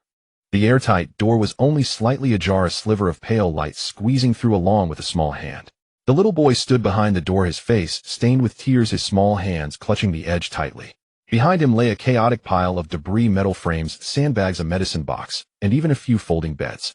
The little boy exerted all his strength just to push the door open this much. Hurry in. His voice trembled violently. But in the next moment, a large hand reached out from behind him. It knocked the little boy to the ground.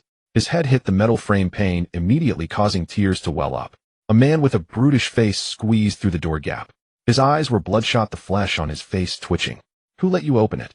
Do you want to get us all killed? They saved us. The little boy covered the back of his head, crying so hard he could hardly breathe. My sister fainted. We can't keep the door shut. The brutish man lifted his foot to kick.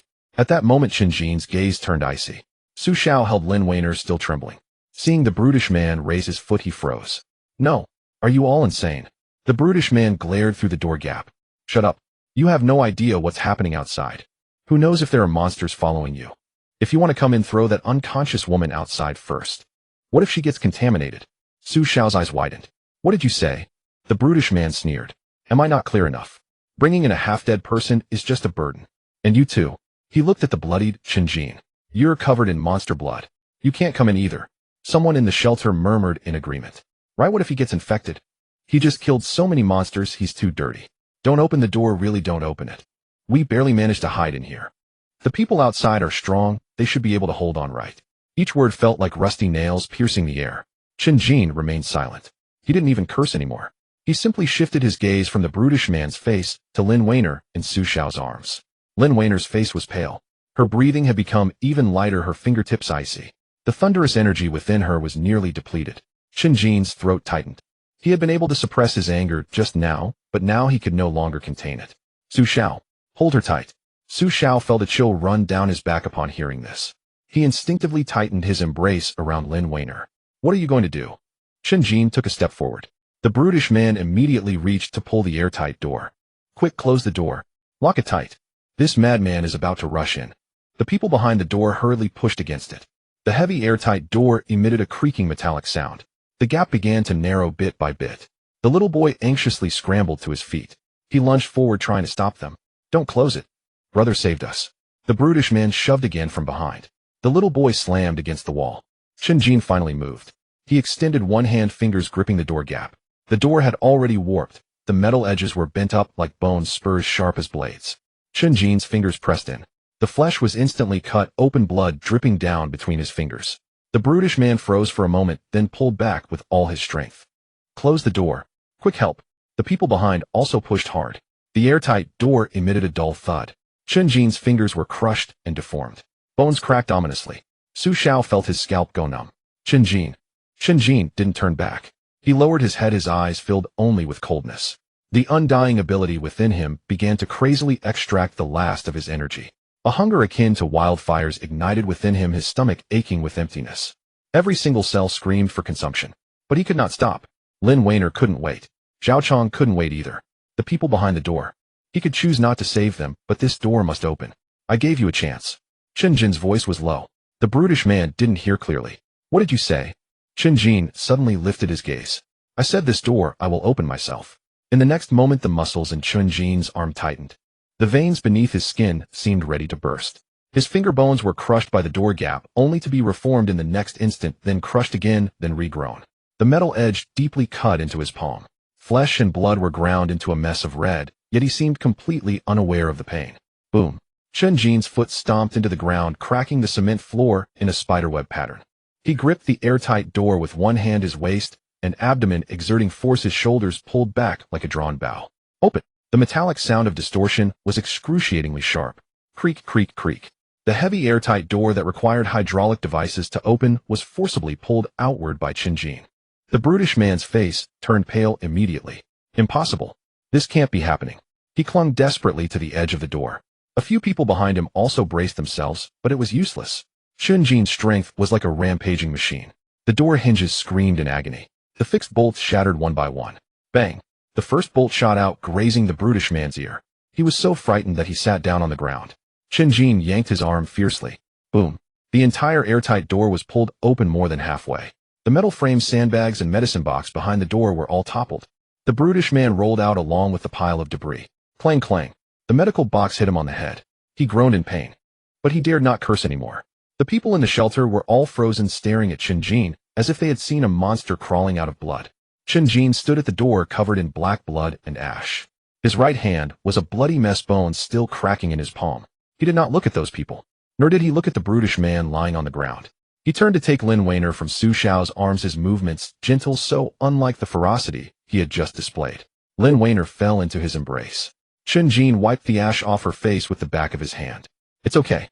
Go inside first. Su Xiao clutched his severed right arm, gasping in pain. But he still bent down to help Zhao Chong. Brother Zhao, hang in there. Zhao Chong opened his eyes, looking at the open airtight door. He looked at Chen Jin, standing at the door. He opened his mouth. You guys. Su Xiao gritted his teeth and helped him up. Don't talk. Otherwise you'll bleed out. Chen Jin carried Lin Weiner into the shelter. The crowd instinctively parted ways, no one daring to obstruct him. The man with golden glasses who had yelled the loudest earlier lowered his head, wishing he could bury his face in his collar. The woman cradling the child shrank into a corner, even her breathing quieted. The brutish man still sat on the ground, covering his bloodied forehead, his lips trembling. I was doing it for everyone. Chen Jin walked past him. His footsteps paused for a moment. The brutish man shivered. I truly didn't mean it. It was too chaotic just now. I was afraid of monsters getting in. You better shut up.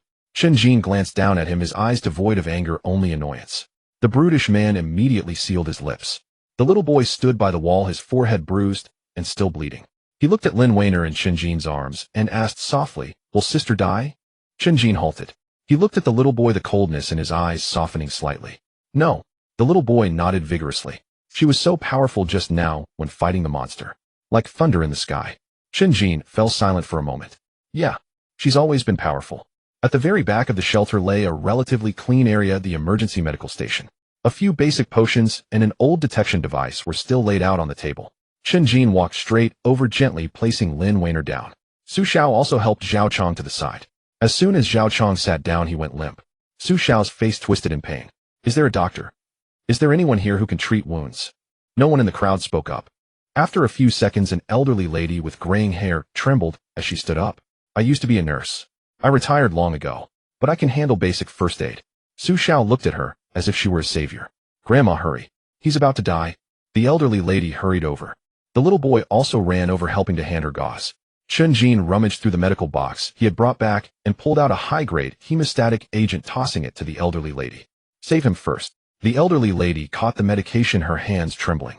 This is a high-grade medicine. Very expensive. Chen Jin did not look up. Now is not the time to worry about money. As these words fell, many faces in the shelter flushed with embarrassment. Just moments ago, they had been discussing behind the door how the people outside deserved to die. Now the people outside had saved them and even brought out medicine for their wounds. Chen Jin placed his hand on Lin Weiner's wrist. Her pulse was still erratic, her body temperature very low, as if she had been drained of life. He pulled out 2 stabilizing agents. He also took out an energy replenishing potion. This was the highest standard emergency medicine from the Black Obsidian Medical Department's pharmacy. Chen Jin glanced at the instructions. It had a certain alleviating effect on the overexpenditure of lightning-based abilities. He pried open Lin Weiner's lips and slowly fed her the potion, the liquid carrying a faint bitterness. Lin Weiner's throat moved slightly, and she finally swallowed it down. Chen Jin's tense shoulders relaxed a bit, but it was only a little. In the next second, that hunger surged back up fiercer than before. He momentarily felt darkness before his eyes, the lights in the shelter distorting into blurred circles. The sounds around him felt muffled, as if coming through water. Su Xiao was shouting in pain. The elderly lady was asking the little boy to fetch bandages, while the brutish man was panting in a corner. These sounds grew distant. Chen Jin braced himself against the edge of the medical station, his fingertips digging in. The metal surface was dented by his grip. He glanced down at his arm. His muscles had clearly thinned out. Cells had begun to consume their own reserves. Each repair within him was costing his life. He had just pulled the door, blocked the wall, killed beasts, and forced himself to recover too many times. His reserves were running low. Chen Jin pressed his hand against his stomach. Tisk, really picking the worst moments. Su Xiao heard his voice and quickly looked over. What's wrong with you? Chen Jin waved his hand. I'm hungry. Su Xiao was taken aback. At a time like this. Outside there are monsters inside a bunch of ingrates, and Lin Weiner is still unconscious, and you're saying you're hungry. Do you have a problem with that? Chen Jin looked at him. Su Xiao immediately fell silent. No, your hunger is very reasonable. It fits your character perfectly. Chen Jin didn't have the energy to argue with him. He turned to look at the people in the shelter. Is there anything to eat? A group of people exchanged glances, no one moving. The brutish man glanced around. Food belongs to everyone. At a time like this, we can't just distribute it casually. Chen Jin looked at him, and the brutish man's voice dropped. I'm just reminding you. Chen Jin smiled faintly. The smile had no warmth. He stood up and walked in front of the brutish man. The brutish man instinctively shrank back. Chen Jin crouched down. You seem to still not understand one thing. This door. I opened it. The monster's outside. We killed them. You can live now. Not because you're smart, but because someone is more human than you. The brutish man turned pale. Chen Jin reached out. He directly pulled out a storage box that had been pressed against him. Crack. The lock was crushed. The box opened, revealing it was filled with compressed biscuits and energy bars. There were also a few bottles of high-calorie nutritional liquid. The crowd fell silent. It turned out the food had long been hidden behind the brutish man. You just said there was no food. The brutish man didn't dare to speak. Chen Jin picked up a bottle of nutritional liquid, twisted off the cap, and drank it down. 1 bottle. 2 bottles. 3 bottles. The high-calorie nutritional liquid filled his stomach, finally suppressing the fire a bit. But it wasn't enough. Far from enough. He tore open several energy bars, shoving one after another into his mouth, the crunching sounds echoing clearly in the shelter. No one dared to speak. Su Xiao's eyes twitched. The way you eat. Really a waste of resources. Chen Jin swallowed. If I don't eat, I'll have to chew on you. Su Xiao silently inched away, clutching his severed arm. Then eat more. Don't hold back. As Chen Jin consumed the 5th bottle of nutritional liquid, his vision finally cleared a bit. The muscles in his arm began to swell slightly. Not much, but enough to hold on. He grabbed the remaining boxes of biscuits, tossing them to the little boy and the elderly lady. Share them with the children and the wounded. The brutish man's lips moved. Chen Jin shot him a glance, and he immediately lowered his head. Someone in the shelter quietly said thank you. It was very light. Chen Jin did not respond. He walked back to Lin Weiner's side, looking down at her. Lin Weiner's face was still pale, but her breathing had stabilized somewhat. Chen Jin sat beside the medical station, the pack on his back, digging into his spine. The ashes of Zhou Li quietly clung to him like a piece of iron that wouldn't melt. He raised his hand and gently touched the pack. His gaze deepened. Outside, the roars of beasts continued unabated. The entire medical building was still shaking. This city was not yet safe. His mother had been taken away. Zhou Li had died, leaving no bones behind. Lin Weiner lay beside him. Xiao Chong was being treated. Su Xiao huddled in the corner, gritting his teeth in pain. And he was left with just one thought: to survive. To survive with these people. Then to find those few people one by one. Chen Jin spoke softly. Uncle Zhou, this bill, I will definitely settle it. This debt, I will definitely make him pay for it. As soon as the words left his mouth, a dull crashing sound came from outside. Bang! Even the ground of the shelter shook. The howl of a beast echoed from the ventilation ducts. A foul odor seeped in through the cracks, causing the crowd in the shelter to erupt in chaos. Fear spread like a plague. The burly man climbed up from the ground, clutching his bloodied forehead. Blood trickled down between his fingers. He glared at Chen Jin, the fear in his eyes replaced by rage. It's all your fault. The burly man shouted, pointing at Chen Jin. You had to open the door. Now look what happened. You brought the monster here. He turned to the surrounding civilians. Everyone see clearly, this kid is covered in monster blood. He's a disaster. The monsters came because they smelled him. We can't keep him. Get him out. Otherwise we will all die. A sharp-tongued woman shouted. Exactly. He just stole food from Brother Wang. If we let this kind of person stay here, we will all be harmed. A timid man echoed. Get him out. We are many. He won't dare do anything to us. The burly man gained confidence, puffing out his chest. Did you hear that? The eyes of the crowd are clear. Get out of here with that half-dead woman, or we will take action. Su Xiao was furious and cursed loudly. Are you all insane? If it weren't for him just now, you would have been eaten clean by the monsters outside. The burly man sneered coldly. Then you go ahead. You are so protective of him, you can roll out with him. Su Xiao trembled with anger. His severed right arm throbbed painfully. Just as he was about to charge forward, a hand pressed on his shoulder. Chen Jin stood up. Chen Jin turned his head, glaring at the burly man with bloodshot eyes filled with a murderous intent that seemed about to overflow. That was not the gaze of a human. It was the gaze of a beast that had crawled out from a sea of corpses and blood. The burly man felt a tightening in his throat. The latter part of his sentence got stuck in his throat. Chen Jin did not waste words. He bent down and casually grabbed a discarded rebar from the ground. The rebar was as thick as a thumb, coated with chunks of concrete. Chen Jin gripped the rebar, and the muscles in his arms bulged instantly, veins popping. He swung his arm violently, throwing it. Whoosh! The rebar flew out with a piercing sound, astonishing. The burly man had no time to react. The rebar grazed his scalp, tearing away a large patch of skin and hair. Blood gushed out instantly. Bang! The rebar pierced deeply into the concrete wall behind the burly man, quivering violently at the end, producing a buzzing sound. The shelter fell into dead silence, a hushed stillness. Everyone was shaken by the ferocity akin to a beast, no one daring to make a sound. Even their breaths were suppressed. The burly man's legs softened, and he slumped to the ground, a large wet patch forming in his pants, a foul smell spreading. He gasped with his mouth open, unable to utter a word of plea. Chen Jin looked at him. Did you spread honey on that little mouth of yours? Say another word and the next rebar will be nailed into your head. The burly man shook his head desperately. He covered his mouth with both hands, fearing he would make even the slightest sound. Chen Jin surveyed the surroundings, his gaze sweeping over the civilians who had just been cheering. Everyone who met his gaze quickly lowered their heads, not daring to make eye contact. Chen Jin withdrew his gaze and walked over to Lin Wanqing. Lin Wanqing was still unconscious, her face pale, her breathing weak. Chen Jin took off his tattered coat and draped it over her. He turned to Su Xiao. Watch her carefully. Anyone who dares to come near her will be killed without mercy. Su Xiao nodded vigorously. Don't worry. I will die in front of her.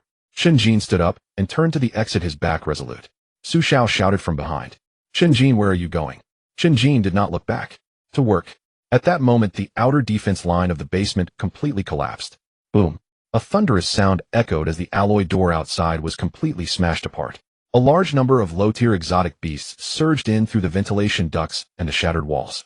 A dark mass appeared consisting of rotting skin dogs, black-armored thorn lizards, and raging demon apes. The stench filled the entire underground passage in an instant. The roars of the beasts were deafening. The people in the shelter cried out in fear, holding their heads, but dared not make too much noise. Chen Jin walked to the front of the passage. He stopped in his tracks, gazing at the tide of beasts rushing forward. The tearing hunger in his stomach surged again, more intense than ever before. Cells screamed frantically, craving energy, craving flesh and blood. Chen Jin pressed his hand against his stomach, his nails digging into his flesh, using the pain to stay awake. He could not retreat. Behind him were Lin Wanxing, Su Xiao, and Zhao Chong. He had already lost Uncle Zhou. He could not lose anyone else. Chen Jin raised his head, his eyes bloodshot, as he looked at the first few rotting skin dogs charging forward, baring his teeth to reveal his white fangs. Come at me. He had no weapon, so he swung his fist and charged into the tide of beasts. Bang! His fist struck the head of the foremost rotting skin dog. The skull shattered, brain matter splattering. Chen Jin did not pause, swiftly grabbing another rotting skin dog's neck and twisting with force. Crack! The neck broke, and he used the corpse as a weapon, swinging it round to smash into the beasts behind. Bang! Bang! Several black-armored thorn lizards were knocked to the ground. Chen Jin was like an unyielding killing machine, wildly reaping at the entrance of the passage. Blood stained his body, some of it from the exotic beasts, and some from his own. A raging demon ape lunged at him, its massive claws tearing 3 deep gashes into Chen Jin's flesh. Rolled back, blood gushed forth. Chen Jin did not let out a sound of pain. The wound healed in an instant as he gripped the demon ape's arm. With a powerful tug, he tore the demon ape's arm off. The demon ape let out a shrill scream as Chen Jin kicked it in the stomach. He sent its massive body flying, knocking over many exotic beasts. The hunger intensified and Chen Jin's reason began to fade. The wild instincts took over. He opened his mouth and bit down on the neck of a black-armored thorn lizard that pounced at him, tearing away a large chunk of flesh. The scorching beast's blood filled his mouth, flowing down his throat, transforming into pure energy to replenish his boda's consumption. Chen Jin became crazier with each kill. He completely abandoned defense, allowing the claws of the exotic beasts to strike him. He exchanged injury for injury, life for life. A phantom blade leopard charged at him. It was incredibly fast, biting down on Chen Jin's shoulder. Chen Jin retaliated by plunging his hand into its eye, brutally gouging out its eyeball. The phantom blade leopard howled in anguish as Chen Jin punched through its throat. The number of times his body was torn increased, and he felt his consciousness blurring. Flashes of Zhou Li turning to ashes and of his mother being taken away flickered through his mind. I cannot fall. I must take revenge. I must settle this score. Chen Jin's fury sustained his broken body. He was like a meat grinder, shredding every exotic beast that came close. The corpses at the entrance of the passage piled higher and higher, forming a bloody barricade. Chen Jin stood atop the barricade, looking down at the tide of beasts. The exotic beasts were intimidated by the ferocity emanating from him, momentarily pausing, staring at this blood-soaked human. Instinctively sensing fear, Chen Jin gasped heavily, his chest rising and falling violently. He spat out a mouthful of bloody saliva. Why have you stopped? Keep going. He jumped down from the bloody barricade and charged into the herd of beasts, commencing a new round of slaughter. Inside the shelter, the sharp-tongued woman covered her mouth, tears and snot streaming down her face. She regretted her previous words immensely. If Chen Jin had really been driven out, it would be them who were being torn to pieces now. The timid man knelt on the ground, hands clasped together, praying desperately. He prayed for Chen Jin to win, for them to survive. Su Xiao watched Chen Jin clenching his remaining left fist. His nails dug into his flesh as he hated himself for being too weak, for only being able to hide and watch. Chen Jin, you madman. You must hold on. The battle intensified and Chen Jin's stamina was stretched to the limit. Each punch he threw became unbearably heavy. But he did not stop. He could not stop. He had to get through this ordeal. He had to survive. He must make those in power pay the price. Kill. Chen Jin let out a deafening roar, his voice drowning out all the beastly roars echoing through the underground passage. The entrance of the underground passage. The corrupted skin dogs and black-armored thorn lizards surged in. There were too many of them packed tightly together. The stench filled the air. Chen Jin stood at the forefront. He did not retreat, not even a step. He charged directly into the beast horde, abandoning all defense. A corrupted skin dog bit into his shoulder. Its sharp teeth pierced through flesh. Blood gushed out. Chen Jin did not even glance. He retaliated with a punch that crushed the corrupted skin dog's head. Brain matter splattered across his face. A tail of a black-armored thorn lizard struck him, piercing through his abdomen. Intestines spilled out. Chen Jin grasped the tail, pulling hard, tearing the black-armored thorn lizard in half. The wounds on his body began to heal rapidly. Flesh rolled back. Bones restructured. With each injury, with each recovery, his potential was frantically squeezed. He was already blinded by rage. He had become a pure killing machine. But the energy within him was depleting rapidly. The feeling of hunger struck again. Fire burned in his stomach. Cell screamed for energy for flesh and blood. Chen Jin's vision began to... He had to replenish his energy. He needed to survive this ordeal. He could not fall here. There were many things yet to do. He still had to find his mother. He also needed to avenge Zhou. These thoughts sustained him, allowing him to stand firm amidst the beasts. He swung his fists, crushing one head after another. Blood stained the ground, and also his eyes. He looked more terrifying than the aberrant beasts. He was a humanoid fierce beast. A second-tier black-armored thorn lizard lunged at him, larger than the others.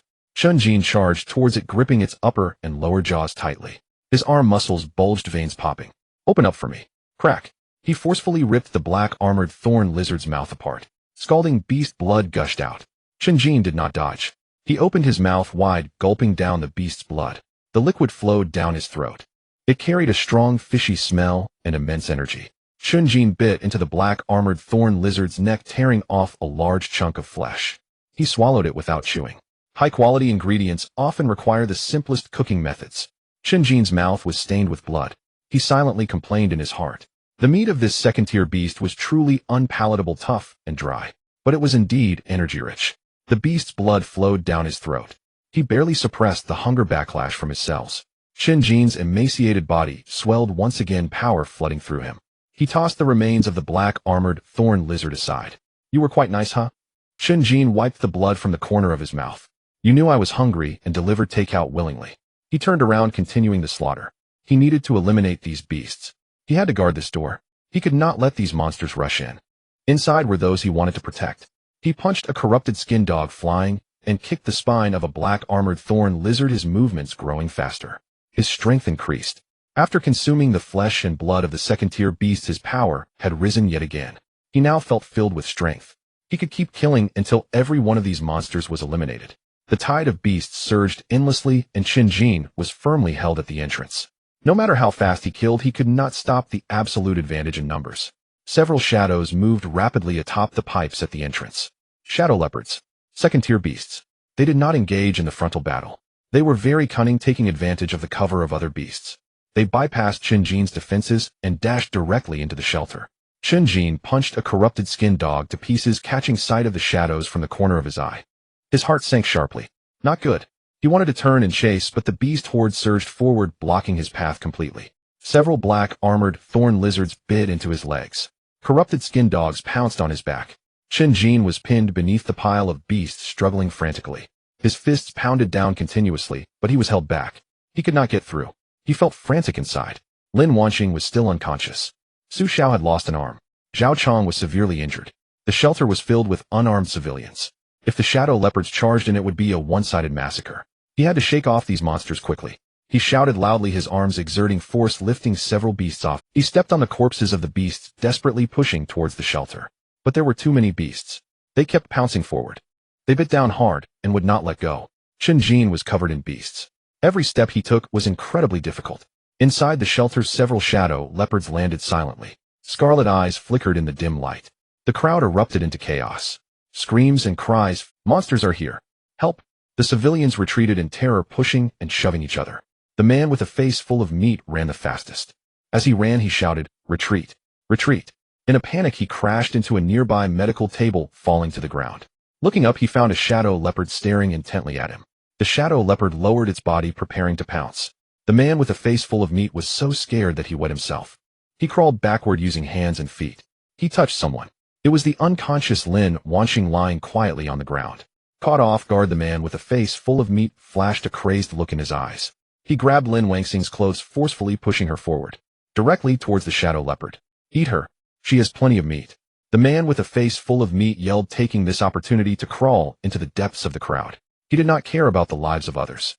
He only wanted to survive, even if it meant using someone else's life in exchange. The people around witnessed this scene, but no one spoke up to stop him. They were all terrified, only caring about their own escape. The selfishness of humanity was laid bare at this moment. Su Xiao sat nearby, witnessing this scene. His eyes turned red in an instant. "You beast!" Su Xiao shouted in anger. He lunged forward, using his intact left hand to grab Lin Wanqing, protecting her behind him. The shadow leopard had already pounced. Its claws carried a chilling wind. Su Xiao did not retreat. He gritted his teeth. His left arm muscles bulged, instantly a dark sheen covering his skin. With a steel-fisted punch, he struck hard against the shadow leopard. Bang! His fist hit the shadow leopard's head, causing it to veer off course. It crashed against the nearby wall. However, Su Xiao's left arm also made a cracking sound. His bone broke, and he cried out in pain, kneeling on the ground. With both arms disabled, he had lost all fighting capability. Another shadow leopard slowly approached. Su Xiao spat out a mouthful of blood, firmly blocking Lin Wanqing. He looked at the shadow leopard. Come on. I'm not afraid of you. He knew he could not win, but he could not retreat. He had promised Chen Jin to watch over Lin Wanqing. Even if he died, he would die in front of her. Su Xiao closed his eyes, awaiting death. He felt a tinge of regret, not yet having settled the score with Chen Jin, nor having seen Lin Wanqing awaken. But he had no regrets. He felt like a true man today. The shadow leopard opened its bloody maw, preparing to bite through Su Xiao's neck. At this moment, a bloodied hand reached out from behind, gripping the shadow leopard's tail tightly. The shadow leopard emitted a terrified whimper. Its massive body was forcefully yanked back. Chen Jin stood behind it, covered in blood, stepping on the shadow leopard's spine. Crack! The spine broke and the shadow leopard died instantly. Chen Jin did not pause, his figure flickering as he unleashed several punches. The remaining shadow leopards turned into piles of flesh on the ground. The shelter fell into a deathly silence, all eyes on Chen Jin. No one dared to breathe. Chen Jin turned his head, scanning the crowd, finally locking onto the man with a face full of meat hiding in the corner. Chen Jin walked over step by step. The man with a face full of meat trembled in terror. You're still alive, he mumbled incoherently. Chen Jin reached him, grabbing his collar and lifting him off the ground. You pushed her. Chen Jin's voice was cold as ice. The man with a face full of meat shook his head desperately. I didn't mean to. I was too scared. Please let me go. Chen Jin looked at him. I'll let you go? Who will let her go? Chen Jin's arms exerted force, directly throwing the man with a face full of meat out. He fell heavily into the horde of beasts at the entrance. The beasts immediately pounced, and a horrifying scream erupted, soon vanishing into silence. Chen Jin turned around, looking at the others in the shelter. This debt? Who else wants to settle it? No one dared to speak. Everyone lowered their heads. They knew that this blood-soaked youth before them was more terrifying than the monsters outside. Chen Jin walked over to Su Xiao, helping him up. Well done. Su Xiao gasped in pain. No kidding. I'm in a class. Chen Jin smiled, glancing at Lin Wanqing lying on the ground. She was still unconscious, but her breathing was steady. Chen Jin sighed in relief. As long as she was all right. He turned his head, looking towards the entrance. The tide of beasts continued. The battle was not over. He had to hold this place until the very last moment. The blood-soaked flesh barricade at the entrance of the basement passage grew higher and higher. Chen Jin stood atop the pile of corpses drenched in blood. He could no longer remember how many punches he had thrown. His physical strength had been pushed to the limit. The hunger in his stomach gnawed at his nerves like a wild beast. The tide of beasts showed no signs of stopping, coming in waves. They clung to him relentlessly. 3 dark shadows sprang out from the ventilation ducts at the top of the passage, their size larger than the previous shadow leopards. Their fur exhibited an eerie dark red color. They were mutated shadow leopards. Instead of attacking Chen Jin, they directly leapt over his head using the walls. They charged straight towards the interior of the shelter. Chen Jin abruptly turned around, trying to grab them. 2 frenzied demon apes crawled out from the corpses, clinging tightly to his legs. Their sharp claws pierced through his thigh muscles. Get off me! Chen Jin roared, his fists smashing down hard, shattering the heads of the demon apes. But the 3 mutated shadow leopards had already rushed into the shelter. Inside, civilians screamed in despair, the crowd resembling a disturbed hornet's nest. They frantically pushed into the corners, trampling one another. The middle-aged man with gold-rimmed glasses, usually looking refined now, wore a face of fury. He violently grabbed an elderly woman's collar in front of him and yanked her backward, causing her to fall to the ground. The man with gold-rimmed glasses stepped on the old woman's back and ran forward. The old woman let out a piercing scream, quickly being overwhelmed by the crowd surging from behind. Without causing a splash, a woman holding a child was jostled about. The baby in her arms cried loudly while a young man beside her complained about her blocking the way. He kicked her on the back of the knee. The woman fell to the ground, and the young man pushed forward without looking back. The man with gold-rimmed glasses ran the fastest. He rolled and crawled, pushing aside 7 or 8 people, forcing his way to the deepest part of the shelter. But it was a dead end. There was nowhere to hide. The 3 mutated shadow leopards landed, their crimson eyes fixed on the crowd. They did not immediately attack. Instead, they approached slowly like cats stalking mice, their throats emitting a chilling low growl. The man with gold-rimmed glasses was so scared that his pants were soaked. He trembled, all over, his teeth chattering. He looked around, searching for a shield. His gaze fell on the medical platform not far away, where Lin Wanqing lay quietly, still unconscious. A mad glimmer flashed in the man's eyes. He pointed at Lin Wanqing and shouted to those around him, "Push her out. She's an awakened. Monsters love to eat awakened flesh. If we feed her to the monsters, we can survive." The people around were momentarily stunned, but soon the instinct for survival overwhelmed the last shred of their conscience. The sharp-tongued woman responded first. Yes, she's just a half-dead waste anyway. Sacrificing her life for all of us is fair. A few men exchanged glances emboldened by malice, and they swarmed toward the medical platform. Su Xiao leaned against the wall, both arms broken, hanging limply at his sides. The intense pain soaked him in cold sweat as he watched the crazed civilians. His eyes reddened. What are you doing? Get away. Su Xiao stood in front of the medical platform. The man with gold-rimmed glasses kicked Su Xiao in the stomach. Get out of the way, you crippled idiot. Su Xiao was knocked flying. He fell heavily to the ground, spitting out a mouthful of fresh blood. The man with gold-rimmed glasses and several others tugged Lin Wanxing down from the medical platform. Bang! Lin Wanxing's body hit the ground heavily, producing a dull thud. She was completely unaware, dragged like a rag doll. Back off! The man with gold-rimmed glasses shouted as he forcefully pushed Lin Wanxing towards the shadow leopards. Feed her to them. She has plenty of meat. Don't eat us. The crowd pushed Lin Wanxing to the front while desperately shrinking back. The three mutated shadow leopards caught the lingering scent of thunder within Lin Wanxing. High-tier beasts had an instinctive craving for the flesh of high-tier awakened. They abandoned the others. The three shadow leopards leapt simultaneously, their claws unsheathing, aimed directly at Lin Wanxing's throat. Su Xiao lay on the ground. He watched the three shadow leopards pounce on Lin, Wanxing, a flurry of memories flashing through his mind. Back in school, he had flaunted his superiority with his followers. He always thought he was the protagonist of the world until Chen Jin pressed him down to the ground, until Lin Wanxing stood in front of Chen Jin. Only then did he realize that the fool was himself. But so what? Su Xiao gritted his teeth, a glint of madness flashing in his eyes. Today he'll be a pure love warrior. He had no hands, but he still had his body. Su Xiao kicked off the ground with his legs.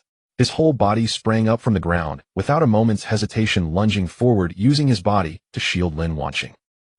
The sound of flesh being cut open. The leading mutated shadow leopard's claws pierced through Su Xiao's chest in an instant. The sharp claws protruded from his back, spraying a fountain of blood. Warm liquid splattered onto Lin Wanxing's pale face. Su Xiao coughed up blood, his internal organs mingling with the blood. Intense pain tore through his nerves, but he did not retreat. He used the remnants of his broken arm to tightly grip the shadow leopard's forelimb, his chin crashing down onto the leopard's head, holding onto its neck without letting go. Don't even think about touching her. Su Xiao roared, his throat emitting a sound like a windbox. The shadow leopard struggled wildly, its claws stirring within Su Xiao's body. Su Xiao's life force drained rapidly. Warm blood trickled down Lin Wanxing's cheek. She fluttered her eyelashes slightly. She suddenly opened her eyes, greeted by a blinding scarlet. Su Xiao's broken body shielded her, his chest pierced by claws. Blood continuously dripped onto her face. This scene deeply hurt the recently awakened Lin, Wanxing, the image of Zhou Li turning to ashes still vivid. Now Su Xiao lay before her again. Why? Why must someone always die? Lin Wanxing's eyes flared with rage, a surge of extreme anger and sorrow exploding within her chest. The thunder power that had been exhausted within her transformed in that moment. The originally pure purple lightning was tinged with a layer of deep black. It carried a hint of the violent aura of annihilation. Get away! Lin Wanxing let out a piercing scream. Boom! The purple-black lightning instantly illuminated the entire basement. The violent thunder swept indiscriminately outward, centered around her. The three mutated shadow leopards bore the brunt of it, unable to even scream, as they were reduced to charred remains by the purple-black lightning. They turned into a pile of black ash. As the lightning dissipated, a heavy smell of charred flesh filled the basement. Su Xiao lost his support, his body collapsing. Lin Wanxing struggled to sit up, catching Su Xiao.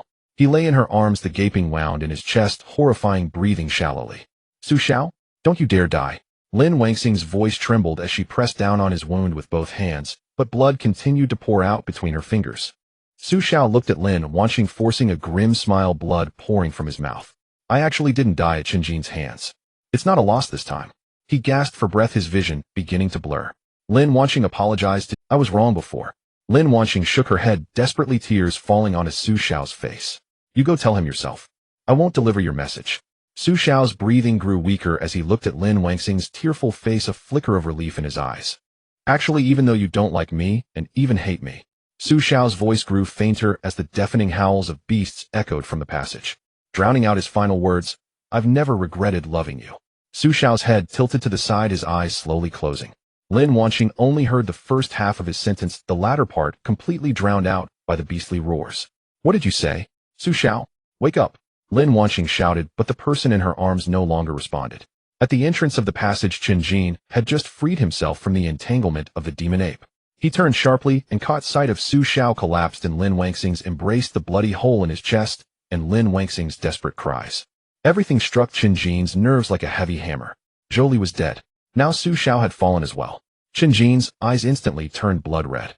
The strings of rationality snapped completely.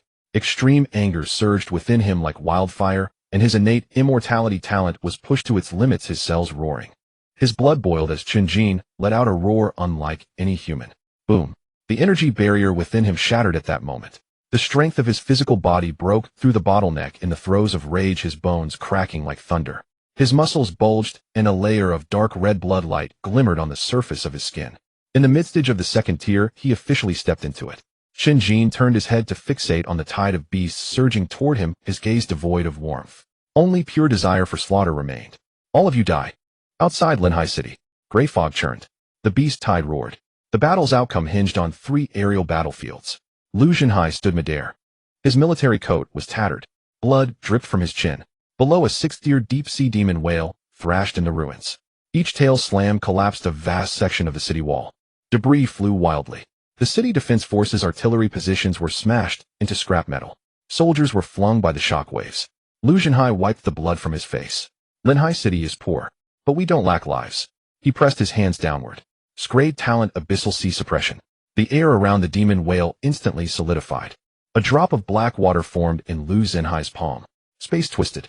He let go. The black water slammed onto the whale's back. A thunderous boom. The 6th-tier beast, famed for its invincible defense, let out a scream. Its colossal body was forcibly flattened. Bones shattered. Flesh exploded. The heavy water domain collapsed inward, crushing the beast into a mist of blood. The ground sank 10 meters. Underground water pipes burst, sending geysers skyward.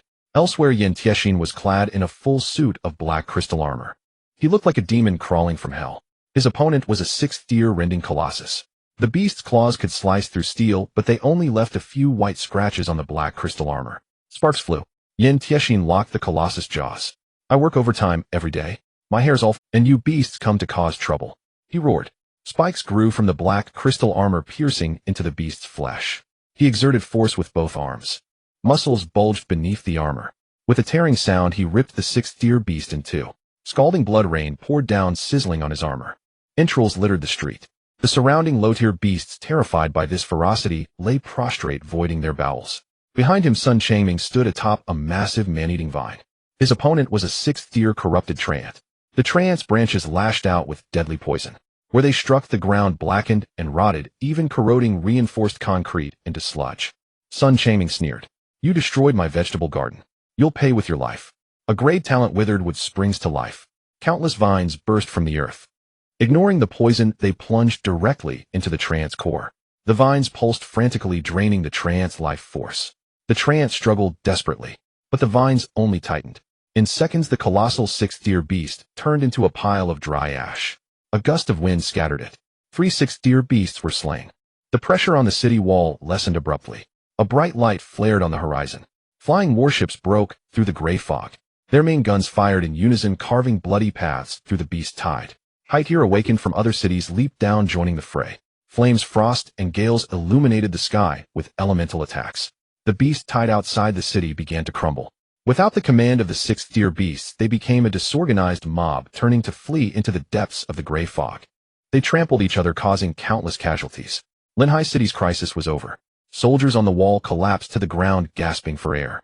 Some threw down their broken blades and wept loudly. Others held the bodies of their comrades, sobbing uncontrollably. This siege had been too brutal. In the underground shelter, the beast tied at the passage entrance suddenly stopped. The remaining beasts whimpered, abandoning their prey and turning to flee. The sound of claws scraping the ground faded into the distance. Chen Jin stood amidst a sea of corpses and blood. His whole body was covered in black gore and shredded flesh. He leaned against the wall. His chest heaved violently. Each breath carried a thick metallic scent of blood. The people in the shelter heard the monsters retreating. They also heard the cheers from the surface. Reinforcements are here. We're saved. The monsters have run. The survivors embraced and wept. They smeared blood and mud on each other's faces. A little boy threw himself into his mother's arms, sobbing uncontrollably. The old nurse clasped her hands together, muttering prayers to the heavens. The man with gold-rimmed glasses slumped on the ground, laughing and crying like a madman. Someone knelt and kissed the bloodstained floor. The oppressive atmosphere finally broke. Chen Jin turned his head. Lin Wanqing sat dazedly in a pool of blood, holding Su Xiao's gradually cooling body in her arms. The once arrogant grade genius had a gaping hole in his chest. Blood dyed Lin Wanqing's clothes. Su Xiao's eyes were tightly shut. He would never wake again. Lin Wanqing didn't cry out loud. She just bit her lip fiercely, tears falling drop by drop on Su Xiao's blood-soaked face. Chen Jin spat out a mouthful of bloody air. His heart felt as if it were being brutally squeezed by an invisible hand. He touched the bundle on his back. Zhou Li's ashes were still there. Su Xiao was dead too. The image of his mother being taken away flashed through his mind. He'll settle this score with you sooner or later. He clenched his fists. The soreness in his muscles reminded him that he was still breathing. Just when everyone thought the ordeal was over, the ground suddenly trembled. It wasn't an earthquake. It was a tremor that struck directly at the soul. Outside the city, Lu Zhenhai, Yan Tiexin, and Sun Changming all looked up at the sky simultaneously. What is that? Lu Zhenhai's voice trembled. The sky above Linhai City was torn open. A colossal rift appeared in the gray fog, as if an invisible giant hand had violently ripped the heavens in two. A pressure beyond the 6th tier calamity level descended. 7th tier, throne level. The entire Linhai City fell silent instantly. The newly arrived support forces froze midair. It was absolute suppression by rank. Under the 7th tier pressure, those below the 7th tier were less than insects. They couldn't move a single finger. The air became as heavy as mercury. Breathing became a luxury. Lu Zhenhai's heavy water domain collapsed directly under the 7th tier pressure. He was forced onto one knee. His knee shattered the blue bricks of the city wall. Throne level. How is this possible? Why would a throne level beast be drawn to a small place like Linhai City? Yan Tiexin's black crystal armor emitted agonizing crackling sounds. Cracks spread over his entire body. He gritted his teeth trying to stand, but was pinned firmly to the ground. Sun Changming's man-eating vines withered instantly. He lay on the ground coughing up blood. The newly arrived support forces 5th tier powerhouses, usually so lofty, fell from the sky like dumplings. They crashed into the ruins, unable to move. The 7th tier beast's pressure was a crushing force at the level of rules. It didn't even spare a glance at these ants. Its only target was Chen Jin, a colossal being squeezed out of the rift.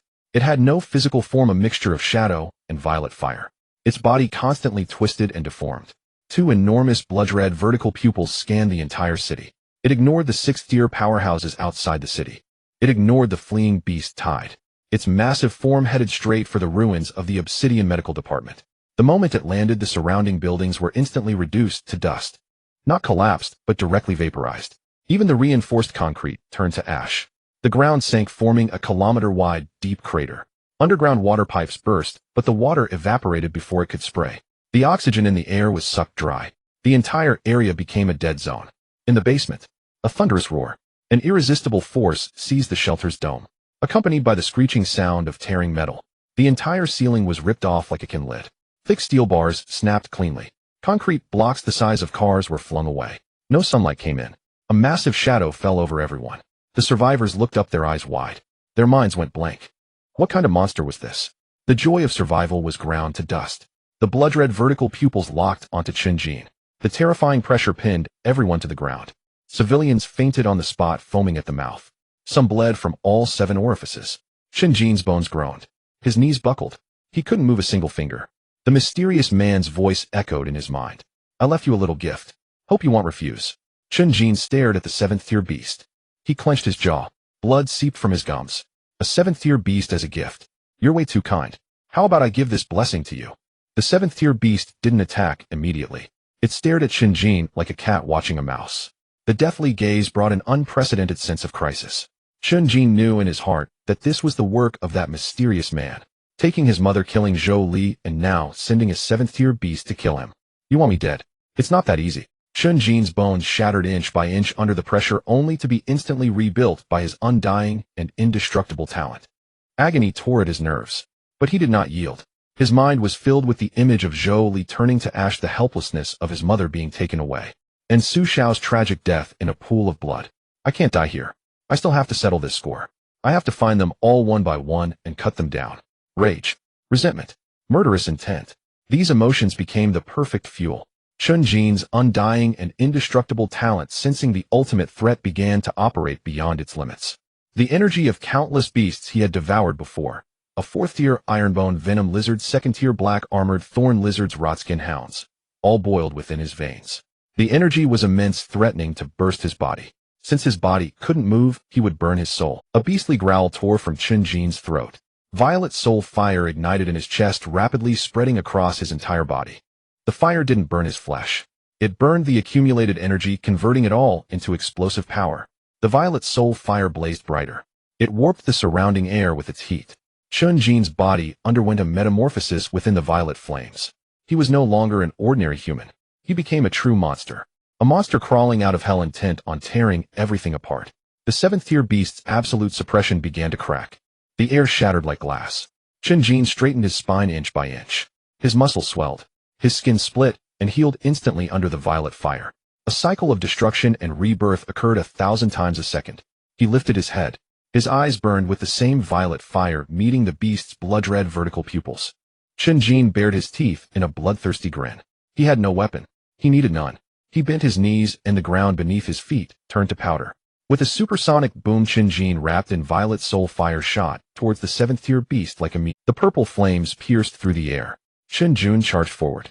Without hesitation, without looking back, he transformed into a purple meteor, trailing a long tail of flames. Straight into the sky, Lu Zhenhai knelt on one knee amidst the ruins. His kneecap had long been shattered. Fragments of bone embedded in the earth. Blood stained the ground. He was a 6th-tier disaster level. The lord of Linhai City. The master of the Zhenhai Kanyuan. At this moment he was under the pressure of a 7th tier. Unable to lift even a finger. He fixed his gaze on the purple light in the sky. His eyes nearly burst. That was a 2nd tier. A 2nd tier that hadn't even touched the threshold of disaster level. Yet now it defied the pressure of a throne level, charging forward. Lu Zhenhai gritted his teeth. Blood seeped from his gums. He forced a bitter smile. A 6th-tier powerhouse lying on the ground waiting to die. A 2nd tier charging in desperately. He recalled his decades of guarding Linhai City. He had killed countless exotic beasts, suffered numerous severe injuries, yet never felt as powerless as today. The pressure of the 7th tier was a crushing force on the level of rules. His proud domain of heavy water. In the face of this power, it was not even a drop in the ocean. He gazed at the purple light. A wave of indescribable sorrow surged within him. The future of Linhai City. It was to rely on a 2nd-tier youth to fight desperately. Yin Tiexin lay not far away. He tried to clench his fist, but his muscles completely disobeyed him. He could only watch helplessly as that frail figure faced the unbeatable horror. He looked at the purple meteor. Shock filled his eyes. This kid. Yin Tiexin's voice was hoarse. He's really something. He tried to clench his fist, but his muscles completely disobeyed him. He could only watch helplessly as that frail figure faced the unbeatable horror. Sun Changming lay amidst the broken man-eating vines. The old man had lost the strength to speak. His body was covered in blood. His murky eyes stared at the sky, watching the burning purple fire. He had spent a lifetime planting flowers and plants, familiar with the ebb and flow of life. Yet at this moment, he was profoundly shaken by the vitality and destruction contained within that purple fire. It was an indomitable will, a madness that dared to throw fists at the divine. In the sky, the breath of destruction descended. No sound, no shape. It was a pure torrent of destruction. Wherever it passed, space directly collapsed. Light was devoured. The air was sucked dry. The entire sky over Linhai City turned into an absolute dead zone. This was truly a dimensional strike. Chen Jin crashed into it, facing the torrent of destruction, swimming against the current. In the moment of contact, his flesh vaporized. No blood splattered. Just before blood flowed out of his body, it had already been dried by the terrifying high temperature. Chen Jin's black combat suit left not even a trace of ash. Skin, muscles, blood vessels. Layer by layer they peeled away. His stark, white bones revealed themselves. The bones were covered in fine cracks. The purple soul fire burned wildly in the gaps of the bones. The talent of immortality was pushed to its limits. The flesh buds had just begun to grow. Instantly vaporized again. The bones had just reformed. Instantly crushed again. The speed of destruction and rebirth reached an unfathomable balance. Excruciating pain. Pain beyond description. Every inch of nerve was being torn apart. Every cell was being crushed. Chen Jin did not stop. He was left with nothing but a skeleton. 2 flames of intense purple burned in his eye sockets. The firelight was filled with madness. All filled with killing intent. The images of those moments flashed constantly in his mind. Jolie covered in blood, desperately holding on to those 2 figures in black, ultimately reduced to a pile of ashes. His mother's pale face, unfeelingly taken away by that blurry figure. Su Xiao lay in a pool of blood. A large hole had been ripped in his chest. These images became the best fuel, causing the purple fire to burn even fiercer. He hated this damned world. Hated these high and mighty existences. Why could they trample on others' lives at will? Why could they crush people as if they were ants? He was unwilling. He wanted to break this damned rule. He wanted to pull these self-righteous deities down from their pedestals. Lin Wanqing sat in the blood pool of the basement. Su Xiao's corpse was already cold. She lifted her head through the torn ceiling, staring intensely at the sky. The purple light stung her eyes. Her tears had long dried up. She wanted to stand up. She wanted to unleash thunder. She wanted to go with Chen Jin. But the pressure of the 7th tier pinned her to the ground, unable to move even a finger. She bit her lip. Blood flowed into her mouth, carrying a strong metallic taste. Chen Jin, she shouted frantically in her heart. But no sound could be uttered from her throat. She recalled their first meeting on the awakening platform, remembered fighting side by side in the wilderness outside the city. That madman who always slammed bombs on his own chest. That money grubber who always gave her his points. Now had to face that unbeatable monster alone. The civilians in the shelter were all lying on the ground. They could not comprehend the battle in the sky. All they saw was the sky cracking. Saw a purple light crashing into the torrent of destruction. A little boy widened his eyes, looking at the sky. A meteor, the little boy murmured. A purple meteor. Chen Jin was still charging. His skeleton was already in ruins. The bone of his left arm was broken in half. 7 or 8 ribs were snapped. But he did not retreat. The purple fire burned even brighter. He compressed all his anger, all his unwillingness, all his killing intent, all concentrated on the bones of his right fist. How would you respond, Your Excellency? Break for me. Chen Jin roared in his heart. He charged in, facing the breath of destruction. He forced his way to that immense shadow. He raised his right fist, which was nothing but bone, smashed down fiercely, crashing onto that massive shadow. Boom. The sky collapsed. A deafening roar exploded over Linhai City. The sound reached its peak. Instead it became an absolute silence. Only sharp tinnitus remained in everyone's ears. A visible wave of white air spread from high above. The wave slammed into the ground. The remaining ruins of Linhai City were completely flattened. Tall buildings collapsed. Streets shattered. The ground was uprooted in thick layers. The massive shadow halted. The breath of destruction was interrupted. Immediately after, that enormous figure let out a piercing scream. A 7th-tier exotic beast, a throne-level existence, actually was struck heavily by a 2nd-tier ant. A punch severely injured it. A massive blood hole was smashed into its enormous body. Black blood poured down like a waterfall. The black blood fell onto the ground, instantly corroding a bottomless pit. The pit emitted a pungent white smoke. The surrounding air was polluted by this toxic blood, becoming extremely distorted. The rift in space was forcefully torn wider. Fragments of the surrounding space continuously fell away, like a shattered mirror. The exotic beast suffered severe injuries, forced to retreat deep into the rift. Its crimson vertical pupil, for the first time, revealed a look of fear. That was the instinctive fear of death. However, Chen Jin was gone. After that punch fell, the terrifying backlash and energy annihilation instantly devoured him. The purple soul fire shook violently in the energy storm, then gradually extinguished. The broken white bones under high temperature and pressure gradually turned to powder. The powder drifted in the air. Not even a trace of ash was left. He vanished, as if completely erased by this power. No traces left. No sound at all. Just like that, abruptly disappeared between heaven and earth. Chen Jin vanished without a trace, without a sound, abruptly disappearing into the fabric of the heavens and earth. The spatial rift high in the sky twisted violently. The massive shadow suffered a severe blow, retreating deep into the rift. Yet it was not dead. After a brief pause, an angry roar echoed from within the rift. The ruins of the entire Linhai City trembled. It sensed it. The ant-like presence that posed a lethal threat to it had vanished. It had completely disappeared. It was enraged.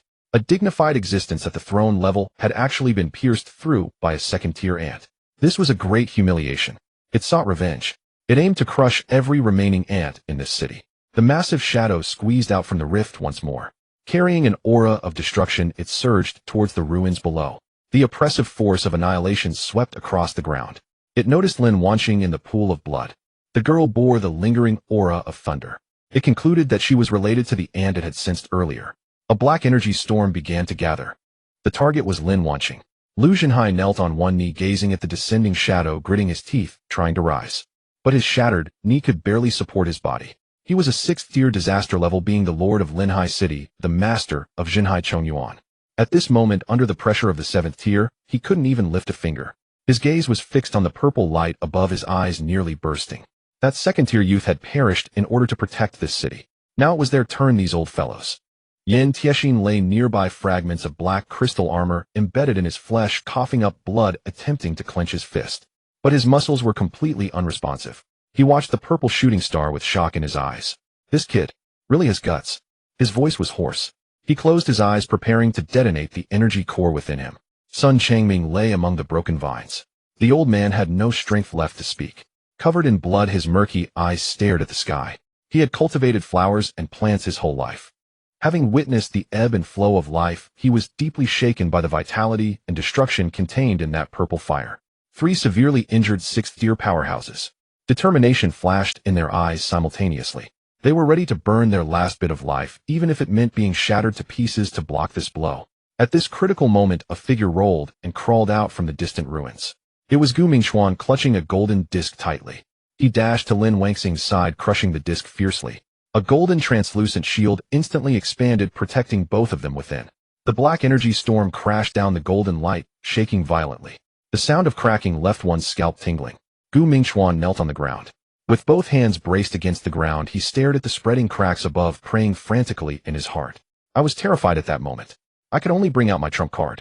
Gu Mingxuan gritted his teeth, tears almost streaming down his face. Grandpa, if you had come just a moment later, your grandson would have become the reason for the entire village's meal. He shouted hoarsely, his voice seeming insignificant amidst the raging energy storm. But the cracks on the shield grew larger, on the verge of shattering completely. The golden light dimmed further, and Gu Mingxuan's arms began to bend. He could barely hold on. Lin Wanqing sat behind him, her empty gaze showing no signs of life. She seemed to have given up resisting. She quietly awaited the arrival of death. Suddenly the sky changed color. The originally dim sky was instantly dyed a blinding purple. Boom! A thunderous roar echoed across the heavens. Countless purple lightning bolts descended from the sky, densely interwoven into a massive net of thunder. It enveloped the entirety of Linhai City. The black energy storm crashed into the thunder net, instantly torn to shreds, with not even a ripple reaching the ground. Everyone was stunned. Lu Zhenhai looked up, gazing at the purple lightning filling the sky, disbelief reflected in his eyes.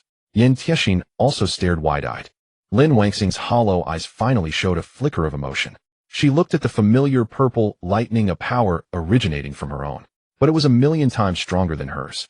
The space in the high sky was forcibly torn apart, revealing a massive spatial rift that appeared out of nowhere. An old man with gray hair stepped through the air, dressed in a dark long coat, standing straight with his hands behind his back. With each step he took, rings of purple lightning spread out beneath his feet. This was Gu Tianxiao, the president of the Tianxiong Sacred Element University. He had received Gu Mingxuan's distress signal. Crossing 1,000 miles, tearing through space to arrive, Gu Tianxiao stood in midair, his gaze sharp as he looked down at the shattered Linhai City. He observed the ground littered with corpses and ruins, finally locking his gaze onto the massive shadow, running rampantly in human cities who taught you to act this way. The massive shadow sensed the lethal threat and abandoned its attack on the ants below. Instead, it concentrated all its power, preparing to confront this sudden powerful enemy. It let out a deafening roar, erupting with terrifying black energy. Transforming into a black beam of light, it charged straight for Gu Tianxiao. Gu Tianxiao did not even attempt to evade. He simply raised his right hand slowly. His index finger pointed to the sky. Lightning come. Boom. The purple lightning surged violently, countless bolts converging towards his fingertip. In the blink of an eye, it transformed into a gigantic spear of thunder over 100 meters long, the spear, entirely purple-black, exuding a terrifying aura of annihilation. The surrounding space collapsed continuously under the spear's oppressive force. Gu Tianxiao swung his arm fiercely. Go! The thunder spear shot forth like a purple lightning bolt. It pierced through the black beam of light, without any suspense, tearing it apart, effortlessly maintaining it. It accurately penetrated the core of the massive shadow. A muffled sound echoed as the massive shadow froze instantly, purple lightning flooding into its body through the spear. It crazily destroyed its vitality. Explode. Gu Tianxiao coldly uttered a word. Boom. The shadow erupted directly. Transforming into a sky of black blood and broken flesh, the massive remnants plummeted from the sky, crashing heavily into the wilderness outside the city, creating a massive deep pit. The earth trembled, dust flying. With just one strike, a throne-level 7th-tier beast was completely obliterated. Linhai City fell into a deathly silence. Everyone was dumbfounded. Lu Zhenhai gaped, unable to speak for a long time. Yan Tiexin swallowed hard. The soldiers of the city defense army erupted in a cheer of survival. Gu Mingxuan slumped to the ground, drenched in cold sweat, gazing at the imposing figure in the sky, letting out a long sigh of relief. To survive in this world, you need power of background. The ancients did not deceive me. If only you had come earlier, Chen Jin would not have had to. At this point, Gu Mingquan's voice trailed off.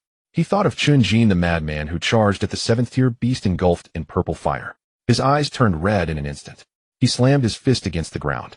Damn it! Why did it come to this? Gu Tianxiao descended from the sky, landing steadily next to the ruins of the underground shelter, retracting the lightning radiance, enveloping him, looking at the bloodied Gu Mingquan. Mingquan, are you alright? Gu Mingquan ran to Gu Tianxiao, tears streaming down uncontrollably. You arrived late.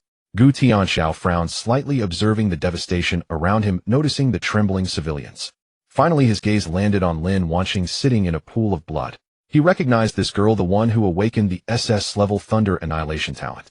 At this moment, Lin Wanqing was covered in blood, her hollow appearance evoking pity. Gu Tianxiao approached her, speaking softly. Girl, what about that kid named Chen Jin? Gu Tianxiao had heard Chen Jin's name from Gu Mingquan multiple times, said to be an indestructible monster. Gu Tianxiao was eager to meet Chen Jin. Upon hearing his name, Lin Wanqing's body trembled violently, her hollow eyes finally focusing. She lifted her head to look at Gu Tianxiao, tears streaming down again. He is dead. Lin Wanqing's voice was hoarse and unrecognizable. He charged towards that 7th-tier beast to save us. He was swallowed by the energy storm, leaving not even a speck of ash. Gu Tianxiao was stunned, looking up at the sky at the spatial rift that was slowly closing, his heart stirred by turbulent waves. A 2nd-tier awakener dared to charge at a 7th-tier beast, and even heavily injured it. This was simply yet he was certain that Lin Wanqing would not lie. Gu Tianxiao sighed. He was a real man. What a pity. He turned to look at Gu Mingquan. What exactly happened? How could a 7th-tier beast suddenly appear in Linhai City? Gu Mingquan wiped his tears, recounting the incident in detail. From the forced disconnection of the martial arts examination secret realm, to the full-scale invasion of the Grey Mist, to the attack on the Obsidian Medical Department, Zhou Li's death, and Su Qinghe being taken by a mysterious person. Finally, the arrival of the 7th-tier beast and Chen Jin's desperate strike left Gu Tianxiao's expression increasingly grim, especially upon hearing that a mysterious person had taken Su Qinghe. When he learned that they could easily erase Zhou Li's attack, a trace of grave concern flashed in his eyes. To be able to disregard spatial rules and manipulate 7th-tier beasts. This is definitely not an ordinary force. Gu Tianxiao paced back and forth in the ruins. The Abyss Research Institute. He murmured this name, knowing that only that group of lunatics had such means, and only they would be interested in Chen Jin's mother. This matter is definitely not simple. The Abyss Research Institute has been silent for so many years, suddenly stirring up such a huge commotion in Linhai City. There must be a greater conspiracy. Lin Wanqing gently laid down Su Xiao's body. She stood up and walked in front of Gu Tianxiao. Principal Gu, can you help me find him? Lin Wanqing's tone was resolute. I want to see him if he is alive, and if he is dead, I want to see his body. Gu Tianxiao looked at her, shaking his head. Girl, the energy storm of a 7th-tier beast is enough to obliterate all matter. He cannot have survived. Even I could not escape from such an explosion unscathed. Lin Wanqing bit her lip. Blood dripped from her chin. I don't believe it. He won't die. He promised me. He won't go back on his word. Gu Tianxiao sighed, refraining from further persuasion. He knew that nothing he said now would matter. This girl had suffered too much. Lu Jinhai, supported by soldiers, limped over, looking at Gu Tianxiao and respectfully giving a military thank you, Principal Gu, for your timely rescue. The entire Linhai City is immensely grateful. Gu Tianxiao waved his hand. Mayor Lu, you are too polite. Defending against the beasts is the duty of us awakeners. He gazed at the ruined Linhai City. The defenses here have been completely destroyed. The gray mist is still spreading. We must organize the evacuation of civilians as soon as possible. Lu Jinhai nodded. I have already issued the evacuation order. The reception point in Xingang City is ready. However, he glanced at the corpses on the ground. The losses this time are devastating. The city defense army has suffered over half of its casualties. The Obsidian Division is nearly wiped out. Even President Yin has been gravely injured. Gu Tianxiao patted Lu Jinhai's shoulder. As long as there's life, we need not fear the loss of resources. As long as people remain, Linhai City can be rebuilt. He turned to Gu Mingquan and Lin Wanqing. You two come back to Tianqiong City with me. Gu Mingquan was taken aback. Back to Tianqiong City. Gu Tianxiao nodded. Linhai City is no longer safe. That mysterious person has set their sights on Chen Jin's mother. We cannot guarantee that they won't target you. You are Chen Jin's companions and witnesses to this incident. Come back with me. The Tianqiong Sacred will ensure your safety. Lin Wanqing said nothing. She silently walked over to Su Xiao's body, bent down, and picked him up. Her voice was soft, but carried an undeniable firmness. Gu Tianxiao looked at her and nodded. The evacuation work proceeded in an orderly manner. The surviving civilians were arranged to board the transport planes while the injured received emergency treatment. Lin Wanqing carried Su Xiao following Gu Tianxiao onto the exclusive warship of the Tianxiong Sacred. Gu Mingchuan also followed. The warship slowly ascended. Lin Wanqing stood before the porthole, watching Linhai City shrink below, gazing at the ruins where battles had once raged. Her hands clenched into fists, nails digging into her flesh, blood seeping out. Chen Jin, you liar, she silently chanted in her heart. You promised we would bear it together. How dare you leave me all alone? The warship broke through the clouds, racing towards Tianxiong City. Just as the warship took flight deep within the ruins of Linhai City, which had been completely leveled in the place where not even ashes remained. Suddenly, a colossal heartbeat resonated through the heavens and earth. Lin Wanqing sat on the corner of the ammunition box, cradling the cold corpse of Su Xiao in her arms. The once pristine school uniform was now soaked in blood, clinging to her body. Lin Wanqing lowered her head, her long hair obscuring her face. Tendrils of purple-black lightning danced like startled snakes, wildly leaping at her fingertips. Crack! The lightning struck the metal wall beside her, leaving behind charred scorch marks. The air was thick with an oppressive aura of destruction. Gu Mingchuan crouched nearby, his bandit-class mech completely wrecked, leaving only a heap of twisted scrap metal hanging from him. He looked at Lin Wanqing, wanting to reach out and pat her shoulder. Just as his hand extended halfway, crack! A bolt of purple-black lightning struck his fingertip. Ow! Gu Mingchuan shivered in pain and quickly withdrew his hand, looking at his charred fingertip with tears welling in his eyes. Wanqing, calm down. If you keep discharging electricity like this, the circuit board of the battleship will get burned through. Lin Wanqing did not lift her head. Her voice was hoarse, like it had been rubbed with sandpaper. He's not dead. Gu Mingchuan sighed. I know, but that was the energy obliteration of a 7th-tier beast. Chen Jin. He's not dead. Lin Wanqing suddenly raised her head. The purple-black lightning in her pupils flickered wildly. The pressure that erupted in that moment made Gu Mingchuan feel as if he had been struck in the chest by a heavy hammer. He plopped down onto the ground, drenched in sweat. All right, he's not dead, he's gone to another world to be a hero. Gu Mingchuan wiped the cold sweat from his forehead, feeling that Lin Wanqing was now scarier than the 7th-tier beast. The battleship trembled slightly.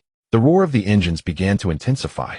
Gu Tianxiao stood at the front of the bridge, hands clasped behind his back, gazing out at the coastal city reduced to rubble.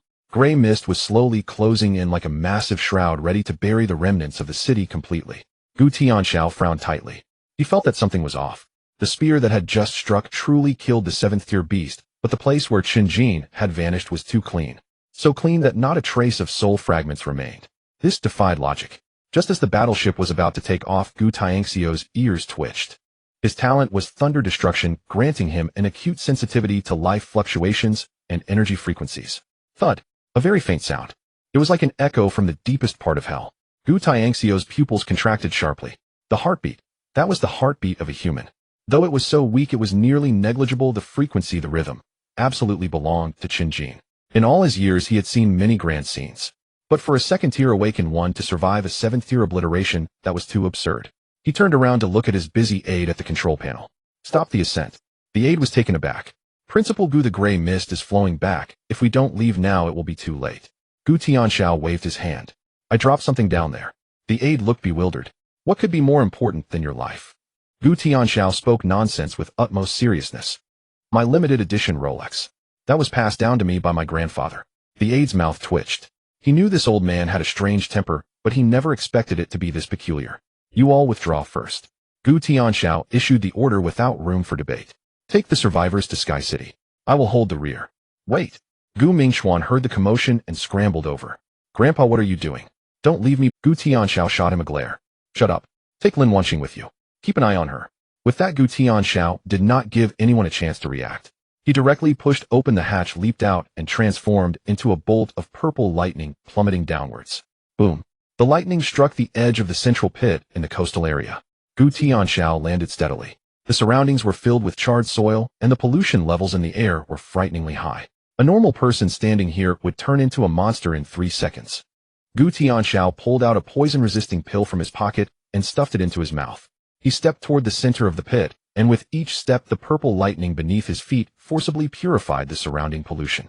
Gu Tianxiao looked at the swirling black mist in the pit and sneered.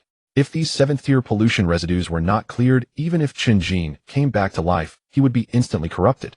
He raised his right hand, fingers spread wide. Thunder seal. Countless fine bolts of purple lightning shot from his palm, intertwining to form a massive net. It enveloped the entire pit tightly as he searched for the source of the heartbeat. At the deepest part of the pit, the space had already been blasted into cracks. A ball of purple flame was quietly burning at the edge of the crack. The flame was small, only the size of a fist, but at its center it wrapped around a dark red flesh embryo. Thud, thud. The heartbeat was emanating from within. Gu Tianxiao approached the flesh embryo, crouching down to examine this bizarre entity closely.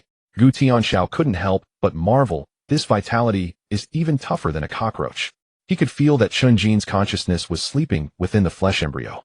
The indestructible talent was frantically reshaping his body, but the speed was slow as the surrounding pollution residues constantly eroded the flesh embryo. If no measures were taken, this flesh embryo would eventually be polluted. Gu Tianxiao pulled out several silver metal spheres from his pocket. These were components of the Gu family's secret thunder seal chamber. He quickly assembled the components, and a translucent cylindrical container appeared in the pit. Gu Tianxiao carefully lifted the purple fire flesh embryo. Placing it into the container, he said, "Pollution isolation formation activate." He bit his tongue, a drop of blood spraying onto the surface of the container, causing golden runes to instantly illuminate. It blocked all the black mist from entering.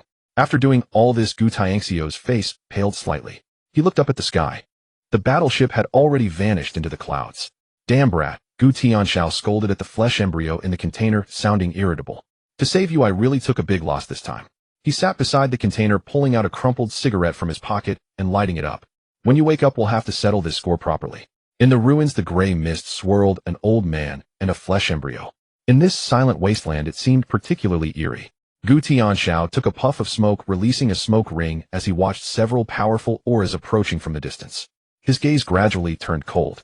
"Want to scavenge? Did you ask my thunder first?" He stood up, and purple lightning surged wildly around him. In this moment, he was no longer the easygoing old principal, but the decisive thunder war god. "Come," Gu Tianxiao beckoned toward the shadows. "Let me see who dares to touch this flesh." In the depths of the ruins, the aftermath of the battle surged once more, while the flesh embryo in the container. The heartbeat seemed to grow stronger. Thud, thud. That was the rhythm of revenge and the prelude to... On the ruins of Coastal City, purple lightning clashed once again with the black mist. The sound of the warship landing was quite pronounced. The metallic ground was scorched white by the heat waves ejected from the engines, as Minter Mo Feng stood at the reception platform, the hem of his purple minter robe flapping in the wind. He watched the survivors from Linhai City descending the gangway, his brows knitted tightly. "Linhai City is completely finished this time." Mo Feng slammed the electronic roster onto the table, his voice tinged with irritation. "With so many civilians sent over, there aren't enough accommodations available. And these students, their files are all messed up. How am I supposed to register them?" Gu Mingxuan dragged his wrecked mech debris down the gangway with a clatter. He wiped the black soot from his face and shouted at Mo Feng. "Teacher Mo, stop complaining. It's already a blessing to be alive." Mo Feng looked up, and upon seeing Gu Mingxuan's grim appearance, his eyelids twitched. "Gu Mingxuan, what happened to you and this pile of scrap? Where's your grandfather?" Gu Mingxuan sighed and pointed to the back. "Grandpa stayed behind in Linhai to cover for us, so we could return first." Mo Feng's expression shifted. That Gu Tianxiao personally stayed behind indicated that the situation in Linhai was even more dire than reported. His gaze shifted back, landing on Lin Wanqing. Lin Wanqing walked slowly, cradling Su Xiao in her arms. Su Xiao's corpse was tightly wrapped in white medical cloth, resembling a heavy burden. With her head bowed, her long hair hung messily over her shoulders, and her school uniform was stained with dried blood, exuding a chilling aura of death. Mo Feng stared at Lin Wanqing, a flicker of appraisal in his gaze. "Is this the SS class Thunder Annihilation?" His voice was not loud, but it resonated clearly in the quiet harbor. Students around who were receiving them turned their heads, their expressions filled with curiosity and doubt. "She looks pretty average. Covered in blood and in such disarray. Did something go wrong during her awakening? Is this what an SS class looks like?" Lin Wanqing ignored the comments and walked directly toward the city entry inspection point. A massive white device stood at the inspection point, the highest specification energy sensing instrument in Tianxiong City. Mo Feng approached and blocked Lin Wanqing's path. "Classmate, you need to hand over the corpse for processing. High pollution sources cannot be brought into the city." Lin Wanqing halted her steps. She looked up at Mo Feng. Her eyes lacked focus, overshadowed by a thick, inky darkness. "No." Her voice was hoarse, carrying a chilling coldness. Mo Feng furrowed his brow. Your mental state is very unstable. You must undergo a thorough inspection. If you've been contaminated by a 7th-tier beast entering the city, would be a major disaster." He reached out to grab Lin Wanqing's wrist. Gu Mingxuan, anxious, jumped in place, shouting, "Teacher, Mo, don't touch her." She's not someone to mess with right now. Mo Feng sneered. I'm at peak 3rd tier. Am I afraid of a newly awakened freshman? His fingers barely brushed against Lin Wangxing's sleeve. Boom. A circle of purple-black lightning erupted around Lin Wangxing without warning. There was no thunder, only a suffocating pressure that made one's heart stop. Mo Feng felt a numbing sensation in his palm as he was thrown into the air by an immense force. He flipped twice before crashing heavily onto a distant supply crate. Teacher Mo! The surrounding students exclaimed in surprise. Lin Wangxing stood in front of the detection device, her internal thunderous power teetering on the brink of losing control due to overwhelming grief and anger. Purple-black arcs spread from her ankles to the ground. The detection device sensed the terrifying energy, and the red light at the top began to flash wildly. Beep, beep, beep. The alarm grew increasingly urgent. The values on the detection device's screen shot up like a rocket. 1st tier, 2nd tier, 3rd tier. The speed at which the numbers jumped was so fast that the afterimages were indistinguishable. Mo Feng climbed out of the supply crate, ignoring the pain fixated on the screen. In the next second, the screen went black. The entire massive detection device emitted a piercing wail. Boom. The hard alloy shell instantly shattered, and the precision components inside were pulverized by the violent pressure of the thunder. White smoke billowed up. The lights in the harbor flickered twice before completely extinguishing. The entire area fell into silence. Mo Feng stood frozen, cold sweat trickling down his back. He watched as the $1,000,000 detection device turned into a heap of scrap metal, and then looked at the girl standing motionless, cradling the corpse. He swallowed hard. Drenched in sweat. Gu Mingxuan muttered quietly beside him. Mo Feng shot him a glare, but dared not approach again. This is no freshman. She is clearly a walking nuclear warhead. Gu Mingxuan spread his hands. I told you she's not someone to mess with right now. Mo Feng wiped the sweat from his forehead, his tone softening. Alright, let's take her to the special care accommodation area first. We can settle the cost of the detection device later. He directed the students to clear a path. Lin Wangxing expressionless walked through the ruins, cradling Su Xiao. With each step, a charred footprint marked the ground. Meanwhile, in the ruins of Linhai City, gray mist rolled, engulfing the entire city. Gu Tianxiao stood at the edge of a huge pit. He held the translucent thunder sealing capsule in his hand, and the purple flame embryo inside pulsated stronger than before. Thud! Thud! Gu Tianxiao glanced down. Stubborn little brat, you really have a strong will to live. He took out a communicator and dialed a secret channel. Thud! Gu Tianxiao glanced down. Stubborn little brat, you really have a strong will to live. He took out a communicator and, they have. Gu Tianxiao gazed at the center of the pit. I have some new discoveries here. He jumped into the pit and approached the area corroded by the black blood of the 7th tier beast. The soil here had completely vanished, replaced by a transparent glass-like substance. Gu Tianxiao extended his hand, his fingertips gliding over the glassy surface. Sizzle! A wisp of purple flame emerged from a crack. This flame was identical to the purple flame on Chen Jin's body. Gu Tianxiao's expression tightened. He could feel that this purple flame was devouring the residual 7th tier pollution around it. Old Lu, the 7th tier beast, is completely dead. Gu Tianxiao's voice was low. What remains in the ruins is just pollution fragments and the ashes after being scorched by the purple flame. This purple flame is purifying the pollution. Old Lu fell silent for a moment. Purifying? That doesn't align with the logic of abyssal pollution. Gu Tianxiao nodded. It indeed doesn't align. But this purple flame resonates strongly with Chen Jin's talent. He moved the sealing capsule closer to the glassy ground. Buzz! The embryo in the container suddenly began to tremble violently. Purple ripples emanated from deep within the ground, synchronizing with the pulsing frequency of the embryo. Gu Tianxiao closed his eyes, carefully attuning to this wave. I've caught its frequency. He took out a blank energy storage card from his pocket and recorded the wave. This is the resurrection frequency of the purple flame. With this, I might be able to unravel the secrets of Chen Jin's talent evolution. He put away the storage card, his gaze becoming profound. He looked at the desolate ruins. Those lunatics at the Abyss Research Institute must be in for a hard time this time, having brought trouble upon themselves. He lifted the sealing capsule, his figure flickering as he disappeared into the gray mist. Qinxiong's Sacred Extreme Element University. Special Care Accommodation Area. Lin Wangxing was placed in an independent quiet room. Su Xiao's corpse had been taken away for processing. Lin Wangxing sat by the window, gazing at the bustling campus outside, holding the black gold business card that Gu Tianxiao had given her. Low murmurs came from outside the door. It was Mentor Mo Feng and several school leaders. Has the ranking for this year's freshman been released? An elderly voice inquired. Mo Feng sighed. It has. Lin Wangxing is ranked second. Second. The old man sounded surprised. She is the SS-class Thunder Annihilation, and she directly shattered the sensing device during the city inspection. How could such power only rank second? Mo Phone lowered his voice. I find it strange as well. However, the internal ranking system assesses based on a combination of talent potential and combat performance. There is indeed someone ranked above Lin Wanxing. Lin Wanxing's ears perked up. She could hear everything clearly. Who was that person? The old man asked. Mo Phone remained silent for a long time. I don't know. The system doesn't show a name. Only a blank number. Moreover, that person's points and evaluation are all question marks. Lin Wanxing tightened her grip on the business card. A person without a displayed name ranked above her. The first face that flashed through her mind was Chen Jin's insufferable one. But Chen Jin is already gone. Lin Wanxing closed her eyes, a flicker of purple-black lightning coursing through her fingertips. Chen Jin, you better not be dead.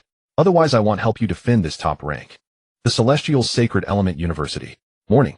Sunlight broke through the thick clouds, cascading onto the grand plaza paved with white jade stones at the center of the plaza. A gigantic holographic screen was slowly rising.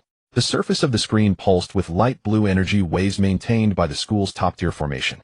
Today marks the day for announcing the initial rankings of the new students. The plaza was already filled with a crowd densely packed with the geniuses selected from across the nation. Some carried heavy swords, others wielded staffs, and some were accompanied by robust contracted beasts, each standing tall and proud. Their eyes were imbued with an air of defiance. Have you heard? There's a fierce one from Linhai City this time. Are you talking about the SS-level Thunder Annihilation? Of course, who else could it be? I heard during the city entry test she shattered the sensor directly. Damn, then she must be the first place for sure. The discussions rose and fell around them. Among the crowd, Shineo was dressed in a silver combat suit. His hair was impeccably styled.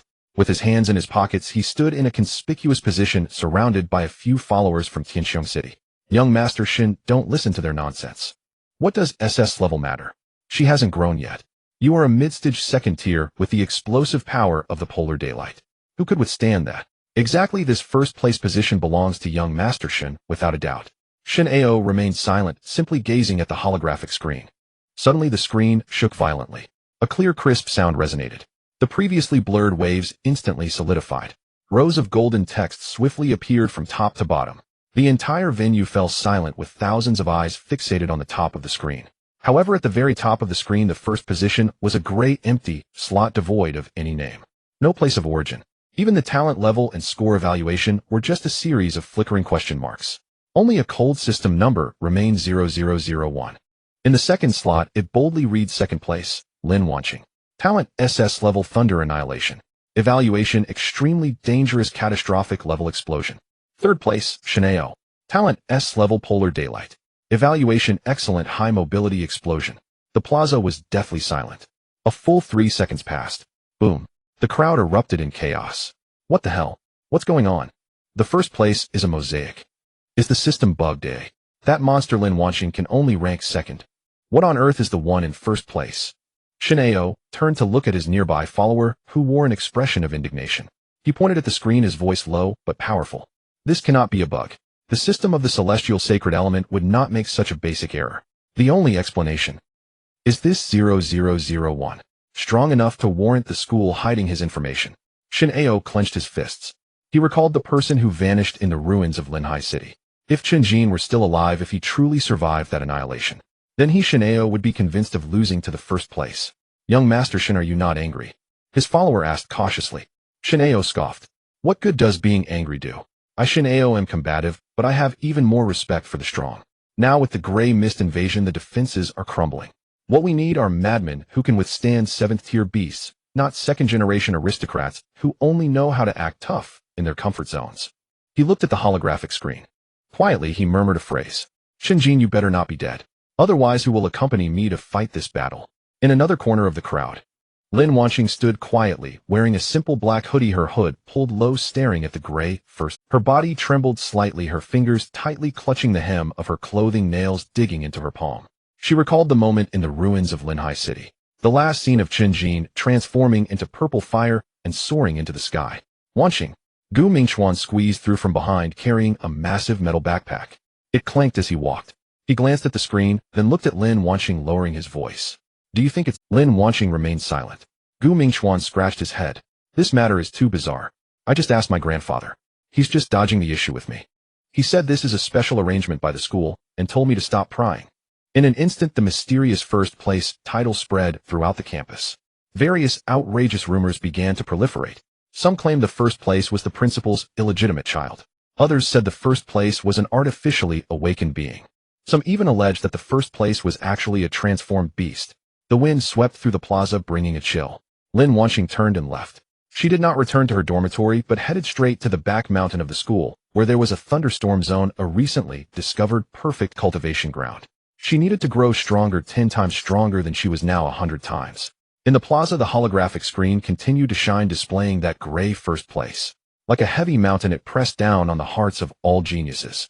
Meanwhile, in the deepest forbidden area of the celestial sacred element university, in a chamber sealed by countless runes, Gu Tianxiao sat in an old rattan chair holding a crumpled cigarette. Without lighting it in front of him, within the semi-transparent thunder sealing chamber, the purple fire fetus was violently pulsating.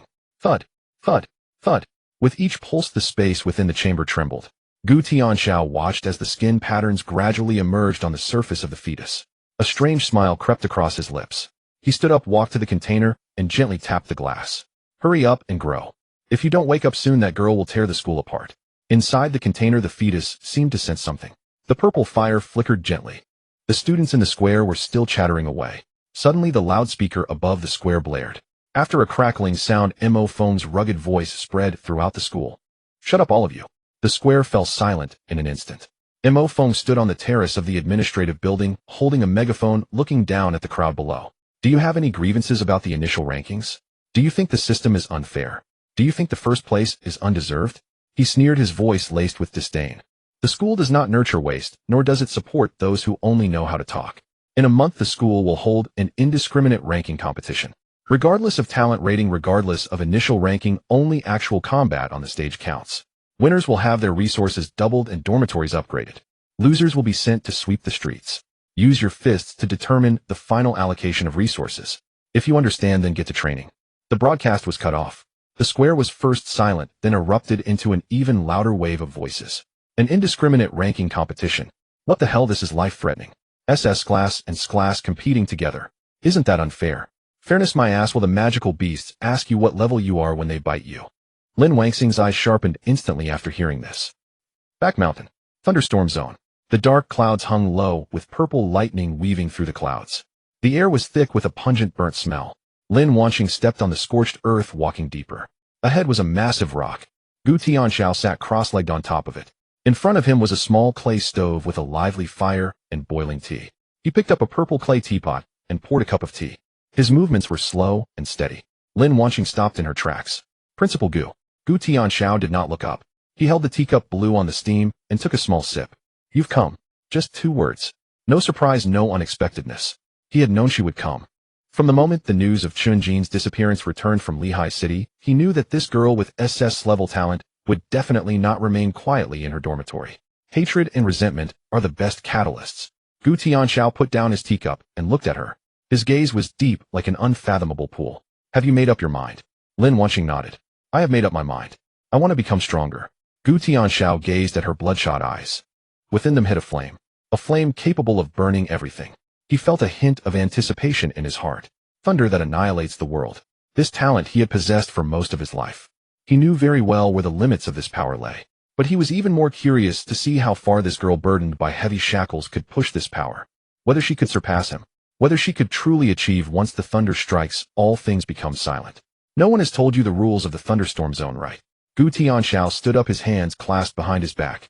There is no protection here, no rescue. If you can't endure, you will turn to ashes. Lin Wanxing looked at the rolling black and purple thunder sea ahead. I can endure. Gu Tianxiao nodded. Go ahead. Walk to the very center. Use your body to accept the lightning. Lin Wanxing took a step forward. Without a hint of hesitation, she stepped into the thunderstorm zone. The purple arcs at the periphery, like sharks smelling blood, immediately wrapped around her. Crackle. The arcs struck her skin. Her school uniform tore, flesh rolled. Burnt marks spread along her arms. Lin Wanxing gritted her teeth, not making a sound. She continued to move forward. The deeper she went, the darker the color of the lightning became. From purple to black purple. The pressure multiplied. Boom. A black-purple thunderbolt as thick as a barrel fell from the sky. It struck Lin Wanxing's shoulder directly. She was smashed down to one knee. Her knee hit the hard rock, her bones creaking under the unbearable load. Blood dripped from the corner of her mouth. Gu Tianxiao sat on the rock watching Lin Wanxing struggle in the thunderstorm. His hand holding the teacup paused slightly. His thoughts drifted back decades. Back then he was of the same age, filled with passion and pride, stepping into this forbidden area. The thunder that annihilates is a divine gift, but also the cruelest curse. To master destruction, one must first experience destruction. He remembered the first time he drew lightning into his body, the pain as if his soul was being torn apart, nearly causing him to bite through his teeth. It took him a full 6 months to barely adapt to the peripheral lightning pressure. Yet this girl before him had only been here for less than half an hour and had already reached the center of the thunderstorm. What a reckless fool, Gu Tianxiao murmured softly. He did not stop her. He knew Lin Wanxing was holding back a breath. If that breath was not vented, it would eventually drive her mad. The impact of Chen Jin's disappearance was too. Gu Tianxiao watched the figure that swayed in the lightning yet refused to fall, a deep expectation flashing in his eyes. He hoped she could reach that point, hoping she could push this power to a height that even he had never touched. Lin Wanxing closed her eyes. The violent lightning ravaged within her. Her meridians were torn, then restructured under the stimulation of the thunder. Pain that penetrated to the bone. But she did not back down. Chen Jin's face flashed constantly in her mind. That bastard who always pressed bombs to his chest. That money lover who always gave her his points. That madman who soared into the sky engulfed in purple flames in front of a 7th-tier magical beast. You said you would bear it together. Lin Wanxing silently recited in her heart. You can't steal all the glory alone. She tried to capture a hint of vitality within that destructive power, compressing the raging thunder energy bit by bit, taming it. 1 day, 2 days, 10 days. Lin Wanxing stood like a statue at the center of the thunderstorm. Her clothes had long turned to ash. A thick layer of blood scab formed on her skin. The scabs fell off, revealing skin as smooth as jade. Then it was once again split apart by the lightning. This cycle continued. Gu Tianxiao came every day. He sat on that rock, brewed tea, and observed. He found that Lin Wanxing's affinity for thunder was extraordinarily high. Those black-purple lightning bolts at first were repelling her. Now, however, they seemed to be rejoicing. They flowed with Lin Wanxing's breath, entering her pores, merging into her blood. This girl, perhaps she can really forge a different path. On the 20th day, a rare storm swept through the thunderstorm zone. The clouds hung extremely low. The thunder was deafening. Lin Wanxing opened her eyes. There was no white in her pupils, only the rolling black-purple thunder liquid. She raised her right hand. Fingers spread wide.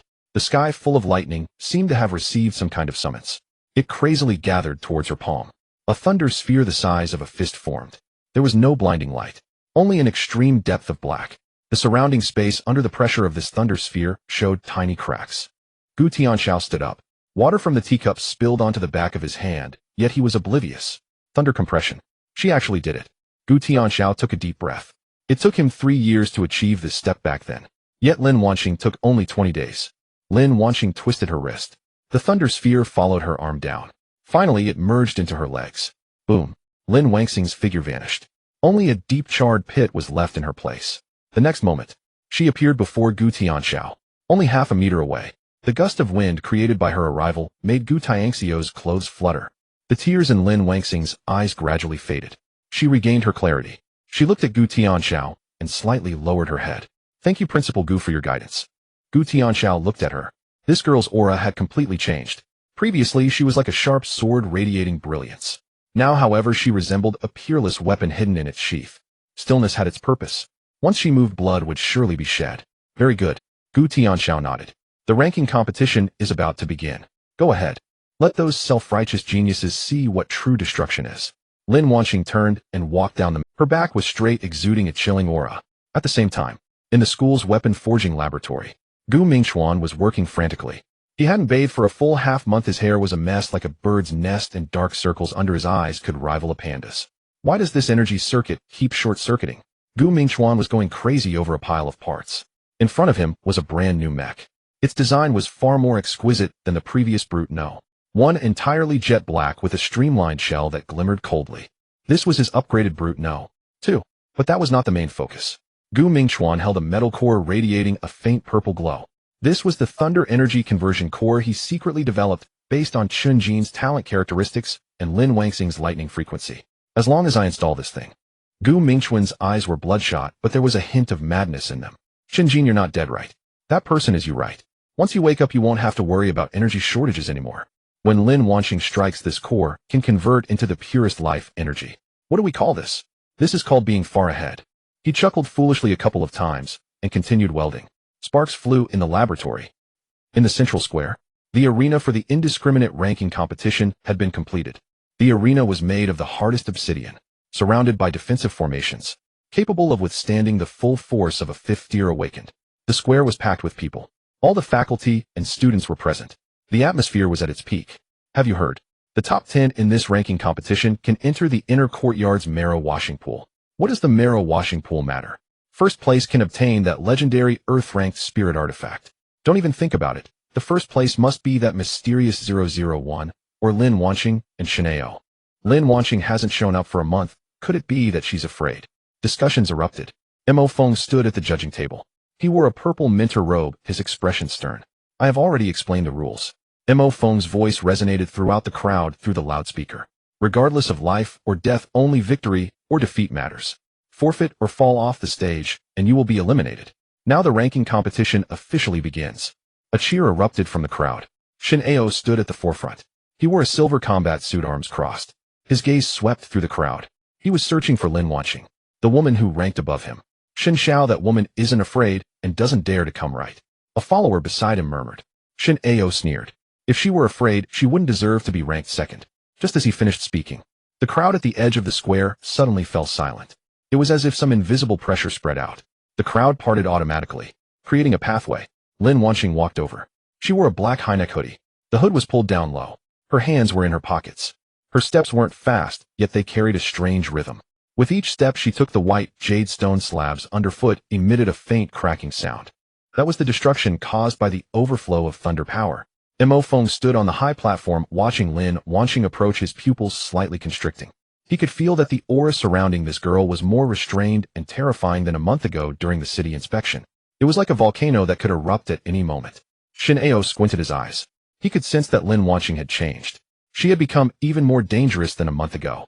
That oppressive feeling even made the extreme daylight light within him instinctively tremble. Lin Wanqing arrived at the edge of the stage, stopped in her tracks. She raised her head, looking at Mo Feng at the judging table.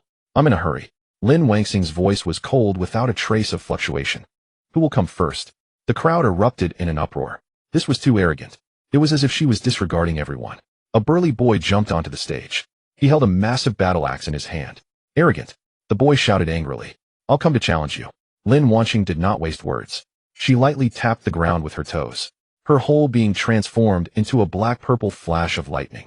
She appeared directly in front of the boy. The boy didn't even have time to lift his battle axe. Lin Wanqing's fist had already struck his chest. Bang! The boy's massive body flew backward.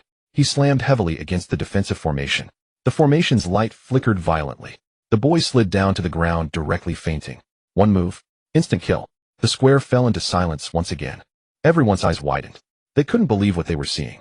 Lin Wanqing withdrew her fist. She stood at the center of the stage. Her gaze swept over the crowd below. Next. Mo Feng stood on the high platform, glancing down at the electronic list as his voice resonated throughout the venue. Lin Wanqing wins, advancing to the next round. A suppressed gasp of astonishment arose from the audience. Instant kill. Why does it feel like the thunder calamity has changed color? That black mist gives me chills down my spine. No kidding, that's the thunder calamity. Principal Gu must have been giving him special training this past month. Lin Wanqing stepped down from the arena, her black hoodie's hood obscuring most of her face, revealing only a sharply defined chin. Ignoring the awestruck gazes around her, she walked straight to Gu Mingchuan's side. Gu Mingchuan was crouched down, wielding a wrench as he fiercely pounded on the lead components of his bandit no. Tumek. Are you done? Gu Mingchuan looked up, dark circles under his eyes resembling a panda. Lin Wanqing nodded. What about you? Gu Mingchuan chuckled, patting the heavy shell of the mech. The guy just now was pretty arrogant, insisting on dismantling my scrap metal. In the end, after I unleashed a barrage of micromissiles, he didn't even have time to concede and was directly teleported out. People these days lack respect for technology. Lin Wanqing sat on a nearby ammunition box, her fingers unconsciously tracing the black and gold business card. Where's Shen Ao? Gu Mingchuan pointed towards the distant second arena. Where? The radiant daylight is blinding me. His opponent is also a poor soul. He got dizzy the moment he stepped onto the stage, and Shin Ao kicked him right off. That kid is now in the late second stage, utterly arrogant. At that moment, Shin Ao was just stepping down from the arena, his silver combat suit glinting in the sunlight. He bypassed the crowd and fixed his gaze directly on Lin Wanqing. Lin Wanqing, you held back on that move just now. Lin Wanqing didn't even lift her eyelids. Winning against him doesn't require full strength. Shin Ao sneered, hands shoved into his pockets. You have guts. I hope when we meet in the finals you'll still be this bold.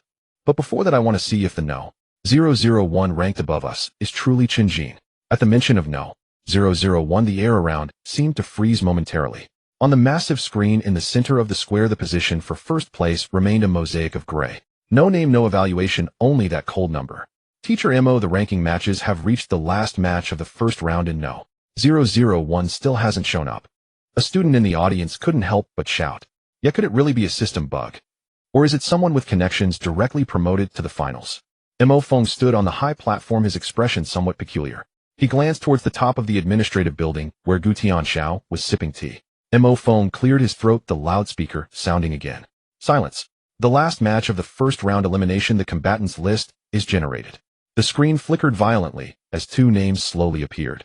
On the left, Zhao Tieju, early third stage talent, a grade red, flame manipulation. On the right, No. 001.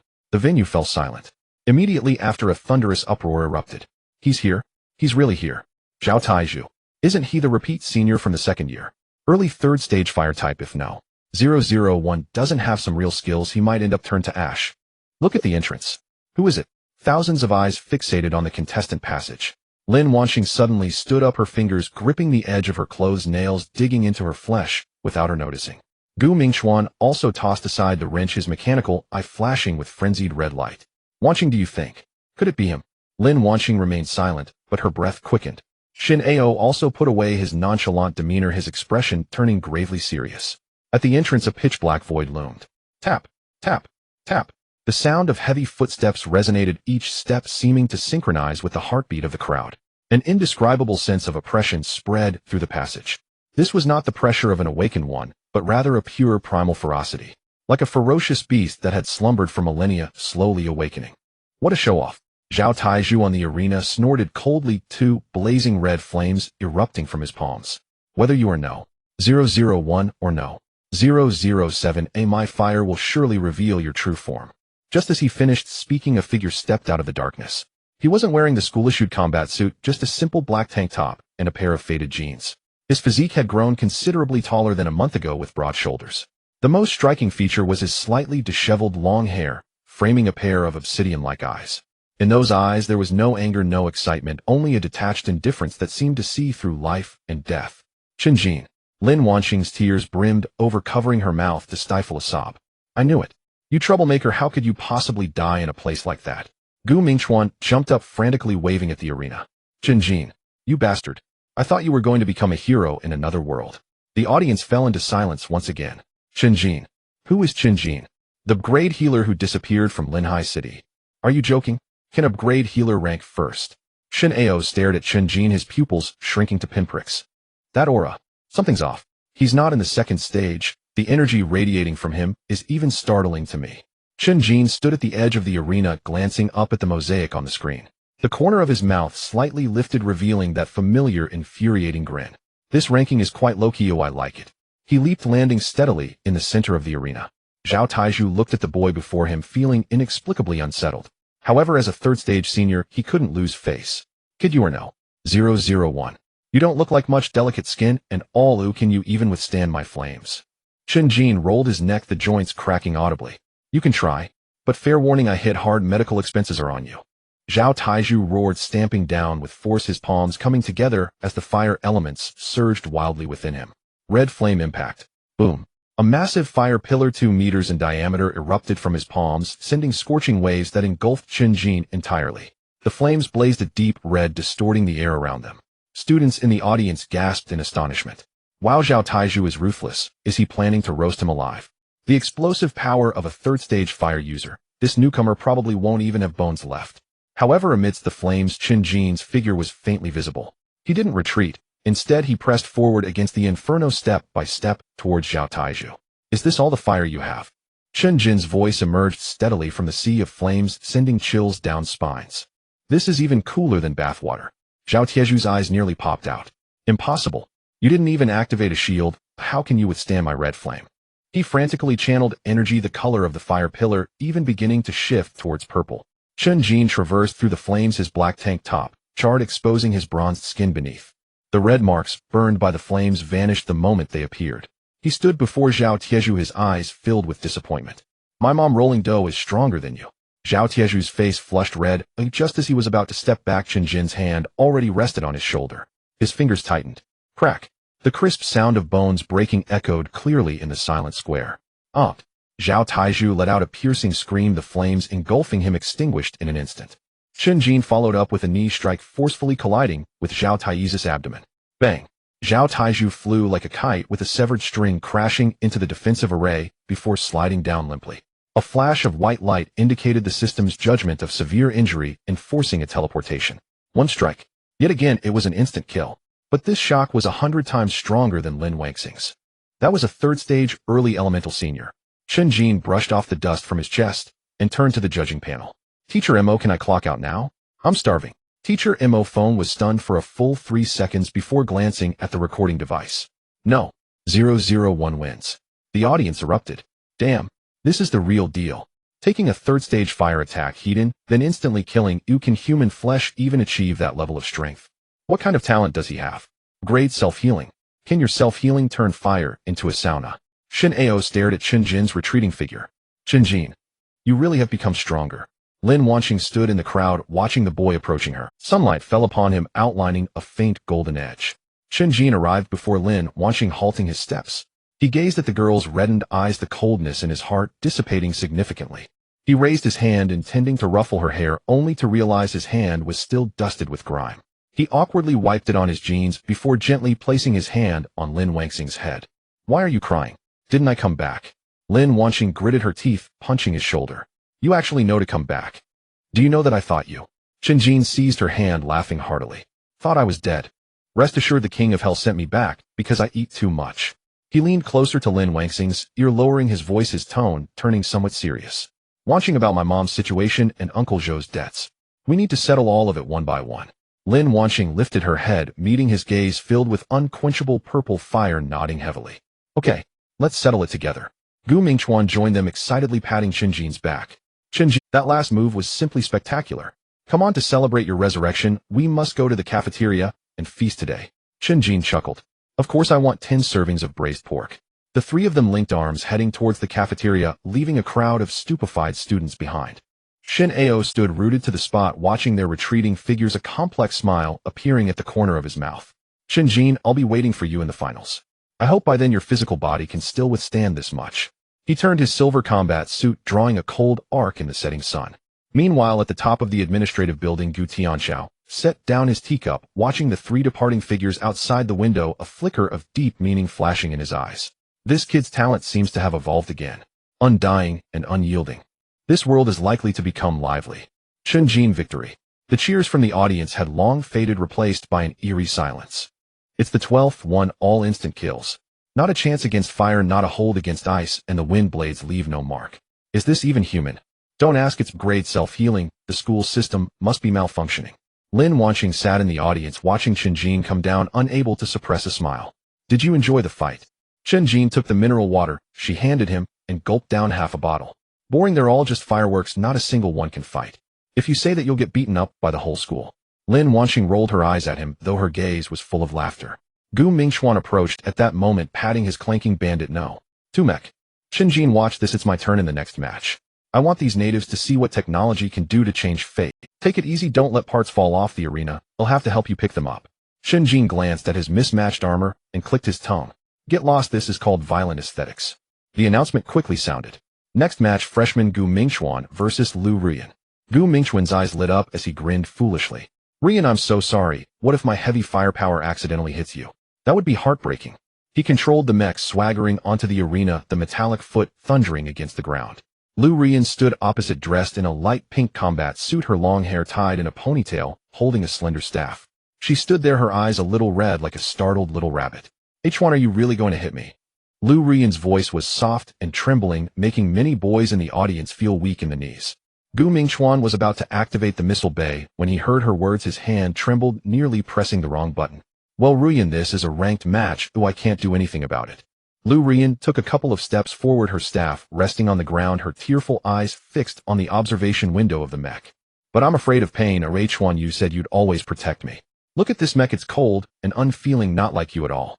Gu Mingchuan's face instantly flushed to the roots of his neck, a cacophony of white smoke spewing from the mech's exhaust. I. Chen Jin covered his face in the audience, unable to watch. It's over, this guy's CPU is about to burn out. Lin Wanqing shook her head. Gu Mingchuan is done for, trapped by the green tea girl. On the arena, Lu Rian leaned in closer, her voice dropping to a whisper only Gu Mingchuan could hear. H1, will you forfeit? When it's over, I'll treat you to candied Haas. She blinked, a teardrop perfectly poised on her eyelash on the Gu Mingchuan felt a buzz in his head, his mind flooded with images of Lu Rian calling him brother as she followed him. Okay, I want fight. He fumbled with the mech's controls, and due to his erratic movements, a piercing electric spark erupted from within the mech. I forfeit. Gu Mingchuan blushed as he scrambled out of the mech, jumping off the arena. The entire venue fell into silence. Instructor Mo Foam's pen snapped with a crack. Lu Rian wins, Gu Mingchuan is eliminated. Gu Mingchuan lowered his head, sneaking back to Chen Jin's side, not daring to meet their eyes. Chen Jin patted his shoulder, his tone deep. Mingchuan, your mech is tough, but unfortunately your brain is made of water. What do you know? This is called sentiment. Gu Mingchuan retorted, his voice barely above a whisper. Lin Wanqing scoffed. Sentiment? I think you're just crazy for wanting candied Haas. Lu Rian waved at them from the stage, smiling like a blooming white lotus. But her good fortune ended there. In the round of 16, Lu Rian faced someone nicknamed Stone Buddha. Her holy light attack was too weak. No matter how she pouted and acted cute, the opponent kept his eyes shut, using a earth escape technique to send her out of the arena. With the last match concluded, the light screen in the center of the square lit up again. Golden letters slowly emerged. The 8 names struck all hearts like a heavy hammer. The list of the 8 finalists is out. Chen Jin, Lin Wanqing, Shenao. These 3 were recognized as the favorites to win, no one disagreed. Yet the remaining 5 caused a wave of suffocation among the students in the audience. Iron Buddha Zhao Shana. Chen Jin narrowed his eyes, looking at a burly man, nearly 2 meters tall, not far away. The man was covered in a layer of black gold heavy armor, the surface gleaming with a metallic sheen, standing there like an immovable mountain. Grade heavy defense. Oh, I heard he can withstand the frontal assault of a 4th-tier beast. Gu Mingchuan whispered next to him, trying to regain some face. Shadow Knight without trace. The name on the light screen flickered darkly. Chen Jin felt a cold gaze, and turned to see only a blurred shadow huddled in the shadows of the stands. Grade Shadow Assassin can move through shadows. This guy is the most cunning, so be careful. Rampaging Beast Badu. This was a boy with his upper body bare, a wolf's head tattooed on his chest. He squatted on a chair, chewing on a bloody piece of raw meat, his gaze exuding a primal ferocity. Grade Beast Transformation Talent. His power triples upon transformation. He's a pure madman. Phantom Sound Su Miao. A girl in a long purple dress holding an ancient zither looked calm. But Chen Jin knew that such as spiritual awakeners were the most troublesome. Sword Enthusiast Li Chongkong. The last person carrying a rusty long sword sat with his eyes closed. No one dared to approach within 3 meters of him, a sword aura faintly rippling in the air. Known to be able to cut through all elements, Shen Ao had suffered under him before. After hearing this, Chen Jin's lips curled into a familiar smile that made his opponents uneasy. He flexed his wrist, the joints making a crisp cracking sound. Iron Fortress, Little Black Shadow, Big Bear, the zither player, and a sword player. Pretty good. He turned to Lin, watching the purple flame flickering in his eyes. This feast is finally getting it. Don't underestimate them. These people are all watching you. Watching me. Chen Jin scoffed, looking at the 5 uniquely talented geniuses. Let them watch. In the end, they'll all be lying down watching me. As the sun set, casting a long shadow over the arena, the 8 strong faced off, the air thick with the scent of gunpowder. The faculty and students were all aware that every subsequent match would be a collision of the highest caliber, from the heavenly extreme to the top of the nation. And no one knew just how far the monster holding the title of first place could lift the roof of this school. Chen Jin stood with his back to the sunset, his shadow stretching long, perfectly covering half the arena. He murmured softly, Uncle Zhou, watch closely. This title of the world's #1, I've already secured it. The morning breeze rustled the array flags at the edge of the arena, producing a crisp sound. The noise in the square had lessened somewhat compared to before, yet the gunpowder scent in the air was thick enough to almost drip. On the light screen, the list of matchups for the top 8 was rapidly scrolling. Chen Jin squatted on the sidelines, clutching a large meat bun that he had somehow acquired, munching on it with grease dripping from his mouth. Could you pay a bit more attention to your image? Lin Wanqing stood nearby, watching Chen Jin devour the bun like a starving ghost, unable to suppress a roll of her eyes. Can image be eaten? Chen Jin mumbled inarticulately, casually wiping the grease from the corner of his mouth. This is called pre-battle preparation. When the fight starts, if I run out of energy, are you going to take me back? Gu Mingchuan leaned closer, patting Chen Jin's shoulder and lowering his voice. Brother, I just found out that your opponent in this match is Zhao Shanha. Tai Futua's class heavy defense late second stage. This guy is notoriously tough in the new students' ranks. It is said he once stood still and let a third stage beast crash into him for 10 minutes without losing a layer of skin. Late second stage. Chen Jin swallowed the last bite of his bun, brushing off the crumbs from his hands. Sounds good. I hope his bones are harder than the bun skin. Lin Wanqing frowned slightly, her fingertips unconsciously winding around a strand of hair. Zhao Shan's talent has a rebound effect that don't crash into him heated like before. Chen Jin stood up, twisting his neck as his joints cracked sharply. Relax, I'm best at reasoning with people. At that moment, the light screen froze. The first match, Chen Jin versus Zhao Shanha. Mo Feng stood on the high platform, his amplified voice spreading throughout the arena. Please have both contestants come to the stage. Chen Jin leisurely walked up the stone steps, hands in his jeans pockets, looking less like a fighter and more like someone out for a stroll.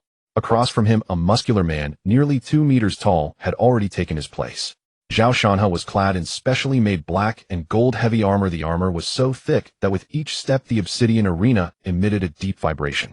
He looked at Chen Jin, a scrutinizing gaze in his eyes. So you're the one they call number 001. Zhao Shan's voice was rough, like 2 rusty iron plates scraping together. Chen Jin glanced up at him.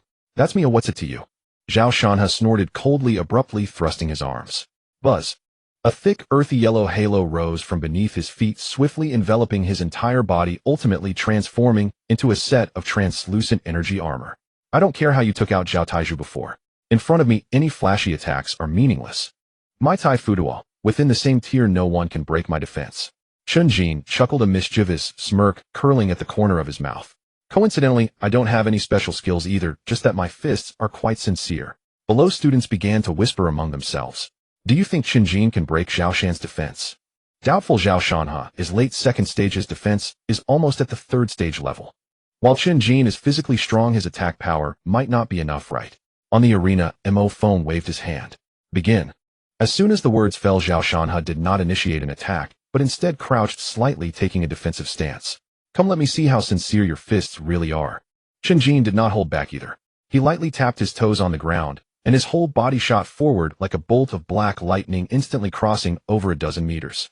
Without using any energy or activating any phenomena, it was simply a straightforward punch. Bang! His fist struck heavily against Zhao Shan's chest armor. The earthy yellow halo trembled violently, producing a muffled roar. Zhao Shanha remained unmoved, even revealing a mocking smile. Is that all? You can't even scratch me. Chen Jin retracted his fist, glancing at his knuckles, which were the rebound force is indeed impressive. Get left my hand a bit numb. Zhao Shanha laughed heartily, his fists crashing together. This is the confidence of class defense. Chen Jin, surrender. You can't hurt me. Chen Jin ignored him, closing his eyes instead. He could feel the purple fire from his rebirth flowing slowly through his veins. That was not the power of the second stage. It was a primal force that transcended level limits, purely born from his indestructible talent. That last punch was just to test the bun. Chen Jin opened his eyes, a faint purple flickering in his pupils. You better brace yourself for this next punch. He stepped forward once more. This time his movements slowed down. With each step, ripples spread across the arena's defensive array. Zhao Shan's expression shifted slightly. He felt an unprecedented sense of pressure approaching him. Earth barrier reinforce. Zhao Shanha shouted angrily, energy surging wildly from within him, making the heavy armor on his chest even more solid, even faintly exuding a metallic texture. Chen Jin walked up to him, his right hand slowly retracting his waist and abdomen, exerting force, his entire being resembling a giant bow drawn taut. 80. Chen Jin blurted out a mysterious term. In the next second, his fist shot out. Boom. The moment this punch was thrown, it felt as though the air had been sucked dry. A visible shockwave exploded from the tip of his fist. Crack. A crisp, shattering sound rang out in the dead silence of the square, as Zhao Shan's proud, earthy yellow armor upon contact with Chen Jin's fist shattered like glass, developing numerous cracks. Impossible.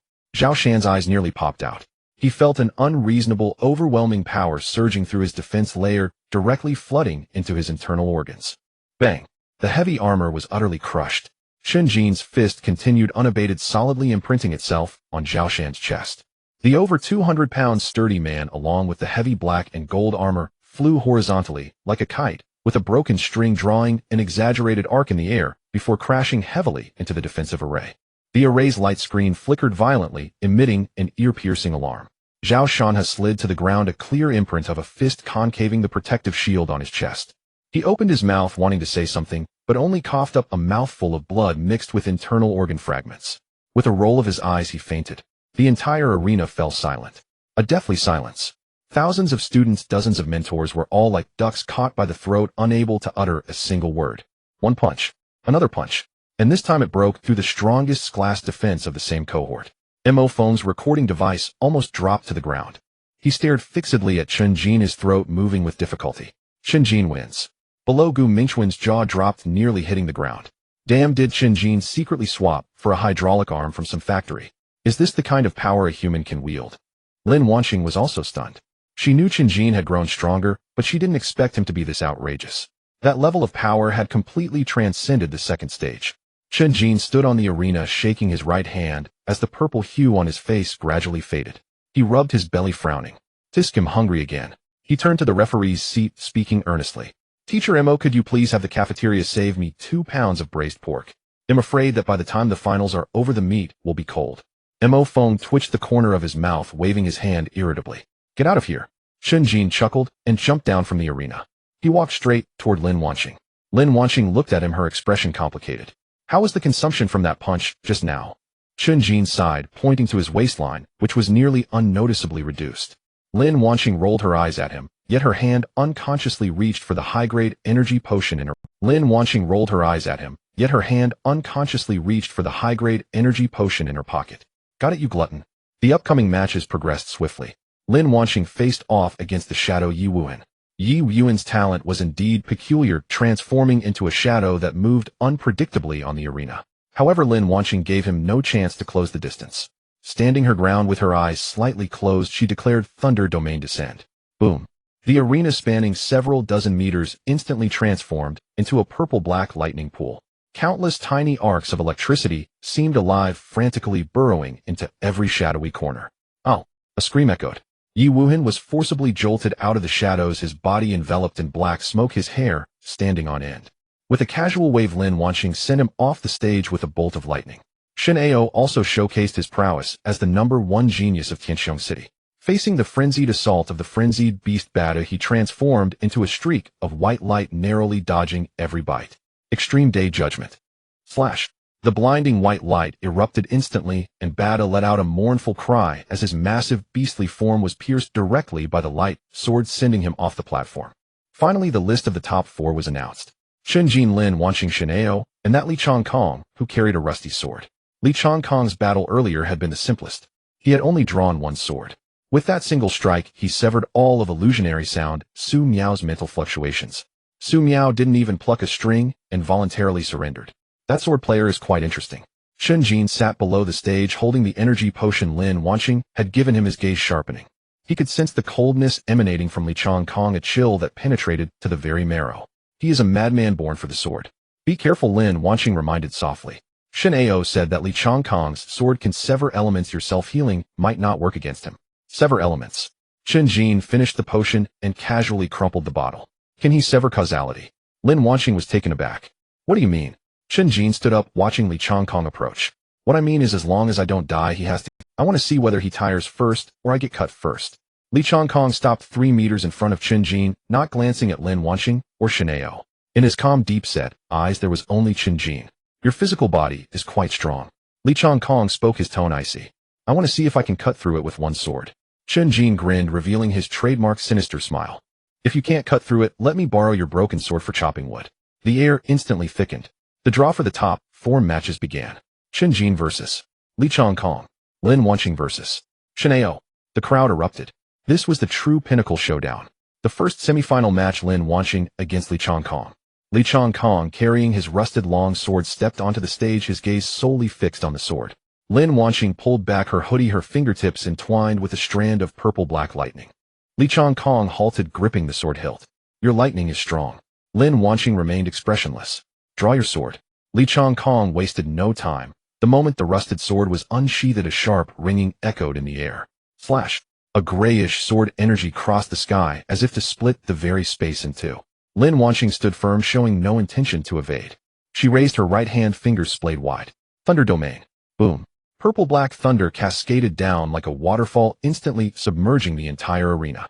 The grayish sword energy crashed into the sea of lightning, not even creating a ripple before being completely corroded by the purple-black plasma.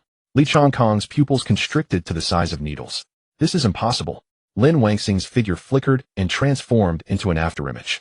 In the blink of an eye she appeared behind Li Changkong, her fingertip poised at the back of his neck. You lost.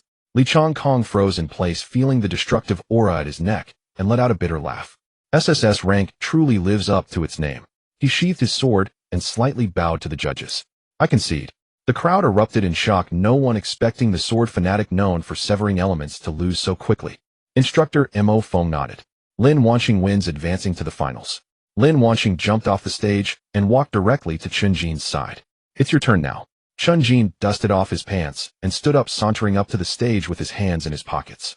Young Master Shen must be anxious, right? Shen Ao, dressed in silver battle attire, was already standing on the opposite side of the arena. He snorted coldly, his body erupting in blinding white light. Extreme Day Judgment. He transformed into a streak of white light, moving so fast that the naked eye could barely follow. Chen Jin stood still, a smile playing at his lips. Not bad speed. Bang. Shen Ao's fist struck Chen Jin's shoulder, causing an explosion of white light. Chen Jin staggered back 3 steps, revealing a charred wound on his chest. The students below gasped. Shen Ao is on top. No doubt the #1 genius of Tianxiong City, the light of Extreme Day, is too fast. However, Shen Ao frowned, feeling that punch had struck like hitting cotton. Chen Jin rubbed his shoulder, the wound visibly slowly healing. My young Master Shen has quite the strength, almost couldn't handle it. Shen Ao gritted his teeth, vanishing once again. Light shadow slash. Countless light blades rained down on Chen Jin. Chen Jin sidestepped left and right amidst the light storm, appearing somewhat awkward, yet precisely avoiding all vital strikes. Occasionally getting cut, he merely let out a hardly stifled grunt. The two battled fiercely on the stage, the sounds of white light colliding with flesh ringing continuously. The atmosphere in the audience reached a climax. So exciting. This is the true pinnacle duel. Chen Jin's self-healing ability is simply divine. Shen Ao is also too fierce. Who can withstand such explosive power? Only Lin Wanqing sat below, helplessly rubbing her forehead. Gu Mingchuan also picked up on the clues, leaning close to Lin Wangxing's ear. Chen Jin's acting is such a waste if he doesn't win an award for Best Actor. On the arena, Shen Ao's breathing began to quicken, having consumed more than half of his energy, while Chen Jin, though covered in blood, appeared frighteningly steady. Shen Ao charged back to Chen Jin, lowering his voice. What exactly are you playing at? Chen Jin tilted his head to evade a light palm, leaning close to Shen Ao's ear, his voice barely audible to the two. With so many people watching, I'll give you some face. If you throw 2 more moves, you'll barely win. How about it? Shen Ao's mind buzzed, feeling as if struck by lightning. He stared intently into Chen Jin's pitch-black eyes, which held no pressure, only a mocking amusement akin to watching a show. You. Shen Ao's actions slowed by half a beat. Chen Jin seized the opportunity, delivering a soft, straight punch to Shen Ao's chest. Shen Ao instinctively wanted to defend, only to find that Chen Jin's fist concealed an overpowering hidden force. Bang! Shen Ao flew back, stabilizing himself at the edge of the arena. Chen Jin, meanwhile, knelt on one knee, as if drained, gasping for breath. Young Master Shen. Truly impressive. I almost lost. Mo Feng watched the scene, his mouth twitching slightly before he finally announced. Chen Jin wins. The crowd erupted in thunderous applause. Chen Jin is amazing. Although Shen Ao lost, he fought valiantly. Shen Ao stood at the edge of the arena, listening to the surrounding cheers, feeling utterly grating. He looked down at his hands, his fingertips still trembling slightly. Only he knew. In that battle, Chen Jin hadn't even used 3/10 of his strength. The feeling of being completely seen through and having face nonchalantly given was worse than being killed. As Chen Jin stepped off the stage, he patted Shen Ao's shoulder as he passed. Young Master Shen, a pleasure working with you. Shen Ao stood frozen in place, watching Chen Jin's retreating figure, his eyes filled with unprecedented terror. The finals of the ranking tournament arena. The obsidian surface of the stage is wide and flat. The defensive formation around is operating at full power. A pale blue light screen separates the arena from the audience. Tens of thousands of teachers and students sit in the stands. No one speaks. Even the sound of breathing is suppressed to a minimum. The long-awaited finals have finally arrived. Chen Jin and Lin Wanqing stand at opposite ends of the arena. The wind sweeps across the stage, lifting the corners of their clothes. Lin Wanqing gazes at Chen Jin across from her. Her brows slightly furrowed. She knows Chen Jin's recovery ability is monstrous, but she is even more aware that injuries come with pain. Along the way, Chen Jin has blocked too many deadly attacks for her. She doesn't want to hurt Chen Jin for the sake of a hollow title. Lin Wanqing takes a deep breath and raises her right hand, preparing to concede to the referee. Just as she is about to speak, Chen Jin suddenly shakes his head at her, his eyes revealing a sense of determination. His lips move silently. Lin Wanqing is stunned. She reads Chen Jin's lips. Use all your strength, hit me. Lin Wanqing grits her teeth and lowers her hand. Are you sure? She asks softly. Chen Jin, stop talking nonsense. Show me your thunder obliteration technique. Lin Wanqing still hesitates to strike, with full force flipping her palm. A cluster of ordinary purple lightning gathers and strikes at Chen Jin tentatively. Crack. The lightning hits Chen Jin's chest, leaving only a faint scorch mark. In the blink of an eye, he has returned to his original state. Chen Jin stands there unharmed. He raises an eyebrow at Lin Wanqing. Haven't you eaten? This little strength isn't even enough to tickle me. Lin Wanqing, do you look down on me? Lin Wanqing takes a deep breath. Finally, putting aside her worries, she closes her eyes. The power of thunder within her surges wildly. The clouds in the sky seem to be drawn by this force. Black-purple lightning forms a small vortex of thunderstorms around Lin Wanqing. The defensive formation of the arena creaks under the strain. Mo Feng's face changes drastically. Increase the energy output of the formation. He shouts at the control panel.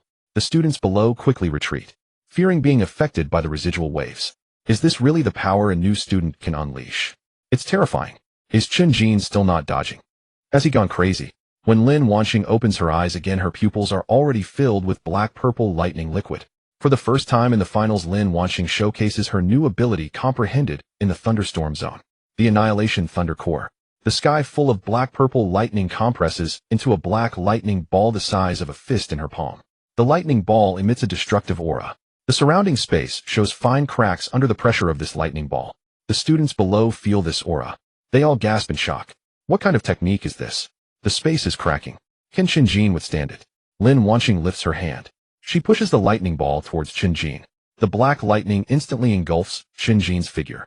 There is no deafening roar, only a sense of annihilation that causes a chill. As the lightning dissipates, the arena is entirely empty. The spot where Chen Jin stood leaves not even a trace of ash, as if he has been completely erased from this world. The entire arena falls silent. Tens of thousands of eyes widen, staring at the empty stage. Mo Feng stands on the high platform, his face pale. He has just thought about rushing down to check the situation when Lin Wanqing stares blankly ahead. Her heart suddenly tightens. She panics and tears stream down. She rushes desperately towards the place where Chen Jin disappeared, frantically searching the scorched ground with her hands. Chen Jin, where are you? Her voice trembles, tinged with a cry. She thought she had truly killed him. Come out. Aren't you supposed to be indestructible? Lin Wanqing kneels on the ground, tears splashing heavily on the obsidian surface. The students in the stands also erupt in chaos. Where is he? Not even a trace left. This thunder obliteration is too terrifying. Gu Mingchuan jumps up anxiously from below. Chen Jin. Damn it. Don't scare me. Shen Ao's brows furrow tightly. Impossible. He can't just die like this. He is Chen Jin. Just as Lin Wanqing falls into despair and the entire audience thinks a major teaching accident has occurred, a strange wave suddenly ripples in the center of the arena. He is Chen Jin. Just as Lin Wanqing falls into despair and the entire audience thinks a major teaching accident has occurred, a strange wave, flesh and blood materialize out of thin air. Bones intertwine. Meridians are reorganized. This is a miraculous life phenomenon that surpasses human understanding. Tens of thousands of people in the audience witness this scene. They even forget to breathe. In less than a second, Chen Jin appears before Lin Wanqing unharmed. He reaches out and holds Lin Wanqing's trembling shoulders. A gentle smile curls at the corners of his mouth. Why are you crying? Aren't I fine? Lin Wanqing is stunned, tears still hanging on her face. She looks at the living Chen Jin before her, and then she realizes. This was all Chen Jin's intention. He deliberately took that devastating blow. He intentionally created the illusion of being reduced to ashes. You bastard. Lin Wanqing punches Chen Jin in the chest. Chen Jin chuckles lightly. He does not dodge. He turns around, facing the tens of thousands of teachers and students, as well as the representatives of various hidden forces. He no longer conceals his aura. The violent power of the mid-second stage is released without reservation. He stands at the center of the arena. His posture is tall and upright like an invincible war god. Ladies and gentlemen, Chen Jin's voice resonates throughout the arena through the formation. The threat of the abyss is imminent. The gray mist may roll back at any time. Humanity needs an unwavering flag. And I, Chen Jin, am that flag. He scans the entire arena, his gaze sweeping across every face. He opens his arms. I possess an indestructible body. I will be humanity's ultimate hope against the abyss. The crowd erupts in astonishment. This statement is too bold. So bold that it knows no bounds. Yet the earlier scene leaves everyone unable to refute. This kid really dares to say it. but he has really done it. Indestructible. If humanity truly has such a flag, what can the abyss do? This statement resounds. It strikes the war drums in everyone's hearts. To prove his words, Chen Jin turns to Lin Wanxing. Use your strongest thunder. Lin Wanxing wipes away her tears. She understands Chen Jin's intention. She raises her hand again, releasing the violent black-purple thunder. Lin Wanxing clasps her hands together. A thick black-purple lightning strikes down from the sky, targeting the top of Chen Jin's head. However, this time Chen Jin does not passively take the hit. He demonstrates absolute dominance among peers. He walks towards the lightning, not only instantly recovering from any injuries, but also showcasing terrifying power, extreme speed, and a new ability comprehended at the edge of life and death. Energy devouring. Chen Jin advances rather than retreats, raising both hands. He reaches out to grab the lightning. Crackle. The lightning rampages in his palms, scorching his flesh, yet he recovers in an instant. Chen Jin lets out a loud shout, his arms exerting tremendous force, tearing the lightning in half. The violent lightning energy scatters everywhere, but it is forcibly drawn into his body by a suction force emanating from within him. Chen Jin's aura rises sharply, growing more vigorous. The entire arena is in an uproar. Whether it be the mentors on the high platform or the genius students below, they are deeply shocked by Chen Jin's abnormal ability. Shin Ao watches this scene from below, a more intense battle intent igniting in his eyes. Chen Jin, you truly did not disappoint me. Gu Tianxiao chuckles in the shadows, stroking his beard. This kid is indeed a natural monster. On the arena, Lin Wanxing repeatedly unleashes powerful moves. Yet she finds that her attacks can no longer pose any substantial threat to Chen Jin. She looks at the radiant young man before her. A relieved smile appears at the corner of her mouth. She withdraws her thunder and raises her hand to concede to the referee. I concede. Mo Feng stands on the high platform. His voice echoes throughout the arena. Ranking tournament finals. Chen Jin victory. Chen Jin steps forward and ruffles Lin Wanxing's hair. Thank you, Lord Thunder God. Lin Wanxing swats his hand away. Don't get too cocky. Next time I will definitely strike you down. With his indisputable absolute strength, Chen Jin reaches the pinnacle of the ranking tournament. His name and the legend of being indestructible will spread throughout the entire Awakener world from this day forth. On the other side of the arena, the battle between Shen Ao and Li Changkong also came to an end, and both of them withdrew their attacks. Shen Ao transformed into a beam of white light, dodging Li Changkong's gray sword Qi, and struck a punch on the opponent's shoulder. Li Changkong stepped back a few paces, sheathed his sword, and bowed his head in defeat. With a command from the referee, the ranking competition officially concluded. The square erupted with voices, students whispering to each other, discussing the terrifying strength of this year's newcomers. Mo Feng stood on the high platform holding an electronic list and cleared his throat. The ranking competition has ended, and we will now distribute the rewards for the top 8. First place, Chen Jin receives 1 qualification to soak in the Abyss Blood Pool. Second place, Lin Wanxing receives a piece of the century-old Thunderstrike Wood. Third place, Shin Ao receives 1 Aurora Stone. Fourth place, Li Changkong receives 1 Sword and 10 Herb. From 5th to 8th place, each receives 10 bottles of high-grade energy potions, plus 1 rare material of their choice. A wave of gasps erupted from the audience as students whispered to one another, discussing these generous rewards. Lin Wanxing looked at the Thunderstrike Wood in her hand, feeling the violent thunder energy within, and nodded in satisfaction. The wood was pitch black, covered in natural lightning patterns with a faint purple glow swirling about. Chen Jin leaned over, looking at the wood in Lin Wanxing's hand, and curled his lips. This wood looks useless, all dark and dreary. Lin Wanxing put the Thunderstrike Wood into her backpack. I can feel that this thing will elevate my thunder power to another level. What about you? What is the Abyss Blood Pool? Chen Jin shrugged, indicating that he was also unsure. Shen Ao walked over, tossing the softly glowing Aurora Stone in his hand. He raised his chin slightly, his eyes filled with pride. The Abyss Blood Pool is one of the foundations of the Tianxiong Sacred Extreme, filled with purified high-level beast blood. Ordinary people would have their blood vessels burst after soaking for just a minute. Only a monster like you with such tough skin and flesh can take this as a reward. The surrounding students looked at them with awe, and some even began to give them nicknames. That Chen Jin is simply an indestructible monster. Calling him the Immortal Azura is most fitting. Lin Wanxing's thunder is terrifying. The title of Thunder Lord of Annihilation is well-deserved. Shin Ao is so fast, the title of Son of the Extreme Day belongs to him, without a doubt. And that Gu Mingchuan, always tinkering with that pile of scrap metal, the Mechanical Overlord. Chen Jin listened to these nicknames, his mouth twitching slightly. Immortal Azura. This name sounds like a villain. Oh, it doesn't match my sunny personality at all. I am clearly a law-abiding good student, and I can't even bear to step on an ant. Lin Wanxing scoffed, looking him up and down. Do you have anything to do with being sunny and cheerful? When you fight, you are more like a beast than a beast, almost wanting to swallow someone whole. Calling you Immortal Azura is already an elevation. Shin Ao snorted lightly, putting the Aurora Stone into his pocket. The title of Son of the Extreme Day barely matches this young master. Chen Jin, this time you win, but don't get too cocky. Once I absorb this Aurora Stone and break through to the peak of the second tier, we will have another match. At that time, I will let you know the true strength of the Son of the Extreme Day. Chen Jin sighed, too lazy to argue with these two. Alright, you are all the Suns and Thunder Lords and I am just an Azura. No matter how loud the title is in the end, I will still press you to the ground and rub. Gu Mingchuan leaned over, lowering his voice and speaking mysteriously. Chen Jin, don't be ungrateful. You gotta enter the Abyss Blood Pool, such a good thing, why worry about title? The Abyss Blood Pool is indeed a good thing. It is said to contain an immense amount of blood and chi energy. Originally, it was intended for elemental awakening students with weak physiques, so they wouldn't be killed when beasts. But you kid got first place, and this blood pool is perfectly suited for your monstrous physique. If you can soak in it for a while longer, your physical strength will definitely be invincible. Chen Jin stroked his chin deep in thought. Sounds good. I have been feeling a bit hungry lately. I'm going for a soak. You guys can play by yourselves. He waved his hand and turned to walk deeper into the school.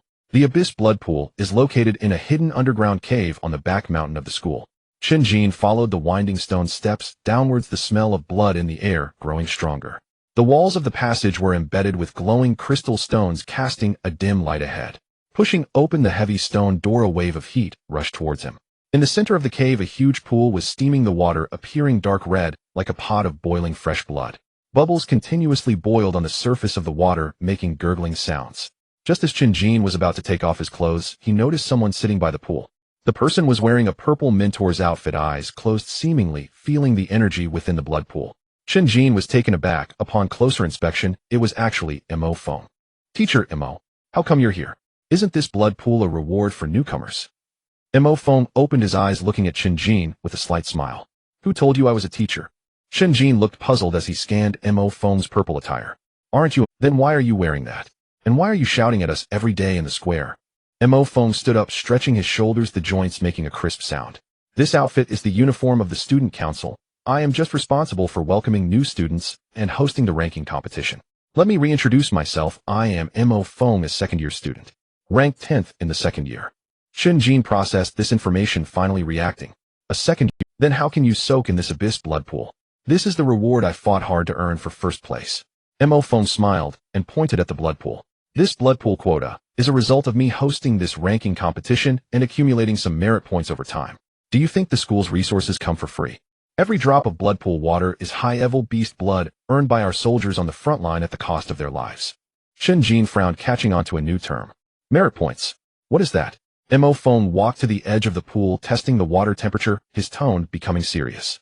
Once you reach second year, you will need to start participating in the training missions arranged by the school, venturing into more dangerous, contaminated areas. Completing missions and killing beasts will earn you merit points. In the second year, all cultivation resources, weaponry, and even qualifications to enter such special training grounds must be exchanged for merit points. The school will no longer provide resources for free like in the first year. There was a senior who couldn't earn enough merit points and ended up unable to afford food, eventually resorting to sweeping the streets. Some people took on tasks beyond their capabilities to earn merit points, and in the end their bodies were never found. After listening, Chen Jin felt a sense of alertness rising within him. So cruel. If one can't earn merit points, does that mean they can only wait to die? This school looks glamorous, but behind the scenes it is simply a den of monsters. Mo Feng glanced at him and patted his shoulder. You are still in your first year, so there's no need to worry about these things. During this first year, the school will meet most of your needs, helping you lay a solid foundation quickly. Especially since you are the first in the ranking competition, those scarce resources will also be prioritized for you. Once you reach second year, you will naturally understand the importance of merit points. In the Tianqiong Sacred Extreme, without merit points you won't even be able to enter the black market, let alone buy those rare materials. Chen Jin nodded thoughtfully, feeling his alertness gradually dissipate. Alright, we'll talk about future matters later. As long as my fists are strong enough, merit points will come easily. Right now the most important thing is to absorb all the energy in this pool. He quickly removed his upper garment, revealing his muscular physique, and with a splash he jumped into the blood pool. The dark red water engulfed him, and the scorching energy surged into his body through his pores. That feeling was like countless red-hot steel needles piercing his skin, coursing through his veins. Chen Jin let out a muffled grunt, gritting his teeth. Mo Feng followed him into the water, and the two occupied opposite corners of the blood pool. The water temperature is nice, quite suitable for a soak. Chen Jin leaned against the pool wall, letting out a comfortable sigh. Mo Feng closed his eyes, guiding the blood and qi energy to cleanse his body. Stop talking and hurry up and absorb it. The energy in this blood pool is very violent, and how much you can absorb depends on your own abilities. Ordinary newcomers can only last half an hour at most before their meridians burst from the violent blood and qi. Chen Jin closed his eyes, his innate talent of immortality beginning to operate wildly. The energy in the blood pool seemed to have found an outlet, surging towards him wildly. The dark red water continued to churn, becoming clearer at a speed visible to the naked eye. Chen Jin felt his muscle fibers continuously breaking apart, then rapidly reorganizing under the nourishing power of the vast blood and qi. His bones became harder, and the sound of flowing blood was like thunder. He could clearly feel that his physical strength was rising at a terrifying speed. The barrier of the late second tier began to show cracks under the impact of this immense energy. The pain of breaking and rebirth may be tormenting for others, but for Chen Jin, it was the ultimate enjoyment. He even actively released the limits of his body, allowing the violent energy to rampage within him. On the other side, Mo Feng also sensed the energy lost from the blood pool. He opened his eyes and looked at the small vortex forming near Chen Jin, his eyes twitching slightly. How is this kid absorbing energy so abnormally fast? At this rate, I won't even get a sip of soup. Mo Feng didn't dare to delay, quickly focusing his mind to absorb the remaining energy with all his might. In his heart, he silently lamented if he had known, he wouldn't have come in with this monster. Time passed, and the atmosphere in the cave grew quiet. The heat in the cave became less intense, and the bubbles on the water's surface gradually calmed down. The color of the blood pool transformed from dark red to light red, and finally, turned completely clear. Chen Jin opened his eyes, a faint dark red light flashing in the depths of his pupils. He stood up from the pool, his muscles well-defined, exuding a sense of violent power. Chen Jin opened his eyes, a faint dark red light flashing in the depths of his pupils. He stood up from the pool, his muscles well-defined, exuding a sense of violent power. He turned to look at Mo Feng, only to find that the latter was staring at him with a look of a monster. Mo Feng also walked out of the water. Although he had absorbed less energy than Chen Jin, his aura was significantly steadier than before. He looked at Chen Jin, his eyes showing a hint of complexity. Your physique is simply more ridiculous than those high-level beasts. You absorbed 80% of an entire pool of essence blood by yourself. By the time you reach the second year, you might even step on those seniors beneath your feet. Chen Jin put on his clothes and patted Mo Feng's shoulder. Thanks for the compliment. But Senior Mo, remember to call me next time, there's such a good thing. I have a big appetite, and am not picky at all. Mo Feng rolled his eyes, putting on the purple uniform jacket. Forget it, soaking with you is just seeking trouble for myself. Hurry back to your dorm to consolidate your realm. Chen Jin laughed heartily and walked out of the cave with light steps. Just a few steps out, a furious shout echoed from above. Gu Tianxiao, you rogue. Gu Tianxiao, you treacherous cur. His voice shook the entire rear mountain. Chen Jin stood at the mouth of the cavern, listening to the thunderous roars echoing beyond. A faint, imperceptible curve lifted the corner of his lips. Everything unfolded precisely as he had foreseen. Why had he deliberately withstood Lin Wanqing's Annihilation Thunder Core in the finals of the ranking tournament? Why had he unveiled, before the entire faculty's student body and assembled powers, the terrifying, indestructible nature of his immortal physique? Because he was desperate for resources. He needed vast quantities of cultivation materials. His own body, an insatiable void, demanded colossal, staggering amounts of energy to fill its abyss. The methodical resource allocations granted by the Tianqiong Sacred Supreme Elemental University were laughably insufficient, even a mere morsel for his ravenous constitution. He had to provoke a spectacle so grand that it would unsettle the entire Tianqiong city, and even the upper echelons of humanity itself. He intended for every supreme faction to recognize the irreplaceable strategic value embedded within him. Only by demonstrating absolute, unparalleled indispensability could he seize the initiative, compelling these lofty dignitaries to pour their resources upon him willingly and without reservation. Now, the bait had been taken. Chen Jin raised his gaze to see a towering figure descend from the sky. He landed with such force that the earth trembled. A broad-shouldered man clad in dark crimson battle robes, his muscles forged like tempered steel. He was Long Zhanya, principal of the Warring Martial Academy, one of Tianqiong City's 4 great academies. Rank 7th tier, Throne Sovereign. Innate talent, SS class, Dragonblood War Physique. Specializing in physical enhancement and corporeal talent cultivation, he was renowned across Tianqiong City for his volatile temper and unyielding fists. No sooner had Long Zhanya touched ground than he strode straight toward Gu Tianxiao's principal's tower. His voice boomed with preternatural volume. Gu Tianxiao, hand him over now, you shameless old wretch. What use is a flesh and blood monster like this hiding in your elemental academy? Your Tianxiong Sacred Supreme Elemental University teaches lightning and flame, not the breeding of abominations. Gu Tianxiao emerged calmly from the principal's tower, hands clasped behind his back. Long Zhanya, what infernal racket is this at dawn? This is a school, not your personal slaughterhouse. Long Zhanya produced a projection crystal and played 2 sequences. First, Chen Jin's resurrection after being utterly obliterated by the Annihilation Thunder Core during the finals, then his brutal tearing apart of lightning absorption of raw energy and instantaneous annihilation of Zhao Shana. Trembling with fury, Long Zhanya jabbed a finger at the holographic display. Explain this to me. Is this truly an elemental cultivator?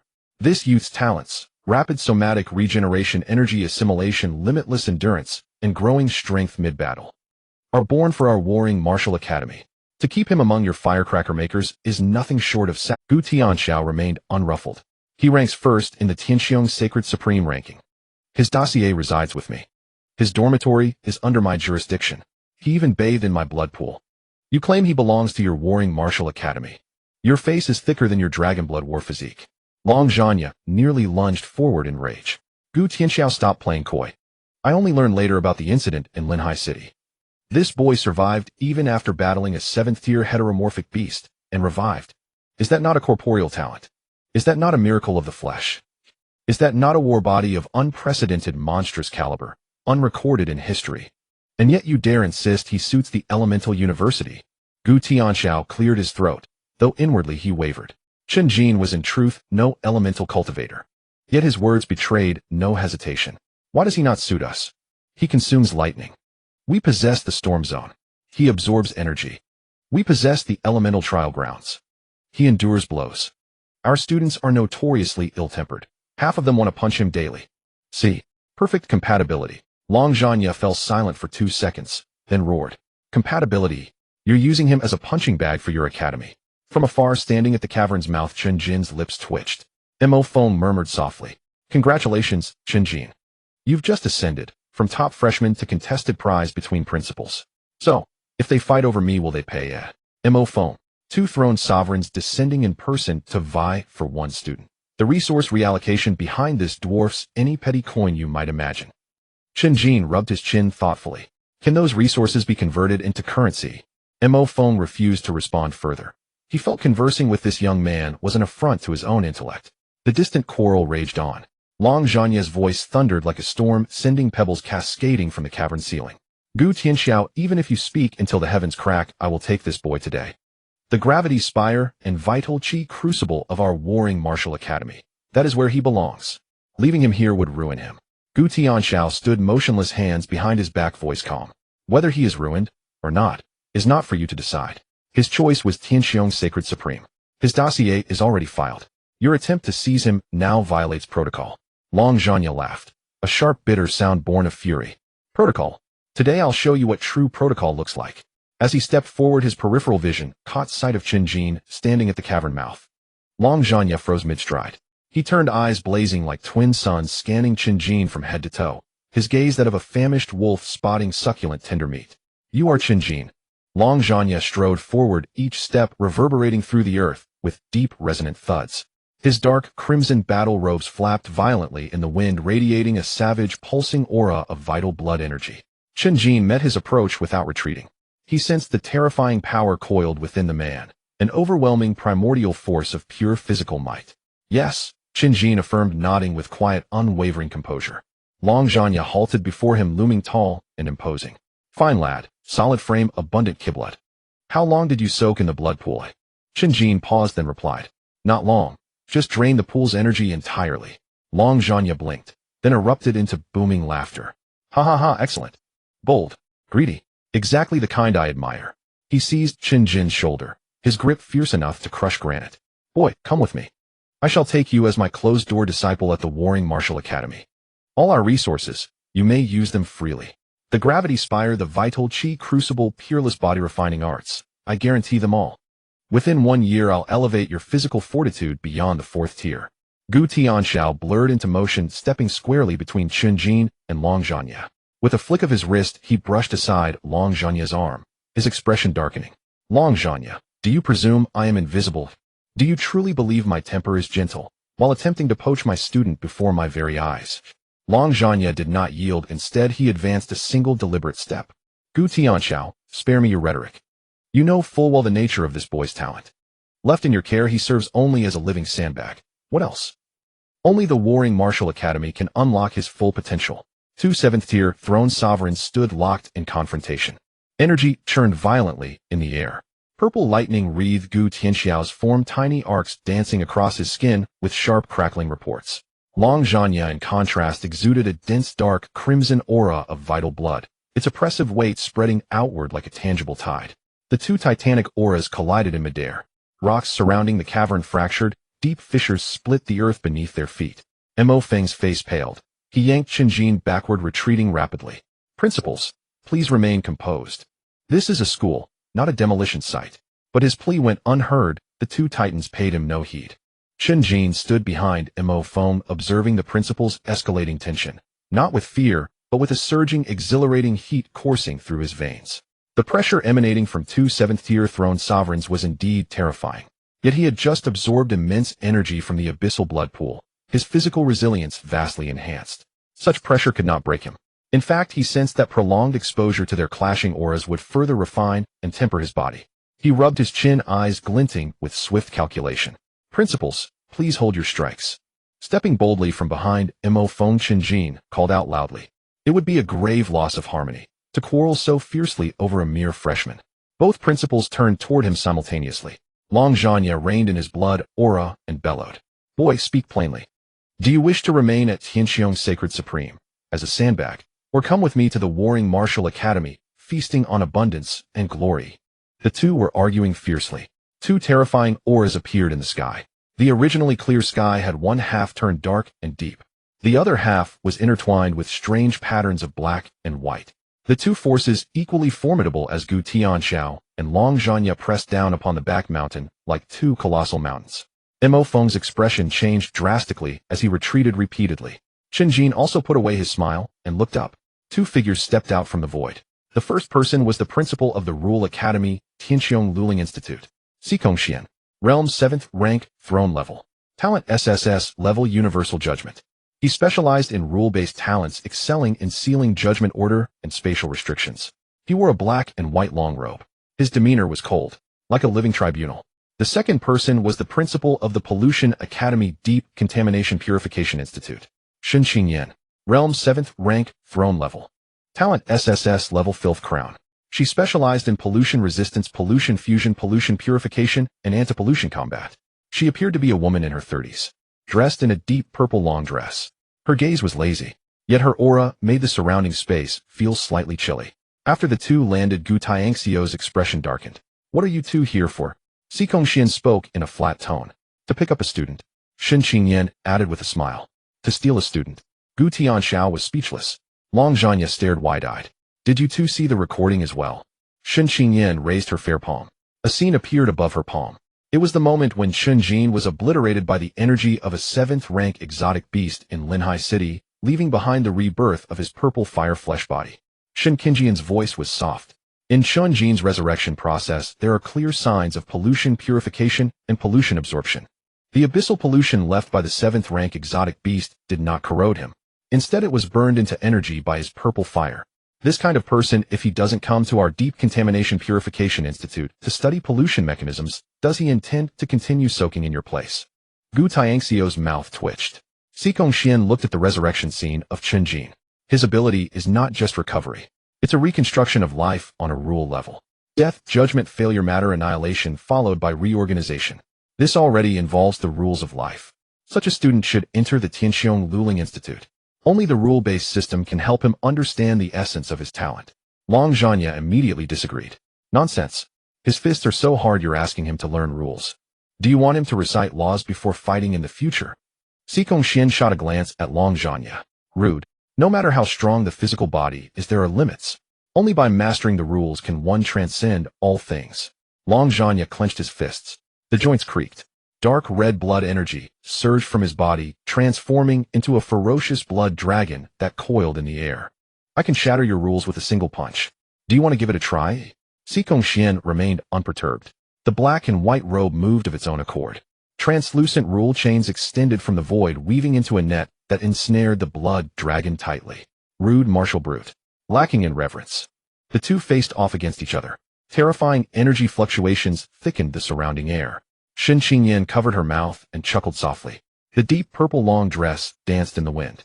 Beautiful black lotus flowers bloomed beneath her feet, exuding a chilling aura of pollution. You two stop arguing.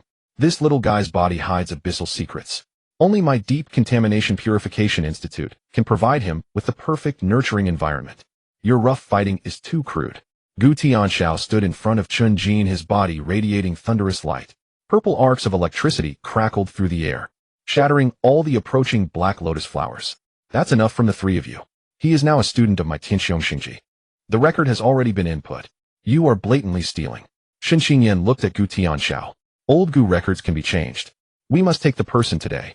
The 4 7th rank throne-level powerhouses were in a heated argument in the back mountain. The terrifying pressure clashed in the air. The surrounding rocks continuously crumbled.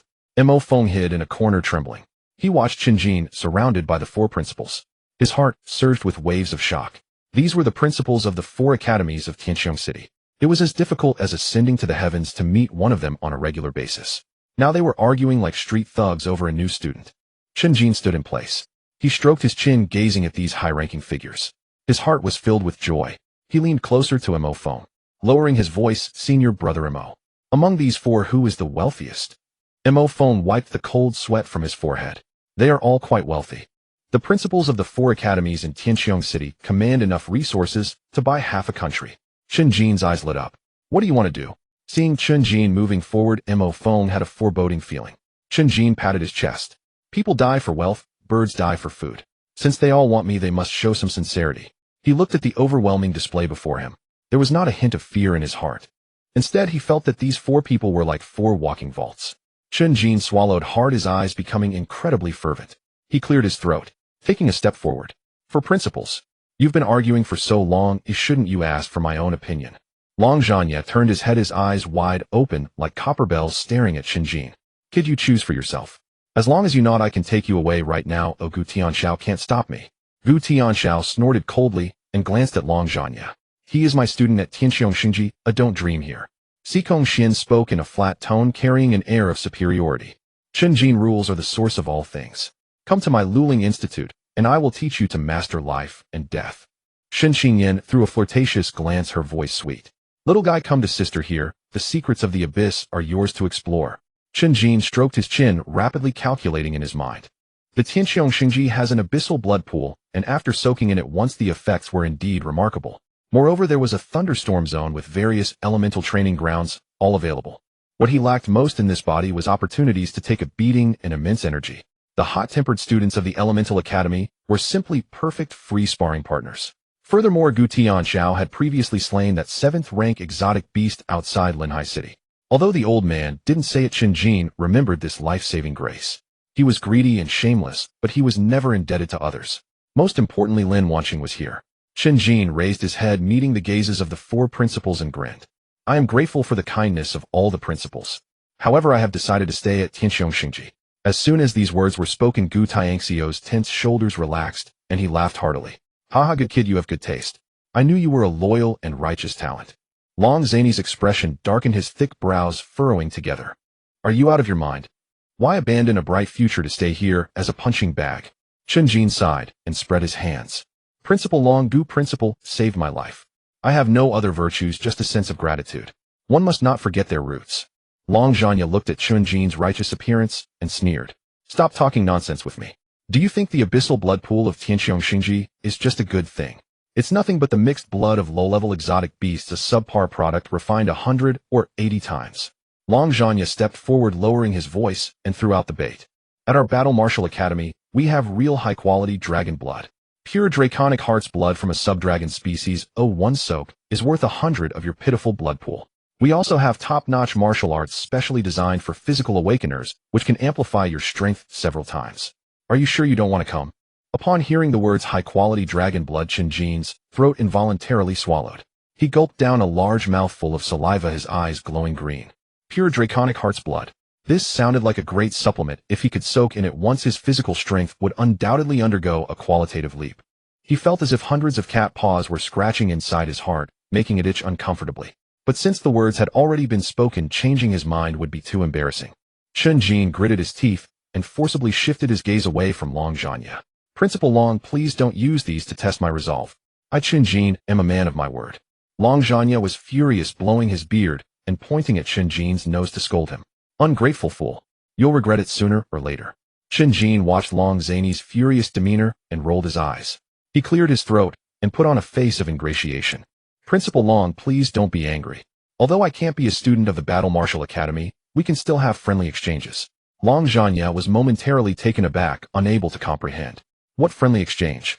Chen Jin rubbed his hands together, smiling like a fox that had stolen a chicken. For instance, as an excellent representative of the Tianxiong Sacred Extreme, I would like to visit your Zhanwu Academy for a few days of learning and observation. By the way, I'd like to soak in some high-quality dragon blood and borrow a few top-tier martial arts books. Everyone is a brother academy of Tianxiong City, sharing resources and progressing together. Upon saying this, the back mountain fell into a brief silence. Mo Feng stood behind Chen Jin, covering his face with his hand, wishing he could find a crack in the ground to hide in. Gu Tianxio's smile froze, and his mouth twitched twice. Xikong Xian looked at Chen Jin with icy eyes and spat out 2 words. Shameless. Long Zhanya reacted, infuriated to the point of smoke coming out of his 7 orifices. You want to freeload? You little rascal have quite the calculation, thinking you can take our resources while you're at Tianxiong Sacred Extreme. Do you think I'm running a charity, eh? Shin Qingyan covered her mouth and chuckled, her laughter making her flower-like figure tremble. Little one, your face is thicker than the armor of an exotic beast. Do you think I'm running a charity, eh? Shin Qingyan covered her mouth and chuckled, her laughter making her flower-like figure tremble. Little one, your face is thicker than the armor of an exotic. Gentlemen, think about it. I am a peerless genius with the talent of immortality and invincibility. I am the future of all humanity, the hope against the abyss. If you invest resources in me, it is for the welfare of all humanity. What's wrong with soaking in some dragon blood? This is called making the most of resources. Long Zhanya was so angry he laughed, pointing at Chen Jin and cursing. Arrogant. The future of all humanity. With your shameless character, if humanity relies on you, it will be doomed sooner or later. Xikong Xian also shook his head, his eyes filled with disdain. You don't know the heights of heaven or the depths of the earth. Chen Jin curled his lips, indifferent to these evaluations. He only cared about whether he could gain tangible benefits. Shin Qingyan looked at Chen Jin, who seemed impervious to reason, and a glint of cunning flashed in her eyes. She took a step forward, her deep purple dress swaying in the wind. Little one, since you are so confident and believe you are the future of all humanity, how about we make a bet? Chen Jin perked up at once. What bet? Shin Qingyan smiled sweetly at him, her voice soft, but carrying an undeniable hint of persuasion. You wanted to have friendly exchanges with our several academies, right? That can be arranged. We offer you this opportunity. You will challenge the experts from our 3 academies in the capacity of a student from Tianxiong Sacred Extreme. As long as you can win, you can choose any resources from our academy for free. Chen Jin's eyes lit up and his breathing quickened. Free? Can I soak in dragon blood? Long Zhanya snorted coldly, taking the conversation. As long as you can break through our Zhanwu Academy's arena, there will be plenty of dragon blood. But what if you lose, eh? Chen Jin patted his chest, brimming with confidence. I can't possibly lose. Xikong Xian's tone turned cold as he established the rules. If you lose, you must unconditionally transfer to whichever academy defeats you. Furthermore, all future resource allocations will have to adhere to the arrangements of that academy. Do you dare to accept? Upon hearing this, Chen Jin felt delighted. What kind of punishment was this? Win resources, lose, and just change places to continue gaining resources. This was practically a no-loss deal. He suppressed his overwhelming joy and feigned a serious expression. This bet is a bit too much. Gu Tianxiao, anxious beside him, grabbed Chen Jin's arm. You little brat, don't agree recklessly. The 3 academies are deeply rooted, and there are many monsters among the older students. You just started school, challenging them is too disadvantageous. Chen Jin turned his head and winked at Gu Tianxiao. Principal Gu, rest assured. I never engage in losing deals. He shrugged off Gu Tianxio's hand, facing the other 3 principals, and spoke loudly. Alright, I accept this bet. You all go back and prepare the resources, clean your necks, and wait for me. I, Chen Jin, will soon pay you a visit. Long Zhanya laughed 3 times, turned, and shattered the void. Good lad, you've got guts. I'll be waiting for you at Zhanwu Academy. Don't let me down. Xikong Xian shot a cold glance at Chen Jin, his black and white robes swishing as he vanished from sight. The rules of the Law Institute will teach you a lesson. Shin Qingyan blew Chen Jin a kiss, turning into a swirl of black petals and dissipating. Little one, your sister will be waiting for you. After the 3 principals left, the back mountain returned to tranquility. Gu Tianxiao glared at Chen Jin furious, his beard bristling.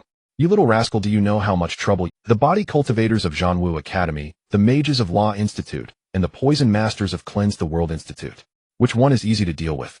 Chen Jin patted Gu Tianxiao's shoulder, laughing carefree. Old man Gu, don't be so pessimistic. Just consider me as going to stock up supplies for our Tianxiong Sacred Extreme. Once I clear out their resources, we can split it 50-50. Gu Tianxiao was so angry he laughed, kicking Chen Jin in the rear. Get lost, get lost. Hurry back and cultivate. If you lose, I'll be the first to skin you alive. Chen Jin rubbed his behind, humming a little tune, and strolled leisurely toward the dormitory. Mo Feng followed behind him, shaking his head at this oblivious freshman. Chen Jin, you've gone too far this time.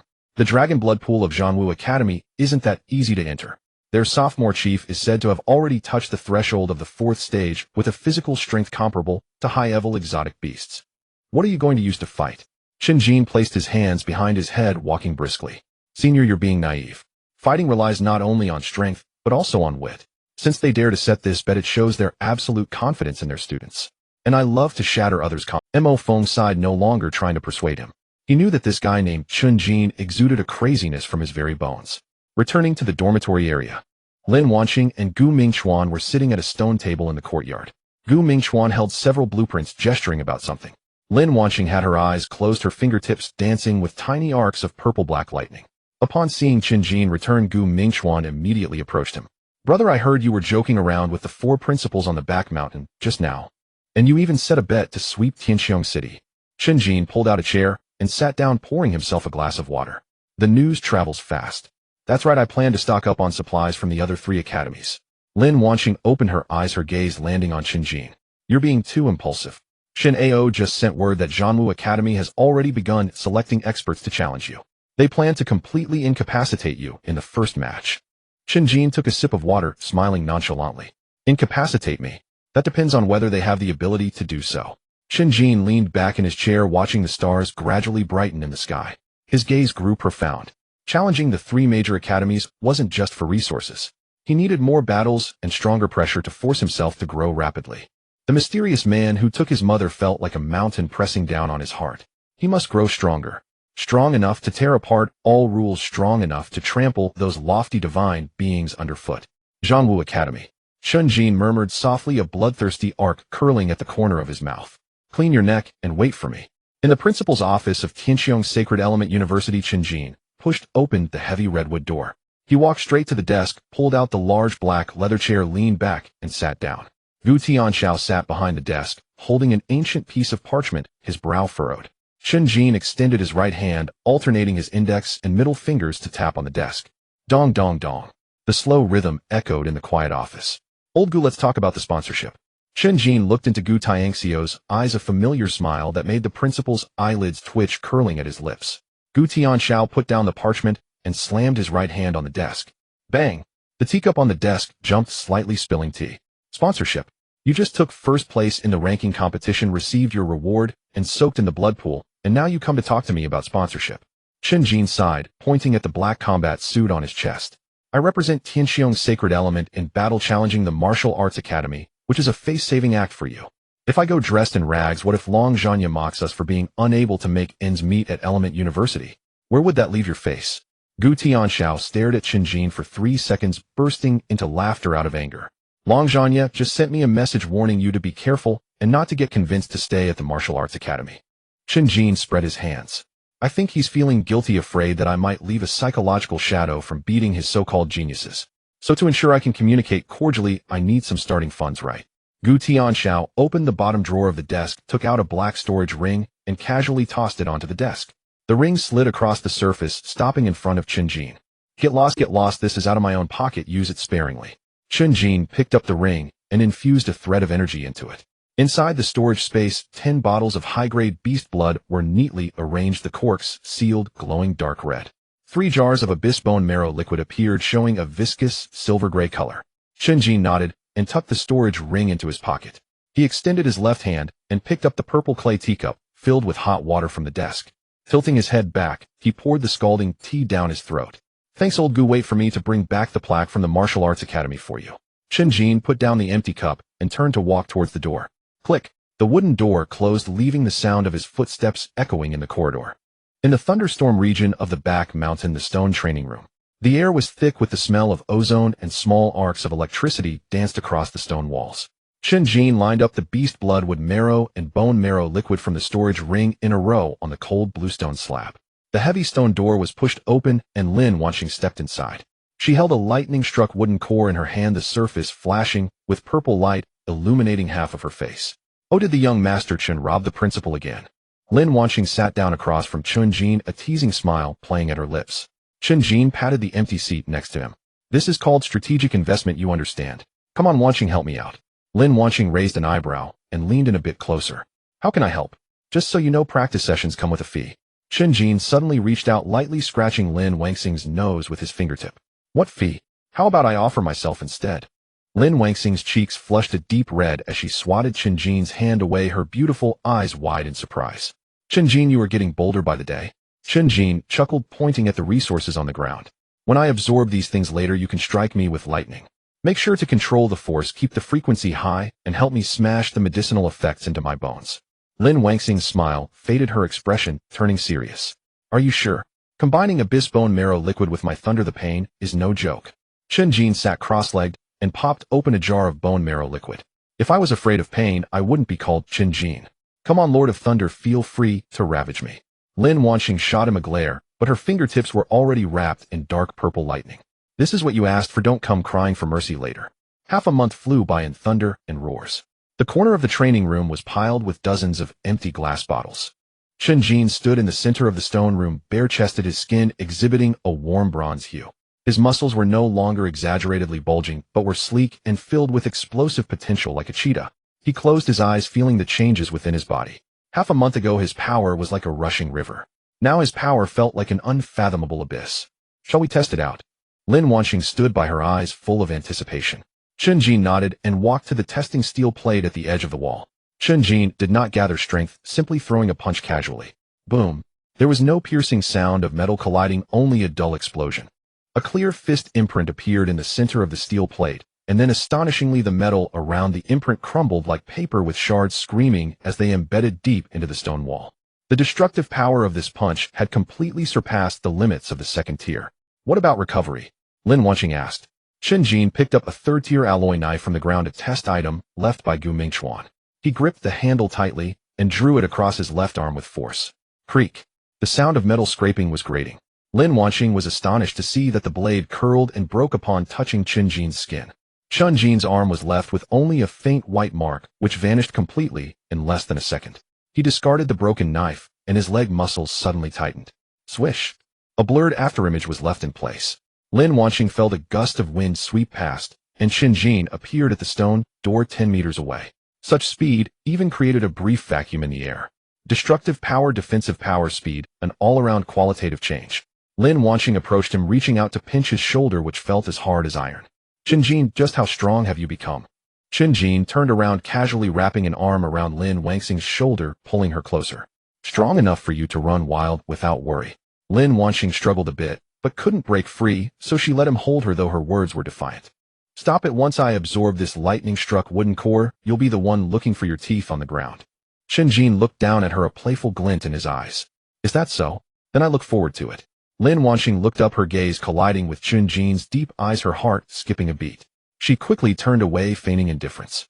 We're heading to the martial arts academy tomorrow, aren't you the least bit worried? Chen Jin scoffed, his fingers absent-mindedly rubbing Lin Wanqing's shoulder. Worried? They should be the ones worried. I have no intention of leaving any face for the other academies this time. Lin Wanqing listened to his arrogant words, the corners of her mouth curling up slightly. I know you won't lose. After all, you are the man I've set my sights on. The words were softly spoken, but struck like thunder in Chen Jin's ears. Chen Jin was momentarily stunned, then smiled even brighter. He released her, walking to the window and gazing at the vast sky outside. Tianqiong City is just a starting point. Wanqing, this is only the first step towards my true journey into the world. Those who took my mother, those eyes hiding behind the abyss, I will make them see clearly.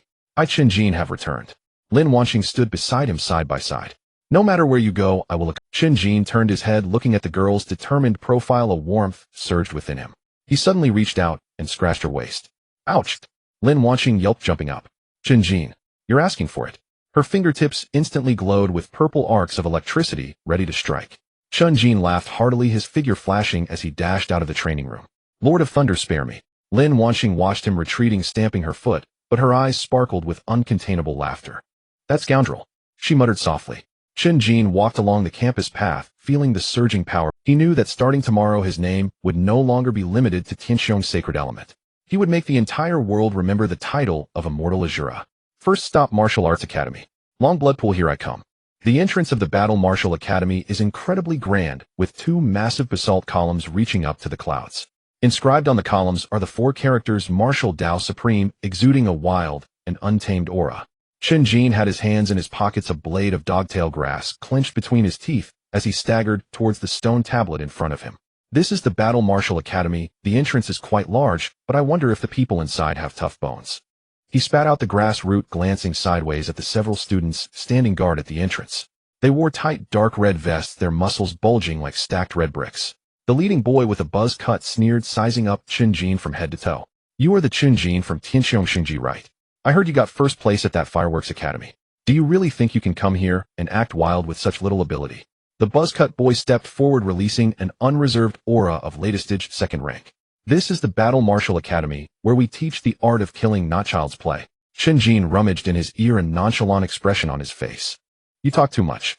Didn't old Long Zhanya tell you I'm here to make a purchase? So arrogant today, he'll teach. Just as the buzz-cut boy was about to make a move, a deep voice came from the back of the crowd. Stop. Step back. Yushan parted the crowd and strode forward.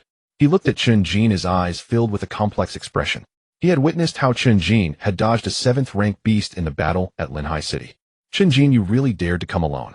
Yushan spoke in a deep voice tinged with a hint of helplessness. Chen Jin chuckled and raised his hand to wave at him. Yo, old you, it's been a month and you've bulked up again. It seems the food at the Battle Martial Academy is good. The dragon blood immersion must be quite comfortable, right? Yushan let out a bitter laugh and turned to the surrounding students, waving his hand. Disperse, he is an exchange student personally invited by the principal. Ooh, don't embarrass yourselves here. Although the surrounding students dispersed, the hostile gazes still lingered on Chen Jin. Exchange student. More like a financial benefactor. I heard he awakened upgrade self-healing ability. Such talent here is at most a high-level punching bag. Tianxiong Xingji really has no one left, sending a punching bag to challenge us, not afraid of losing face.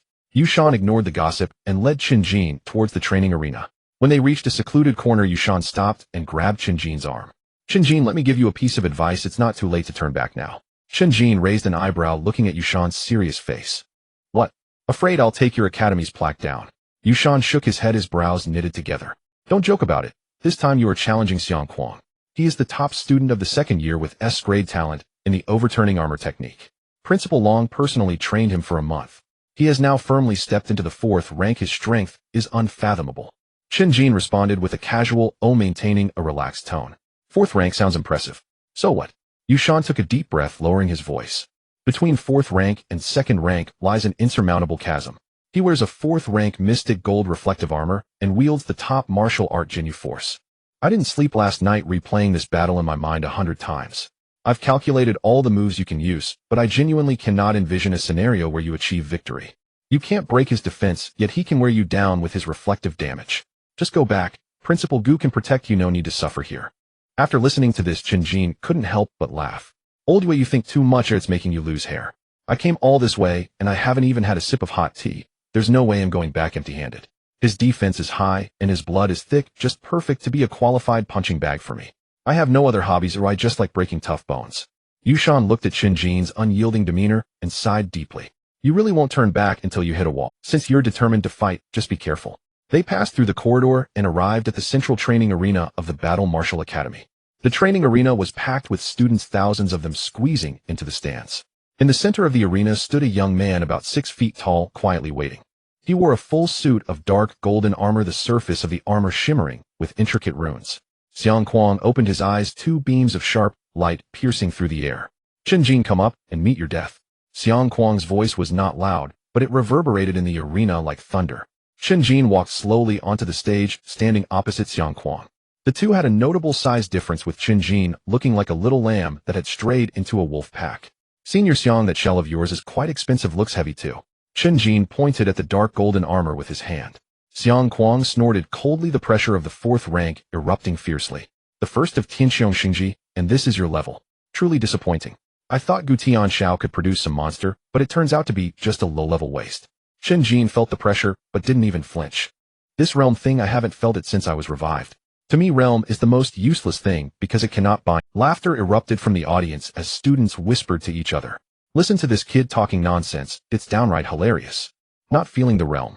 That's because his talent is too poor, he can't even touch the threshold. He thinks he's above it. Does he think he's a 9th rank abyss walker? Xiang Kuang was both angry and amused, his eyes turning icy. Since you're seeking death, I'll grant you that.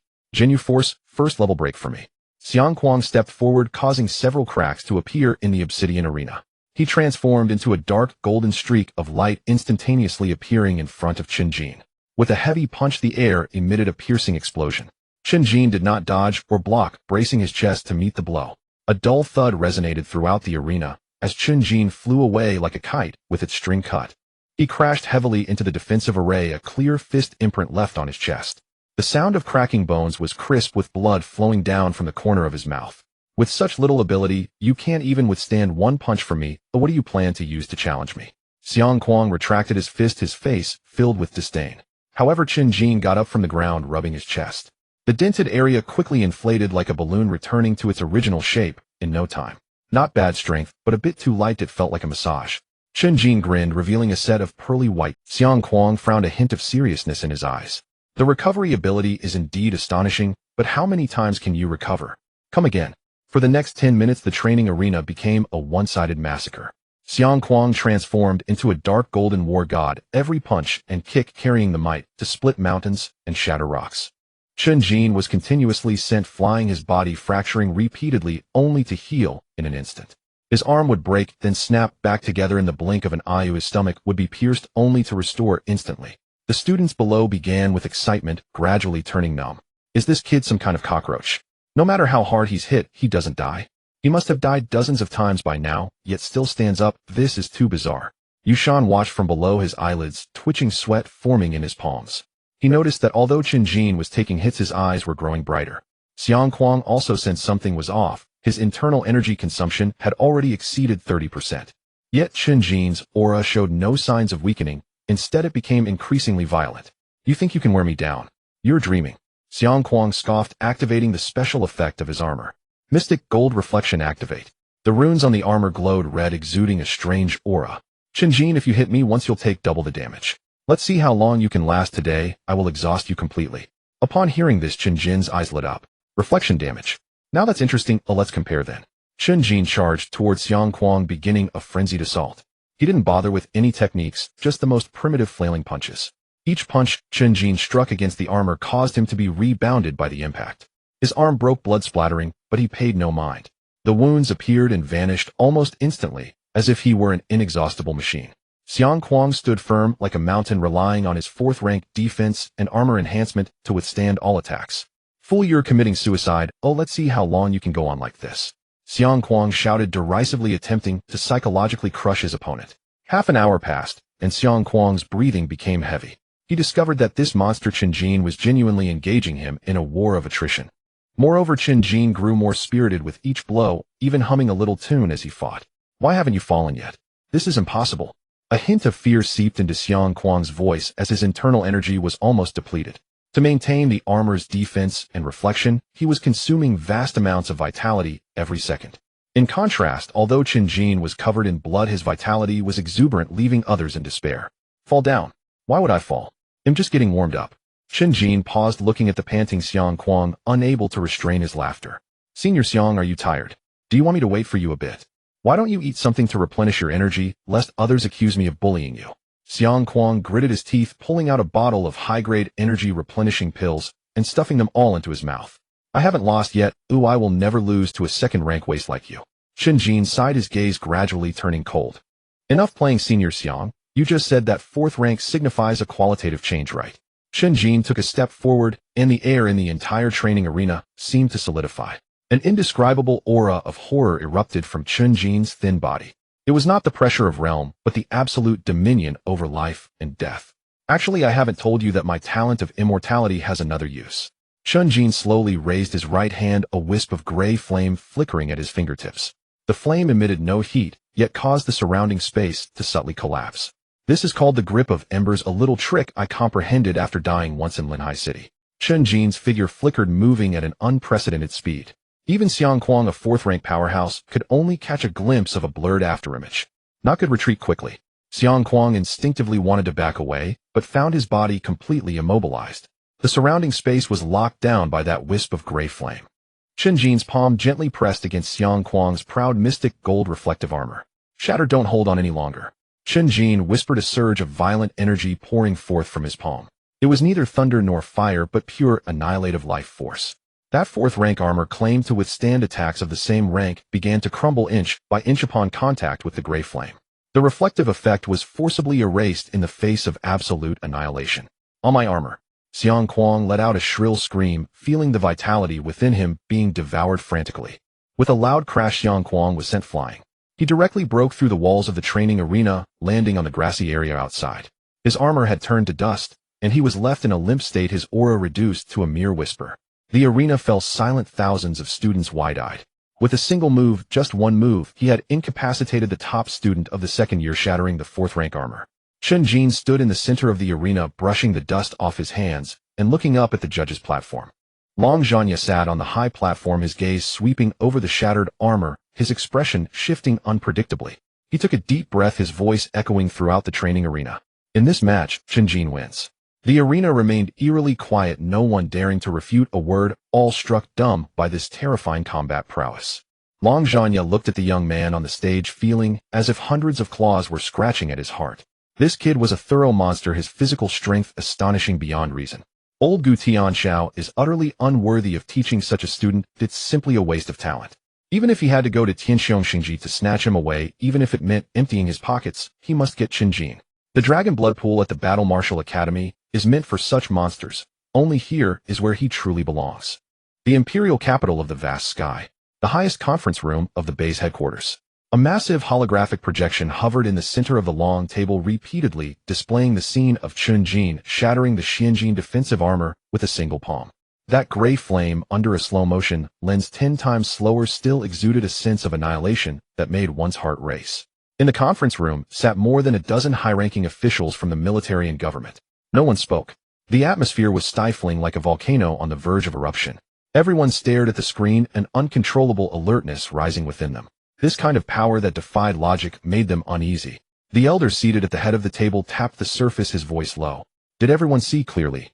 Late stage of the second rank, forcibly confronting the fourth rank, a single strike, breaking through defenses.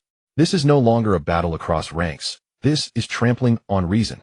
A middle-aged man in military uniform stood up, his brow furrowed. That gray flame is definitely not ordinary elemental power. The technical department analyzed it. It is a pure form of life annihilation. Even the defensive rules of the fourth rank can be forcibly erased. This kid's danger level must be reassessed. Another high-ranking official from base chimed in.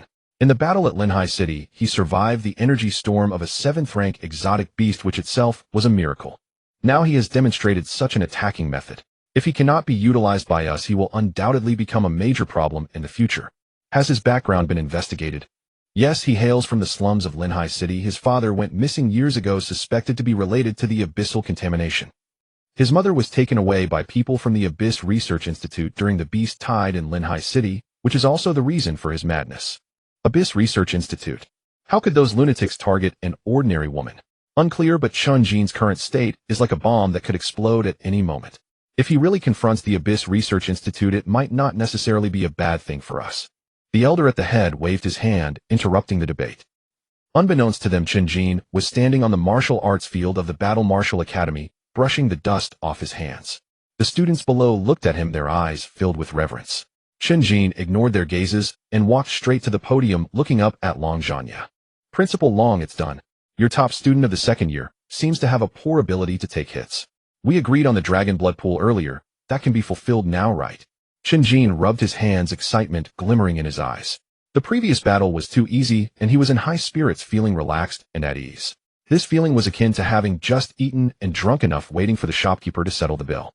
Long Zhanya, sitting on the high platform, couldn't help but burst into laughter at Chen Jin's greedy expression. Good boy, quite audacious. I like your indomitable spirit.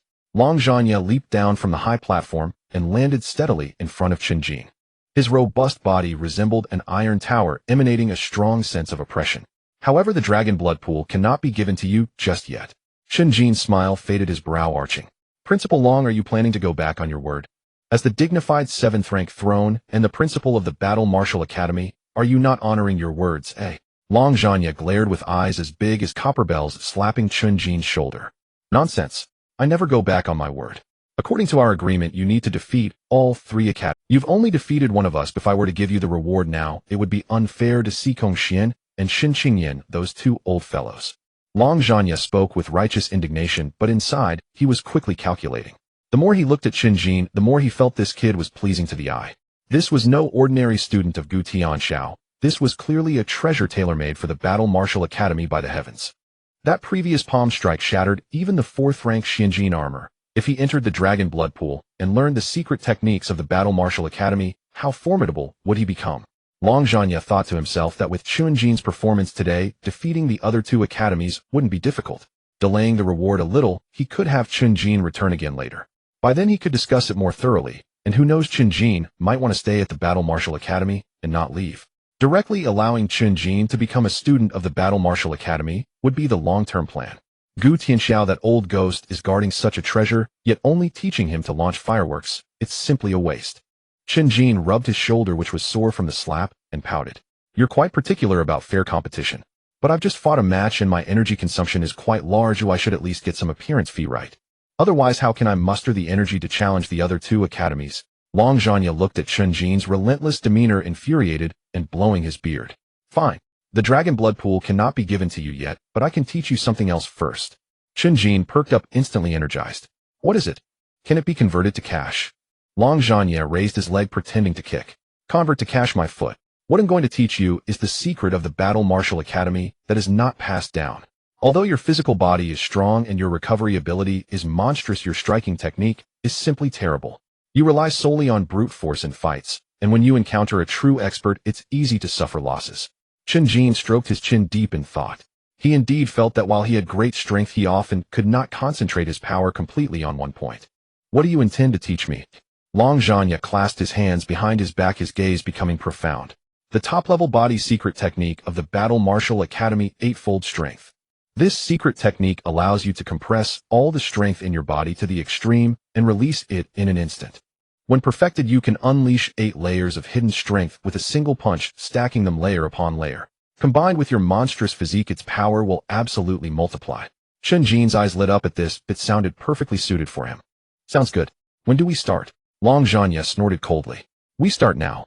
Do you think this secret technique is so easy to practice? I only give you 3 days. If after 3 days you haven't made any progress, you can just go to the Law Enforcement Institute and take a beating. Long Zhanya chuckled inwardly. 3 days was enough for this kid to sense the foundation of the Battle Martial Academy. Once he tasted the sweetness, would he still be reluctant to come here? Chen Jin grinned, revealing a set of white teeth. 3 days? You underestimate me too much. 1 day is enough. Long Zhanya looked at Chen Jin's confident demeanor and nodded in approval. This kid not only had monstrous talent, but his arrogance also suited his taste. Follow me. Long Zhanya turned and led Chen Jin deeper into the Battle Martial Academy. At the back mountain of the Battle Martial Academy, there was a natural gravity canyon. The gravity here is 10 times that of the outside world, with thin air and harsh environment. Long Zhanya brought Chen Jin to the edge of the canyon, pointing to the bottomless abyss below. Jump down. Chen Jin leaned over to take a look. The canyon was pitch black and nothing was visible. Are you planning to commit murder? Long Zhanya kicked Chen Jin's butt. Stop talking nonsense and go down.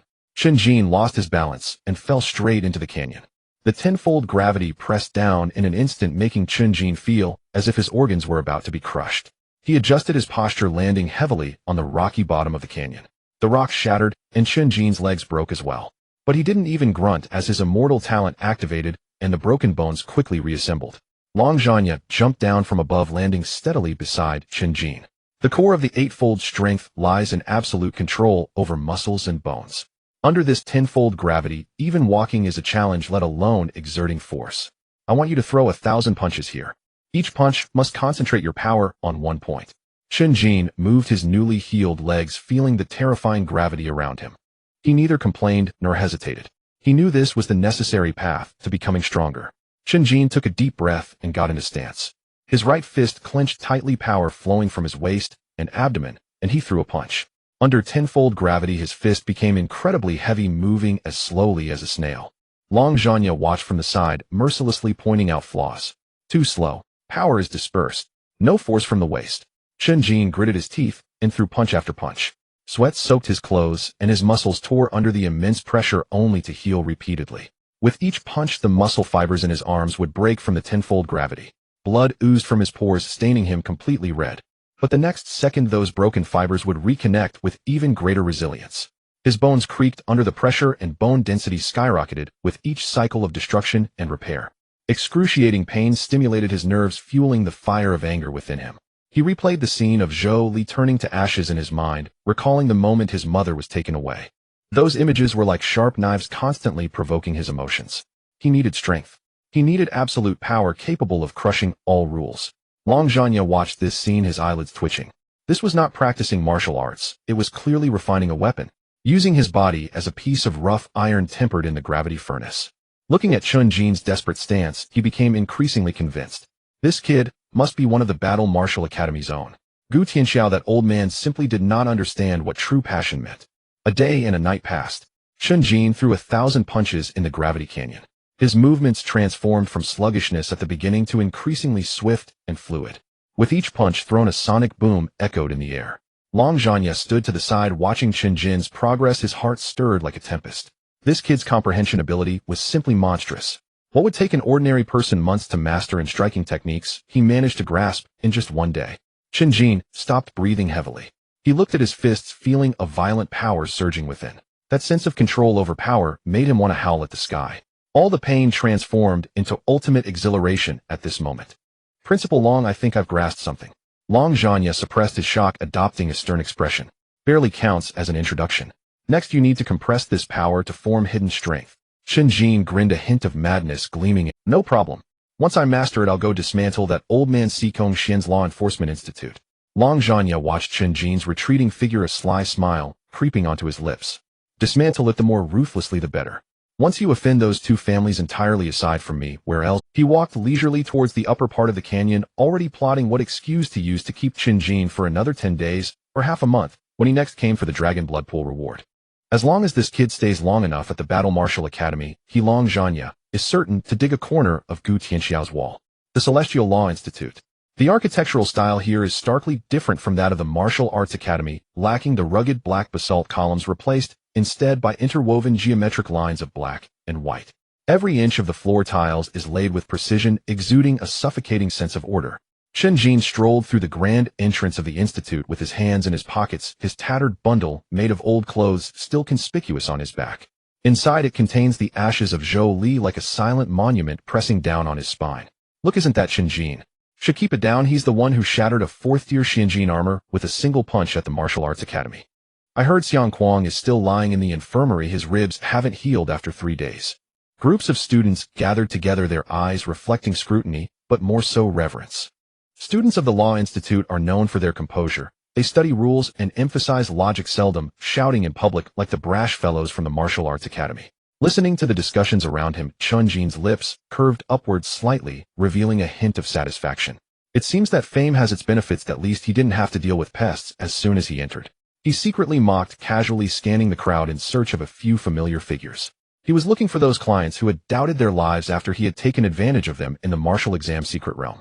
At this moment, in the shadows at the edge of the training ground, Zhao Lai shrank his neck, hiding his green wind blade long knife behind him, a thin layer of cold sweat forming on his forehead. Wang Yin, didn't you say this guy wouldn't come to the Law Institute?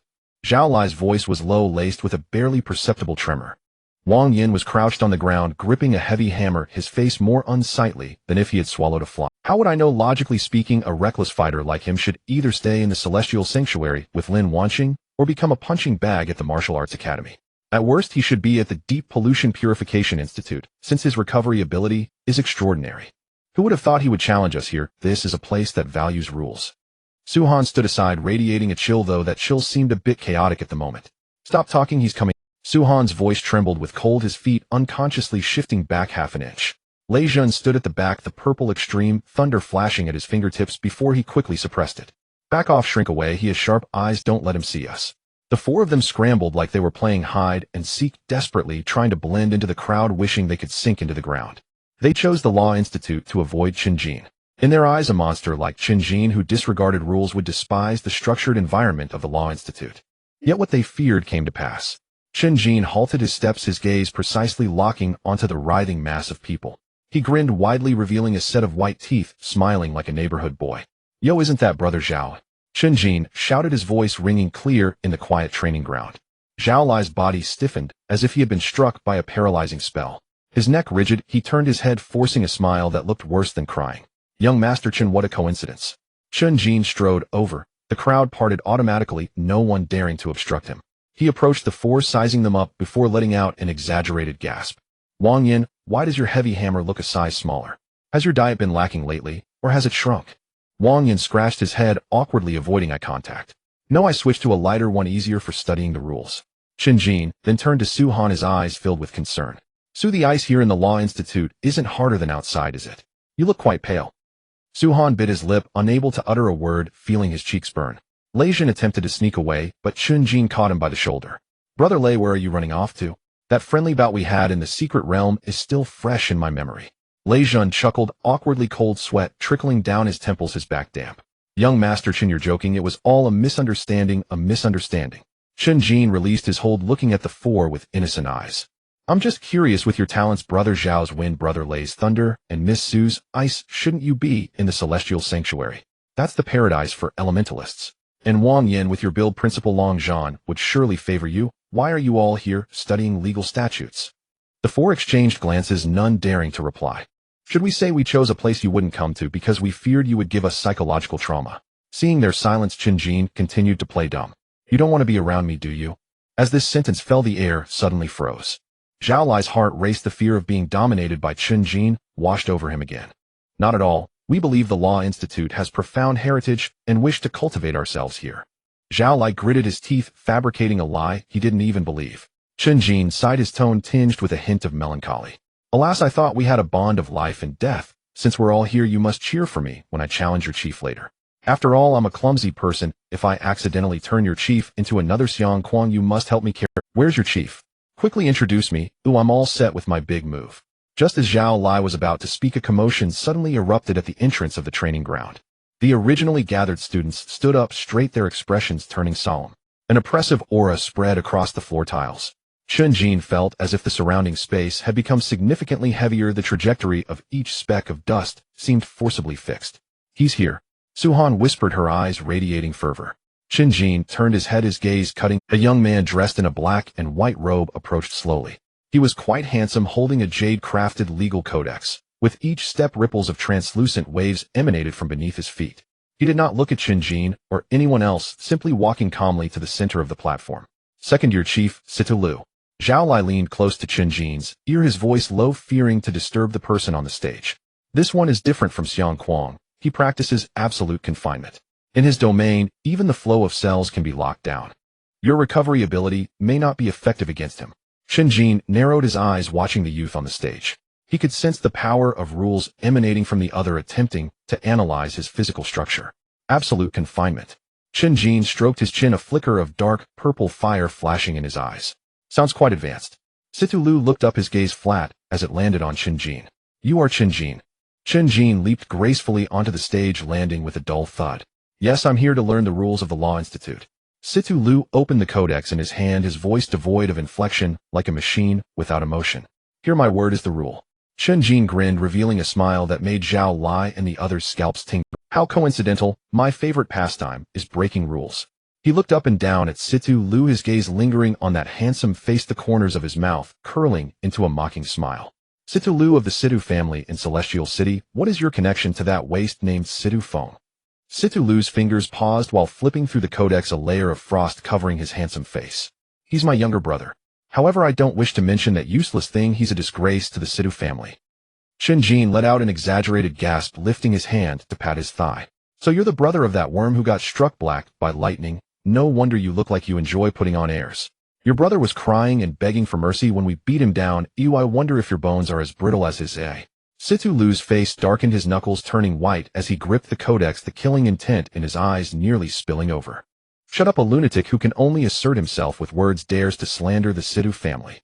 Chen Jin sighed, a look of sorrow on his face, as if truly feeling pity for the other. Alas, I thought the scions of aristocratic families would have more backbone. Turns out you're just a line of soft-shelled shrimp. Below the stage, Zhao Lai and the others huddled in a corner, silently praying. Chief City, you must put up a good fight, and don't let this lunatic eat you alive. Chen Jin flexed his wrists, the joints cracking sharply, his gaze gradually turning bloodthirsty. Come on, let me see if your chains are stronger, or my life is tougher. The smell of gunpowder in the air suddenly erupted. A clash between rules and invincibility officially commenced.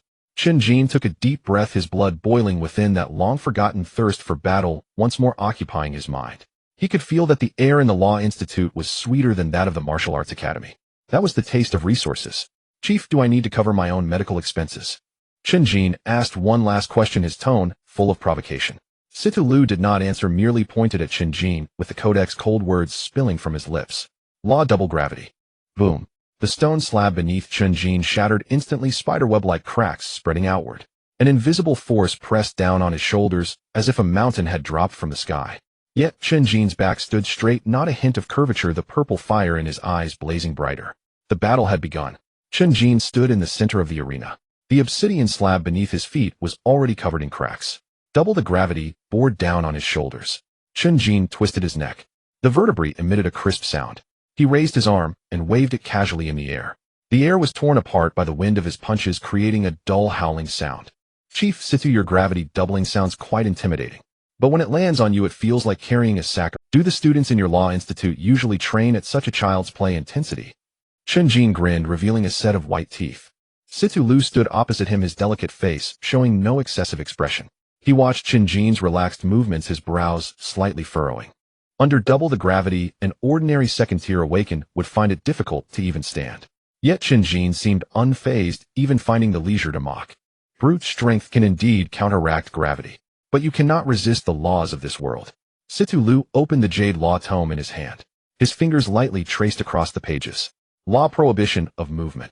A cold voice echoed across the martial arena. A translucent ripple emanated from the tome. The ripple spread along the ground, quickly wrapping around Chen Jin's legs. Chen Jin felt as if his feet were sinking into an unfathomable quagmire. The surrounding air became incredibly heavy, as if it had transformed into tangible shackles. He tried to lift his right foot. An invisible resistance surged from all directions, dragging at his movements. Interesting. Chen Jin glanced down at his legs. He took a deep breath, his thigh muscles bulging. Violent power surged within him. Chen Jin suddenly exerted force with his right foot, pulling it upward with sheer strength. A series of painful cracking sounds echoed through the air. The invisible shackles entangled around his leg were forcefully ripped apart by his raw physical power. Chen Jin took a step forward. The heavy footfall landed on the slab, leaving a deep footprint.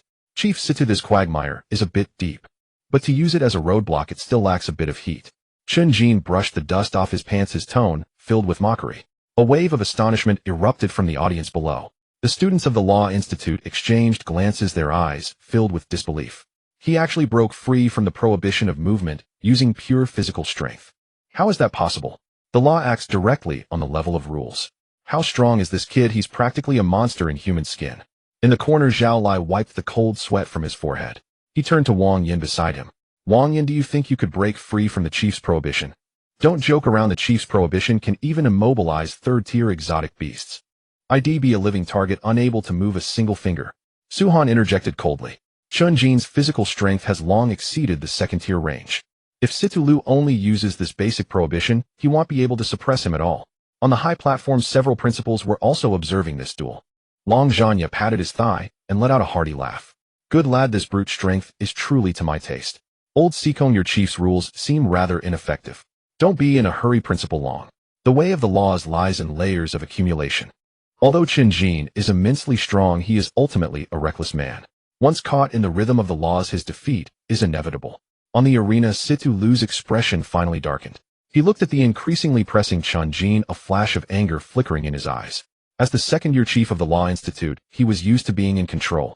Chen Jin's disregard for the rules made him feel quite displeased. You talk too much. Situ Lu snorted coldly, his finger tapping the tome again.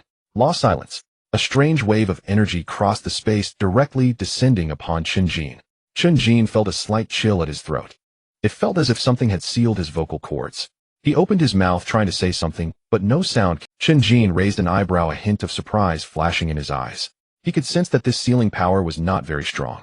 As long as he slightly urged the purple fire within him, he could easily burn it away.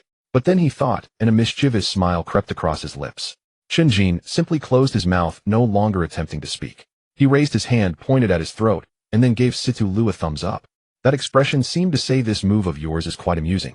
Situ Lu watched as Chen Jin quieted down, secretly relieved. Finally peaceful.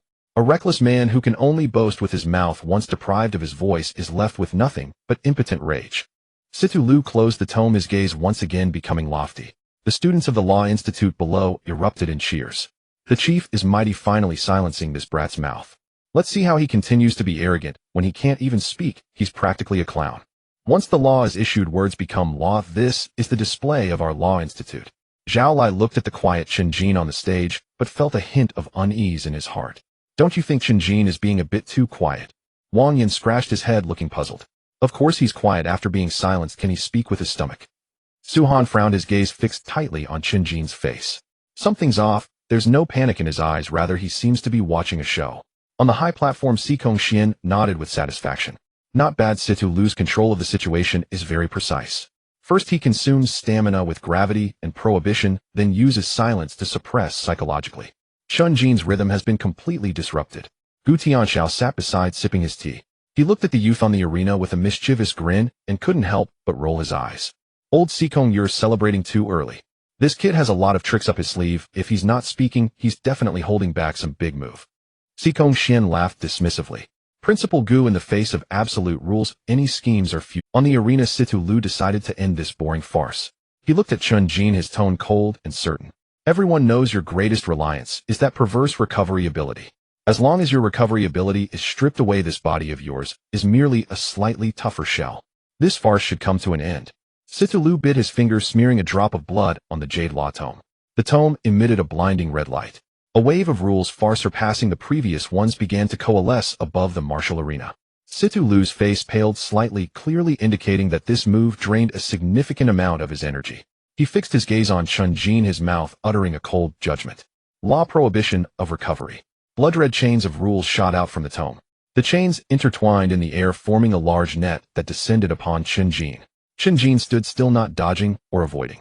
He even opened his arms, adopting a welcoming posture. The blood-colored chains seamlessly entered Chen Jin's body. Situ Lu's lips curled into a victorious smile. It seemed he could already see Chen Jin being battered and bruised in the upcoming attack, unable to heal. The audience below also held their breaths, waiting for the final outcome. However, in the next moment, a sudden change occurred. The blood-colored chains that had entered Chen Jin's body seemed to have touched something indescribably terrifying. It was a supreme origin that transcended class and common sense. Chen Jin's immortal talent was of an absurdly high rank. A mere law issued by a third-tier awakened attempting to seal such a level of origin was akin to an ant trying to bind a dragon with a spider's web. Crack! A crisp, shattering sound exploded in Situ Lu's mind. A deep crack suddenly appeared on the surface of the Jade Law Tome in his hand. Situ Lu's smile froze on his face. He felt an overwhelming backlash surging into his body through the connection of the rules. That power was domineering and violent, carrying a destructive aura that could obliterate everything. It felt as if Situ Lu's organs were being ruthlessly smashed by a heavy hammer. Pooh! Situ Lu raised his head and spat out a mouthful of blood. The blood mist spread in the air. The tome in his hand completely shattered, turning into a pile of waste jade that fell to the ground. Situ Lu's legs went weak, and he collapsed straight onto the arena. The training ground was silent as a grave. Everyone stared wide-eyed, their faces filled with disbelief at the scene before them. The students of the Law Institute gaped, unable to utter a single sound. Zhao Lai rubbed his eyes, doubting whether he was experiencing an illusion. What is happening? Why did the chief suddenly spit blood and collapse? Wang Yin swallowed hard, his voice trembling. It's a backlash, it's the rules' retaliation. Chen Jin's recovery ability is so high that even the laws cannot decipher it, forcibly sealing him directly rebounded against the chief. On the high platform, Sikong Xian suddenly stood up. The calmness on his face vanished, replaced by profound shock. This is impossible. The prohibition of recovery from Situ Lu can even suppress the self-healing of fourth-tier beasts. What kind of monster is Chen Jin? How can his innate rank be so high? Chen Jin cleared his throat, his voice ringing clearly in the quiet training ground. Chief Situ, why aren't you following the script? I played the mute for so long just to see your big move. Why did you lie down first? I'm not paying for this medical bill. Gu Tianxiao covered his mouth, his shoulders shaking with laughter. Long Zhanya grinned widely, revealing even his back teeth. The two hid in the shadows at the highest point of the training ground, watching Situ, Lu spitting blood on the arena below, unable to contain their laughter. This kid's mouth is sharper than his fists. Long Zhanya lowered his voice, giving Gu Tianxiao a pat on the shoulder with his rough hand. Old Sikong usually treasures his second chief the most. This time, he really kicked an iron plate. Gu Tianxiao raised an eyebrow, about to agree with him when a cold voice unexpectedly sounded behind them. "Are you two principals enjoying the show?" Gu Tianxiao's smile vanished as he cleared his throat and turned around. Sikong Xian stood there in a sharply tailored black robe, his expression devoid of emotion. He held a fragment of a shattered jade law tablet in his hand, his gaze cold enough to freeze. "Old Sikong, why do you walk so quietly?" Long Zhanya rubbed his bald head, chuckling awkwardly. "We're just assessing the new students' combat abilities. We certainly have no intentions of gloating." Sikong Xian completely ignored this remark, casually tossing the fragment aside and fixing his gaze on Chen Jin in the arena below. "Stop pretending to be ignorant. Situ Lu's prohibition of recovery can suppress even the essence of fourth-tier beasts." Chen Jin not only remains unaffected, but has triggered a backlash of the rules. Sikong Xian turned his head, his gaze sharp as a knife, fixed on Gu Tianxiao. "Gu Tianxiao, you better give me an explanation. What kind of talent does this kid possess?" Gu Tianxiao retracted his nonchalant demeanor, his expression turning unusually serious. He paused for a moment before slowly shaking his head. "I don't know." Long Zhanya was taken aback and spoke gruffly. "You don't know about your own student? Isn't he just grade self-healing? At most he has an enhanced physical body." Gu Tianxiao sighed, his gaze becoming somewhat profound. "Do you really think grade self-healing can achieve such a level? Back in Linhai City, that 7th-tier beast was merely a fake, yet the energy storm it generated was genuinely of king-level power." Gu Tianxiao paused, his gaze sweeping over the two old friends. "That level of energy storm, even with your constitution, Long Zhanya, you would only barely survive." But at that time Chen Jin was right in the center of the storm. Long Zhanya gasped sharply, his eyes wide open like copper bells. "Are you saying he withstood the energy storm generated by a 7th-tier beast?" Gu Tianxiao shook his head, lowering his voice. "No, he was completely annihilated. Not a single hair or drop of blood was left." Sikong Xian's eyelids twitched, and his breath momentarily. "This is impossible. A complete annihilation of the physical body would also lead to the soul's dissolution. Moreover, 7th-tier beasts come with extremely high levels of abyssal contamination. Such contamination would sever all life forces. Even the strongest SS-grade healing talents in history could not possibly resurrect in such an environment." Gu Tianxiao gave a wry smile, spreading his hands. "But the fact is, he is alive and standing there. Not only alive, but also stronger than before. I saw him regrow his bones and flesh from a mass of purple flames with my own eyes." Long Zhanya swallowed hard, his voice somewhat dry. "Old Gu, are you saying?" Gu Tianxiao nodded, speaking deliberately. "His talent should have surpassed the scope of SS grade. With this kid, humanity finally has hope against the abyss." Long Zhanya clapped his thigh hard, his face brimming with joy. However, Sikong Xian was not so optimistic, his brows furrowed tightly, his tone laced with an unshakable worry. "Long Zhanya, you are thinking too simply. An unprecedented talent is ultimately an uncontrollable variable. Chen Jin is completely immune to abyssal contamination, even reborn within it." Sikong Xian stepped forward, lowering his voice. "What if he isn't actually on the side of humanity? What if the source of his power comes from deep within the abyss? If that's the case, our current investment in nurturing him would lead to unimaginable consequences." Sikong Xian's expression grew incredibly serious. "Don't forget, those madmen from the Abyss Research Institute have been paying particular attention to Chen Jin lately. They took away Chen Jin's mother not merely for leverage. There must be deeper motives involved." Long Zhany's smile froze, scratching his head, unsure of how to refute. Gu Tianxiao remained silent for a long time, so long that even the sound of the wind seemed to cease.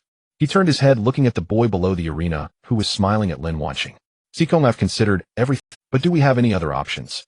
Gu Tianxiao's voice was somewhat hoarse, imbued with deep exhaustion. "Humanity is currently at a complete disadvantage. Linhai City has already fallen, and the defense lines continue to retreat. If we continue to sit idly by, one day the entire world will be completely consumed by the gray fog. At that time, humanity will have no hope left." Gu Tianxiao took a deep breath, his gaze becoming incredibly resolute. "As for Chen Jin, even if the odds are only 1 in 10,000, I will take this gamble. If he truly is a pawn of the abyss, and if this gamble fails." Gu Tianxiao straightened his back, speaking one word at a time. "Even if it's an irredeemable fate, I, Gu Tianxiao, shall become the eternal sinner of humanity. Even if it leads to eternal damnation, I, Gu Tianxiao, shall become the eternal sinner of humanity." After hearing Gu Tianxiao's bold declaration, Sikong Xian fell silent for a long time. He looked at Gu Tianxio's face, which was filled with exhaustion, yet unwavering determination, and finally let out a long sigh. Gu Tianxiao, you are a madman. Betting the fate of all humanity on an unknown young lad. Only you could pull something like this off. Whether mad or a sinner, as long as I can tear open a rift in this boundless darkness, I am willing to. Long Zhanya, listening nearby, felt his blood boil. He thumped his chest with force, producing a dull sound. Old Gu, count me in. If the sky collapses, we'll bear it together as old bones. Since this lad has such potential, we should spare no effort in cultivating him. I will provide him with as many resources from my martial arts academy as he desires. Yet concern filled Xikong Xian's eyes as he turned his head. Taking a deep breath, it seemed he had made a certain resolution. Why not report this to the higher-ups and let them decide? At that time, regardless of whether Chen Jin is good or bad, there will be better countermeasures. If he truly is a spy from the alien beast, then he should be executed directly, leaving no future troubles. If his heart belongs to humanity, the forbidden resources in the hands of the higher-ups will be enough to turn him into a true war god. Listening to these words, Gu Tianxio's lips curled into a slight arc with tobacco held at the corner of his mouth. He turned around and heavily patted Xikong Xian's shoulder. Old Xikong, you are good in every way, but you think too much, always wanting to cage everything. Gu Tianxio's gaze was deep like a still pond, as if he could see through the struggles deep within Xikong Xian. Don't be so anxious. Do you think the higher-ups wouldn't know about such a huge commotion caused by Chen Jin? Xikong Xian was taken aback. You mean? Gu Tianxiao chuckled, his gaze directed towards the distant skyline. The old geezers in the imperial capital have ears sharper than a rabbit's. The moment the purple flame soared from Lehigh City, Chen Jin's file was already on their desk. Their lack of action now is merely waiting for us old bones to explore the path first. Just be patient. However, I believe that even if Chen Jin's talent truly belongs to the abyss, his heart belongs to humanity. Talent is the blade, and the heart is the one who wields it. This lad's gaze when looking at Lin Wanxing and Zhou Li's ashes cannot deceive anyone. Xikong Xian fell silent, watching Gu Tianxio's determined expression, and could only let out a long sigh. I hope your intuition is correct, otherwise this Sky Dome City may not be preserved. At that moment, a faint sound of friction came from the arena. The previously limp Situ Lu's fingers trembled. He pushed against the ground, his body swaying violently, as if he would fall again at any moment. Yet he struggled to rise, his movements slow yet resolute. The scattered fragments of the Jade Law Codex on the ground seemed to be drawn by some invisible force, beginning to quiver slightly. Crack! A crisp sound. The fragments collided in midair, fitting perfectly together. Following this, the sound of shattering resonated continuously. The codex, which had been completely destroyed, began to reassemble. The cracking sounds in the martial arena echoed sharply in the dead air. The fragments of the codex, which had turned into a pile of useless jade, now seemed to have come to life, wildly bouncing on the ground, each piece emitting a nearly sacred milky white light. Buzz! A visible ripple of energy swept outward from Situ Lu, centered around him. Chen Jin raised an eyebrow, lightly tapping his toes, his body gracefully sliding back several meters, avoiding the impact of the wave. He squinted, watching as the fragments rapidly reassembled in the void, the once heavy form of the codex disappearing, replaced by a jade-long staff that was crystal clear and adorned with countless tiny runes. The moment the long staff appeared, the surrounding space seemed to be forcibly frozen by a heavy force. Even the flow of air became sluggish. Is that regulatory measuring staff? Below the stage, a senior student in his third year exclaimed in disbelief, his voice trembling. Impossible. That is a top-tier treasure from the Law Institute, requiring a whole 500 merit points to exchange for, and Situ Lu is only a sophomore. How could he have so many merit points? 500,000 merit points. My goodness, how many alien beasts must one kill to gather that amount? Zhao Lai and the others were wide-eyed, watching the long staff emanating terrifying pressure. Their earlier thought of Chen Jin is invincible began to waver violently. This thing is cheating, right? Wang Yin swallowed hard, having difficulty steadying the heavy hammer. A foundational treasure is not the same concept as an ordinary weapon. It can directly amplify talent rank. With this thing, Situ Lu's talent rank could at least rise a tier. In the distance, Gu Tianxio's face darkened to the point of nearly dripping water. He suddenly turned his head, his gaze sharp, fiercely fixing on Xikong Xian beside him. Old Xikong, isn't your behavior a bit too unsightly? Gu Tianxio's voice was as cold as ice, and the tobacco in his mouth was crushed by a single bite. Regulatory measuring staff, that is your Law Institute's most prized treasure, and you actually lent it to a sophomore to compete in a ranking match. Are you mad to want to win this badly, or do you think Gu Tianxiao can't wield a sword anymore? Facing Gu Tianxio's questioning, Xikong Xian showed no hint of remorse, instead revealing a sly smile like an old fox. He leisurely tidied his black robe, speaking as casually as if he had just finished afternoon tea. Old Gu, don't be so angry. Young people sparring should have a bit of flair, right? I'm doing this to inspire Sita Lu. He's recently hit a bottleneck in his training, and I lent him the treasure to help him comprehend the rules. Isn't that reasonable? Long Zhanya rolled his eyes at this, gruffly interjecting. Reasonable, my foot. Old Go, Sita, do you have? Sikong Xin chuckled and cupped his hands towards Long Zhanya. Old Long, your words are incorrect. I never said anything when you helped Xiang Kuang elevate his realm. Moreover, I only temporarily lent it to Sita Lu, not directly giving it to him. According to our 4 academies' exchange rules, this indeed does not count as a violation. Sikong Xian turned to look at Gu Tianxiao, a cunning glint in his eyes. Besides hearing you boast about that Chen Jin lad who can even withstand a 7th-rank alien beast self-explosion, I also feel unsettled. I always feel that even if Sita Lu got this foundational treasure, he might not necessarily be able to defeat your monster student. Sikong Xian's words were flawless, acknowledging his own cheating, while also placing a high hat on Chen Jin, effectively silencing Gu Tianxiao. Gu Tianxiao snorted coldly, pulling out another cigarette from his pocket and lighting it, his deep gaze fixed on the arena. Fine, old ghost Sikong, you have guts. Since you are so confident, let us continue watching the match. That's settled then. A sophomore from the Law Institute crossed his arms and let out a long, turbid breath. They've even brought out the primordial artifact. Even if Chen Jin were a monster forged from iron, he'd have to kneel today.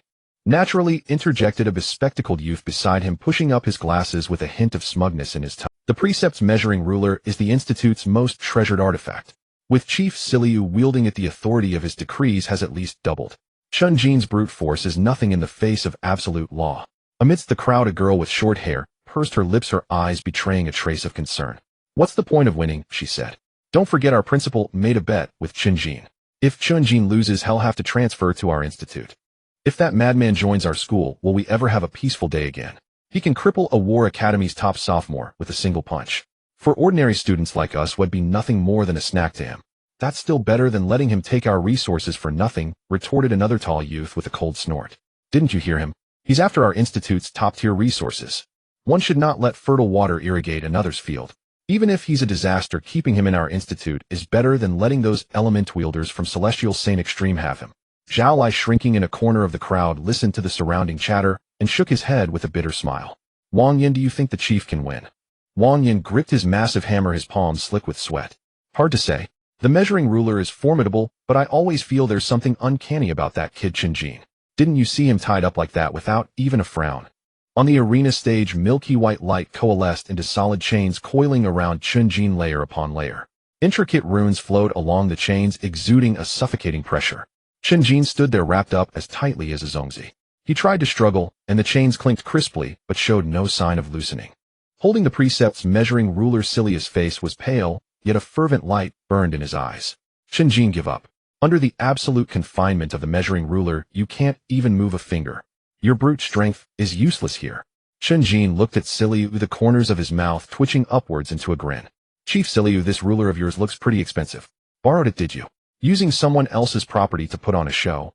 Must be pretty stifling being a chief like this. Cilia's face darkened, a flash of fury in his eyes. Sharp tongue. Once I smash all your teeth and let's see if you can still laugh. He tightened his grip on the measuring ruler, preparing to unleash another decree. Just then a foreboding sense rose in Cilia's heart. He saw a flicker of deep purple fire kindling in the depths of Chen Jin's eyes. The flame, initially the size of a soybean, spread in an instant to engulf Chen Jin's entire body. The purple fire bore no heat, yet it radiated an overbearing aura of annihilation.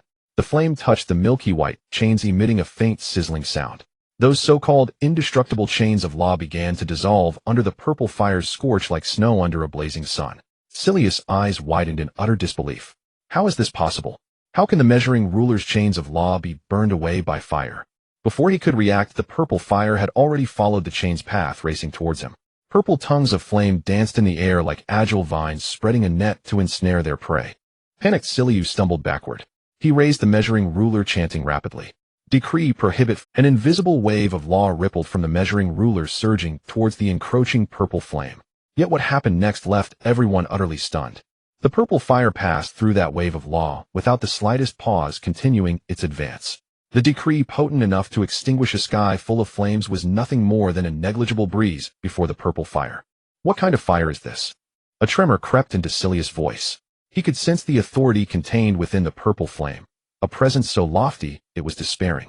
It was a primordial power that transcended decrees and common sense. Gritting his teeth silly, he knew he could delay no longer. He had to finish this quickly to utterly crush Chen Jin before the purple fire consumed him. Decree gale winds.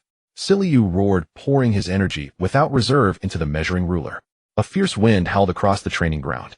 Countless azure wind blades materialized out of thin air, howling shrilly as they swept towards Chen Jin from all directions, dense as rain, sealing off every possible retreat. The azure blades carved into Chen Jin and the surrounding obsidian arena. The hard stone was gouged with deep furrows, sending shards of rock flying. Standing at the storm's center, Chen Jin was like an unshakable reef. He didn't even raise a hand, letting the blades slice into him. His clothes were shredded into ribbons, revealing the sinewy muscles beneath. The azure wind blades cut through his skin, leaving gashes that ran deep to the bone. Blood sprayed out, staining the arena floor. A gasp rose from the audience below. Why isn't he dodging? Those blades are empowered by the measuring ruler. They can shatter the bones of a third-tier beast. Has Chen Jin lost his mind, trying to tank it with his bare flesh? Meanwhile, in the rest area of the Celestial Saint Extreme Element University, a massive holographic screen broadcast the scene from the Law Institute's training ground in real time. Lin Wanxing, Gu Mingchuan, and the others gathered before the screen, the atmosphere so heavy it seemed ready to drip. When the sky full of azure wind blades sliced into Chen Jin like 1,000 cuts and blood splattered, Gu Mingchuan shot to his feet, gripping the back of his chair until his knuckles turned white. Brother Jin has lost his mind. Why isn't he dodging? Gu Mingchuan's voice was thick with barely concealed anxiety and worry. He turned to Lin Wanxing. Wanxing, those are wind blades empowered by a primordial artifact. Even with Brother Jin's physique, taking this heat in could kill him. Should we contact Principal Gu to call this off? Shineo, standing by, furrowed his brow, arms crossed, eyes fixed on the bloodied figure on the screen. This defies logic. Chen Jin is arrogant, but he's no fool who just takes a beating. What is he planning? Lin Wanxing sat at the front, her eyes unblinking locked onto the live feed. Her hands were clenched into fists, her nails digging into her palms until they drew blood, yet she seemed not to. Seeing the bone-deep gashes on Chen Jin's body on the screen, a flicker of unguarded distress passed through Lin Wanxing's eyes. That was living flesh and blood. How could it not hurt? But when her gaze met the faint purple fire in the depths of Chen Jin's eyes and the hint of a mocking smile on his lips, her tense body relaxed slightly. Don't call it off. Lin Wanxing took a deep breath, her voice a little hoarse but firm. Wanxing, but Gu Mingchuan tried to argue. Trust him. Lin Wanxing cut him off, her eyes still glued to the screen. Don't you know him by now? He never does anything without a plan. If he's choosing to take the hits, it means these attacks are still within his limits. He's forcing Silyu to reveal all his cards so that... Lin Wanxing paused, a note of pride creeping into her voice. He can crush him completely. On the arena stage, Chen Jin savored the feeling of the purple fire flowing through him, the surge of power, immensely satisfying. Watching Silyu's panic, he laughed inwardly. Chief Silyu, you did your wind blades skip a meal. They're so soft against my skin they can't even give me a proper scratch. Chen Jin's voice cut through the storm, reaching Silyu's ears. Trembling with rage, Silyu's face turned ashen.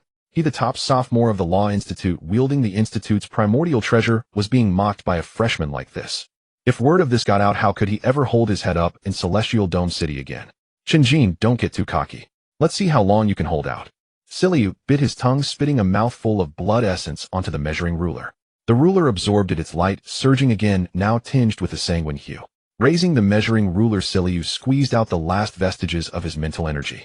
His gaze locked onto Chen Jin, and he uttered the decree he was so confident in. Decree, prohibit restoration. Blood-red chains of law shot forth from the measuring ruler, once more forming a great net that descended upon Chen Jin. Panting heavily, Silyu wore a victorious smile. This time let's see you heal. With the measuring ruler's power, my prohibit restoration can seal even a god. Chen Jin looked at the blood-red net, the smile on his lips growing wider. The purple fire on his body did not extinguish, instead it blazed even brighter. The purple flames burrowed into him through his wounds, and the bone-deep gashes healed at a visible rate, nourished by the purple fire. The blood-red net fell upon Chen Jin, but vanished into a bottomless black void, without even a ripple. Chen Jin's undying talent, driven by the purple fire, revealed its true terror. It was an absolute origin that superseded all laws. Crack! A crisp sound of something breaking echoed in Silyu's mind. On the surface of the precept's measuring ruler in his hand, a fine crack suddenly appeared. The smile on Silyu's face froze completely. He felt a backlash force 100 times greater than before surging into his body through the measuring ruler. The power was domineering, tearing through his meridians and shattering his internal organs like a storm. Siliu tilted his head back and spat out another large mouthful of blood mixed with fragments of his organs. A mist of blood spread in the air, staining his black and white robe. The light of the measuring ruler in his hand completely faded, and it fell to the ground with a dull thud. Silius' legs gave way, his eyes rolled back, and he collapsed onto the arena stage completely unconscious. The training ground fell into a silence, so deep you could hear a pin drop. Everyone's jaws dropped as they stared at the dramatic scene on the stage. One moment Chief Siliu, who was formidable, wielding the primordial artifact. The next he was spitting blood and collapsing, his fate unknown. And Chen Jin, who had been riddled with wounds from the wind blades, was now dusting himself off, without even a scar. Chen Jin walked over to Siliu and nudged his shoulder with his toe. Hey, lying down again. I haven't even started yet, and you're already down. Chief Siliu, this ruler of yours is shoddy. Did you buy a fake? Chen Jin shook his head, his tone full of, if I'd known you were such a lightweight, I wouldn't have let you strike first. I'm definitely not paying the medical bills. On the high platform, Sikong Xian's face was dark enough to drip water. He looked at the measuring ruler, lying on the ground, his heart aching fiercely. That was the Law Institute's most precious treasure, and it had been cracked by the backlash from Chen Jin's origin power. How many resources would it take to repair that? Long Yezhan slapped his thigh, roaring with laughter. Old Ghost Sikong, your scheme backfired spectacularly. You ended up losing your own treasure. I told you that kid was a monster, but you wouldn't listen. Now you've lost both the battle and your precious artifact. Gu Tianxiao blew out a smoke ring, a smug smile on his face. Old Sikong, thank you for conceding. It seems your institute's rules can't restrain my student after all. According to our bet, your resource repository is now open to him. Sikong Xian snorted coldly, flicked his sleeve, and turned to leave. A bet is a bet. Let him choose from the repository himself. But I warn you, Gu Tianxiao, that boy has too many secrets. You'd better keep a close eye on him. Don't let him stir up a disaster that even you can't handle. Gu Tianxiao watched Sikong Xian's retreating figure, his gaze growing profound. A disaster? This world is already a complete mess. I'm curious to see just how big a hole this kid can punch in the sky. Zhao Lai watched Chen Jin's departing figure, let out a bitter laugh, and sighed. Wang Yin would better steer clear of him from now on. That madman isn't human. Wang Yin nodded, hugging his giant hammer tighter. Agreed. If we can't provoke him, we can at least avoid him. The figure of Sikong Xian floated down from midair, his black robe billowing in the wind as he landed on the ruined arena. He glanced down at the unconscious Situ Lu, his gaze sweeping over the cracked discipline measuring ruler, his eyelids twitching slightly. This is the treasure of the Discipline Institute, and repairing it would require an enormous amount of resources akin to cutting into his flesh. Several mentors from the Discipline Institute rushed onto the arena, hurriedly lifting Situ Lu and sprinting towards the medical room. Surrounding students of the Discipline Institute stepped back, their eyes filled with awe and fear as they looked at Chen Jin, as if gazing upon a ferocious beast clad in human skin. Chen Jin brushed off the dust from his hands, leaned closer to Sikong Xian, and flashed a brilliant smile. Principal Sikong, the outcome should be quite clear now. He rubbed his fingers together, his eyes revealing unabashed greed, resembling a shopkeeper collecting debts at year-end. The resource vault we agreed upon earlier, can I now go in and pick a couple of items? Sikong Xian looked at Chen Jin's greedy demeanor and rolled his eyes in annoyance. He clasped his hands behind his back, his tone regaining its former authority, attempting to suppress this kid's arrogance. What are you in such a hurry for? According to our agreed wager, you have to defeat all 3 major academies to claim victory. You've only won 2 rounds so far. If I were to give you the resources now, wouldn't that break the rules? Chen Jin inwardly cursed the old fox, realizing that this excuse was almost identical to what Long Zhanya would say. He pouted, his tone tinged with resentment, as if he had suffered a great injustice. You principals really enjoy taking advantage of others, don't you? I've fought hard for my life, yet I haven't even had a sip of water. It's all been for nothing for you. Sikong Xian couldn't be bothered with Chen Jin's complaints, waving his sleeve as his figure transformed into a wisp of green smoke and vanished from the spot. In the shadows atop the arena, Gu Tianxiao and Long Zhanya sat in grand chairs sipping tea. Sikong Xian's figure materialized before them, his face dark as if it could drip water. He pulled out a chair, down the cold tea on the table in one gulp, and slammed the teacup down heavily. This kid's foundational status is too high. Even the measuring ruler can backlash against him. Sikong Xian lowered his voice, a deep sense of gravity in his tone, his brows knitted tightly together. After this battle, the higher-ups in the Sanxiong imperial capital will definitely take action. They cannot allow such an uncontrollable variable to roam free. They will surely send someone to investigate. Long Zhanya shrugged, a carefree smile escaping as his muscular arms crossed over his chest. What's there to fear? If the sky falls, we old bones can hold it up. As long as this kid's heart is with humanity, the higher-ups will be happy. Who would dare touch a hair on him? Sikong Xian shook his head, his gaze shifting towards the direction of the Deep Pollution Cleanse Institute, a deep-seated wariness flashing in his eyes. No one can guess the higher-ups' thoughts of what I worry about more is Shun Qingyan over there. That madwoman never plays by the rules, as she probably won't sit idly by, and is surely plotting something. Long Zhanya snorted coldly, exhaling 2 puffs of air from his nostrils, dismissing Sikong Xian's concerns with a scoff. With Chen Jin's current strength, his physical body is nearly invincible. He can even withstand foundational treasures. The toxin practitioners and polluters from the Deep Pollution Cleanse Institute simply cannot breach his defenses. They stand no chance of winning. Can Shin Qingyan even put up a fight? Is she going to conjure a 7th-tier exotic beast to bite him? Gu Tianxiao, who had been silently smoking, exhaled a puff of murky air, his gaze becoming incredibly profound, as if he could see through the void. He extinguished the cigarette, but in the ashtray his voice hoarse with an imperceptible hint of warning. Old Long, you are unaware of this. That madwoman is the closest to the abyss. The forbidden pollutants she controls make even me feel alarmed. Who knows what method she might employ? This round for Chen Jin will likely not be so easy. On the other side, Chen Jin had already exited the Discipline Institute's grand doors. With his hands behind his head humming an unknown tune, he walked with a light step, feeling elated. Having won 2 consecutive matches, he had already discerned the ins and outs of the Martial Arts Academy and the Discipline Institute. As long as he could conquer the Deep Pollution Cleanse Institute, the resource vaults of the 3 major academies would have to open their doors to him. Walking down the wide street, Chen Jin's mind began to devise plans on how to thoroughly empty the coffers of the 3 principals. Though Long Zhanya is stingy, the dragon blood pool of the Martial Arts Academy is a fine treasure. Chen Jin thought to himself, unable to suppress a smile creeping onto his lips. I've heard that the blood soaking in that pool is pure blood from the subdragon species infused with explosive life essence. If I could soak there for 10 to 15 days, it would completely cleanse my physical body. The density of my bones and muscles would surely leap to a qualitative improvement. I might even grow a few dragon scales for fun. The more Chen Jin thought, the more excited he became, his steps feeling much lighter.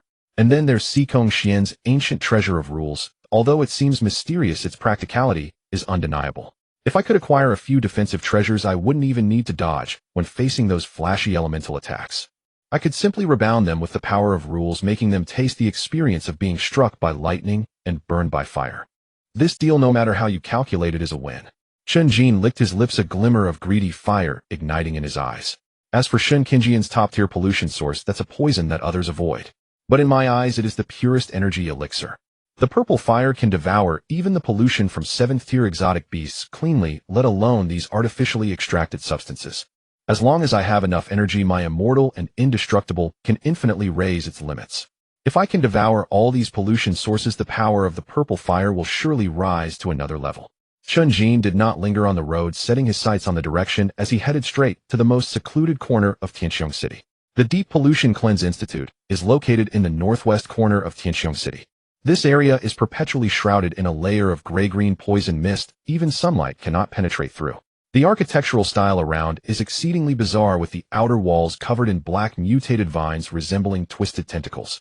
A pungent smell of medicinal liquid pervaded the air, mingled with an indescribable stench of decay, making one dizzy with just a whiff. Chen Jin stopped in front of the grand gates of the Deep Pollution Cleanse Institute. The gates were formed by 2 massive unknown beast bones crossed, adorned with several lanterns emitting a ghostly green glow. There were no guards at the entrance, only 2 grotesquely carved stone statues seemingly watching every living being that approached. Chen Jin shrugged and boldly strode through the beast bone gate. As soon as he stepped into the territory of the Deep Pollution Cleanse Institute, Chen Jin felt a chill wash over him. The temperature around seemed several degrees lower than outside. Even his breath carried a hint of cold. On both sides of the road were various oddly shaped plants, some with sharp serrated edges, others emitting a nauseating stench. Several students in protective suits hurriedly passed by, casting wary glances at Chen Jin, an unfamiliar face. This place is truly like the underworld. Chen Jin pouted, unable to resist a quip. If I didn't know better, I'd think I had entered the lair of some evil cult. Chen Jin walked through the campus of the Deep Pollution Purification Academy, surrounded by a gray-green mist. This mist carried a pungent medicinal aroma, mixed with an indescribable stench of decay that left one dizzy after a single breath. Chen Jin wrinkled his nose and waved his hand in front of him, trying to disperse the pervasive, strange odor. He could clearly sense that this mist contained faint traces of abyssal pollution. With his hands in his pockets, Chen Jin walked while mentally criticizing the place. Is this broken place a school or a biochemical weapons testing ground? That old witch Shen Qingyan usually lives in this gas chamber. No wonder she looks so enchanting. She must be marinated in toxins. Staying in such an environment for long, one would be sick, even without being ill. He scanned ahead, coming to a halt. Bai Yichu Tianhua and Luo Wuji stood not far away. Chen Jin raised an eyebrow, a hint of confusion flashing in his eyes. Putting aside Bai Yi the battle maniac, it was no surprise to see him anywhere. However, the fate dice of Chu Tianhua and the talent of Luo Wuji clearly matched the rules of the Heavenly Dome Academy. Previously, Wang Yin and his group had run to other academies to avoid him. These three should definitely not appear in the Deep Pollution Purification Academy. Chen Jin stroked his chin, calculating silently. The families behind these guys must have reached some unspeakable deal with the Deep Pollution Purification Academy. Or perhaps their families had received some inside information, knowing that entering this gas chamber could yield significant benefits. He glanced around at the students nearby. The students here seemed no different from those outside, except that they hurried past Chen Jin, clearly unwilling to exchange even a word with the outsider. A boy wearing a gray-green robe approached expressionless and pointed towards the arena ahead. Chen Jin, the dean has ordered you to start the challenge immediately. Chen Jin curled his lip and stepped onto the arena entwined with black vines. The arena's floor was paved with some unknown dark red stone, giving a sticky illusion underfoot. It felt as if he were stepping on the innards of some gigantic creature, sending chills down his spine. On the opposite side of the arena stood a girl in a tight black combat suit. She wore a half-silver mask revealing a pale lower face and held two pitch-black short blades. Chen Jin squinted, sizing up his opponent. The girl's aura was well concealed, like a shadow without substance. The sophomore champion. Chen Jin. The girl nodded slightly, her movements light and natural, yet a faint chill surrounded her.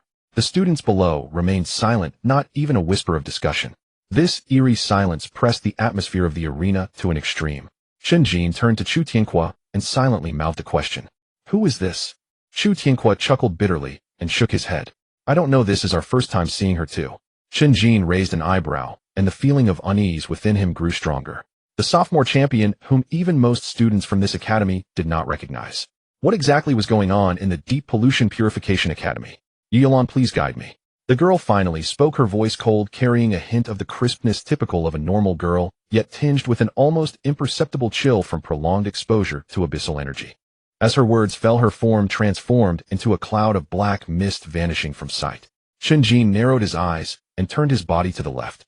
Two streaks of black blade light grazed his neck, sending a bone-chilling cold through the air. Such speed. Chen Jin retaliated with a punch, striking the air with a dull explosion. Yu Yilan's figure reformed 10 meters away, droplets of black venom dripping from her short blades. The venom hit the dark red stone slab, hissing as it corroded the surface, rising in a cloud of white smoke. Chen Jin glanced at the tear in his shoulder, a strange purple-black hue forming at the wound. The purple-black toxin attempted to invade his meridians through his blood, but was instantly devoured by the purple fire surging from within. SS-level talent. Chen Jin licked his lips, a spark of excitement igniting in his eyes. There were no records of SS-level awakeners in Tianxiong City last year.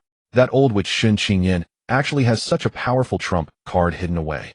Yu Yulan did not respond, and transformed into black mist, once more lunging at him. Her realm was undoubtedly on par with Xiang Kuang from the Martial Arts Academy, even surpassing him in decisiveness in battle. Each attack aimed straight for Chen Jin's vital points, the abyssal pollution on her short blades requiring even Chen Jin's purple fire to expend energy to devour. The two became mere shadows on the arena, fists and feet clashing with short blades, producing a thunderous sound of metal colliding. The more Chen Jin fought, the more alarmed he became. This woman's combat skills were extremely ruthless. While her techniques bore the mark of the academy, every move was lethal, clearly maximizing the characteristics of abyssal pollution. Bang! Chen Jin's whip-like kick struck hard against Yu Yilan's waist, sending her flying. Simultaneously, her short blade carved a long gash on. Yu Yilan did not evade her left hand, gripping the short blade, stabbing towards Chen Jin's thigh. Chen Jin snorted coldly, his leg's force increasing instead of diminishing. Bang! Chen Jin's whip-like kick struck hard against Yu Yilan's waist, sending her flying. Simultaneously, her short blade carved a long gash on Chen Jin's thigh. Purple flames surged towards the wound, incinerating the black toxins attempting to invade his body. Yu Yulan flipped in the air, landing steadily. She glanced at her slightly trembling left hand, her brows furrowing beneath the mask, clearly having endured considerable pain. Taking a deep breath, she adjusted her breathing rhythm, a hint of seriousness flashing in her eyes. As the secret weapon of the Deep Pollution Purification Academy, she rarely encountered opponents who could completely suppress her in terms of physical strength and toxin resistance. This is interesting. Chen Jin moved his neck, the bones cracking crisply. He looked at Yu Yulan, a smile spreading wider on his face. Since you enjoy playing with your life, so much you'll play along with you. Chen Jin pushed off the ground, charging at Yu Yulan like a tiger released from its cage. Yu Yulan crossed her arms, her two short blades weaving a dense web of blades in front of her. Chen Jin did not flinch or evade, allowing the blade lights to strike him. He took a hit from Yu Yulan, letting the short blade pierce his left shoulder. Chen Jin grinned, his right hand darting out, suddenly grabbing Yu Yulan's wrist. Got you. Chen Jin took a deep breath, the muscles in his right arm bulging as purple flames fiercely compressed at the edge of his fist. Eightfold force. First fold. Chen Jin shouted, his fist smashing toward Yu Yulan's chest. Yu Yulan tried to break free, but found Chen Jin's grip as tight as a vice. Gritting her teeth, a hint of panic flashed in her eyes, desperately channeling the abyssal energy within her to counterattack. Second fold. The power erupted from Chen Jin's fist, the air being compressed to a screech. This force surged along Chen Jin's arm, wave after wave crashing toward his fist. Third fold. The purple fire fused with the raging physical power, forming a visible shockwave. Yu Yulan's complexion changed slightly, and she could only raise her other hand, crossing her short blades defensively in front of her chest. Bang! A thunderous sound erupted. Yu Yulan was struck as if by lightning, her body flying back and crashing heavily against the protective barrier at the edge of the arena. The protective barrier shook violently, sending ripples like waves. Yu Yulan groaned softly, a trickle of blood spilling from the corner of her mouth mixed with faint traces of black abyssal energy. Her brows knitted tightly beneath the mask, pain and shock flickering in her eyes. Clutching her chest, she struggled to rise from the ground, her breathing becoming somewhat labored. The violent force not only shattered her defenses, but even scattered some of the abyssal energy within her. On the high platform, Shen Qingyan leaned against her throne, holding a cup of crimson liquid. She wore a dark purple gown with a high slit revealing her long fair legs. Shen Qingyan watched Chen Jin's punch on the arena, her beautiful eyes narrowing slightly. Eightfold force. Shen Qingyan murmured softly. That old Kut Long Zhanya actually taught you this. The mentor standing beside her looked astonished, lowering his voice. Dean, isn't that a martial art from the Martial Arts Academy? Shen Qingyan shook her head, gently swirling her wine glass, the crimson liquid leaving mottled traces on the cup's wall. It's not from the Martial Arts Academy. It's Long Zhany's family secret technique. With each additional fold, the power doubles. This kid has only been at the Martial Arts Academy for a few days and can already stack it to 3 folds. The mentor swallowed hard, cold sweat forming on his forehead. Then what about Yulan? Shen Qingyan chuckled lightly, downing the red wine in one gulp.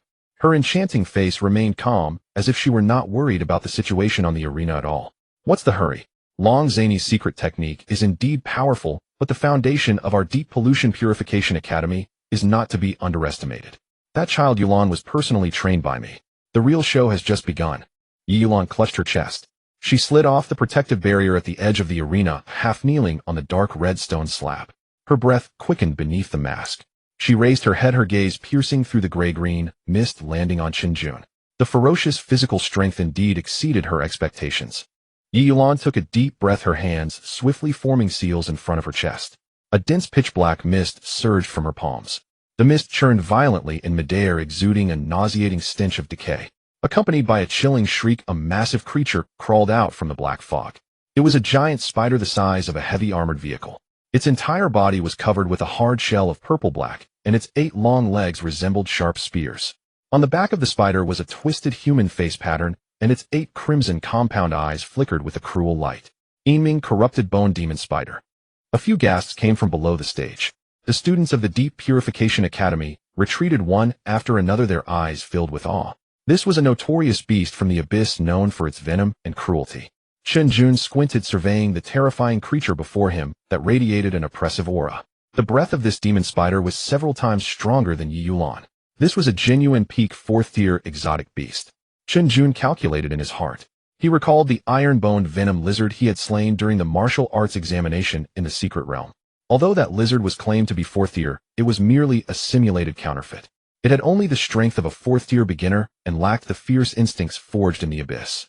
Chen Jin had won back, then entirely by resorting to the cunning tactic of burrowing into its belly. If he encountered the Inming corrupted bone demon spider, he probably wouldn't even have a chance to get close. The abyssal pollution emanating from this demon spider was so thick it seemed to drip. Even though Chen Jin's strength had surged dramatically, his body had been tempered by dragon blood and thunder. To defeat a genuine peak 4th-tier exotic beast, Hedon, was nearly impossible. The Inming corrupted bone demon spider let out a sharp screech. It opened its tooth-filled maw, spewing forth a massive net of ghostly poison. The net was a strange purple-black, carrying a strong corrosive force enveloping Chen Jin.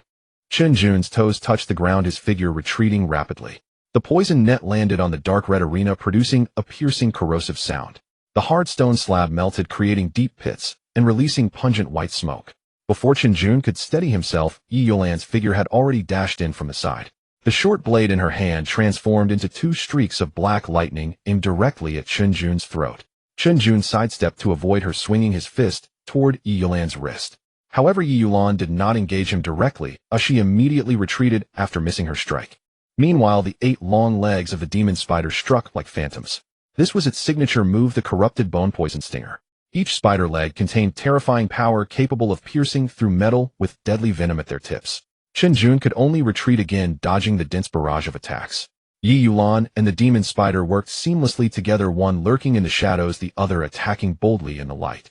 Chen Jin found himself in a position of extreme passivity. He had initially planned to rely on his immortal recovery ability to wear down the enemy, as he had done against exotic beasts before. But Yi Yulan had clearly seen through his intentions. She offered Chen Jin no opportunity to catch his breath, her attack rhythm so rapid it was suffocating. What was even more dire was that Yi Yulan's goal was not to kill Chen Jin. She knew that with his monstrous recovery ability, it would be difficult to kill him in a short time. Thus she altered her tactics. Yi Yulan and the demon spider pressed forward, driving Chen Jin toward the edge of the arena. If she couldn't defeat him, she would force him off the stage.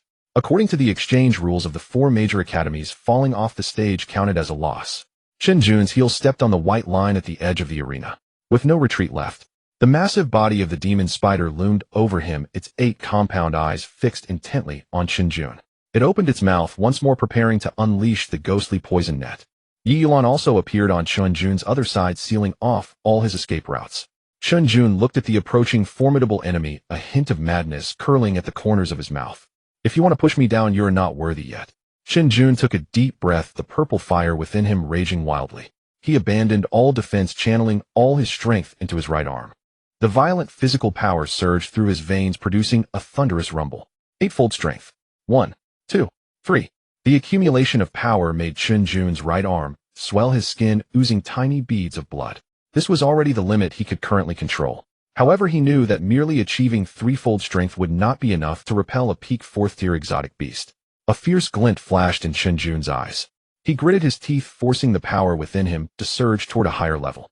4-fold strength. A destructive force erupted from Chen Jin's right arm. This power far exceeded the limits his body could bear. A crisp snapping sound echoed within Chen Jin's arm. From his shoulder to his fingertips, all his veins ruptured in that moment. Muscle fibers were torn to shreds by the violent power. Blood gushed from Chen Jin's pores, dyeing his entire right arm a shocking shade of red. The intense pain flooded Chen Jin's nerves like a tidal wave. But he did not even furrow his brow. He faced the massive body of the demon spider charging at him and unleashed this costly punch. His fist collided with the demon spider's hard shell.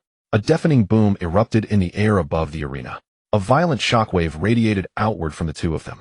The protective barrier at the edge of the arena flickered violently, as if it would collapse at any moment. The demon spider let out a heart-wrenching scream. Its proud purple-black shell, under the terrifying destructive force of 4-fold strength, was covered with cracks like fragile glass. Green blood sprayed from the fissures, splattering onto the arena. The massive body of the demon spider was forcibly hurled away by this power, crashing heavily onto the ground several meters away. Yi Yulan was also affected by the shockwave, staggering back a few steps. She steadied herself, her face filled with shock as she looked at Chen Jin. His right arm hung limply at his side, showing a bizarrely twisted state. The entire arm was a bloody mess, with white bone shards piercing through the skin and exposed to the air. That hand was completely ruined. Yi Yulan's eyes narrowed slightly beneath her mask. She had not expected Chen Jin to resort to such self-mutilation to break the deadlock. "You're insane." Yi Yulan spoke coldly, her voice carrying an undeniable tremor. "Exchanging an arm for a spider seems like a fair trade." Chen Jin grinned, revealing bloodied teeth.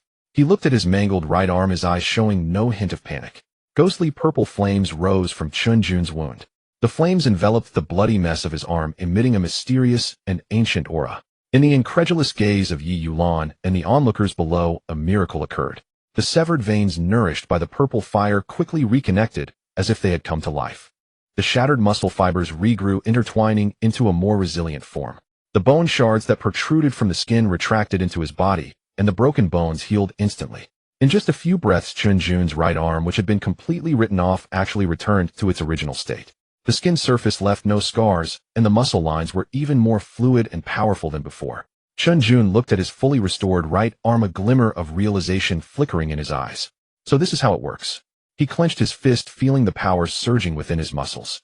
Old Long Zhanya said that eightfold strength places an immense burden on the body. But this body is least afraid of injury.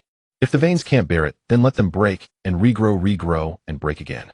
As long as the recovery speed matches the destruction speed, this power can stack infinitely. Chen Jin raised his head, looking at the struggling, Yiming corrupted bone demon spider in the distance.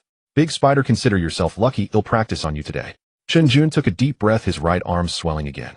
The purple flames wrapped around the entire arm, the violent power surging within his bones. Fivefold, Chen Jin shouted. The recently healed veins ruptured again, blood seeping from his pores. The purple fire surged violently, forcefully reconnecting the severed veins. Destruction and rebirth alternated in Chen Jin's right arm, forming a strange balance. Not enough. Chen Jin gritted his teeth, the madness in his eyes deepening. Sixfold. A world-destroying force gathered at the tip of his fist. Chen Jin's right arm appeared a translucent blood red, as if it might collapse at any moment. But he stubbornly withstood the backlash of this force. Sixfold strength is already the limit for now. If I keep stacking, even if the veins can recover, the energy within won't keep up. This method is simply a bottomless pit. Chen Jin felt the rapidly depleting energy within him, secretly astonished. Fortunately, it's enough to deal with this spider. Die for me. Chen Jin stomped his foot, transforming into a purple meteor charging toward the Yiming corrupted bone demon spider. The demon spider let out a terrified screech, its 8 long legs flailing wildly in an attempt to block Chen Jin's approach. Chen Jin did not dodge or evade. His sixfold strength fist struck the demon spider's head with a crushing momentum. A dull thud echoed above the training ground. The demon spider's hard skull shattered like paper. The violent power surged into its body, reducing its organs to a mushy pulp. Its massive body collapsed, heavily, green blood flowing everywhere. The peak 4th-tier exotic beast was completely annihilated. The students below gasped, their eyes filled with horror. Chu Tianhua shook his head, a bitter smile on his face. This kid is truly an absolute monster. A peak 4th-tier exotic beast was just struck dead by him with a single punch. Chen Jin wiped the blood from his right arm. The purple fire flickered, and the arm restored to its original state. He turned around, looking at Yi Yulan standing at the edge of the arena. Your big pet is dead. Now it's just you left. Do you want to continue fighting? Chen Jin raised an eyebrow, his tone laced with some mockery. I'm usually quite considerate, but when it comes to fighting, I can't hold back. If you admit defeat, now you might suffer. Yi Yulan stood still, her eyes beneath the masked void of emotion. She said nothing, nor did she lower the short blade in her hand. Like a soulless marionette, she quietly awaited the next command. Chen Jin frowned, finding it somewhat dull. Dumb now. All right, since you won't speak, I'll find someone who can. Chen Jin turned his head, looking at Shin Qingyan on the high platform. Principal Shun, this spider is dead, yet your student remains silent. Shouldn't this match be declared a win for me? Chen Jin raised his voice, his words echoing above the training ground. Shin Qingyan leaned against the throne, holding a glass of crimson liquid. She gently swirled the wine in her glass, not even lifting her eyelids. It was as if she hadn't heard Chen Jin at all. The other mentors on the high platform also remained silent, the atmosphere becoming eerily tense. Chen Jin squinted, a sense of alertness rising within him. This old hag is playing deaf. She must have something up her sleeve. With a peak 4th-tier exotic beast dead, what other trump cards could she have? Chen Jin calculated in his mind, his gaze returning to Yi Yulan. But it doesn't matter. Chen Jin moved his wrist, the bones cracking clearly. No matter what tricks you have left, I will knock you down today. Yi Yulan stood motionless, her eyes beneath the mask utterly devoid of emotion. She gazed at the pool of green blood on the ground, the instructions Shin Qingyan had given her before the match echoing in her mind. No matter the cost, you must defeat him. I want to see his deepest secrets to force him to his very limits. Yi Yulan slowly raised her hands, her fingertips cutting across her palms. Crimson blood gushed forth, but instead of dripping down, it traced a sinister rune in midair. Gate of the Abyss, open. As her cold voice echoed, the air in the center of the arena twisted violently. The gray-green mist that had permeated the surroundings seemed to encounter something utterly terrifying and was instantly swept away. In its place, a suffocating dark red haze descended, shrouding the entire arena. The temperature plummeted to freezing, and the dark red stone floor began to tremble violently, groaning under an unbearable burden. The air grew incredibly thick, as if it had turned into a tangible quagmire. The students below felt as if a block of iron had been lodged in their chests, making even breathing an arduous task. A few of the weaker freshmen had their legs give way, collapsing to the ground with faces as pale as paper. A pitch-black vortex materialized out of thin air, radiating a terrifying pressure of despair. A colossal claw emerged from the vortex, slamming heavily onto the arena floor. Then a massive head covered in bony spikes poked out. It was a beast twice the size of the giant spider, its body clad in dark golden scales. Netherworld dragon. A collective gasp of shock echoed from below the stage. A 5th rank beast? How is this possible? How can a sophomore summon a 5th rank beast? This is a clear violation. Zhao Lai's eyes were wide, his voice trembling. A 5th rank beast already possesses rudimentary domain abilities. This is no match for a 2nd rank awakener. Wang Yin tightened his grip on his iron hammer, his palms slick with cold sweat. The Deep Contamination Purification Institute has lost its mind. They've thrown all shame to the wind just to win. Chen Jin watched the dragon radiating 5th rank pressure, his eye twitching twice. Just then a series of urgent sounds of tearing air came from the entrance of the arena. 3 figures had just arrived: Long Yezhan, Gu Tianxiao, and Xikong Xian. The moment Long Yezhan stepped into the arena, he saw the colossal beast on the stage. Veins bulged on his bald head as he pointed at Shun Qingyan on the high platform and burst into a torrent of curses. "Shin, you madman, have you no shame? Having a sophomore summon a 5th rank beast, are you trying to kill someone?" Shun Qingyan lounged sideways on her throne, gently swirling the glass in her hand, her tone languid. "Principal Long, arriving early is not as good as arriving by chance. Summons are also a part of one's strength. If Yulan can summon a 5th rank beast, that's her skill. If you think it's unfair, you can have Chen Jin summon one too." Long Yezhan was so angry his beard was bristling, but just as he was about to erupt, Gu Tianxiao placed a hand on his shoulder. "Old Long, let's wait and see." Gu Tianxiao's gaze was fixed intently on Chen Jin on the stage, his eyes profound. This kid hasn't reached his wits' end yet. Seeing that no one was paying him any attention, Chen Jin couldn't help but curse. "Find you're all ganging up on me, huh?" The Netherworld dragon let out a deafening roar, opened its gaping maw, and spewed a jet of black dragon breath. Chen Jin pushed off the ground, dodging to the side. The dragon breath grazed past his shoulder, melting a large hole in the protective barrier behind him. Before Chen Jin could regain his balance, the dragon's massive body slammed into him like a high-speed train. He could only cross his arms to withstand the impact. A dull thud of impact rang out. Chen Jin's legs plowed 2 deep furrows in the dark red stone floor as he slid backward for over 10 meters. The dragon opened its maw wide and clamped down on Chen Jin's shoulder, trying to tear him apart. Chen Jin's shoulder was pierced by the sharp teeth, blood gushing out. He swung his left fist, smashing it viciously into the dragon's eye. The dragon yelped in pain, shaking its head violently to fling Chen Jin away. Chen Jin tumbled twice in the air before landing steadily. The wound on his shoulder healed rapidly, enveloped in purple flames. "Tough hide." Chen Jin shook his arm, feeling his energy draining away quickly. Attacks from a 5th rank beast carried intense abyssal contamination, requiring the purple flames to expend more energy to purify. Yi Yulan watched Chen Jin rise again, a flicker of resolve flashing in her eyes. She formed hand seals, rapidly pouring the remaining abyssal energy within her into the dragon without reservation. Berserk. Wisps of black vapor seeped from the gaps between the Netherworld dragon's scales. Its eyes turned bloodshot, and its body swelled once more. Its aura surged, approaching the mid-5th rank. It lunged at Chen Jin again, its speed doubled. Chen Jin could only dodge continuously, occasionally landing a counterpunch, but unable to inflict any real damage on the dragon. The defense of a 5th rank beast far surpassed the 4th rank, and his proud physical strength was crippled against it. Now he could only rely on his undying regenerative abilities to barely hold his ground. He found no opening for a counterattack. This woman is a total lunatic. Chen Jin calculated in his mind as he dodged. The 6th layer force is useless against a 5th rank beast. I can't use the 7th layer force no matter the cost. I have no choice but to use that move. Chen Jin took a deep breath and closed his eyes. His consciousness sank into the depths of his soul, touching upon the cluster of ethereal purple flames.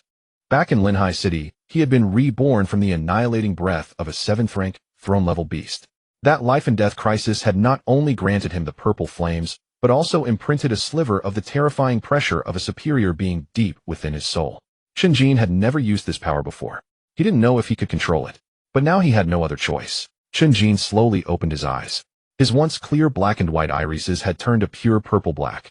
His pupils had become thin vertical slits, exuding an icy indifference that looked down upon all life. Eye of the King. The moment those purple-black vertical pupils opened, a terrifying pressure beyond words erupted, without warning, centered on Chen Jin. This pressure didn't stir any wind, yet it felt like an invisible hammer slamming brutally into the very souls of everyone present. The students below were stunned, their minds blank, their souls seemingly frozen, their thoughts grinding to a halt. The three principals who had just arrived also had their expressions changed drastically. The cigarette, but between Gu Tianxio's fingers, fell to the ground, sending sparks flying. Long Yezin's pupils constricted, thick veins bulging on his muscular arms. Xikong Xin gasped sharply, his usually calm face etched with horror. On the high platform, Shen Qingyan shot to her feet. The wine glass in her hand shattered with a crisp pop, and the scarlet liquid trickled down her pale fingers, but she seemed oblivious. Her seductive face was now filled with undisguised ecstatic joy. Her body trembled slightly from sheer excitement, her eyes fixed on Chen Jin, as if he were a peerless treasure. This pressure struck directly at the soul, and its effect was doubly potent on abyssal creatures. The netherworld dragon, poised to attack, halted its massive body. A flicker of human-like fear passed through its blood-red eyes. It was a suppression originating from the depths of its bloodline and absolute submission to a superior being. The dragon let out a whimper, its limbs giving way as its colossal body lay prone on the arena floor. It buried its head deep between its claws, trembling all over, not daring to take a single breath. Silence fell over the arena once more. Everyone was dumbfounded. A rampaging fifth-rank beast had been so terrified by a single glance from Chen Jin that it lay prostrate and motionless. In the Sky Sanctum's rest area, Shinao's eyes were wide, his face full of disbelief. What kind of look was that? Even through the screen, I felt a chill in my heart. Lin Wanqing breathed a sigh of relief, a proud smile touching her lips. I knew he would find a way. On the stage, Yi Yulan's face beneath her mask turned deathly pale. She desperately urged the contract, trying to command the dragon to stand. Get up. Attack him. But the netherworld dragon remained as if it hadn't heard, still lying on the ground, not even daring to lift its head. Yi Yulan clenched her jaw, a glint of unwillingness flashing in her eyes. She reached into her bosom and pulled out a bead emitting an eerie red light. That was the final trump card Shen Qingyan had given her. Using it would cause severe backlash, even to herself. Just as Yi Yulan was about to crush the bead, Shen Qingyan, on the high platform, took a deep breath, her clear voice echoing across the arena. Enough. Yulan, stand down. Yi Yulan was taken aback, her hand holding the bead frozen in midair. Dean, I can still fight. I still have a trump card left. Shen Qingyan waved her hand, the fanatical smile still not fading from her face. No need to fight. This match is won by Chen Jin. These words sent a wave of shock through the entire audience. No one had expected that Shen Qingyan, known for being biased and unscrupulous, would voluntarily concede. And judging by her expression, she seemed even happier than if she had won. Long Yezhan rubbed his bald head, looking utterly bewildered. Has this madwoman taken the wrong medicine? She was all set to fight to the death just now, and now she suddenly concedes. Xikong Xin furrowed his brow, his gaze darting between Chen Jin and Shen Qingyan. It's not that simple. Shen Qingyan must have seen something. Gu Tianxiao blew out a smoke ring, his eyes growing incredibly deep. He watched Chen Jin's eyes, which were gradually losing their purple-black hue, and had a vague suspicion in his heart. This kid's secrets are really piling up. The purple-black completely faded from Chen Jin's eyes, returning to their normal state. He watched Shen Qingyan laughing heartily on the high platform, and the feeling that something was amiss grew stronger. What is that old witch plotting? Chen Jin rubbed his slightly throbbing temples, muttering to himself. Whatever a win is a win. The resource vaults of all three academies are now mine. Chen Jin turned around and waved at the three principals. Three principals, thank you for yielding. When can we go pick things from the resource vault? Time is money for me, so let's make it quick. Long Yezhan snorted coldly and turned to leave. You'll get your due. Come to War God Academy yourself tomorrow to pick. Xikong Xin also flicked his sleeves and vanished in a wisp of green smoke. Shen Qingyan looked at Chen Jin, her smile still enchanting. Little one, the doors of the Deep Contamination Purification Institute are always open for you. Whatever you want, I can give it to you. As long as you are willing to come. Chen Jin shuddered, rubbing the goosebumps on his. No thanks. They'll take my things and leave, not staying a second longer. Chen Jin jumped off the stage, heading towards the Celestial Sanctum Elemental University. Chu Tianqua and the others watched Chen Jin's retreating figure, their eyes filled with awe. That guy really did break through all three academies. The underground resource vault of the Deep Cleanse Institute is built hundreds of meters deep within the rock layers. The heavy bronze door slowly opens to both sides, emitting a dull grinding sound. A thick, almost tangible gray-green mist rolls out through the gap of the door. Chen Jin stands outside, taking a deep breath of the acrid air. Principal Shun, it seems the ventilation system in your storage room has not been maintained for years. Every inch of air here is saturated with a high concentration of abyssal contamination. Shen Qingyan, dressed in a dark purple gown, sways gracefully beside Chen Jin. If an ordinary person stays here for 3 minutes, their internal organs would turn to a pool of blood. I grew up in a slum and have a strong stomach. Everything I eat is delicious. Chen Jin grinned, revealing a set of white teeth. Since Principal Shun is so generous, I won't hold back. Let's go in. According to the bet, you can choose any. Chen Jin red lips parted slightly, a meaningful smile flickering in her eyes. Chen Jin strode boldly across the threshold of the bronze door, entering the most mysterious treasure trove of Tianqiong City. The internal space of the resource vault is astonishingly vast, with luminous stones embedded in the dome. Rows of shelves made from unknown beast bones are neatly arranged in the spacious hall. The shelves are filled with various bizarre items, some sealed in transparent containers, while others are left exposed. Chen Jin approached the first shelf, his gaze landing on a fist-sized black heart. The surface of that heart was covered in purple veins, still rhythmically beating even after being separated from its mother. What is this thing? It looks quite fresh. This is the heart of a 5th-tier shadow demon leopard harvested less than 3 days ago, containing a strong shadow contamination. Shen Xingyan walked up beside Chen Jin with a lazy tone. If this thing is used in medicine, it could poison a peak 4th-tier beast. Sounds good. I happen to feel a bit weak lately. I'll take it back to make soup. Without hesitation, Chen Jin reached out and grabbed the beating black heart, stuffing it into his backpack. Shen Xingyan watched Chen Jin's actions, narrowing her beautiful eyes slightly. Aren't you afraid of the shadow toxin seeping into your pores without even wearing protective gloves? Principal Shen, have you forgotten that I possess an immortal physique? Chen Jin turned his head and winked at Chen. A bit of toxin will just serve as free skin care for me. He continued walking quickly, scanning the shelves. Chen Jin's principle for selecting resources is very simple and straightforward. He does not consider appearance or purpose, only the massive energy contained within. The purple fire within him is like an insatiable bottomless pit, desperately in need of vast amounts of abyssal contamination as fuel. Principal Shen, what is this jar of green liquid? Chen Jin pointed at a sealed glass jar filled with viscous green liquid. Extracted bile from a 6th-tier corrupted poison python. Shen Qingjian's gaze fell on the glass jar, her voice carrying a hint of coldness. This substance is highly corrosive. Even specially made alloys can dissolve within 3 seconds. Good stuff. Just looking at the color is appetizing. Chen Jin hugged the glass jar, tightly patting it with. How do you plan to use such pure poison? Shen Xingyan finally couldn't help but ask. Of course, to drink it. What else could I do with it? Chen Jin answered matter-of-factly. Do you really think your body is made of iron? The bile of a 6th-tier beast could turn your bones to ash. Principal Shen, are you concerned about me? Chen Jin stopped, turned around to look at Shen Xingyan, a mischievous smile curling at the corners of his mouth. I just don't want you to die on my territory. Otherwise that old scoundrel Gu Tianxiao will come looking for me to settle the score. Shen Xingyan snorted coldly and turned her head away. Don't worry, I'm very resilient. Even the king of hell wouldn't dare to take me. Chen Jin stuffed the glass jar into his backpack and continued his scavenging journey. The two traversed through the immense resource vault, the sound of their footsteps echoing in the empty hall. Chen Jin's backpack grew heavier, filled with various terrifyingly toxic items. This black grass is quite unique. It has eyes growing on its leaves.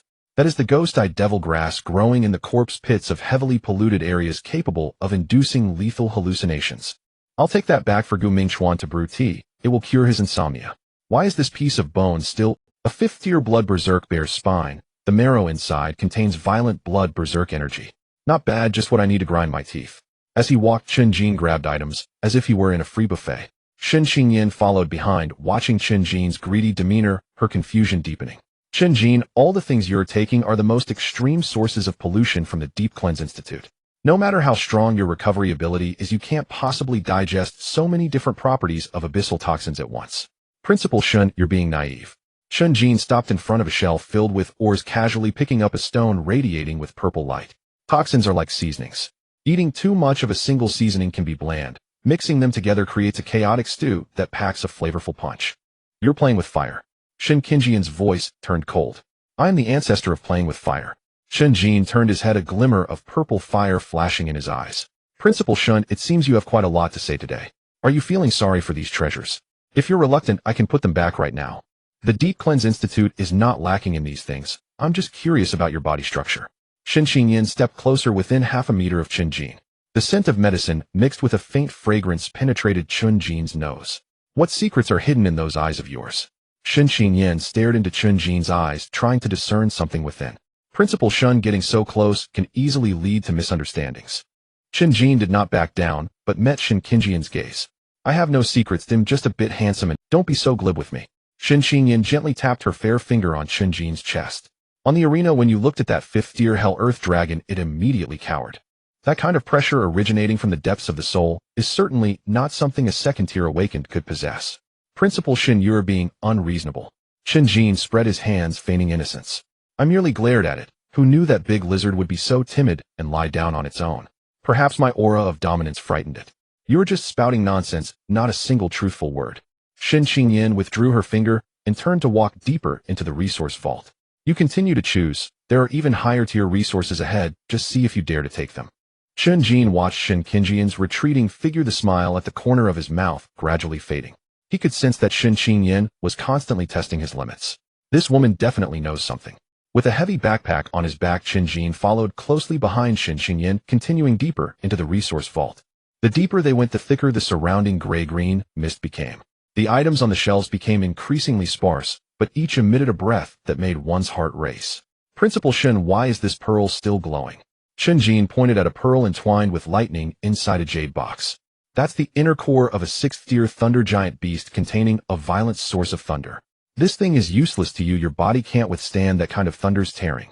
Who said I want to use it myself? Without hesitation, Chen Jin tucked the jade box into his embrace.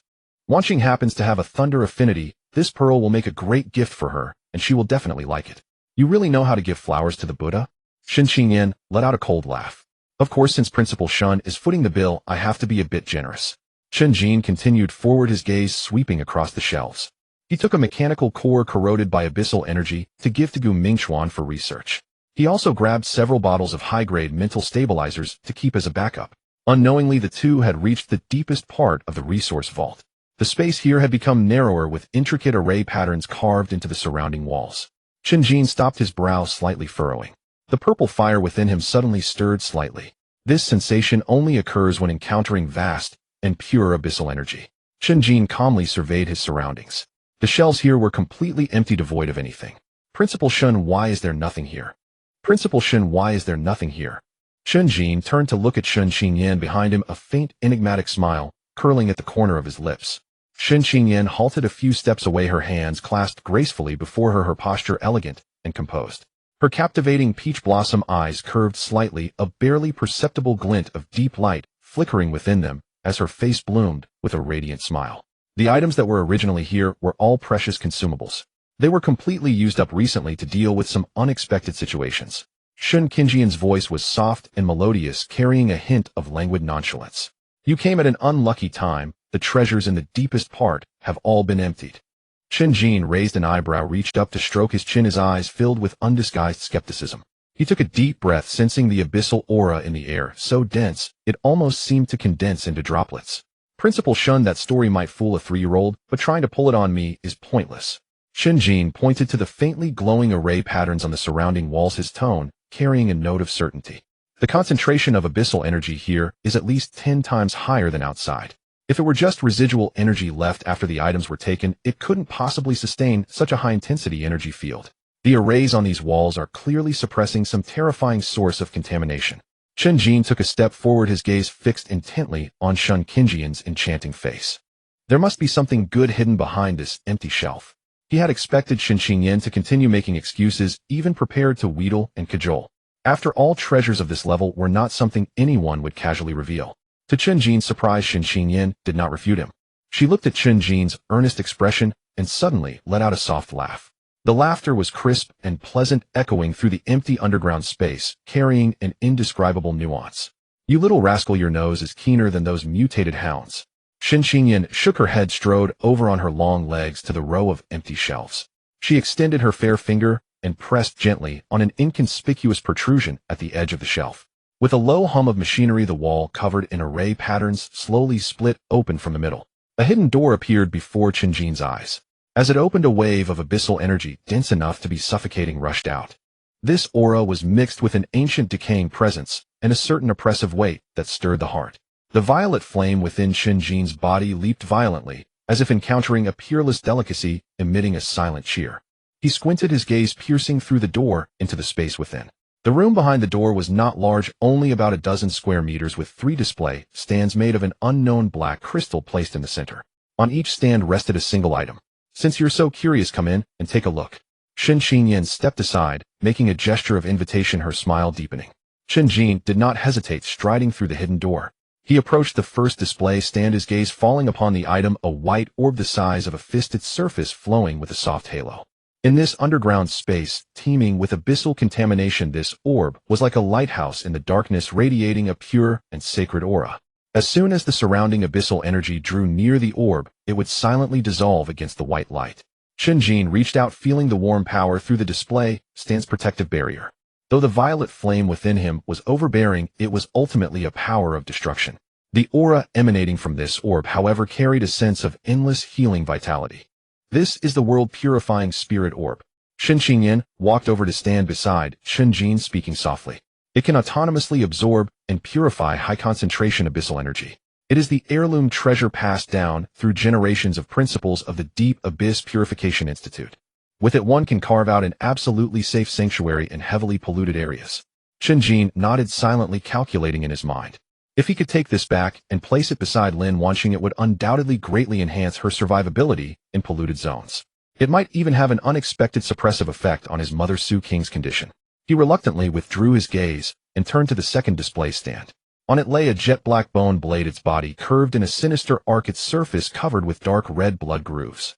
The air around the blade seemed to warp slightly, as if even space could be torn by its emanating sharpness. Just one look and Chen Jin could feel a thick, bloody aura washing over him. The abyssal blood demon blade. Chen Jin's gaze fell upon the bone blade, a flicker of wariness in her eyes. This weapon was forged from the spine of a 7th-tier calamity beast. It can perfectly conduct and amplify abyssal energy. As long as one wields it, they can easily break through the defenses of an awakener of the same rank, but the price is that the user's mind will be gradually consumed by the lust for slaughter. Chen Jin licked his lips, quite interested in this bone blade. He feared negative status backlash. The least the violet flame could burn away even the soul contamination of a 7th-tier aberrant beast completely. If this blade fell into his hands, it would undoubtedly be a peerless weapon for cleaving through enemies like vegetables. However, he quickly shifted his gaze to the third display stand. There sat an irregular dark purple crystal.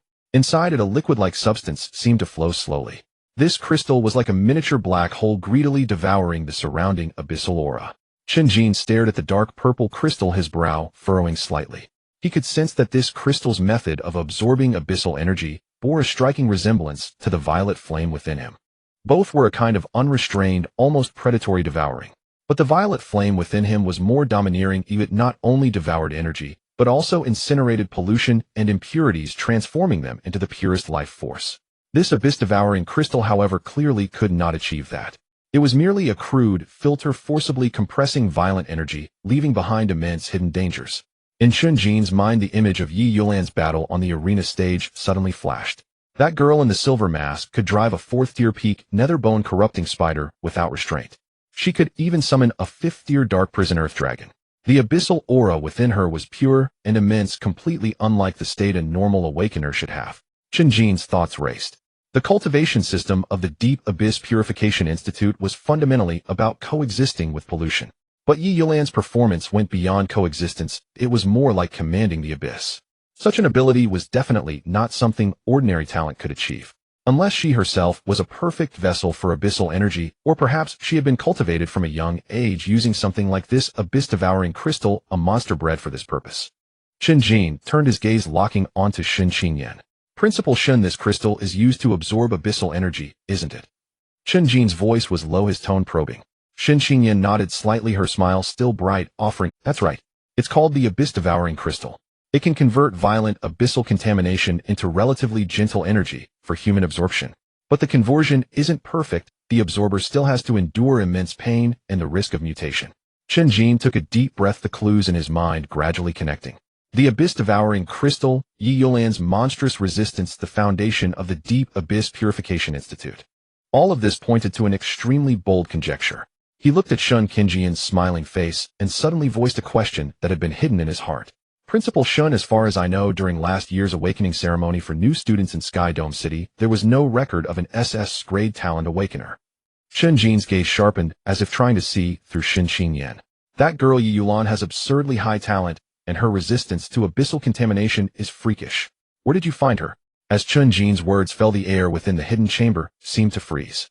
The surrounding abyssal aura also seemed to sense the oppressive atmosphere growing heavier. The smile on Chen Jin's face did not fade, instead it became even richer. Her captivating peach blossom eyes curved slightly, the deep light within them growing profound and alluring. She did not immediately answer Chen Jin's question, but quietly watched him. That gaze was like looking at prey that had willingly stepped into a trap, yet it also carried a hint of playful appreciation, as a senior might regard a junior. Chen Jin was very satisfied with Chen Jin's sharpness. This youth possessed not only a monstrous physique and a mysterious violet flame, but also an insight far surpassing his peers. She had originally intended to use this opportunity to test Chen Jin's background. Unexpectedly, this kid had followed the clues and directly guessed the edge of the Deep Abyss Purification Institute's greatest secret. She took a step forward, closing the distance with Chen Jin.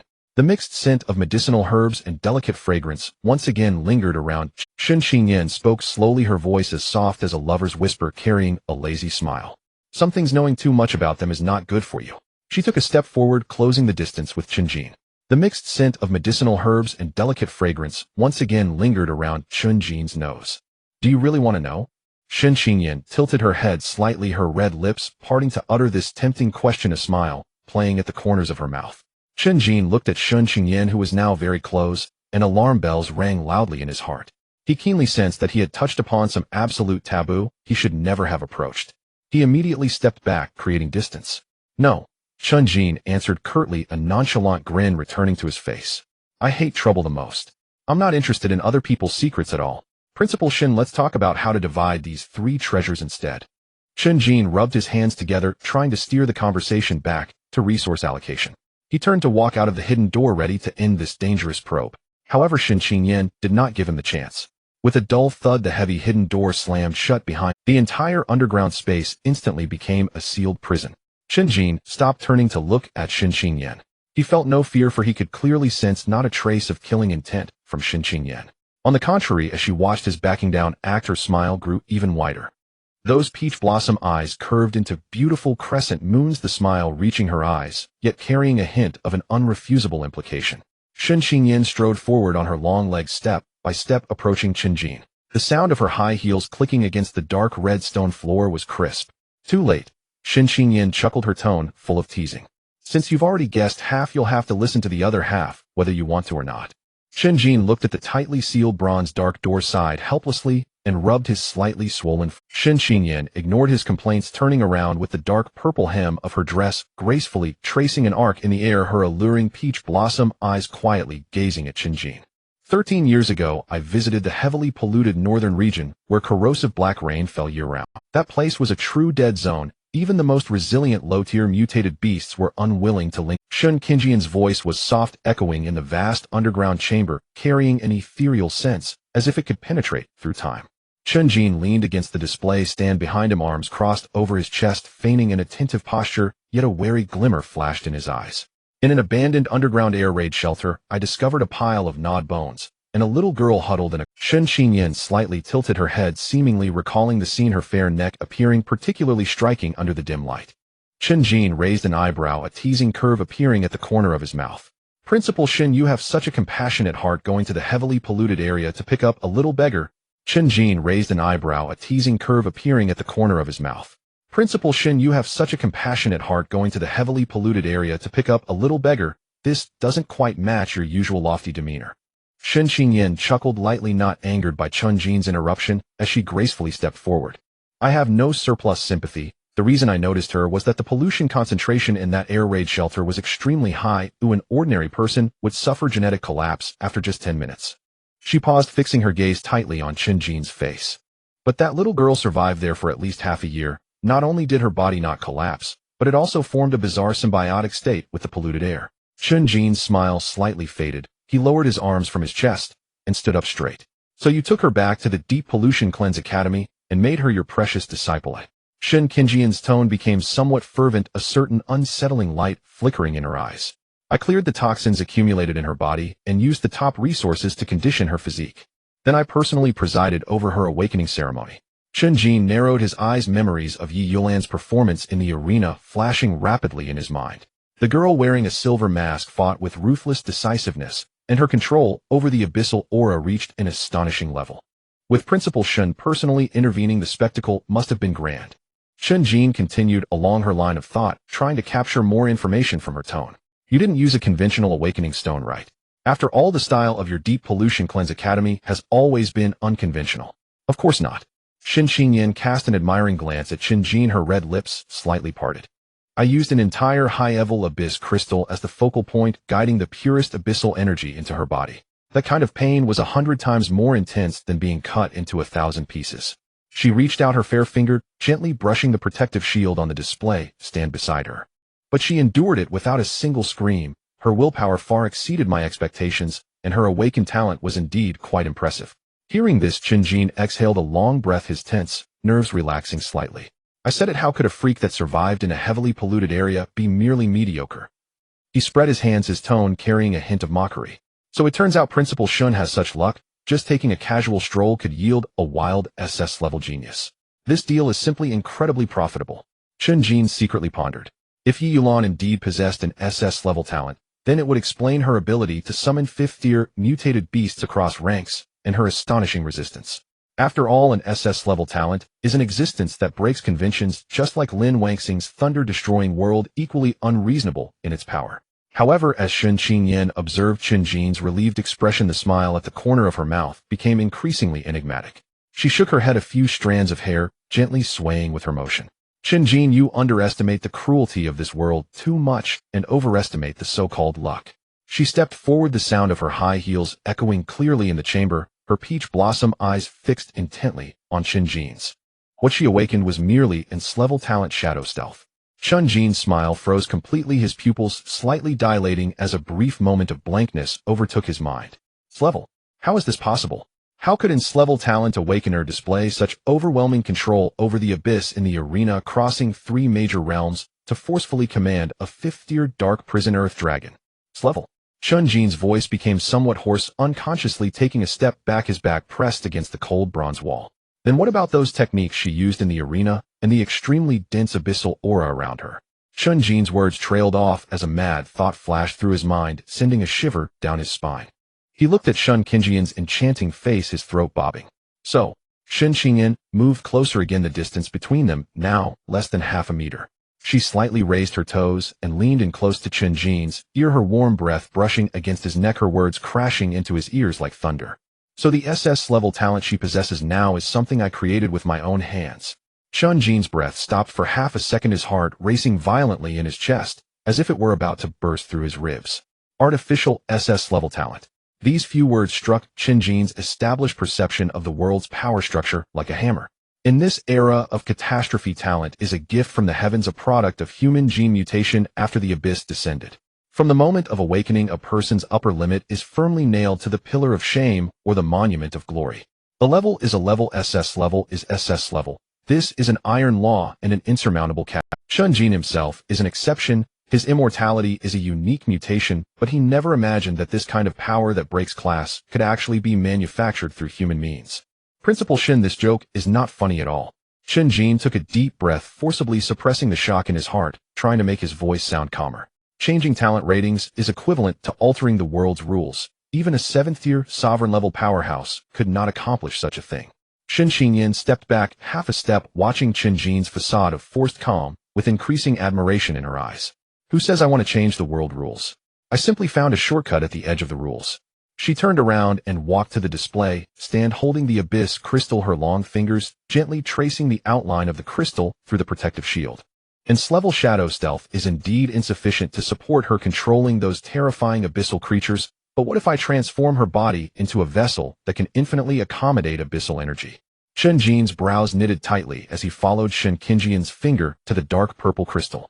You implanted the abyss crystal into her body. Not just the abyss crystal.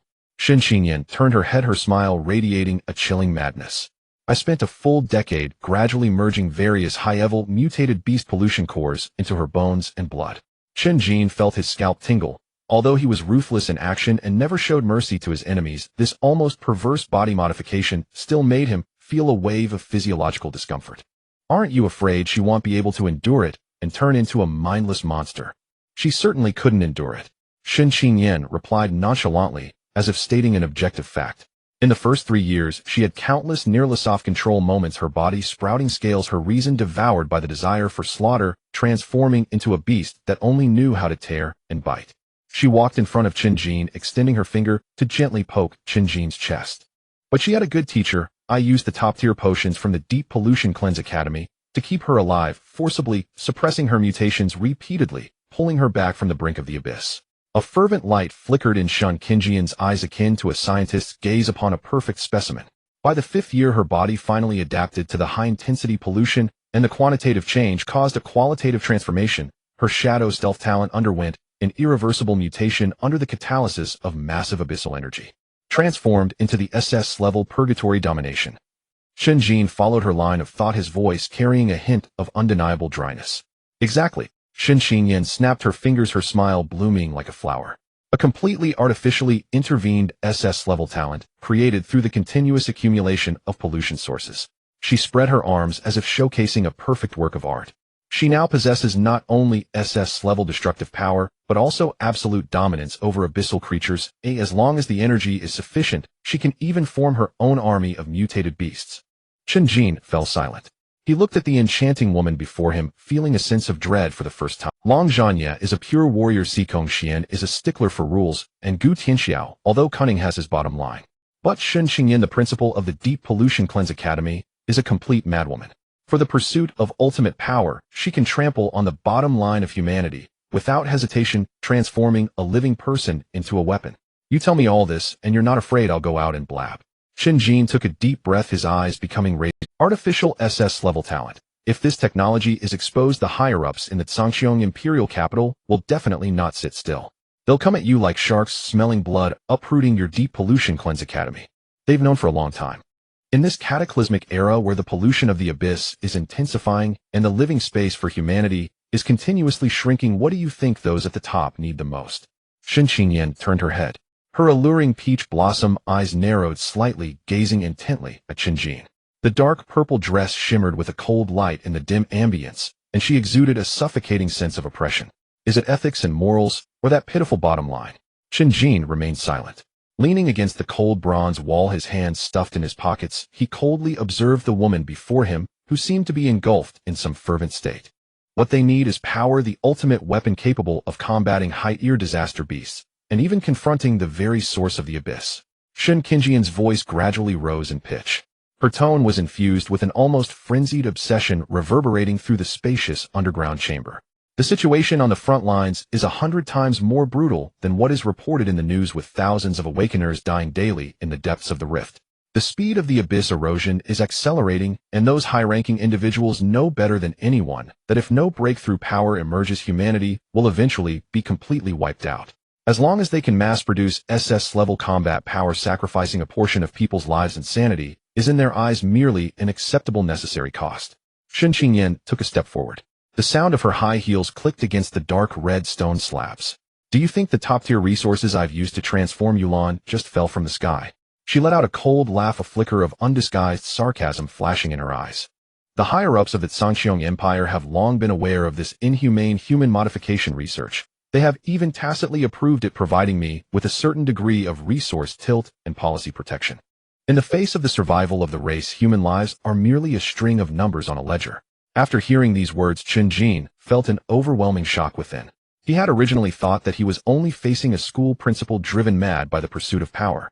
Little did he know that this was entangled with the cold will of humanity's highest power structure. He gained a deeper understanding of the world's cruelty. An unprecedented sense of crisis enveloped him like a cold tide. If even the taboo experiment of creating artificial SS-level talents can receive the tacit approval and support of the higher-ups, then what consequences will arise once the unique physique he possesses, capable of infinite resurrection and even devouring abyssal energy, is fully exposed? Chen Jin could hardly bear to think further. He would undoubtedly face more terrifying coveting than Yulan. Those powerful figures who would stop at nothing for survival would not let go of this living miracle. They would pounce on him like sharks smelling blood, forcibly pinning him to the operating table, dissecting him, and draining every drop of his blood. Chen Jin took a deep breath. He bit down hard on his tongue, using the sharp pain to force down the tumultuous waves in his heart. In this cruel world, fear and worry are of no use. Only the power held in hand is the most genuine talisman. The gravity on Chen Jin's face had not completely faded, but his gaze had become deeper and filled with aggression. He retracted the nonchalant facade he usually wore, exuding a cold aura, as if facing a great enemy. Principal Shun, since the higher-ups support your work so much, the foundation of your Deep Pollution Purification Institute must be even richer than I imagined. Chen Jin stepped forward. His gaze passed over Chen Jin, landing on the three treasures displayed on the platform. We had previously agreed that as long as I won, the resources here would be mine to choose from.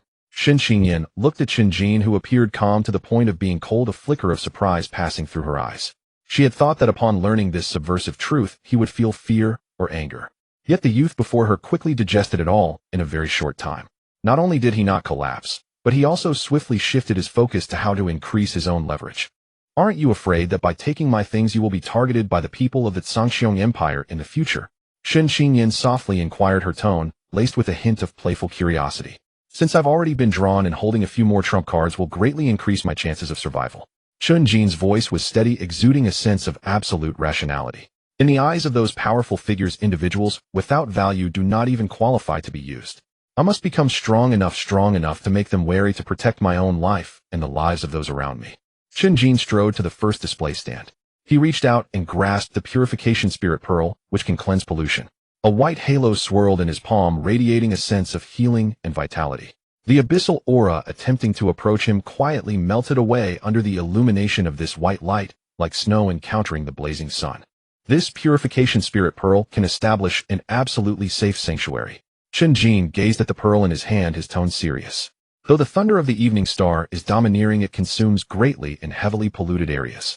Once drawn into a prolonged battle, the erosion of abyssal energy will become its greatest weakness.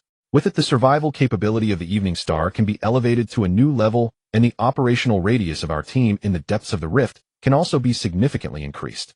He carefully placed the Purification Spirit Pearl into the inner layer of his backpack, his movements precise and earnest.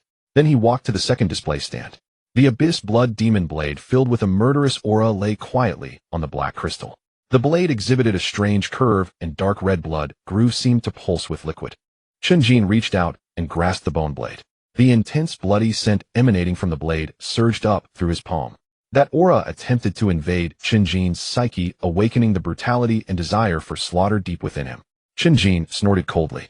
The purple fire within him flickered slightly, surging into his palm along his meridians. The dark purple flames enveloped that desire for slaughter, incinerating it completely in an instant. He held the hilt, feeling the cold touch of the spine of the 7th-tier disaster beast, nodding with satisfaction.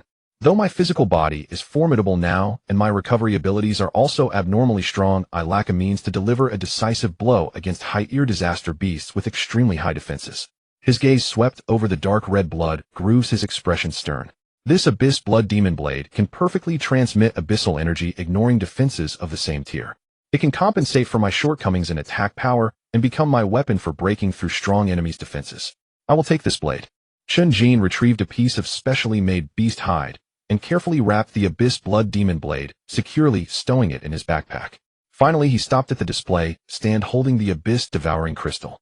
He gazed at the irregular dark purple crystal, his expressions cold, his mind racing. Inside the crystal, it seemed like a liquid was slowly flowing, greedily devouring the surrounding abyssal energy.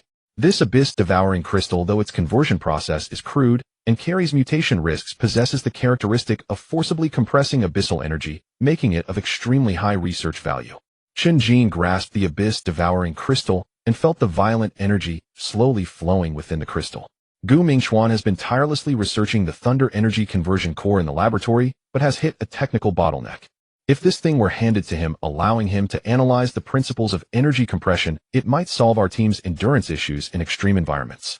Moreover, it could provide core power for crafting truly functional individual mechas. Chen Jin stowed the abyss-devouring crystal, leaving nothing behind for Chen Jin. He zipped up his backpack with a clean and decisive motion, without any hesitation. Each of these three treasures corresponds to a crucial link in his future strategic plan. He was not seeking cheap gains, rather he was building a dam against the impending storm. Chen Jin stood aside, quietly watching Chen Jin complete all this.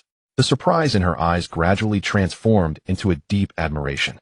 This youth in the face of temptation exhibited no blind greed, but rather an exceptionally clear strategic vision. He knew exactly what he needed and what his team required. This absolute rationality and cold survival instinct were far more alarming than any talent. Chen Jin, you truly are a born predator. Chen Jin murmured softly, her tone laced with a hint of morbid excitement. You are even more exceptional and dangerous than I imagined. Instead of stopping Chen Jin, she walked to the wall and pressed a hidden switch. With a whir of mechanical operation, a hidden door leading to the outside slowly opened before Chen Jin. Come the world outside is becoming increasingly exciting. Chen Jin smiled as she watched Chen Jin leave, as if those 3 treasures were merely bait she had cast.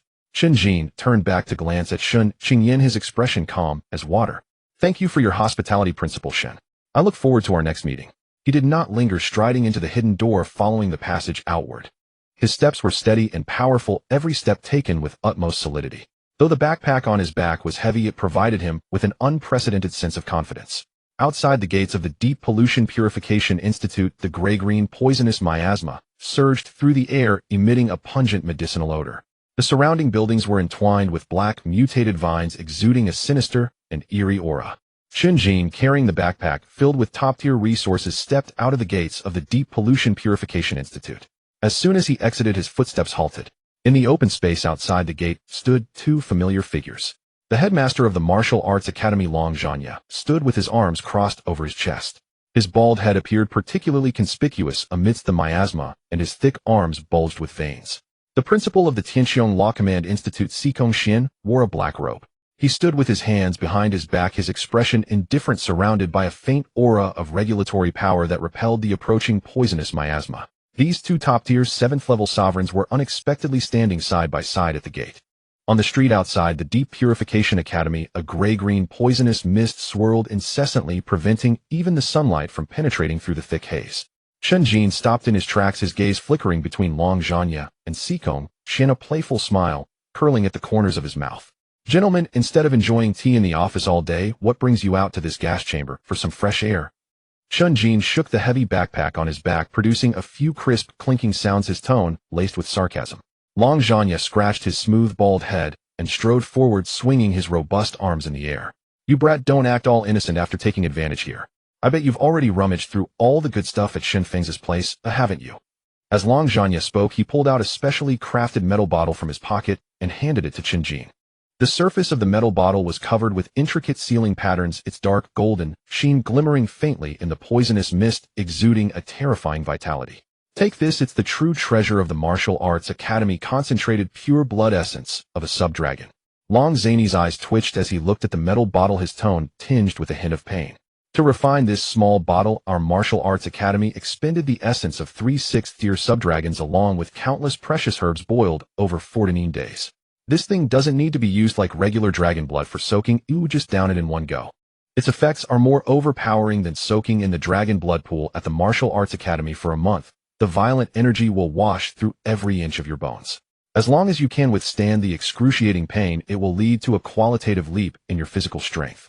Chen Jin's eyes lit up, and he took the metal bottle without hesitation, weighing it in his hands. Long Principal, you are generous. I'll gladly accept this gift. I do enjoy a bit of pain.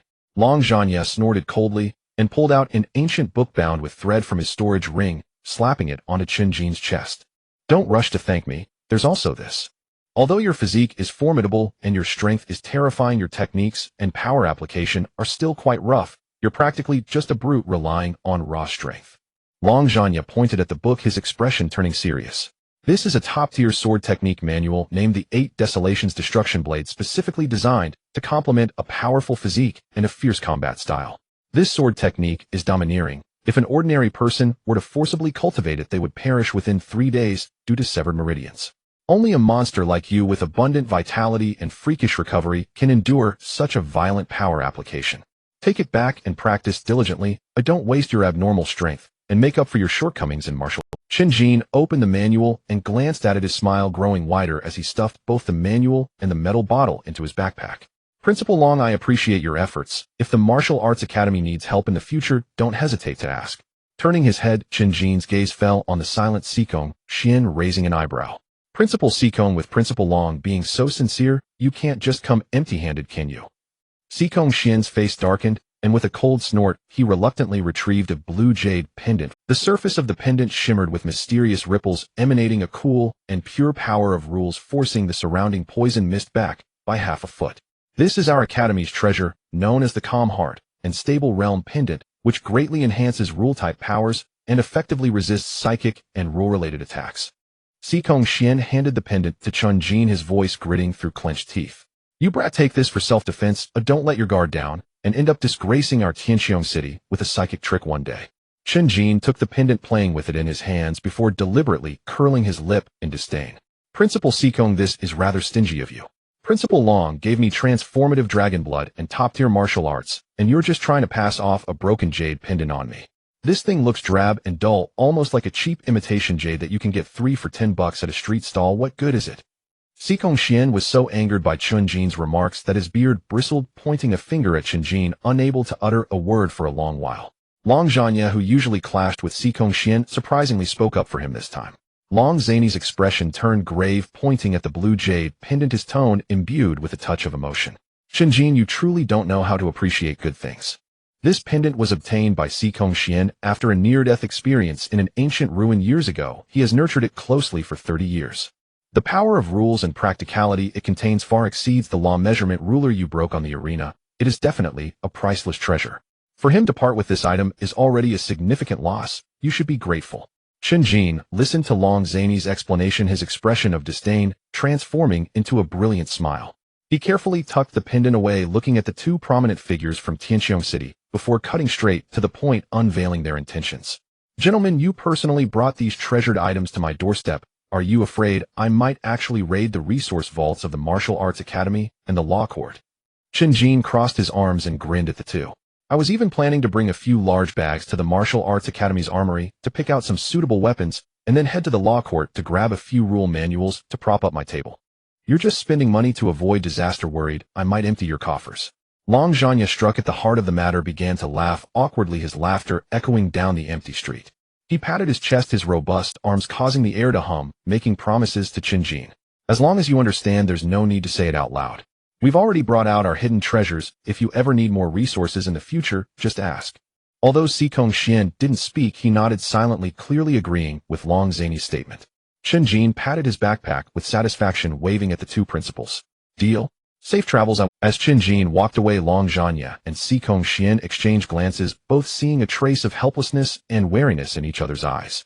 This young man not only possessed extraordinary talent, but also a terrifyingly mature mindset. His future achievements were boundless. Inside the luxurious office of Shun Qingyan, filled with exotic flair, at the Deep Purification Academy. Heavy velvet curtains isolated the poisonous mist from the outside, while the air inside was suffused with a captivating fragrance. On the walls hung several skulls of high-tier exotic beasts, their hollow eye sockets shimmering with ghostly green light. The carpet beneath was made from some soft mutated beast hide, and stepping on it felt as if one could sink into the clouds. Yi Yulan knelt on one knee on the soft carpet, her eyes behind the mask filled with intense unwillingness and humiliation. Her fists clenched tightly, her nails digging deep into her palms, drawing out thin streams of blood. Principal, why did you forcefully halt the match on the arena?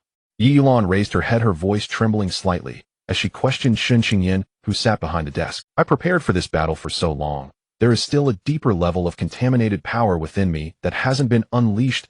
I still have strength left. If I fought with all my might, I could definitely defeat Chen Jin and wash away the shame of the Deep Purification Academy. Shun Qingyan lounged in her wide, genuine leather chair, swirling a glass of deep red wine in her hand. She wore a dark purple silk nightgown, slightly unbuttoned at the collar, revealing a large expanse of snowy skin. Shun Qingyan gazed at the swirling liquid in her glass, her eyes deep and fervent, as if admiring a rare treasure. Yi Yulan, you are too obsessed with momentary victories and defeats.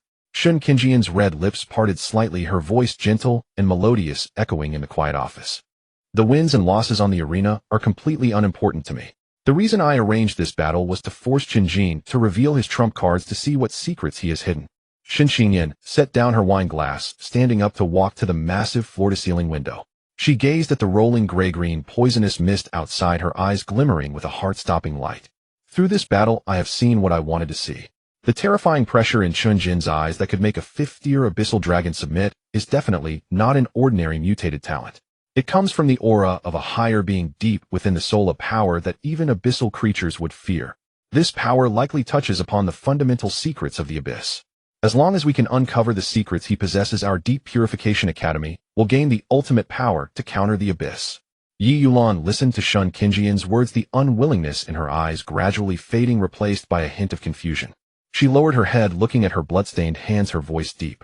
But I lost who I brought shame to the academy. Shun Qingyan walked in front of Yi Yulan and slowly crouched down. The fragrance surrounding her enveloped Yi Yulan, her tone suddenly shifting from cold to incredibly gentle. Chen Jin reached out her fair finger, gently tracing Yi Yulan's cheek, wiping away the blood lingering at the corner of her mouth. Her movements were tender, as if caressing a fragile porcelain, yet her eyes held a sickly desire for control. "Silly child, you have done very well." Chen Jin voice seemed to carry a certain enchanting power, whispering in Yi Yulan's ear. "Keep fighting you. If you get hurt, I will feel heartache too." Under this strange, yet tender comfort, Yi Yulan's body trembled slightly. Her previously fierce and unwilling emotions completely shed their defenses and hostility in that moment. Yi Yulan obediently lowered her head like a thoroughly tamed kitten nuzzling affectionately against Chen Jin. Chen Jin pushed open the door to the dormitory and casually tossed the heavy backpack onto the spacious sink. The zipper of the backpack was roughly pulled open, and a pile of top-tier resources emanating terrifying fluctuations rolled out, filling the entire bed. Lin Wanqing and Gu Mingchuan had been waiting in the room, their eyes widening at the sight of the treasures on the bed. "Did you go robbing?" Gu Mingchuan swallowed hard, his gaze fixated on the mechanical core, glowing with a faint light, breathing becoming rapid. "This is a hidden treasure from the Deep Purification Academy. Oh, I can't believe you actually brought it back. I had to exert tremendous effort to pry this out of the hands of that old hag, Chen Jin." Chen Jin chuckled lightly, casually picking up the purification spirit pearl radiating a soft white light and tossing it to Lin Wanqing, who was standing nearby. "Here, this thing can purify abyssal pollution. In the future, when you go to heavily polluted areas, you won't have to worry about being corrupted by those filthy things." Lin Wanqing clumsily caught the spirit pearl, feeling the warmth emanating from it, a hint of gratitude flashing in her eyes. "This is too precious. Don't you need it yourself?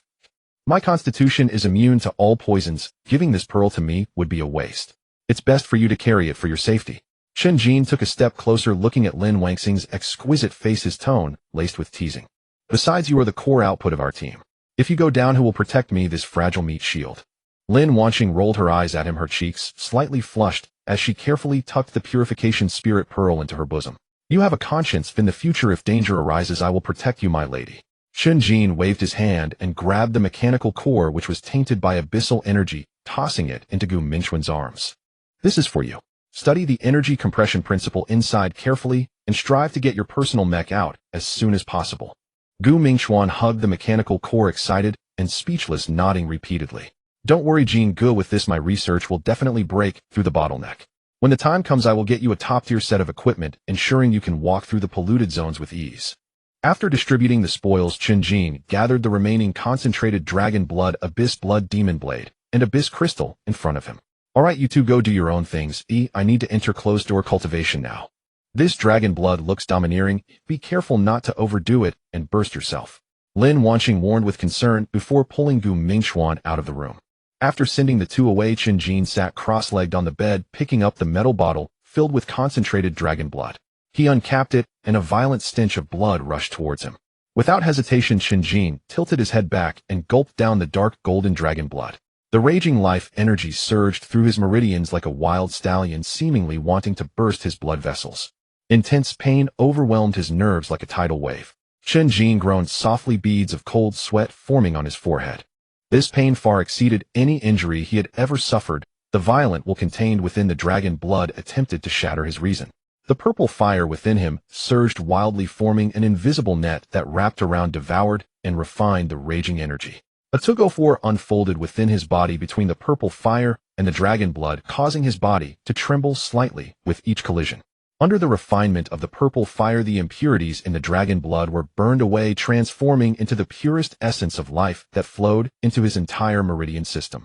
His bones emitted a series of explosive sounds, faint dark golden dragon patterns appearing on the surface, and the lines of his muscles became smoother and more powerful. Chen Jin opened his eyes, a glint of dark golden light flashing in his gaze, as he felt the overwhelming power within him that seemed capable of annihilating everything. He picked up the 8 Desolations Destruction Blade, flipping through the pages, imprinting the fierce and domineering techniques into his mind. This blade technique emphasized an unstoppable advance, crushing all flashy techniques with absolute power. Each move and stance exuded a sense of desperation, as if one's life depended on it, perfectly complementing his indestructible constitution. Combined with the Abyss Blood Demon Blade, which radiated a strong stench of blood, his combat system finally completed its last piece. He casually swung the Abyss Blood Demon Blade, and the air emitted a sharp explosive sound as a dark red blade light flashed by. Good blade technique. Chen Jin satisfactorily sheathed the long blade, a confident smile tugging at the corners of his mouth. 3 days later on the campus of the Tianxiong Sacred Element University, a piercing high-level assembly alarm suddenly rang out. Chen Jin pushed open the dormitory door and strode towards the central square. The square was already crowded with people, all teachers and students wearing solemn expressions, uncertain of what significant event had occurred. Principal Gu Tianxiao stood on a high platform scanning the crowd below with a deep, powerful voice. The high-level authorities of the Tianxiong imperial capital have issued an emergency directive. Starting today, the supernova project will be activated. A stir erupted among the crowd, many faces showing confusion. Supernova project? What is that? I haven't heard of it. Are they going to initiate the graduation assessment early? Gu Tianxiao raised his hand to quell the murmurs and continued to announce this harsh decision. You can't grow into towering trees in a greenhouse. The rate of abyssal erosion is accelerating, and we don't have time for you to grow slowly. The top 10 geniuses from the nation's elite academies must immediately cease their studies and begin practice. Chen Jin, Lin Wanqing, Shun Ao, Zhao Shanhe, Yi Wuan. Gu Tianxiao named each of the top 10 participants in the ranking match, each name hitting the crowd like a hammer. You need to form teams, leave the safe cities, and head to heavily polluted areas to execute top-secret missions or go to the borders for defense. There you will face the threat of abyssal beasts hidden, and your lives will be left to fate. As Gu Tianxiao's words fell, the entire square fell into a brief silence, followed by more intense discussions.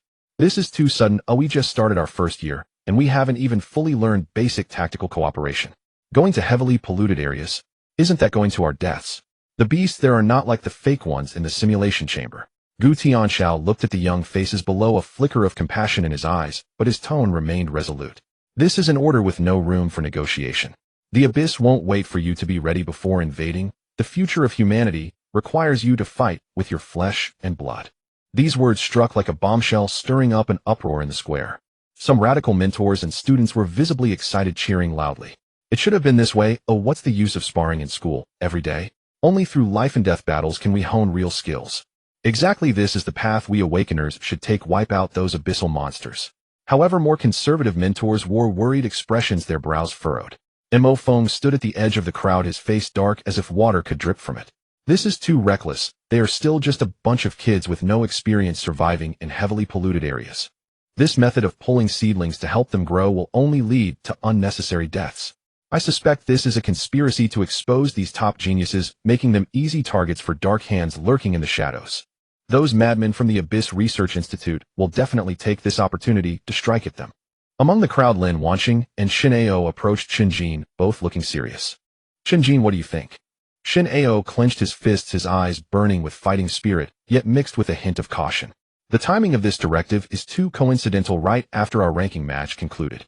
I have a feeling that there is an invisible hand pushing us forward. Those madmen from the Abyss Research Institute have always eyed us top geniuses, trying to capture us for human experimentation. This time, letting us leave the Academy's protection is simply delivering prey to them. Lin Wanqing nodded, her tone revealing concern. Yes, we just enrolled not long ago, and now we're heading to heavily polluted areas. The risk is too great.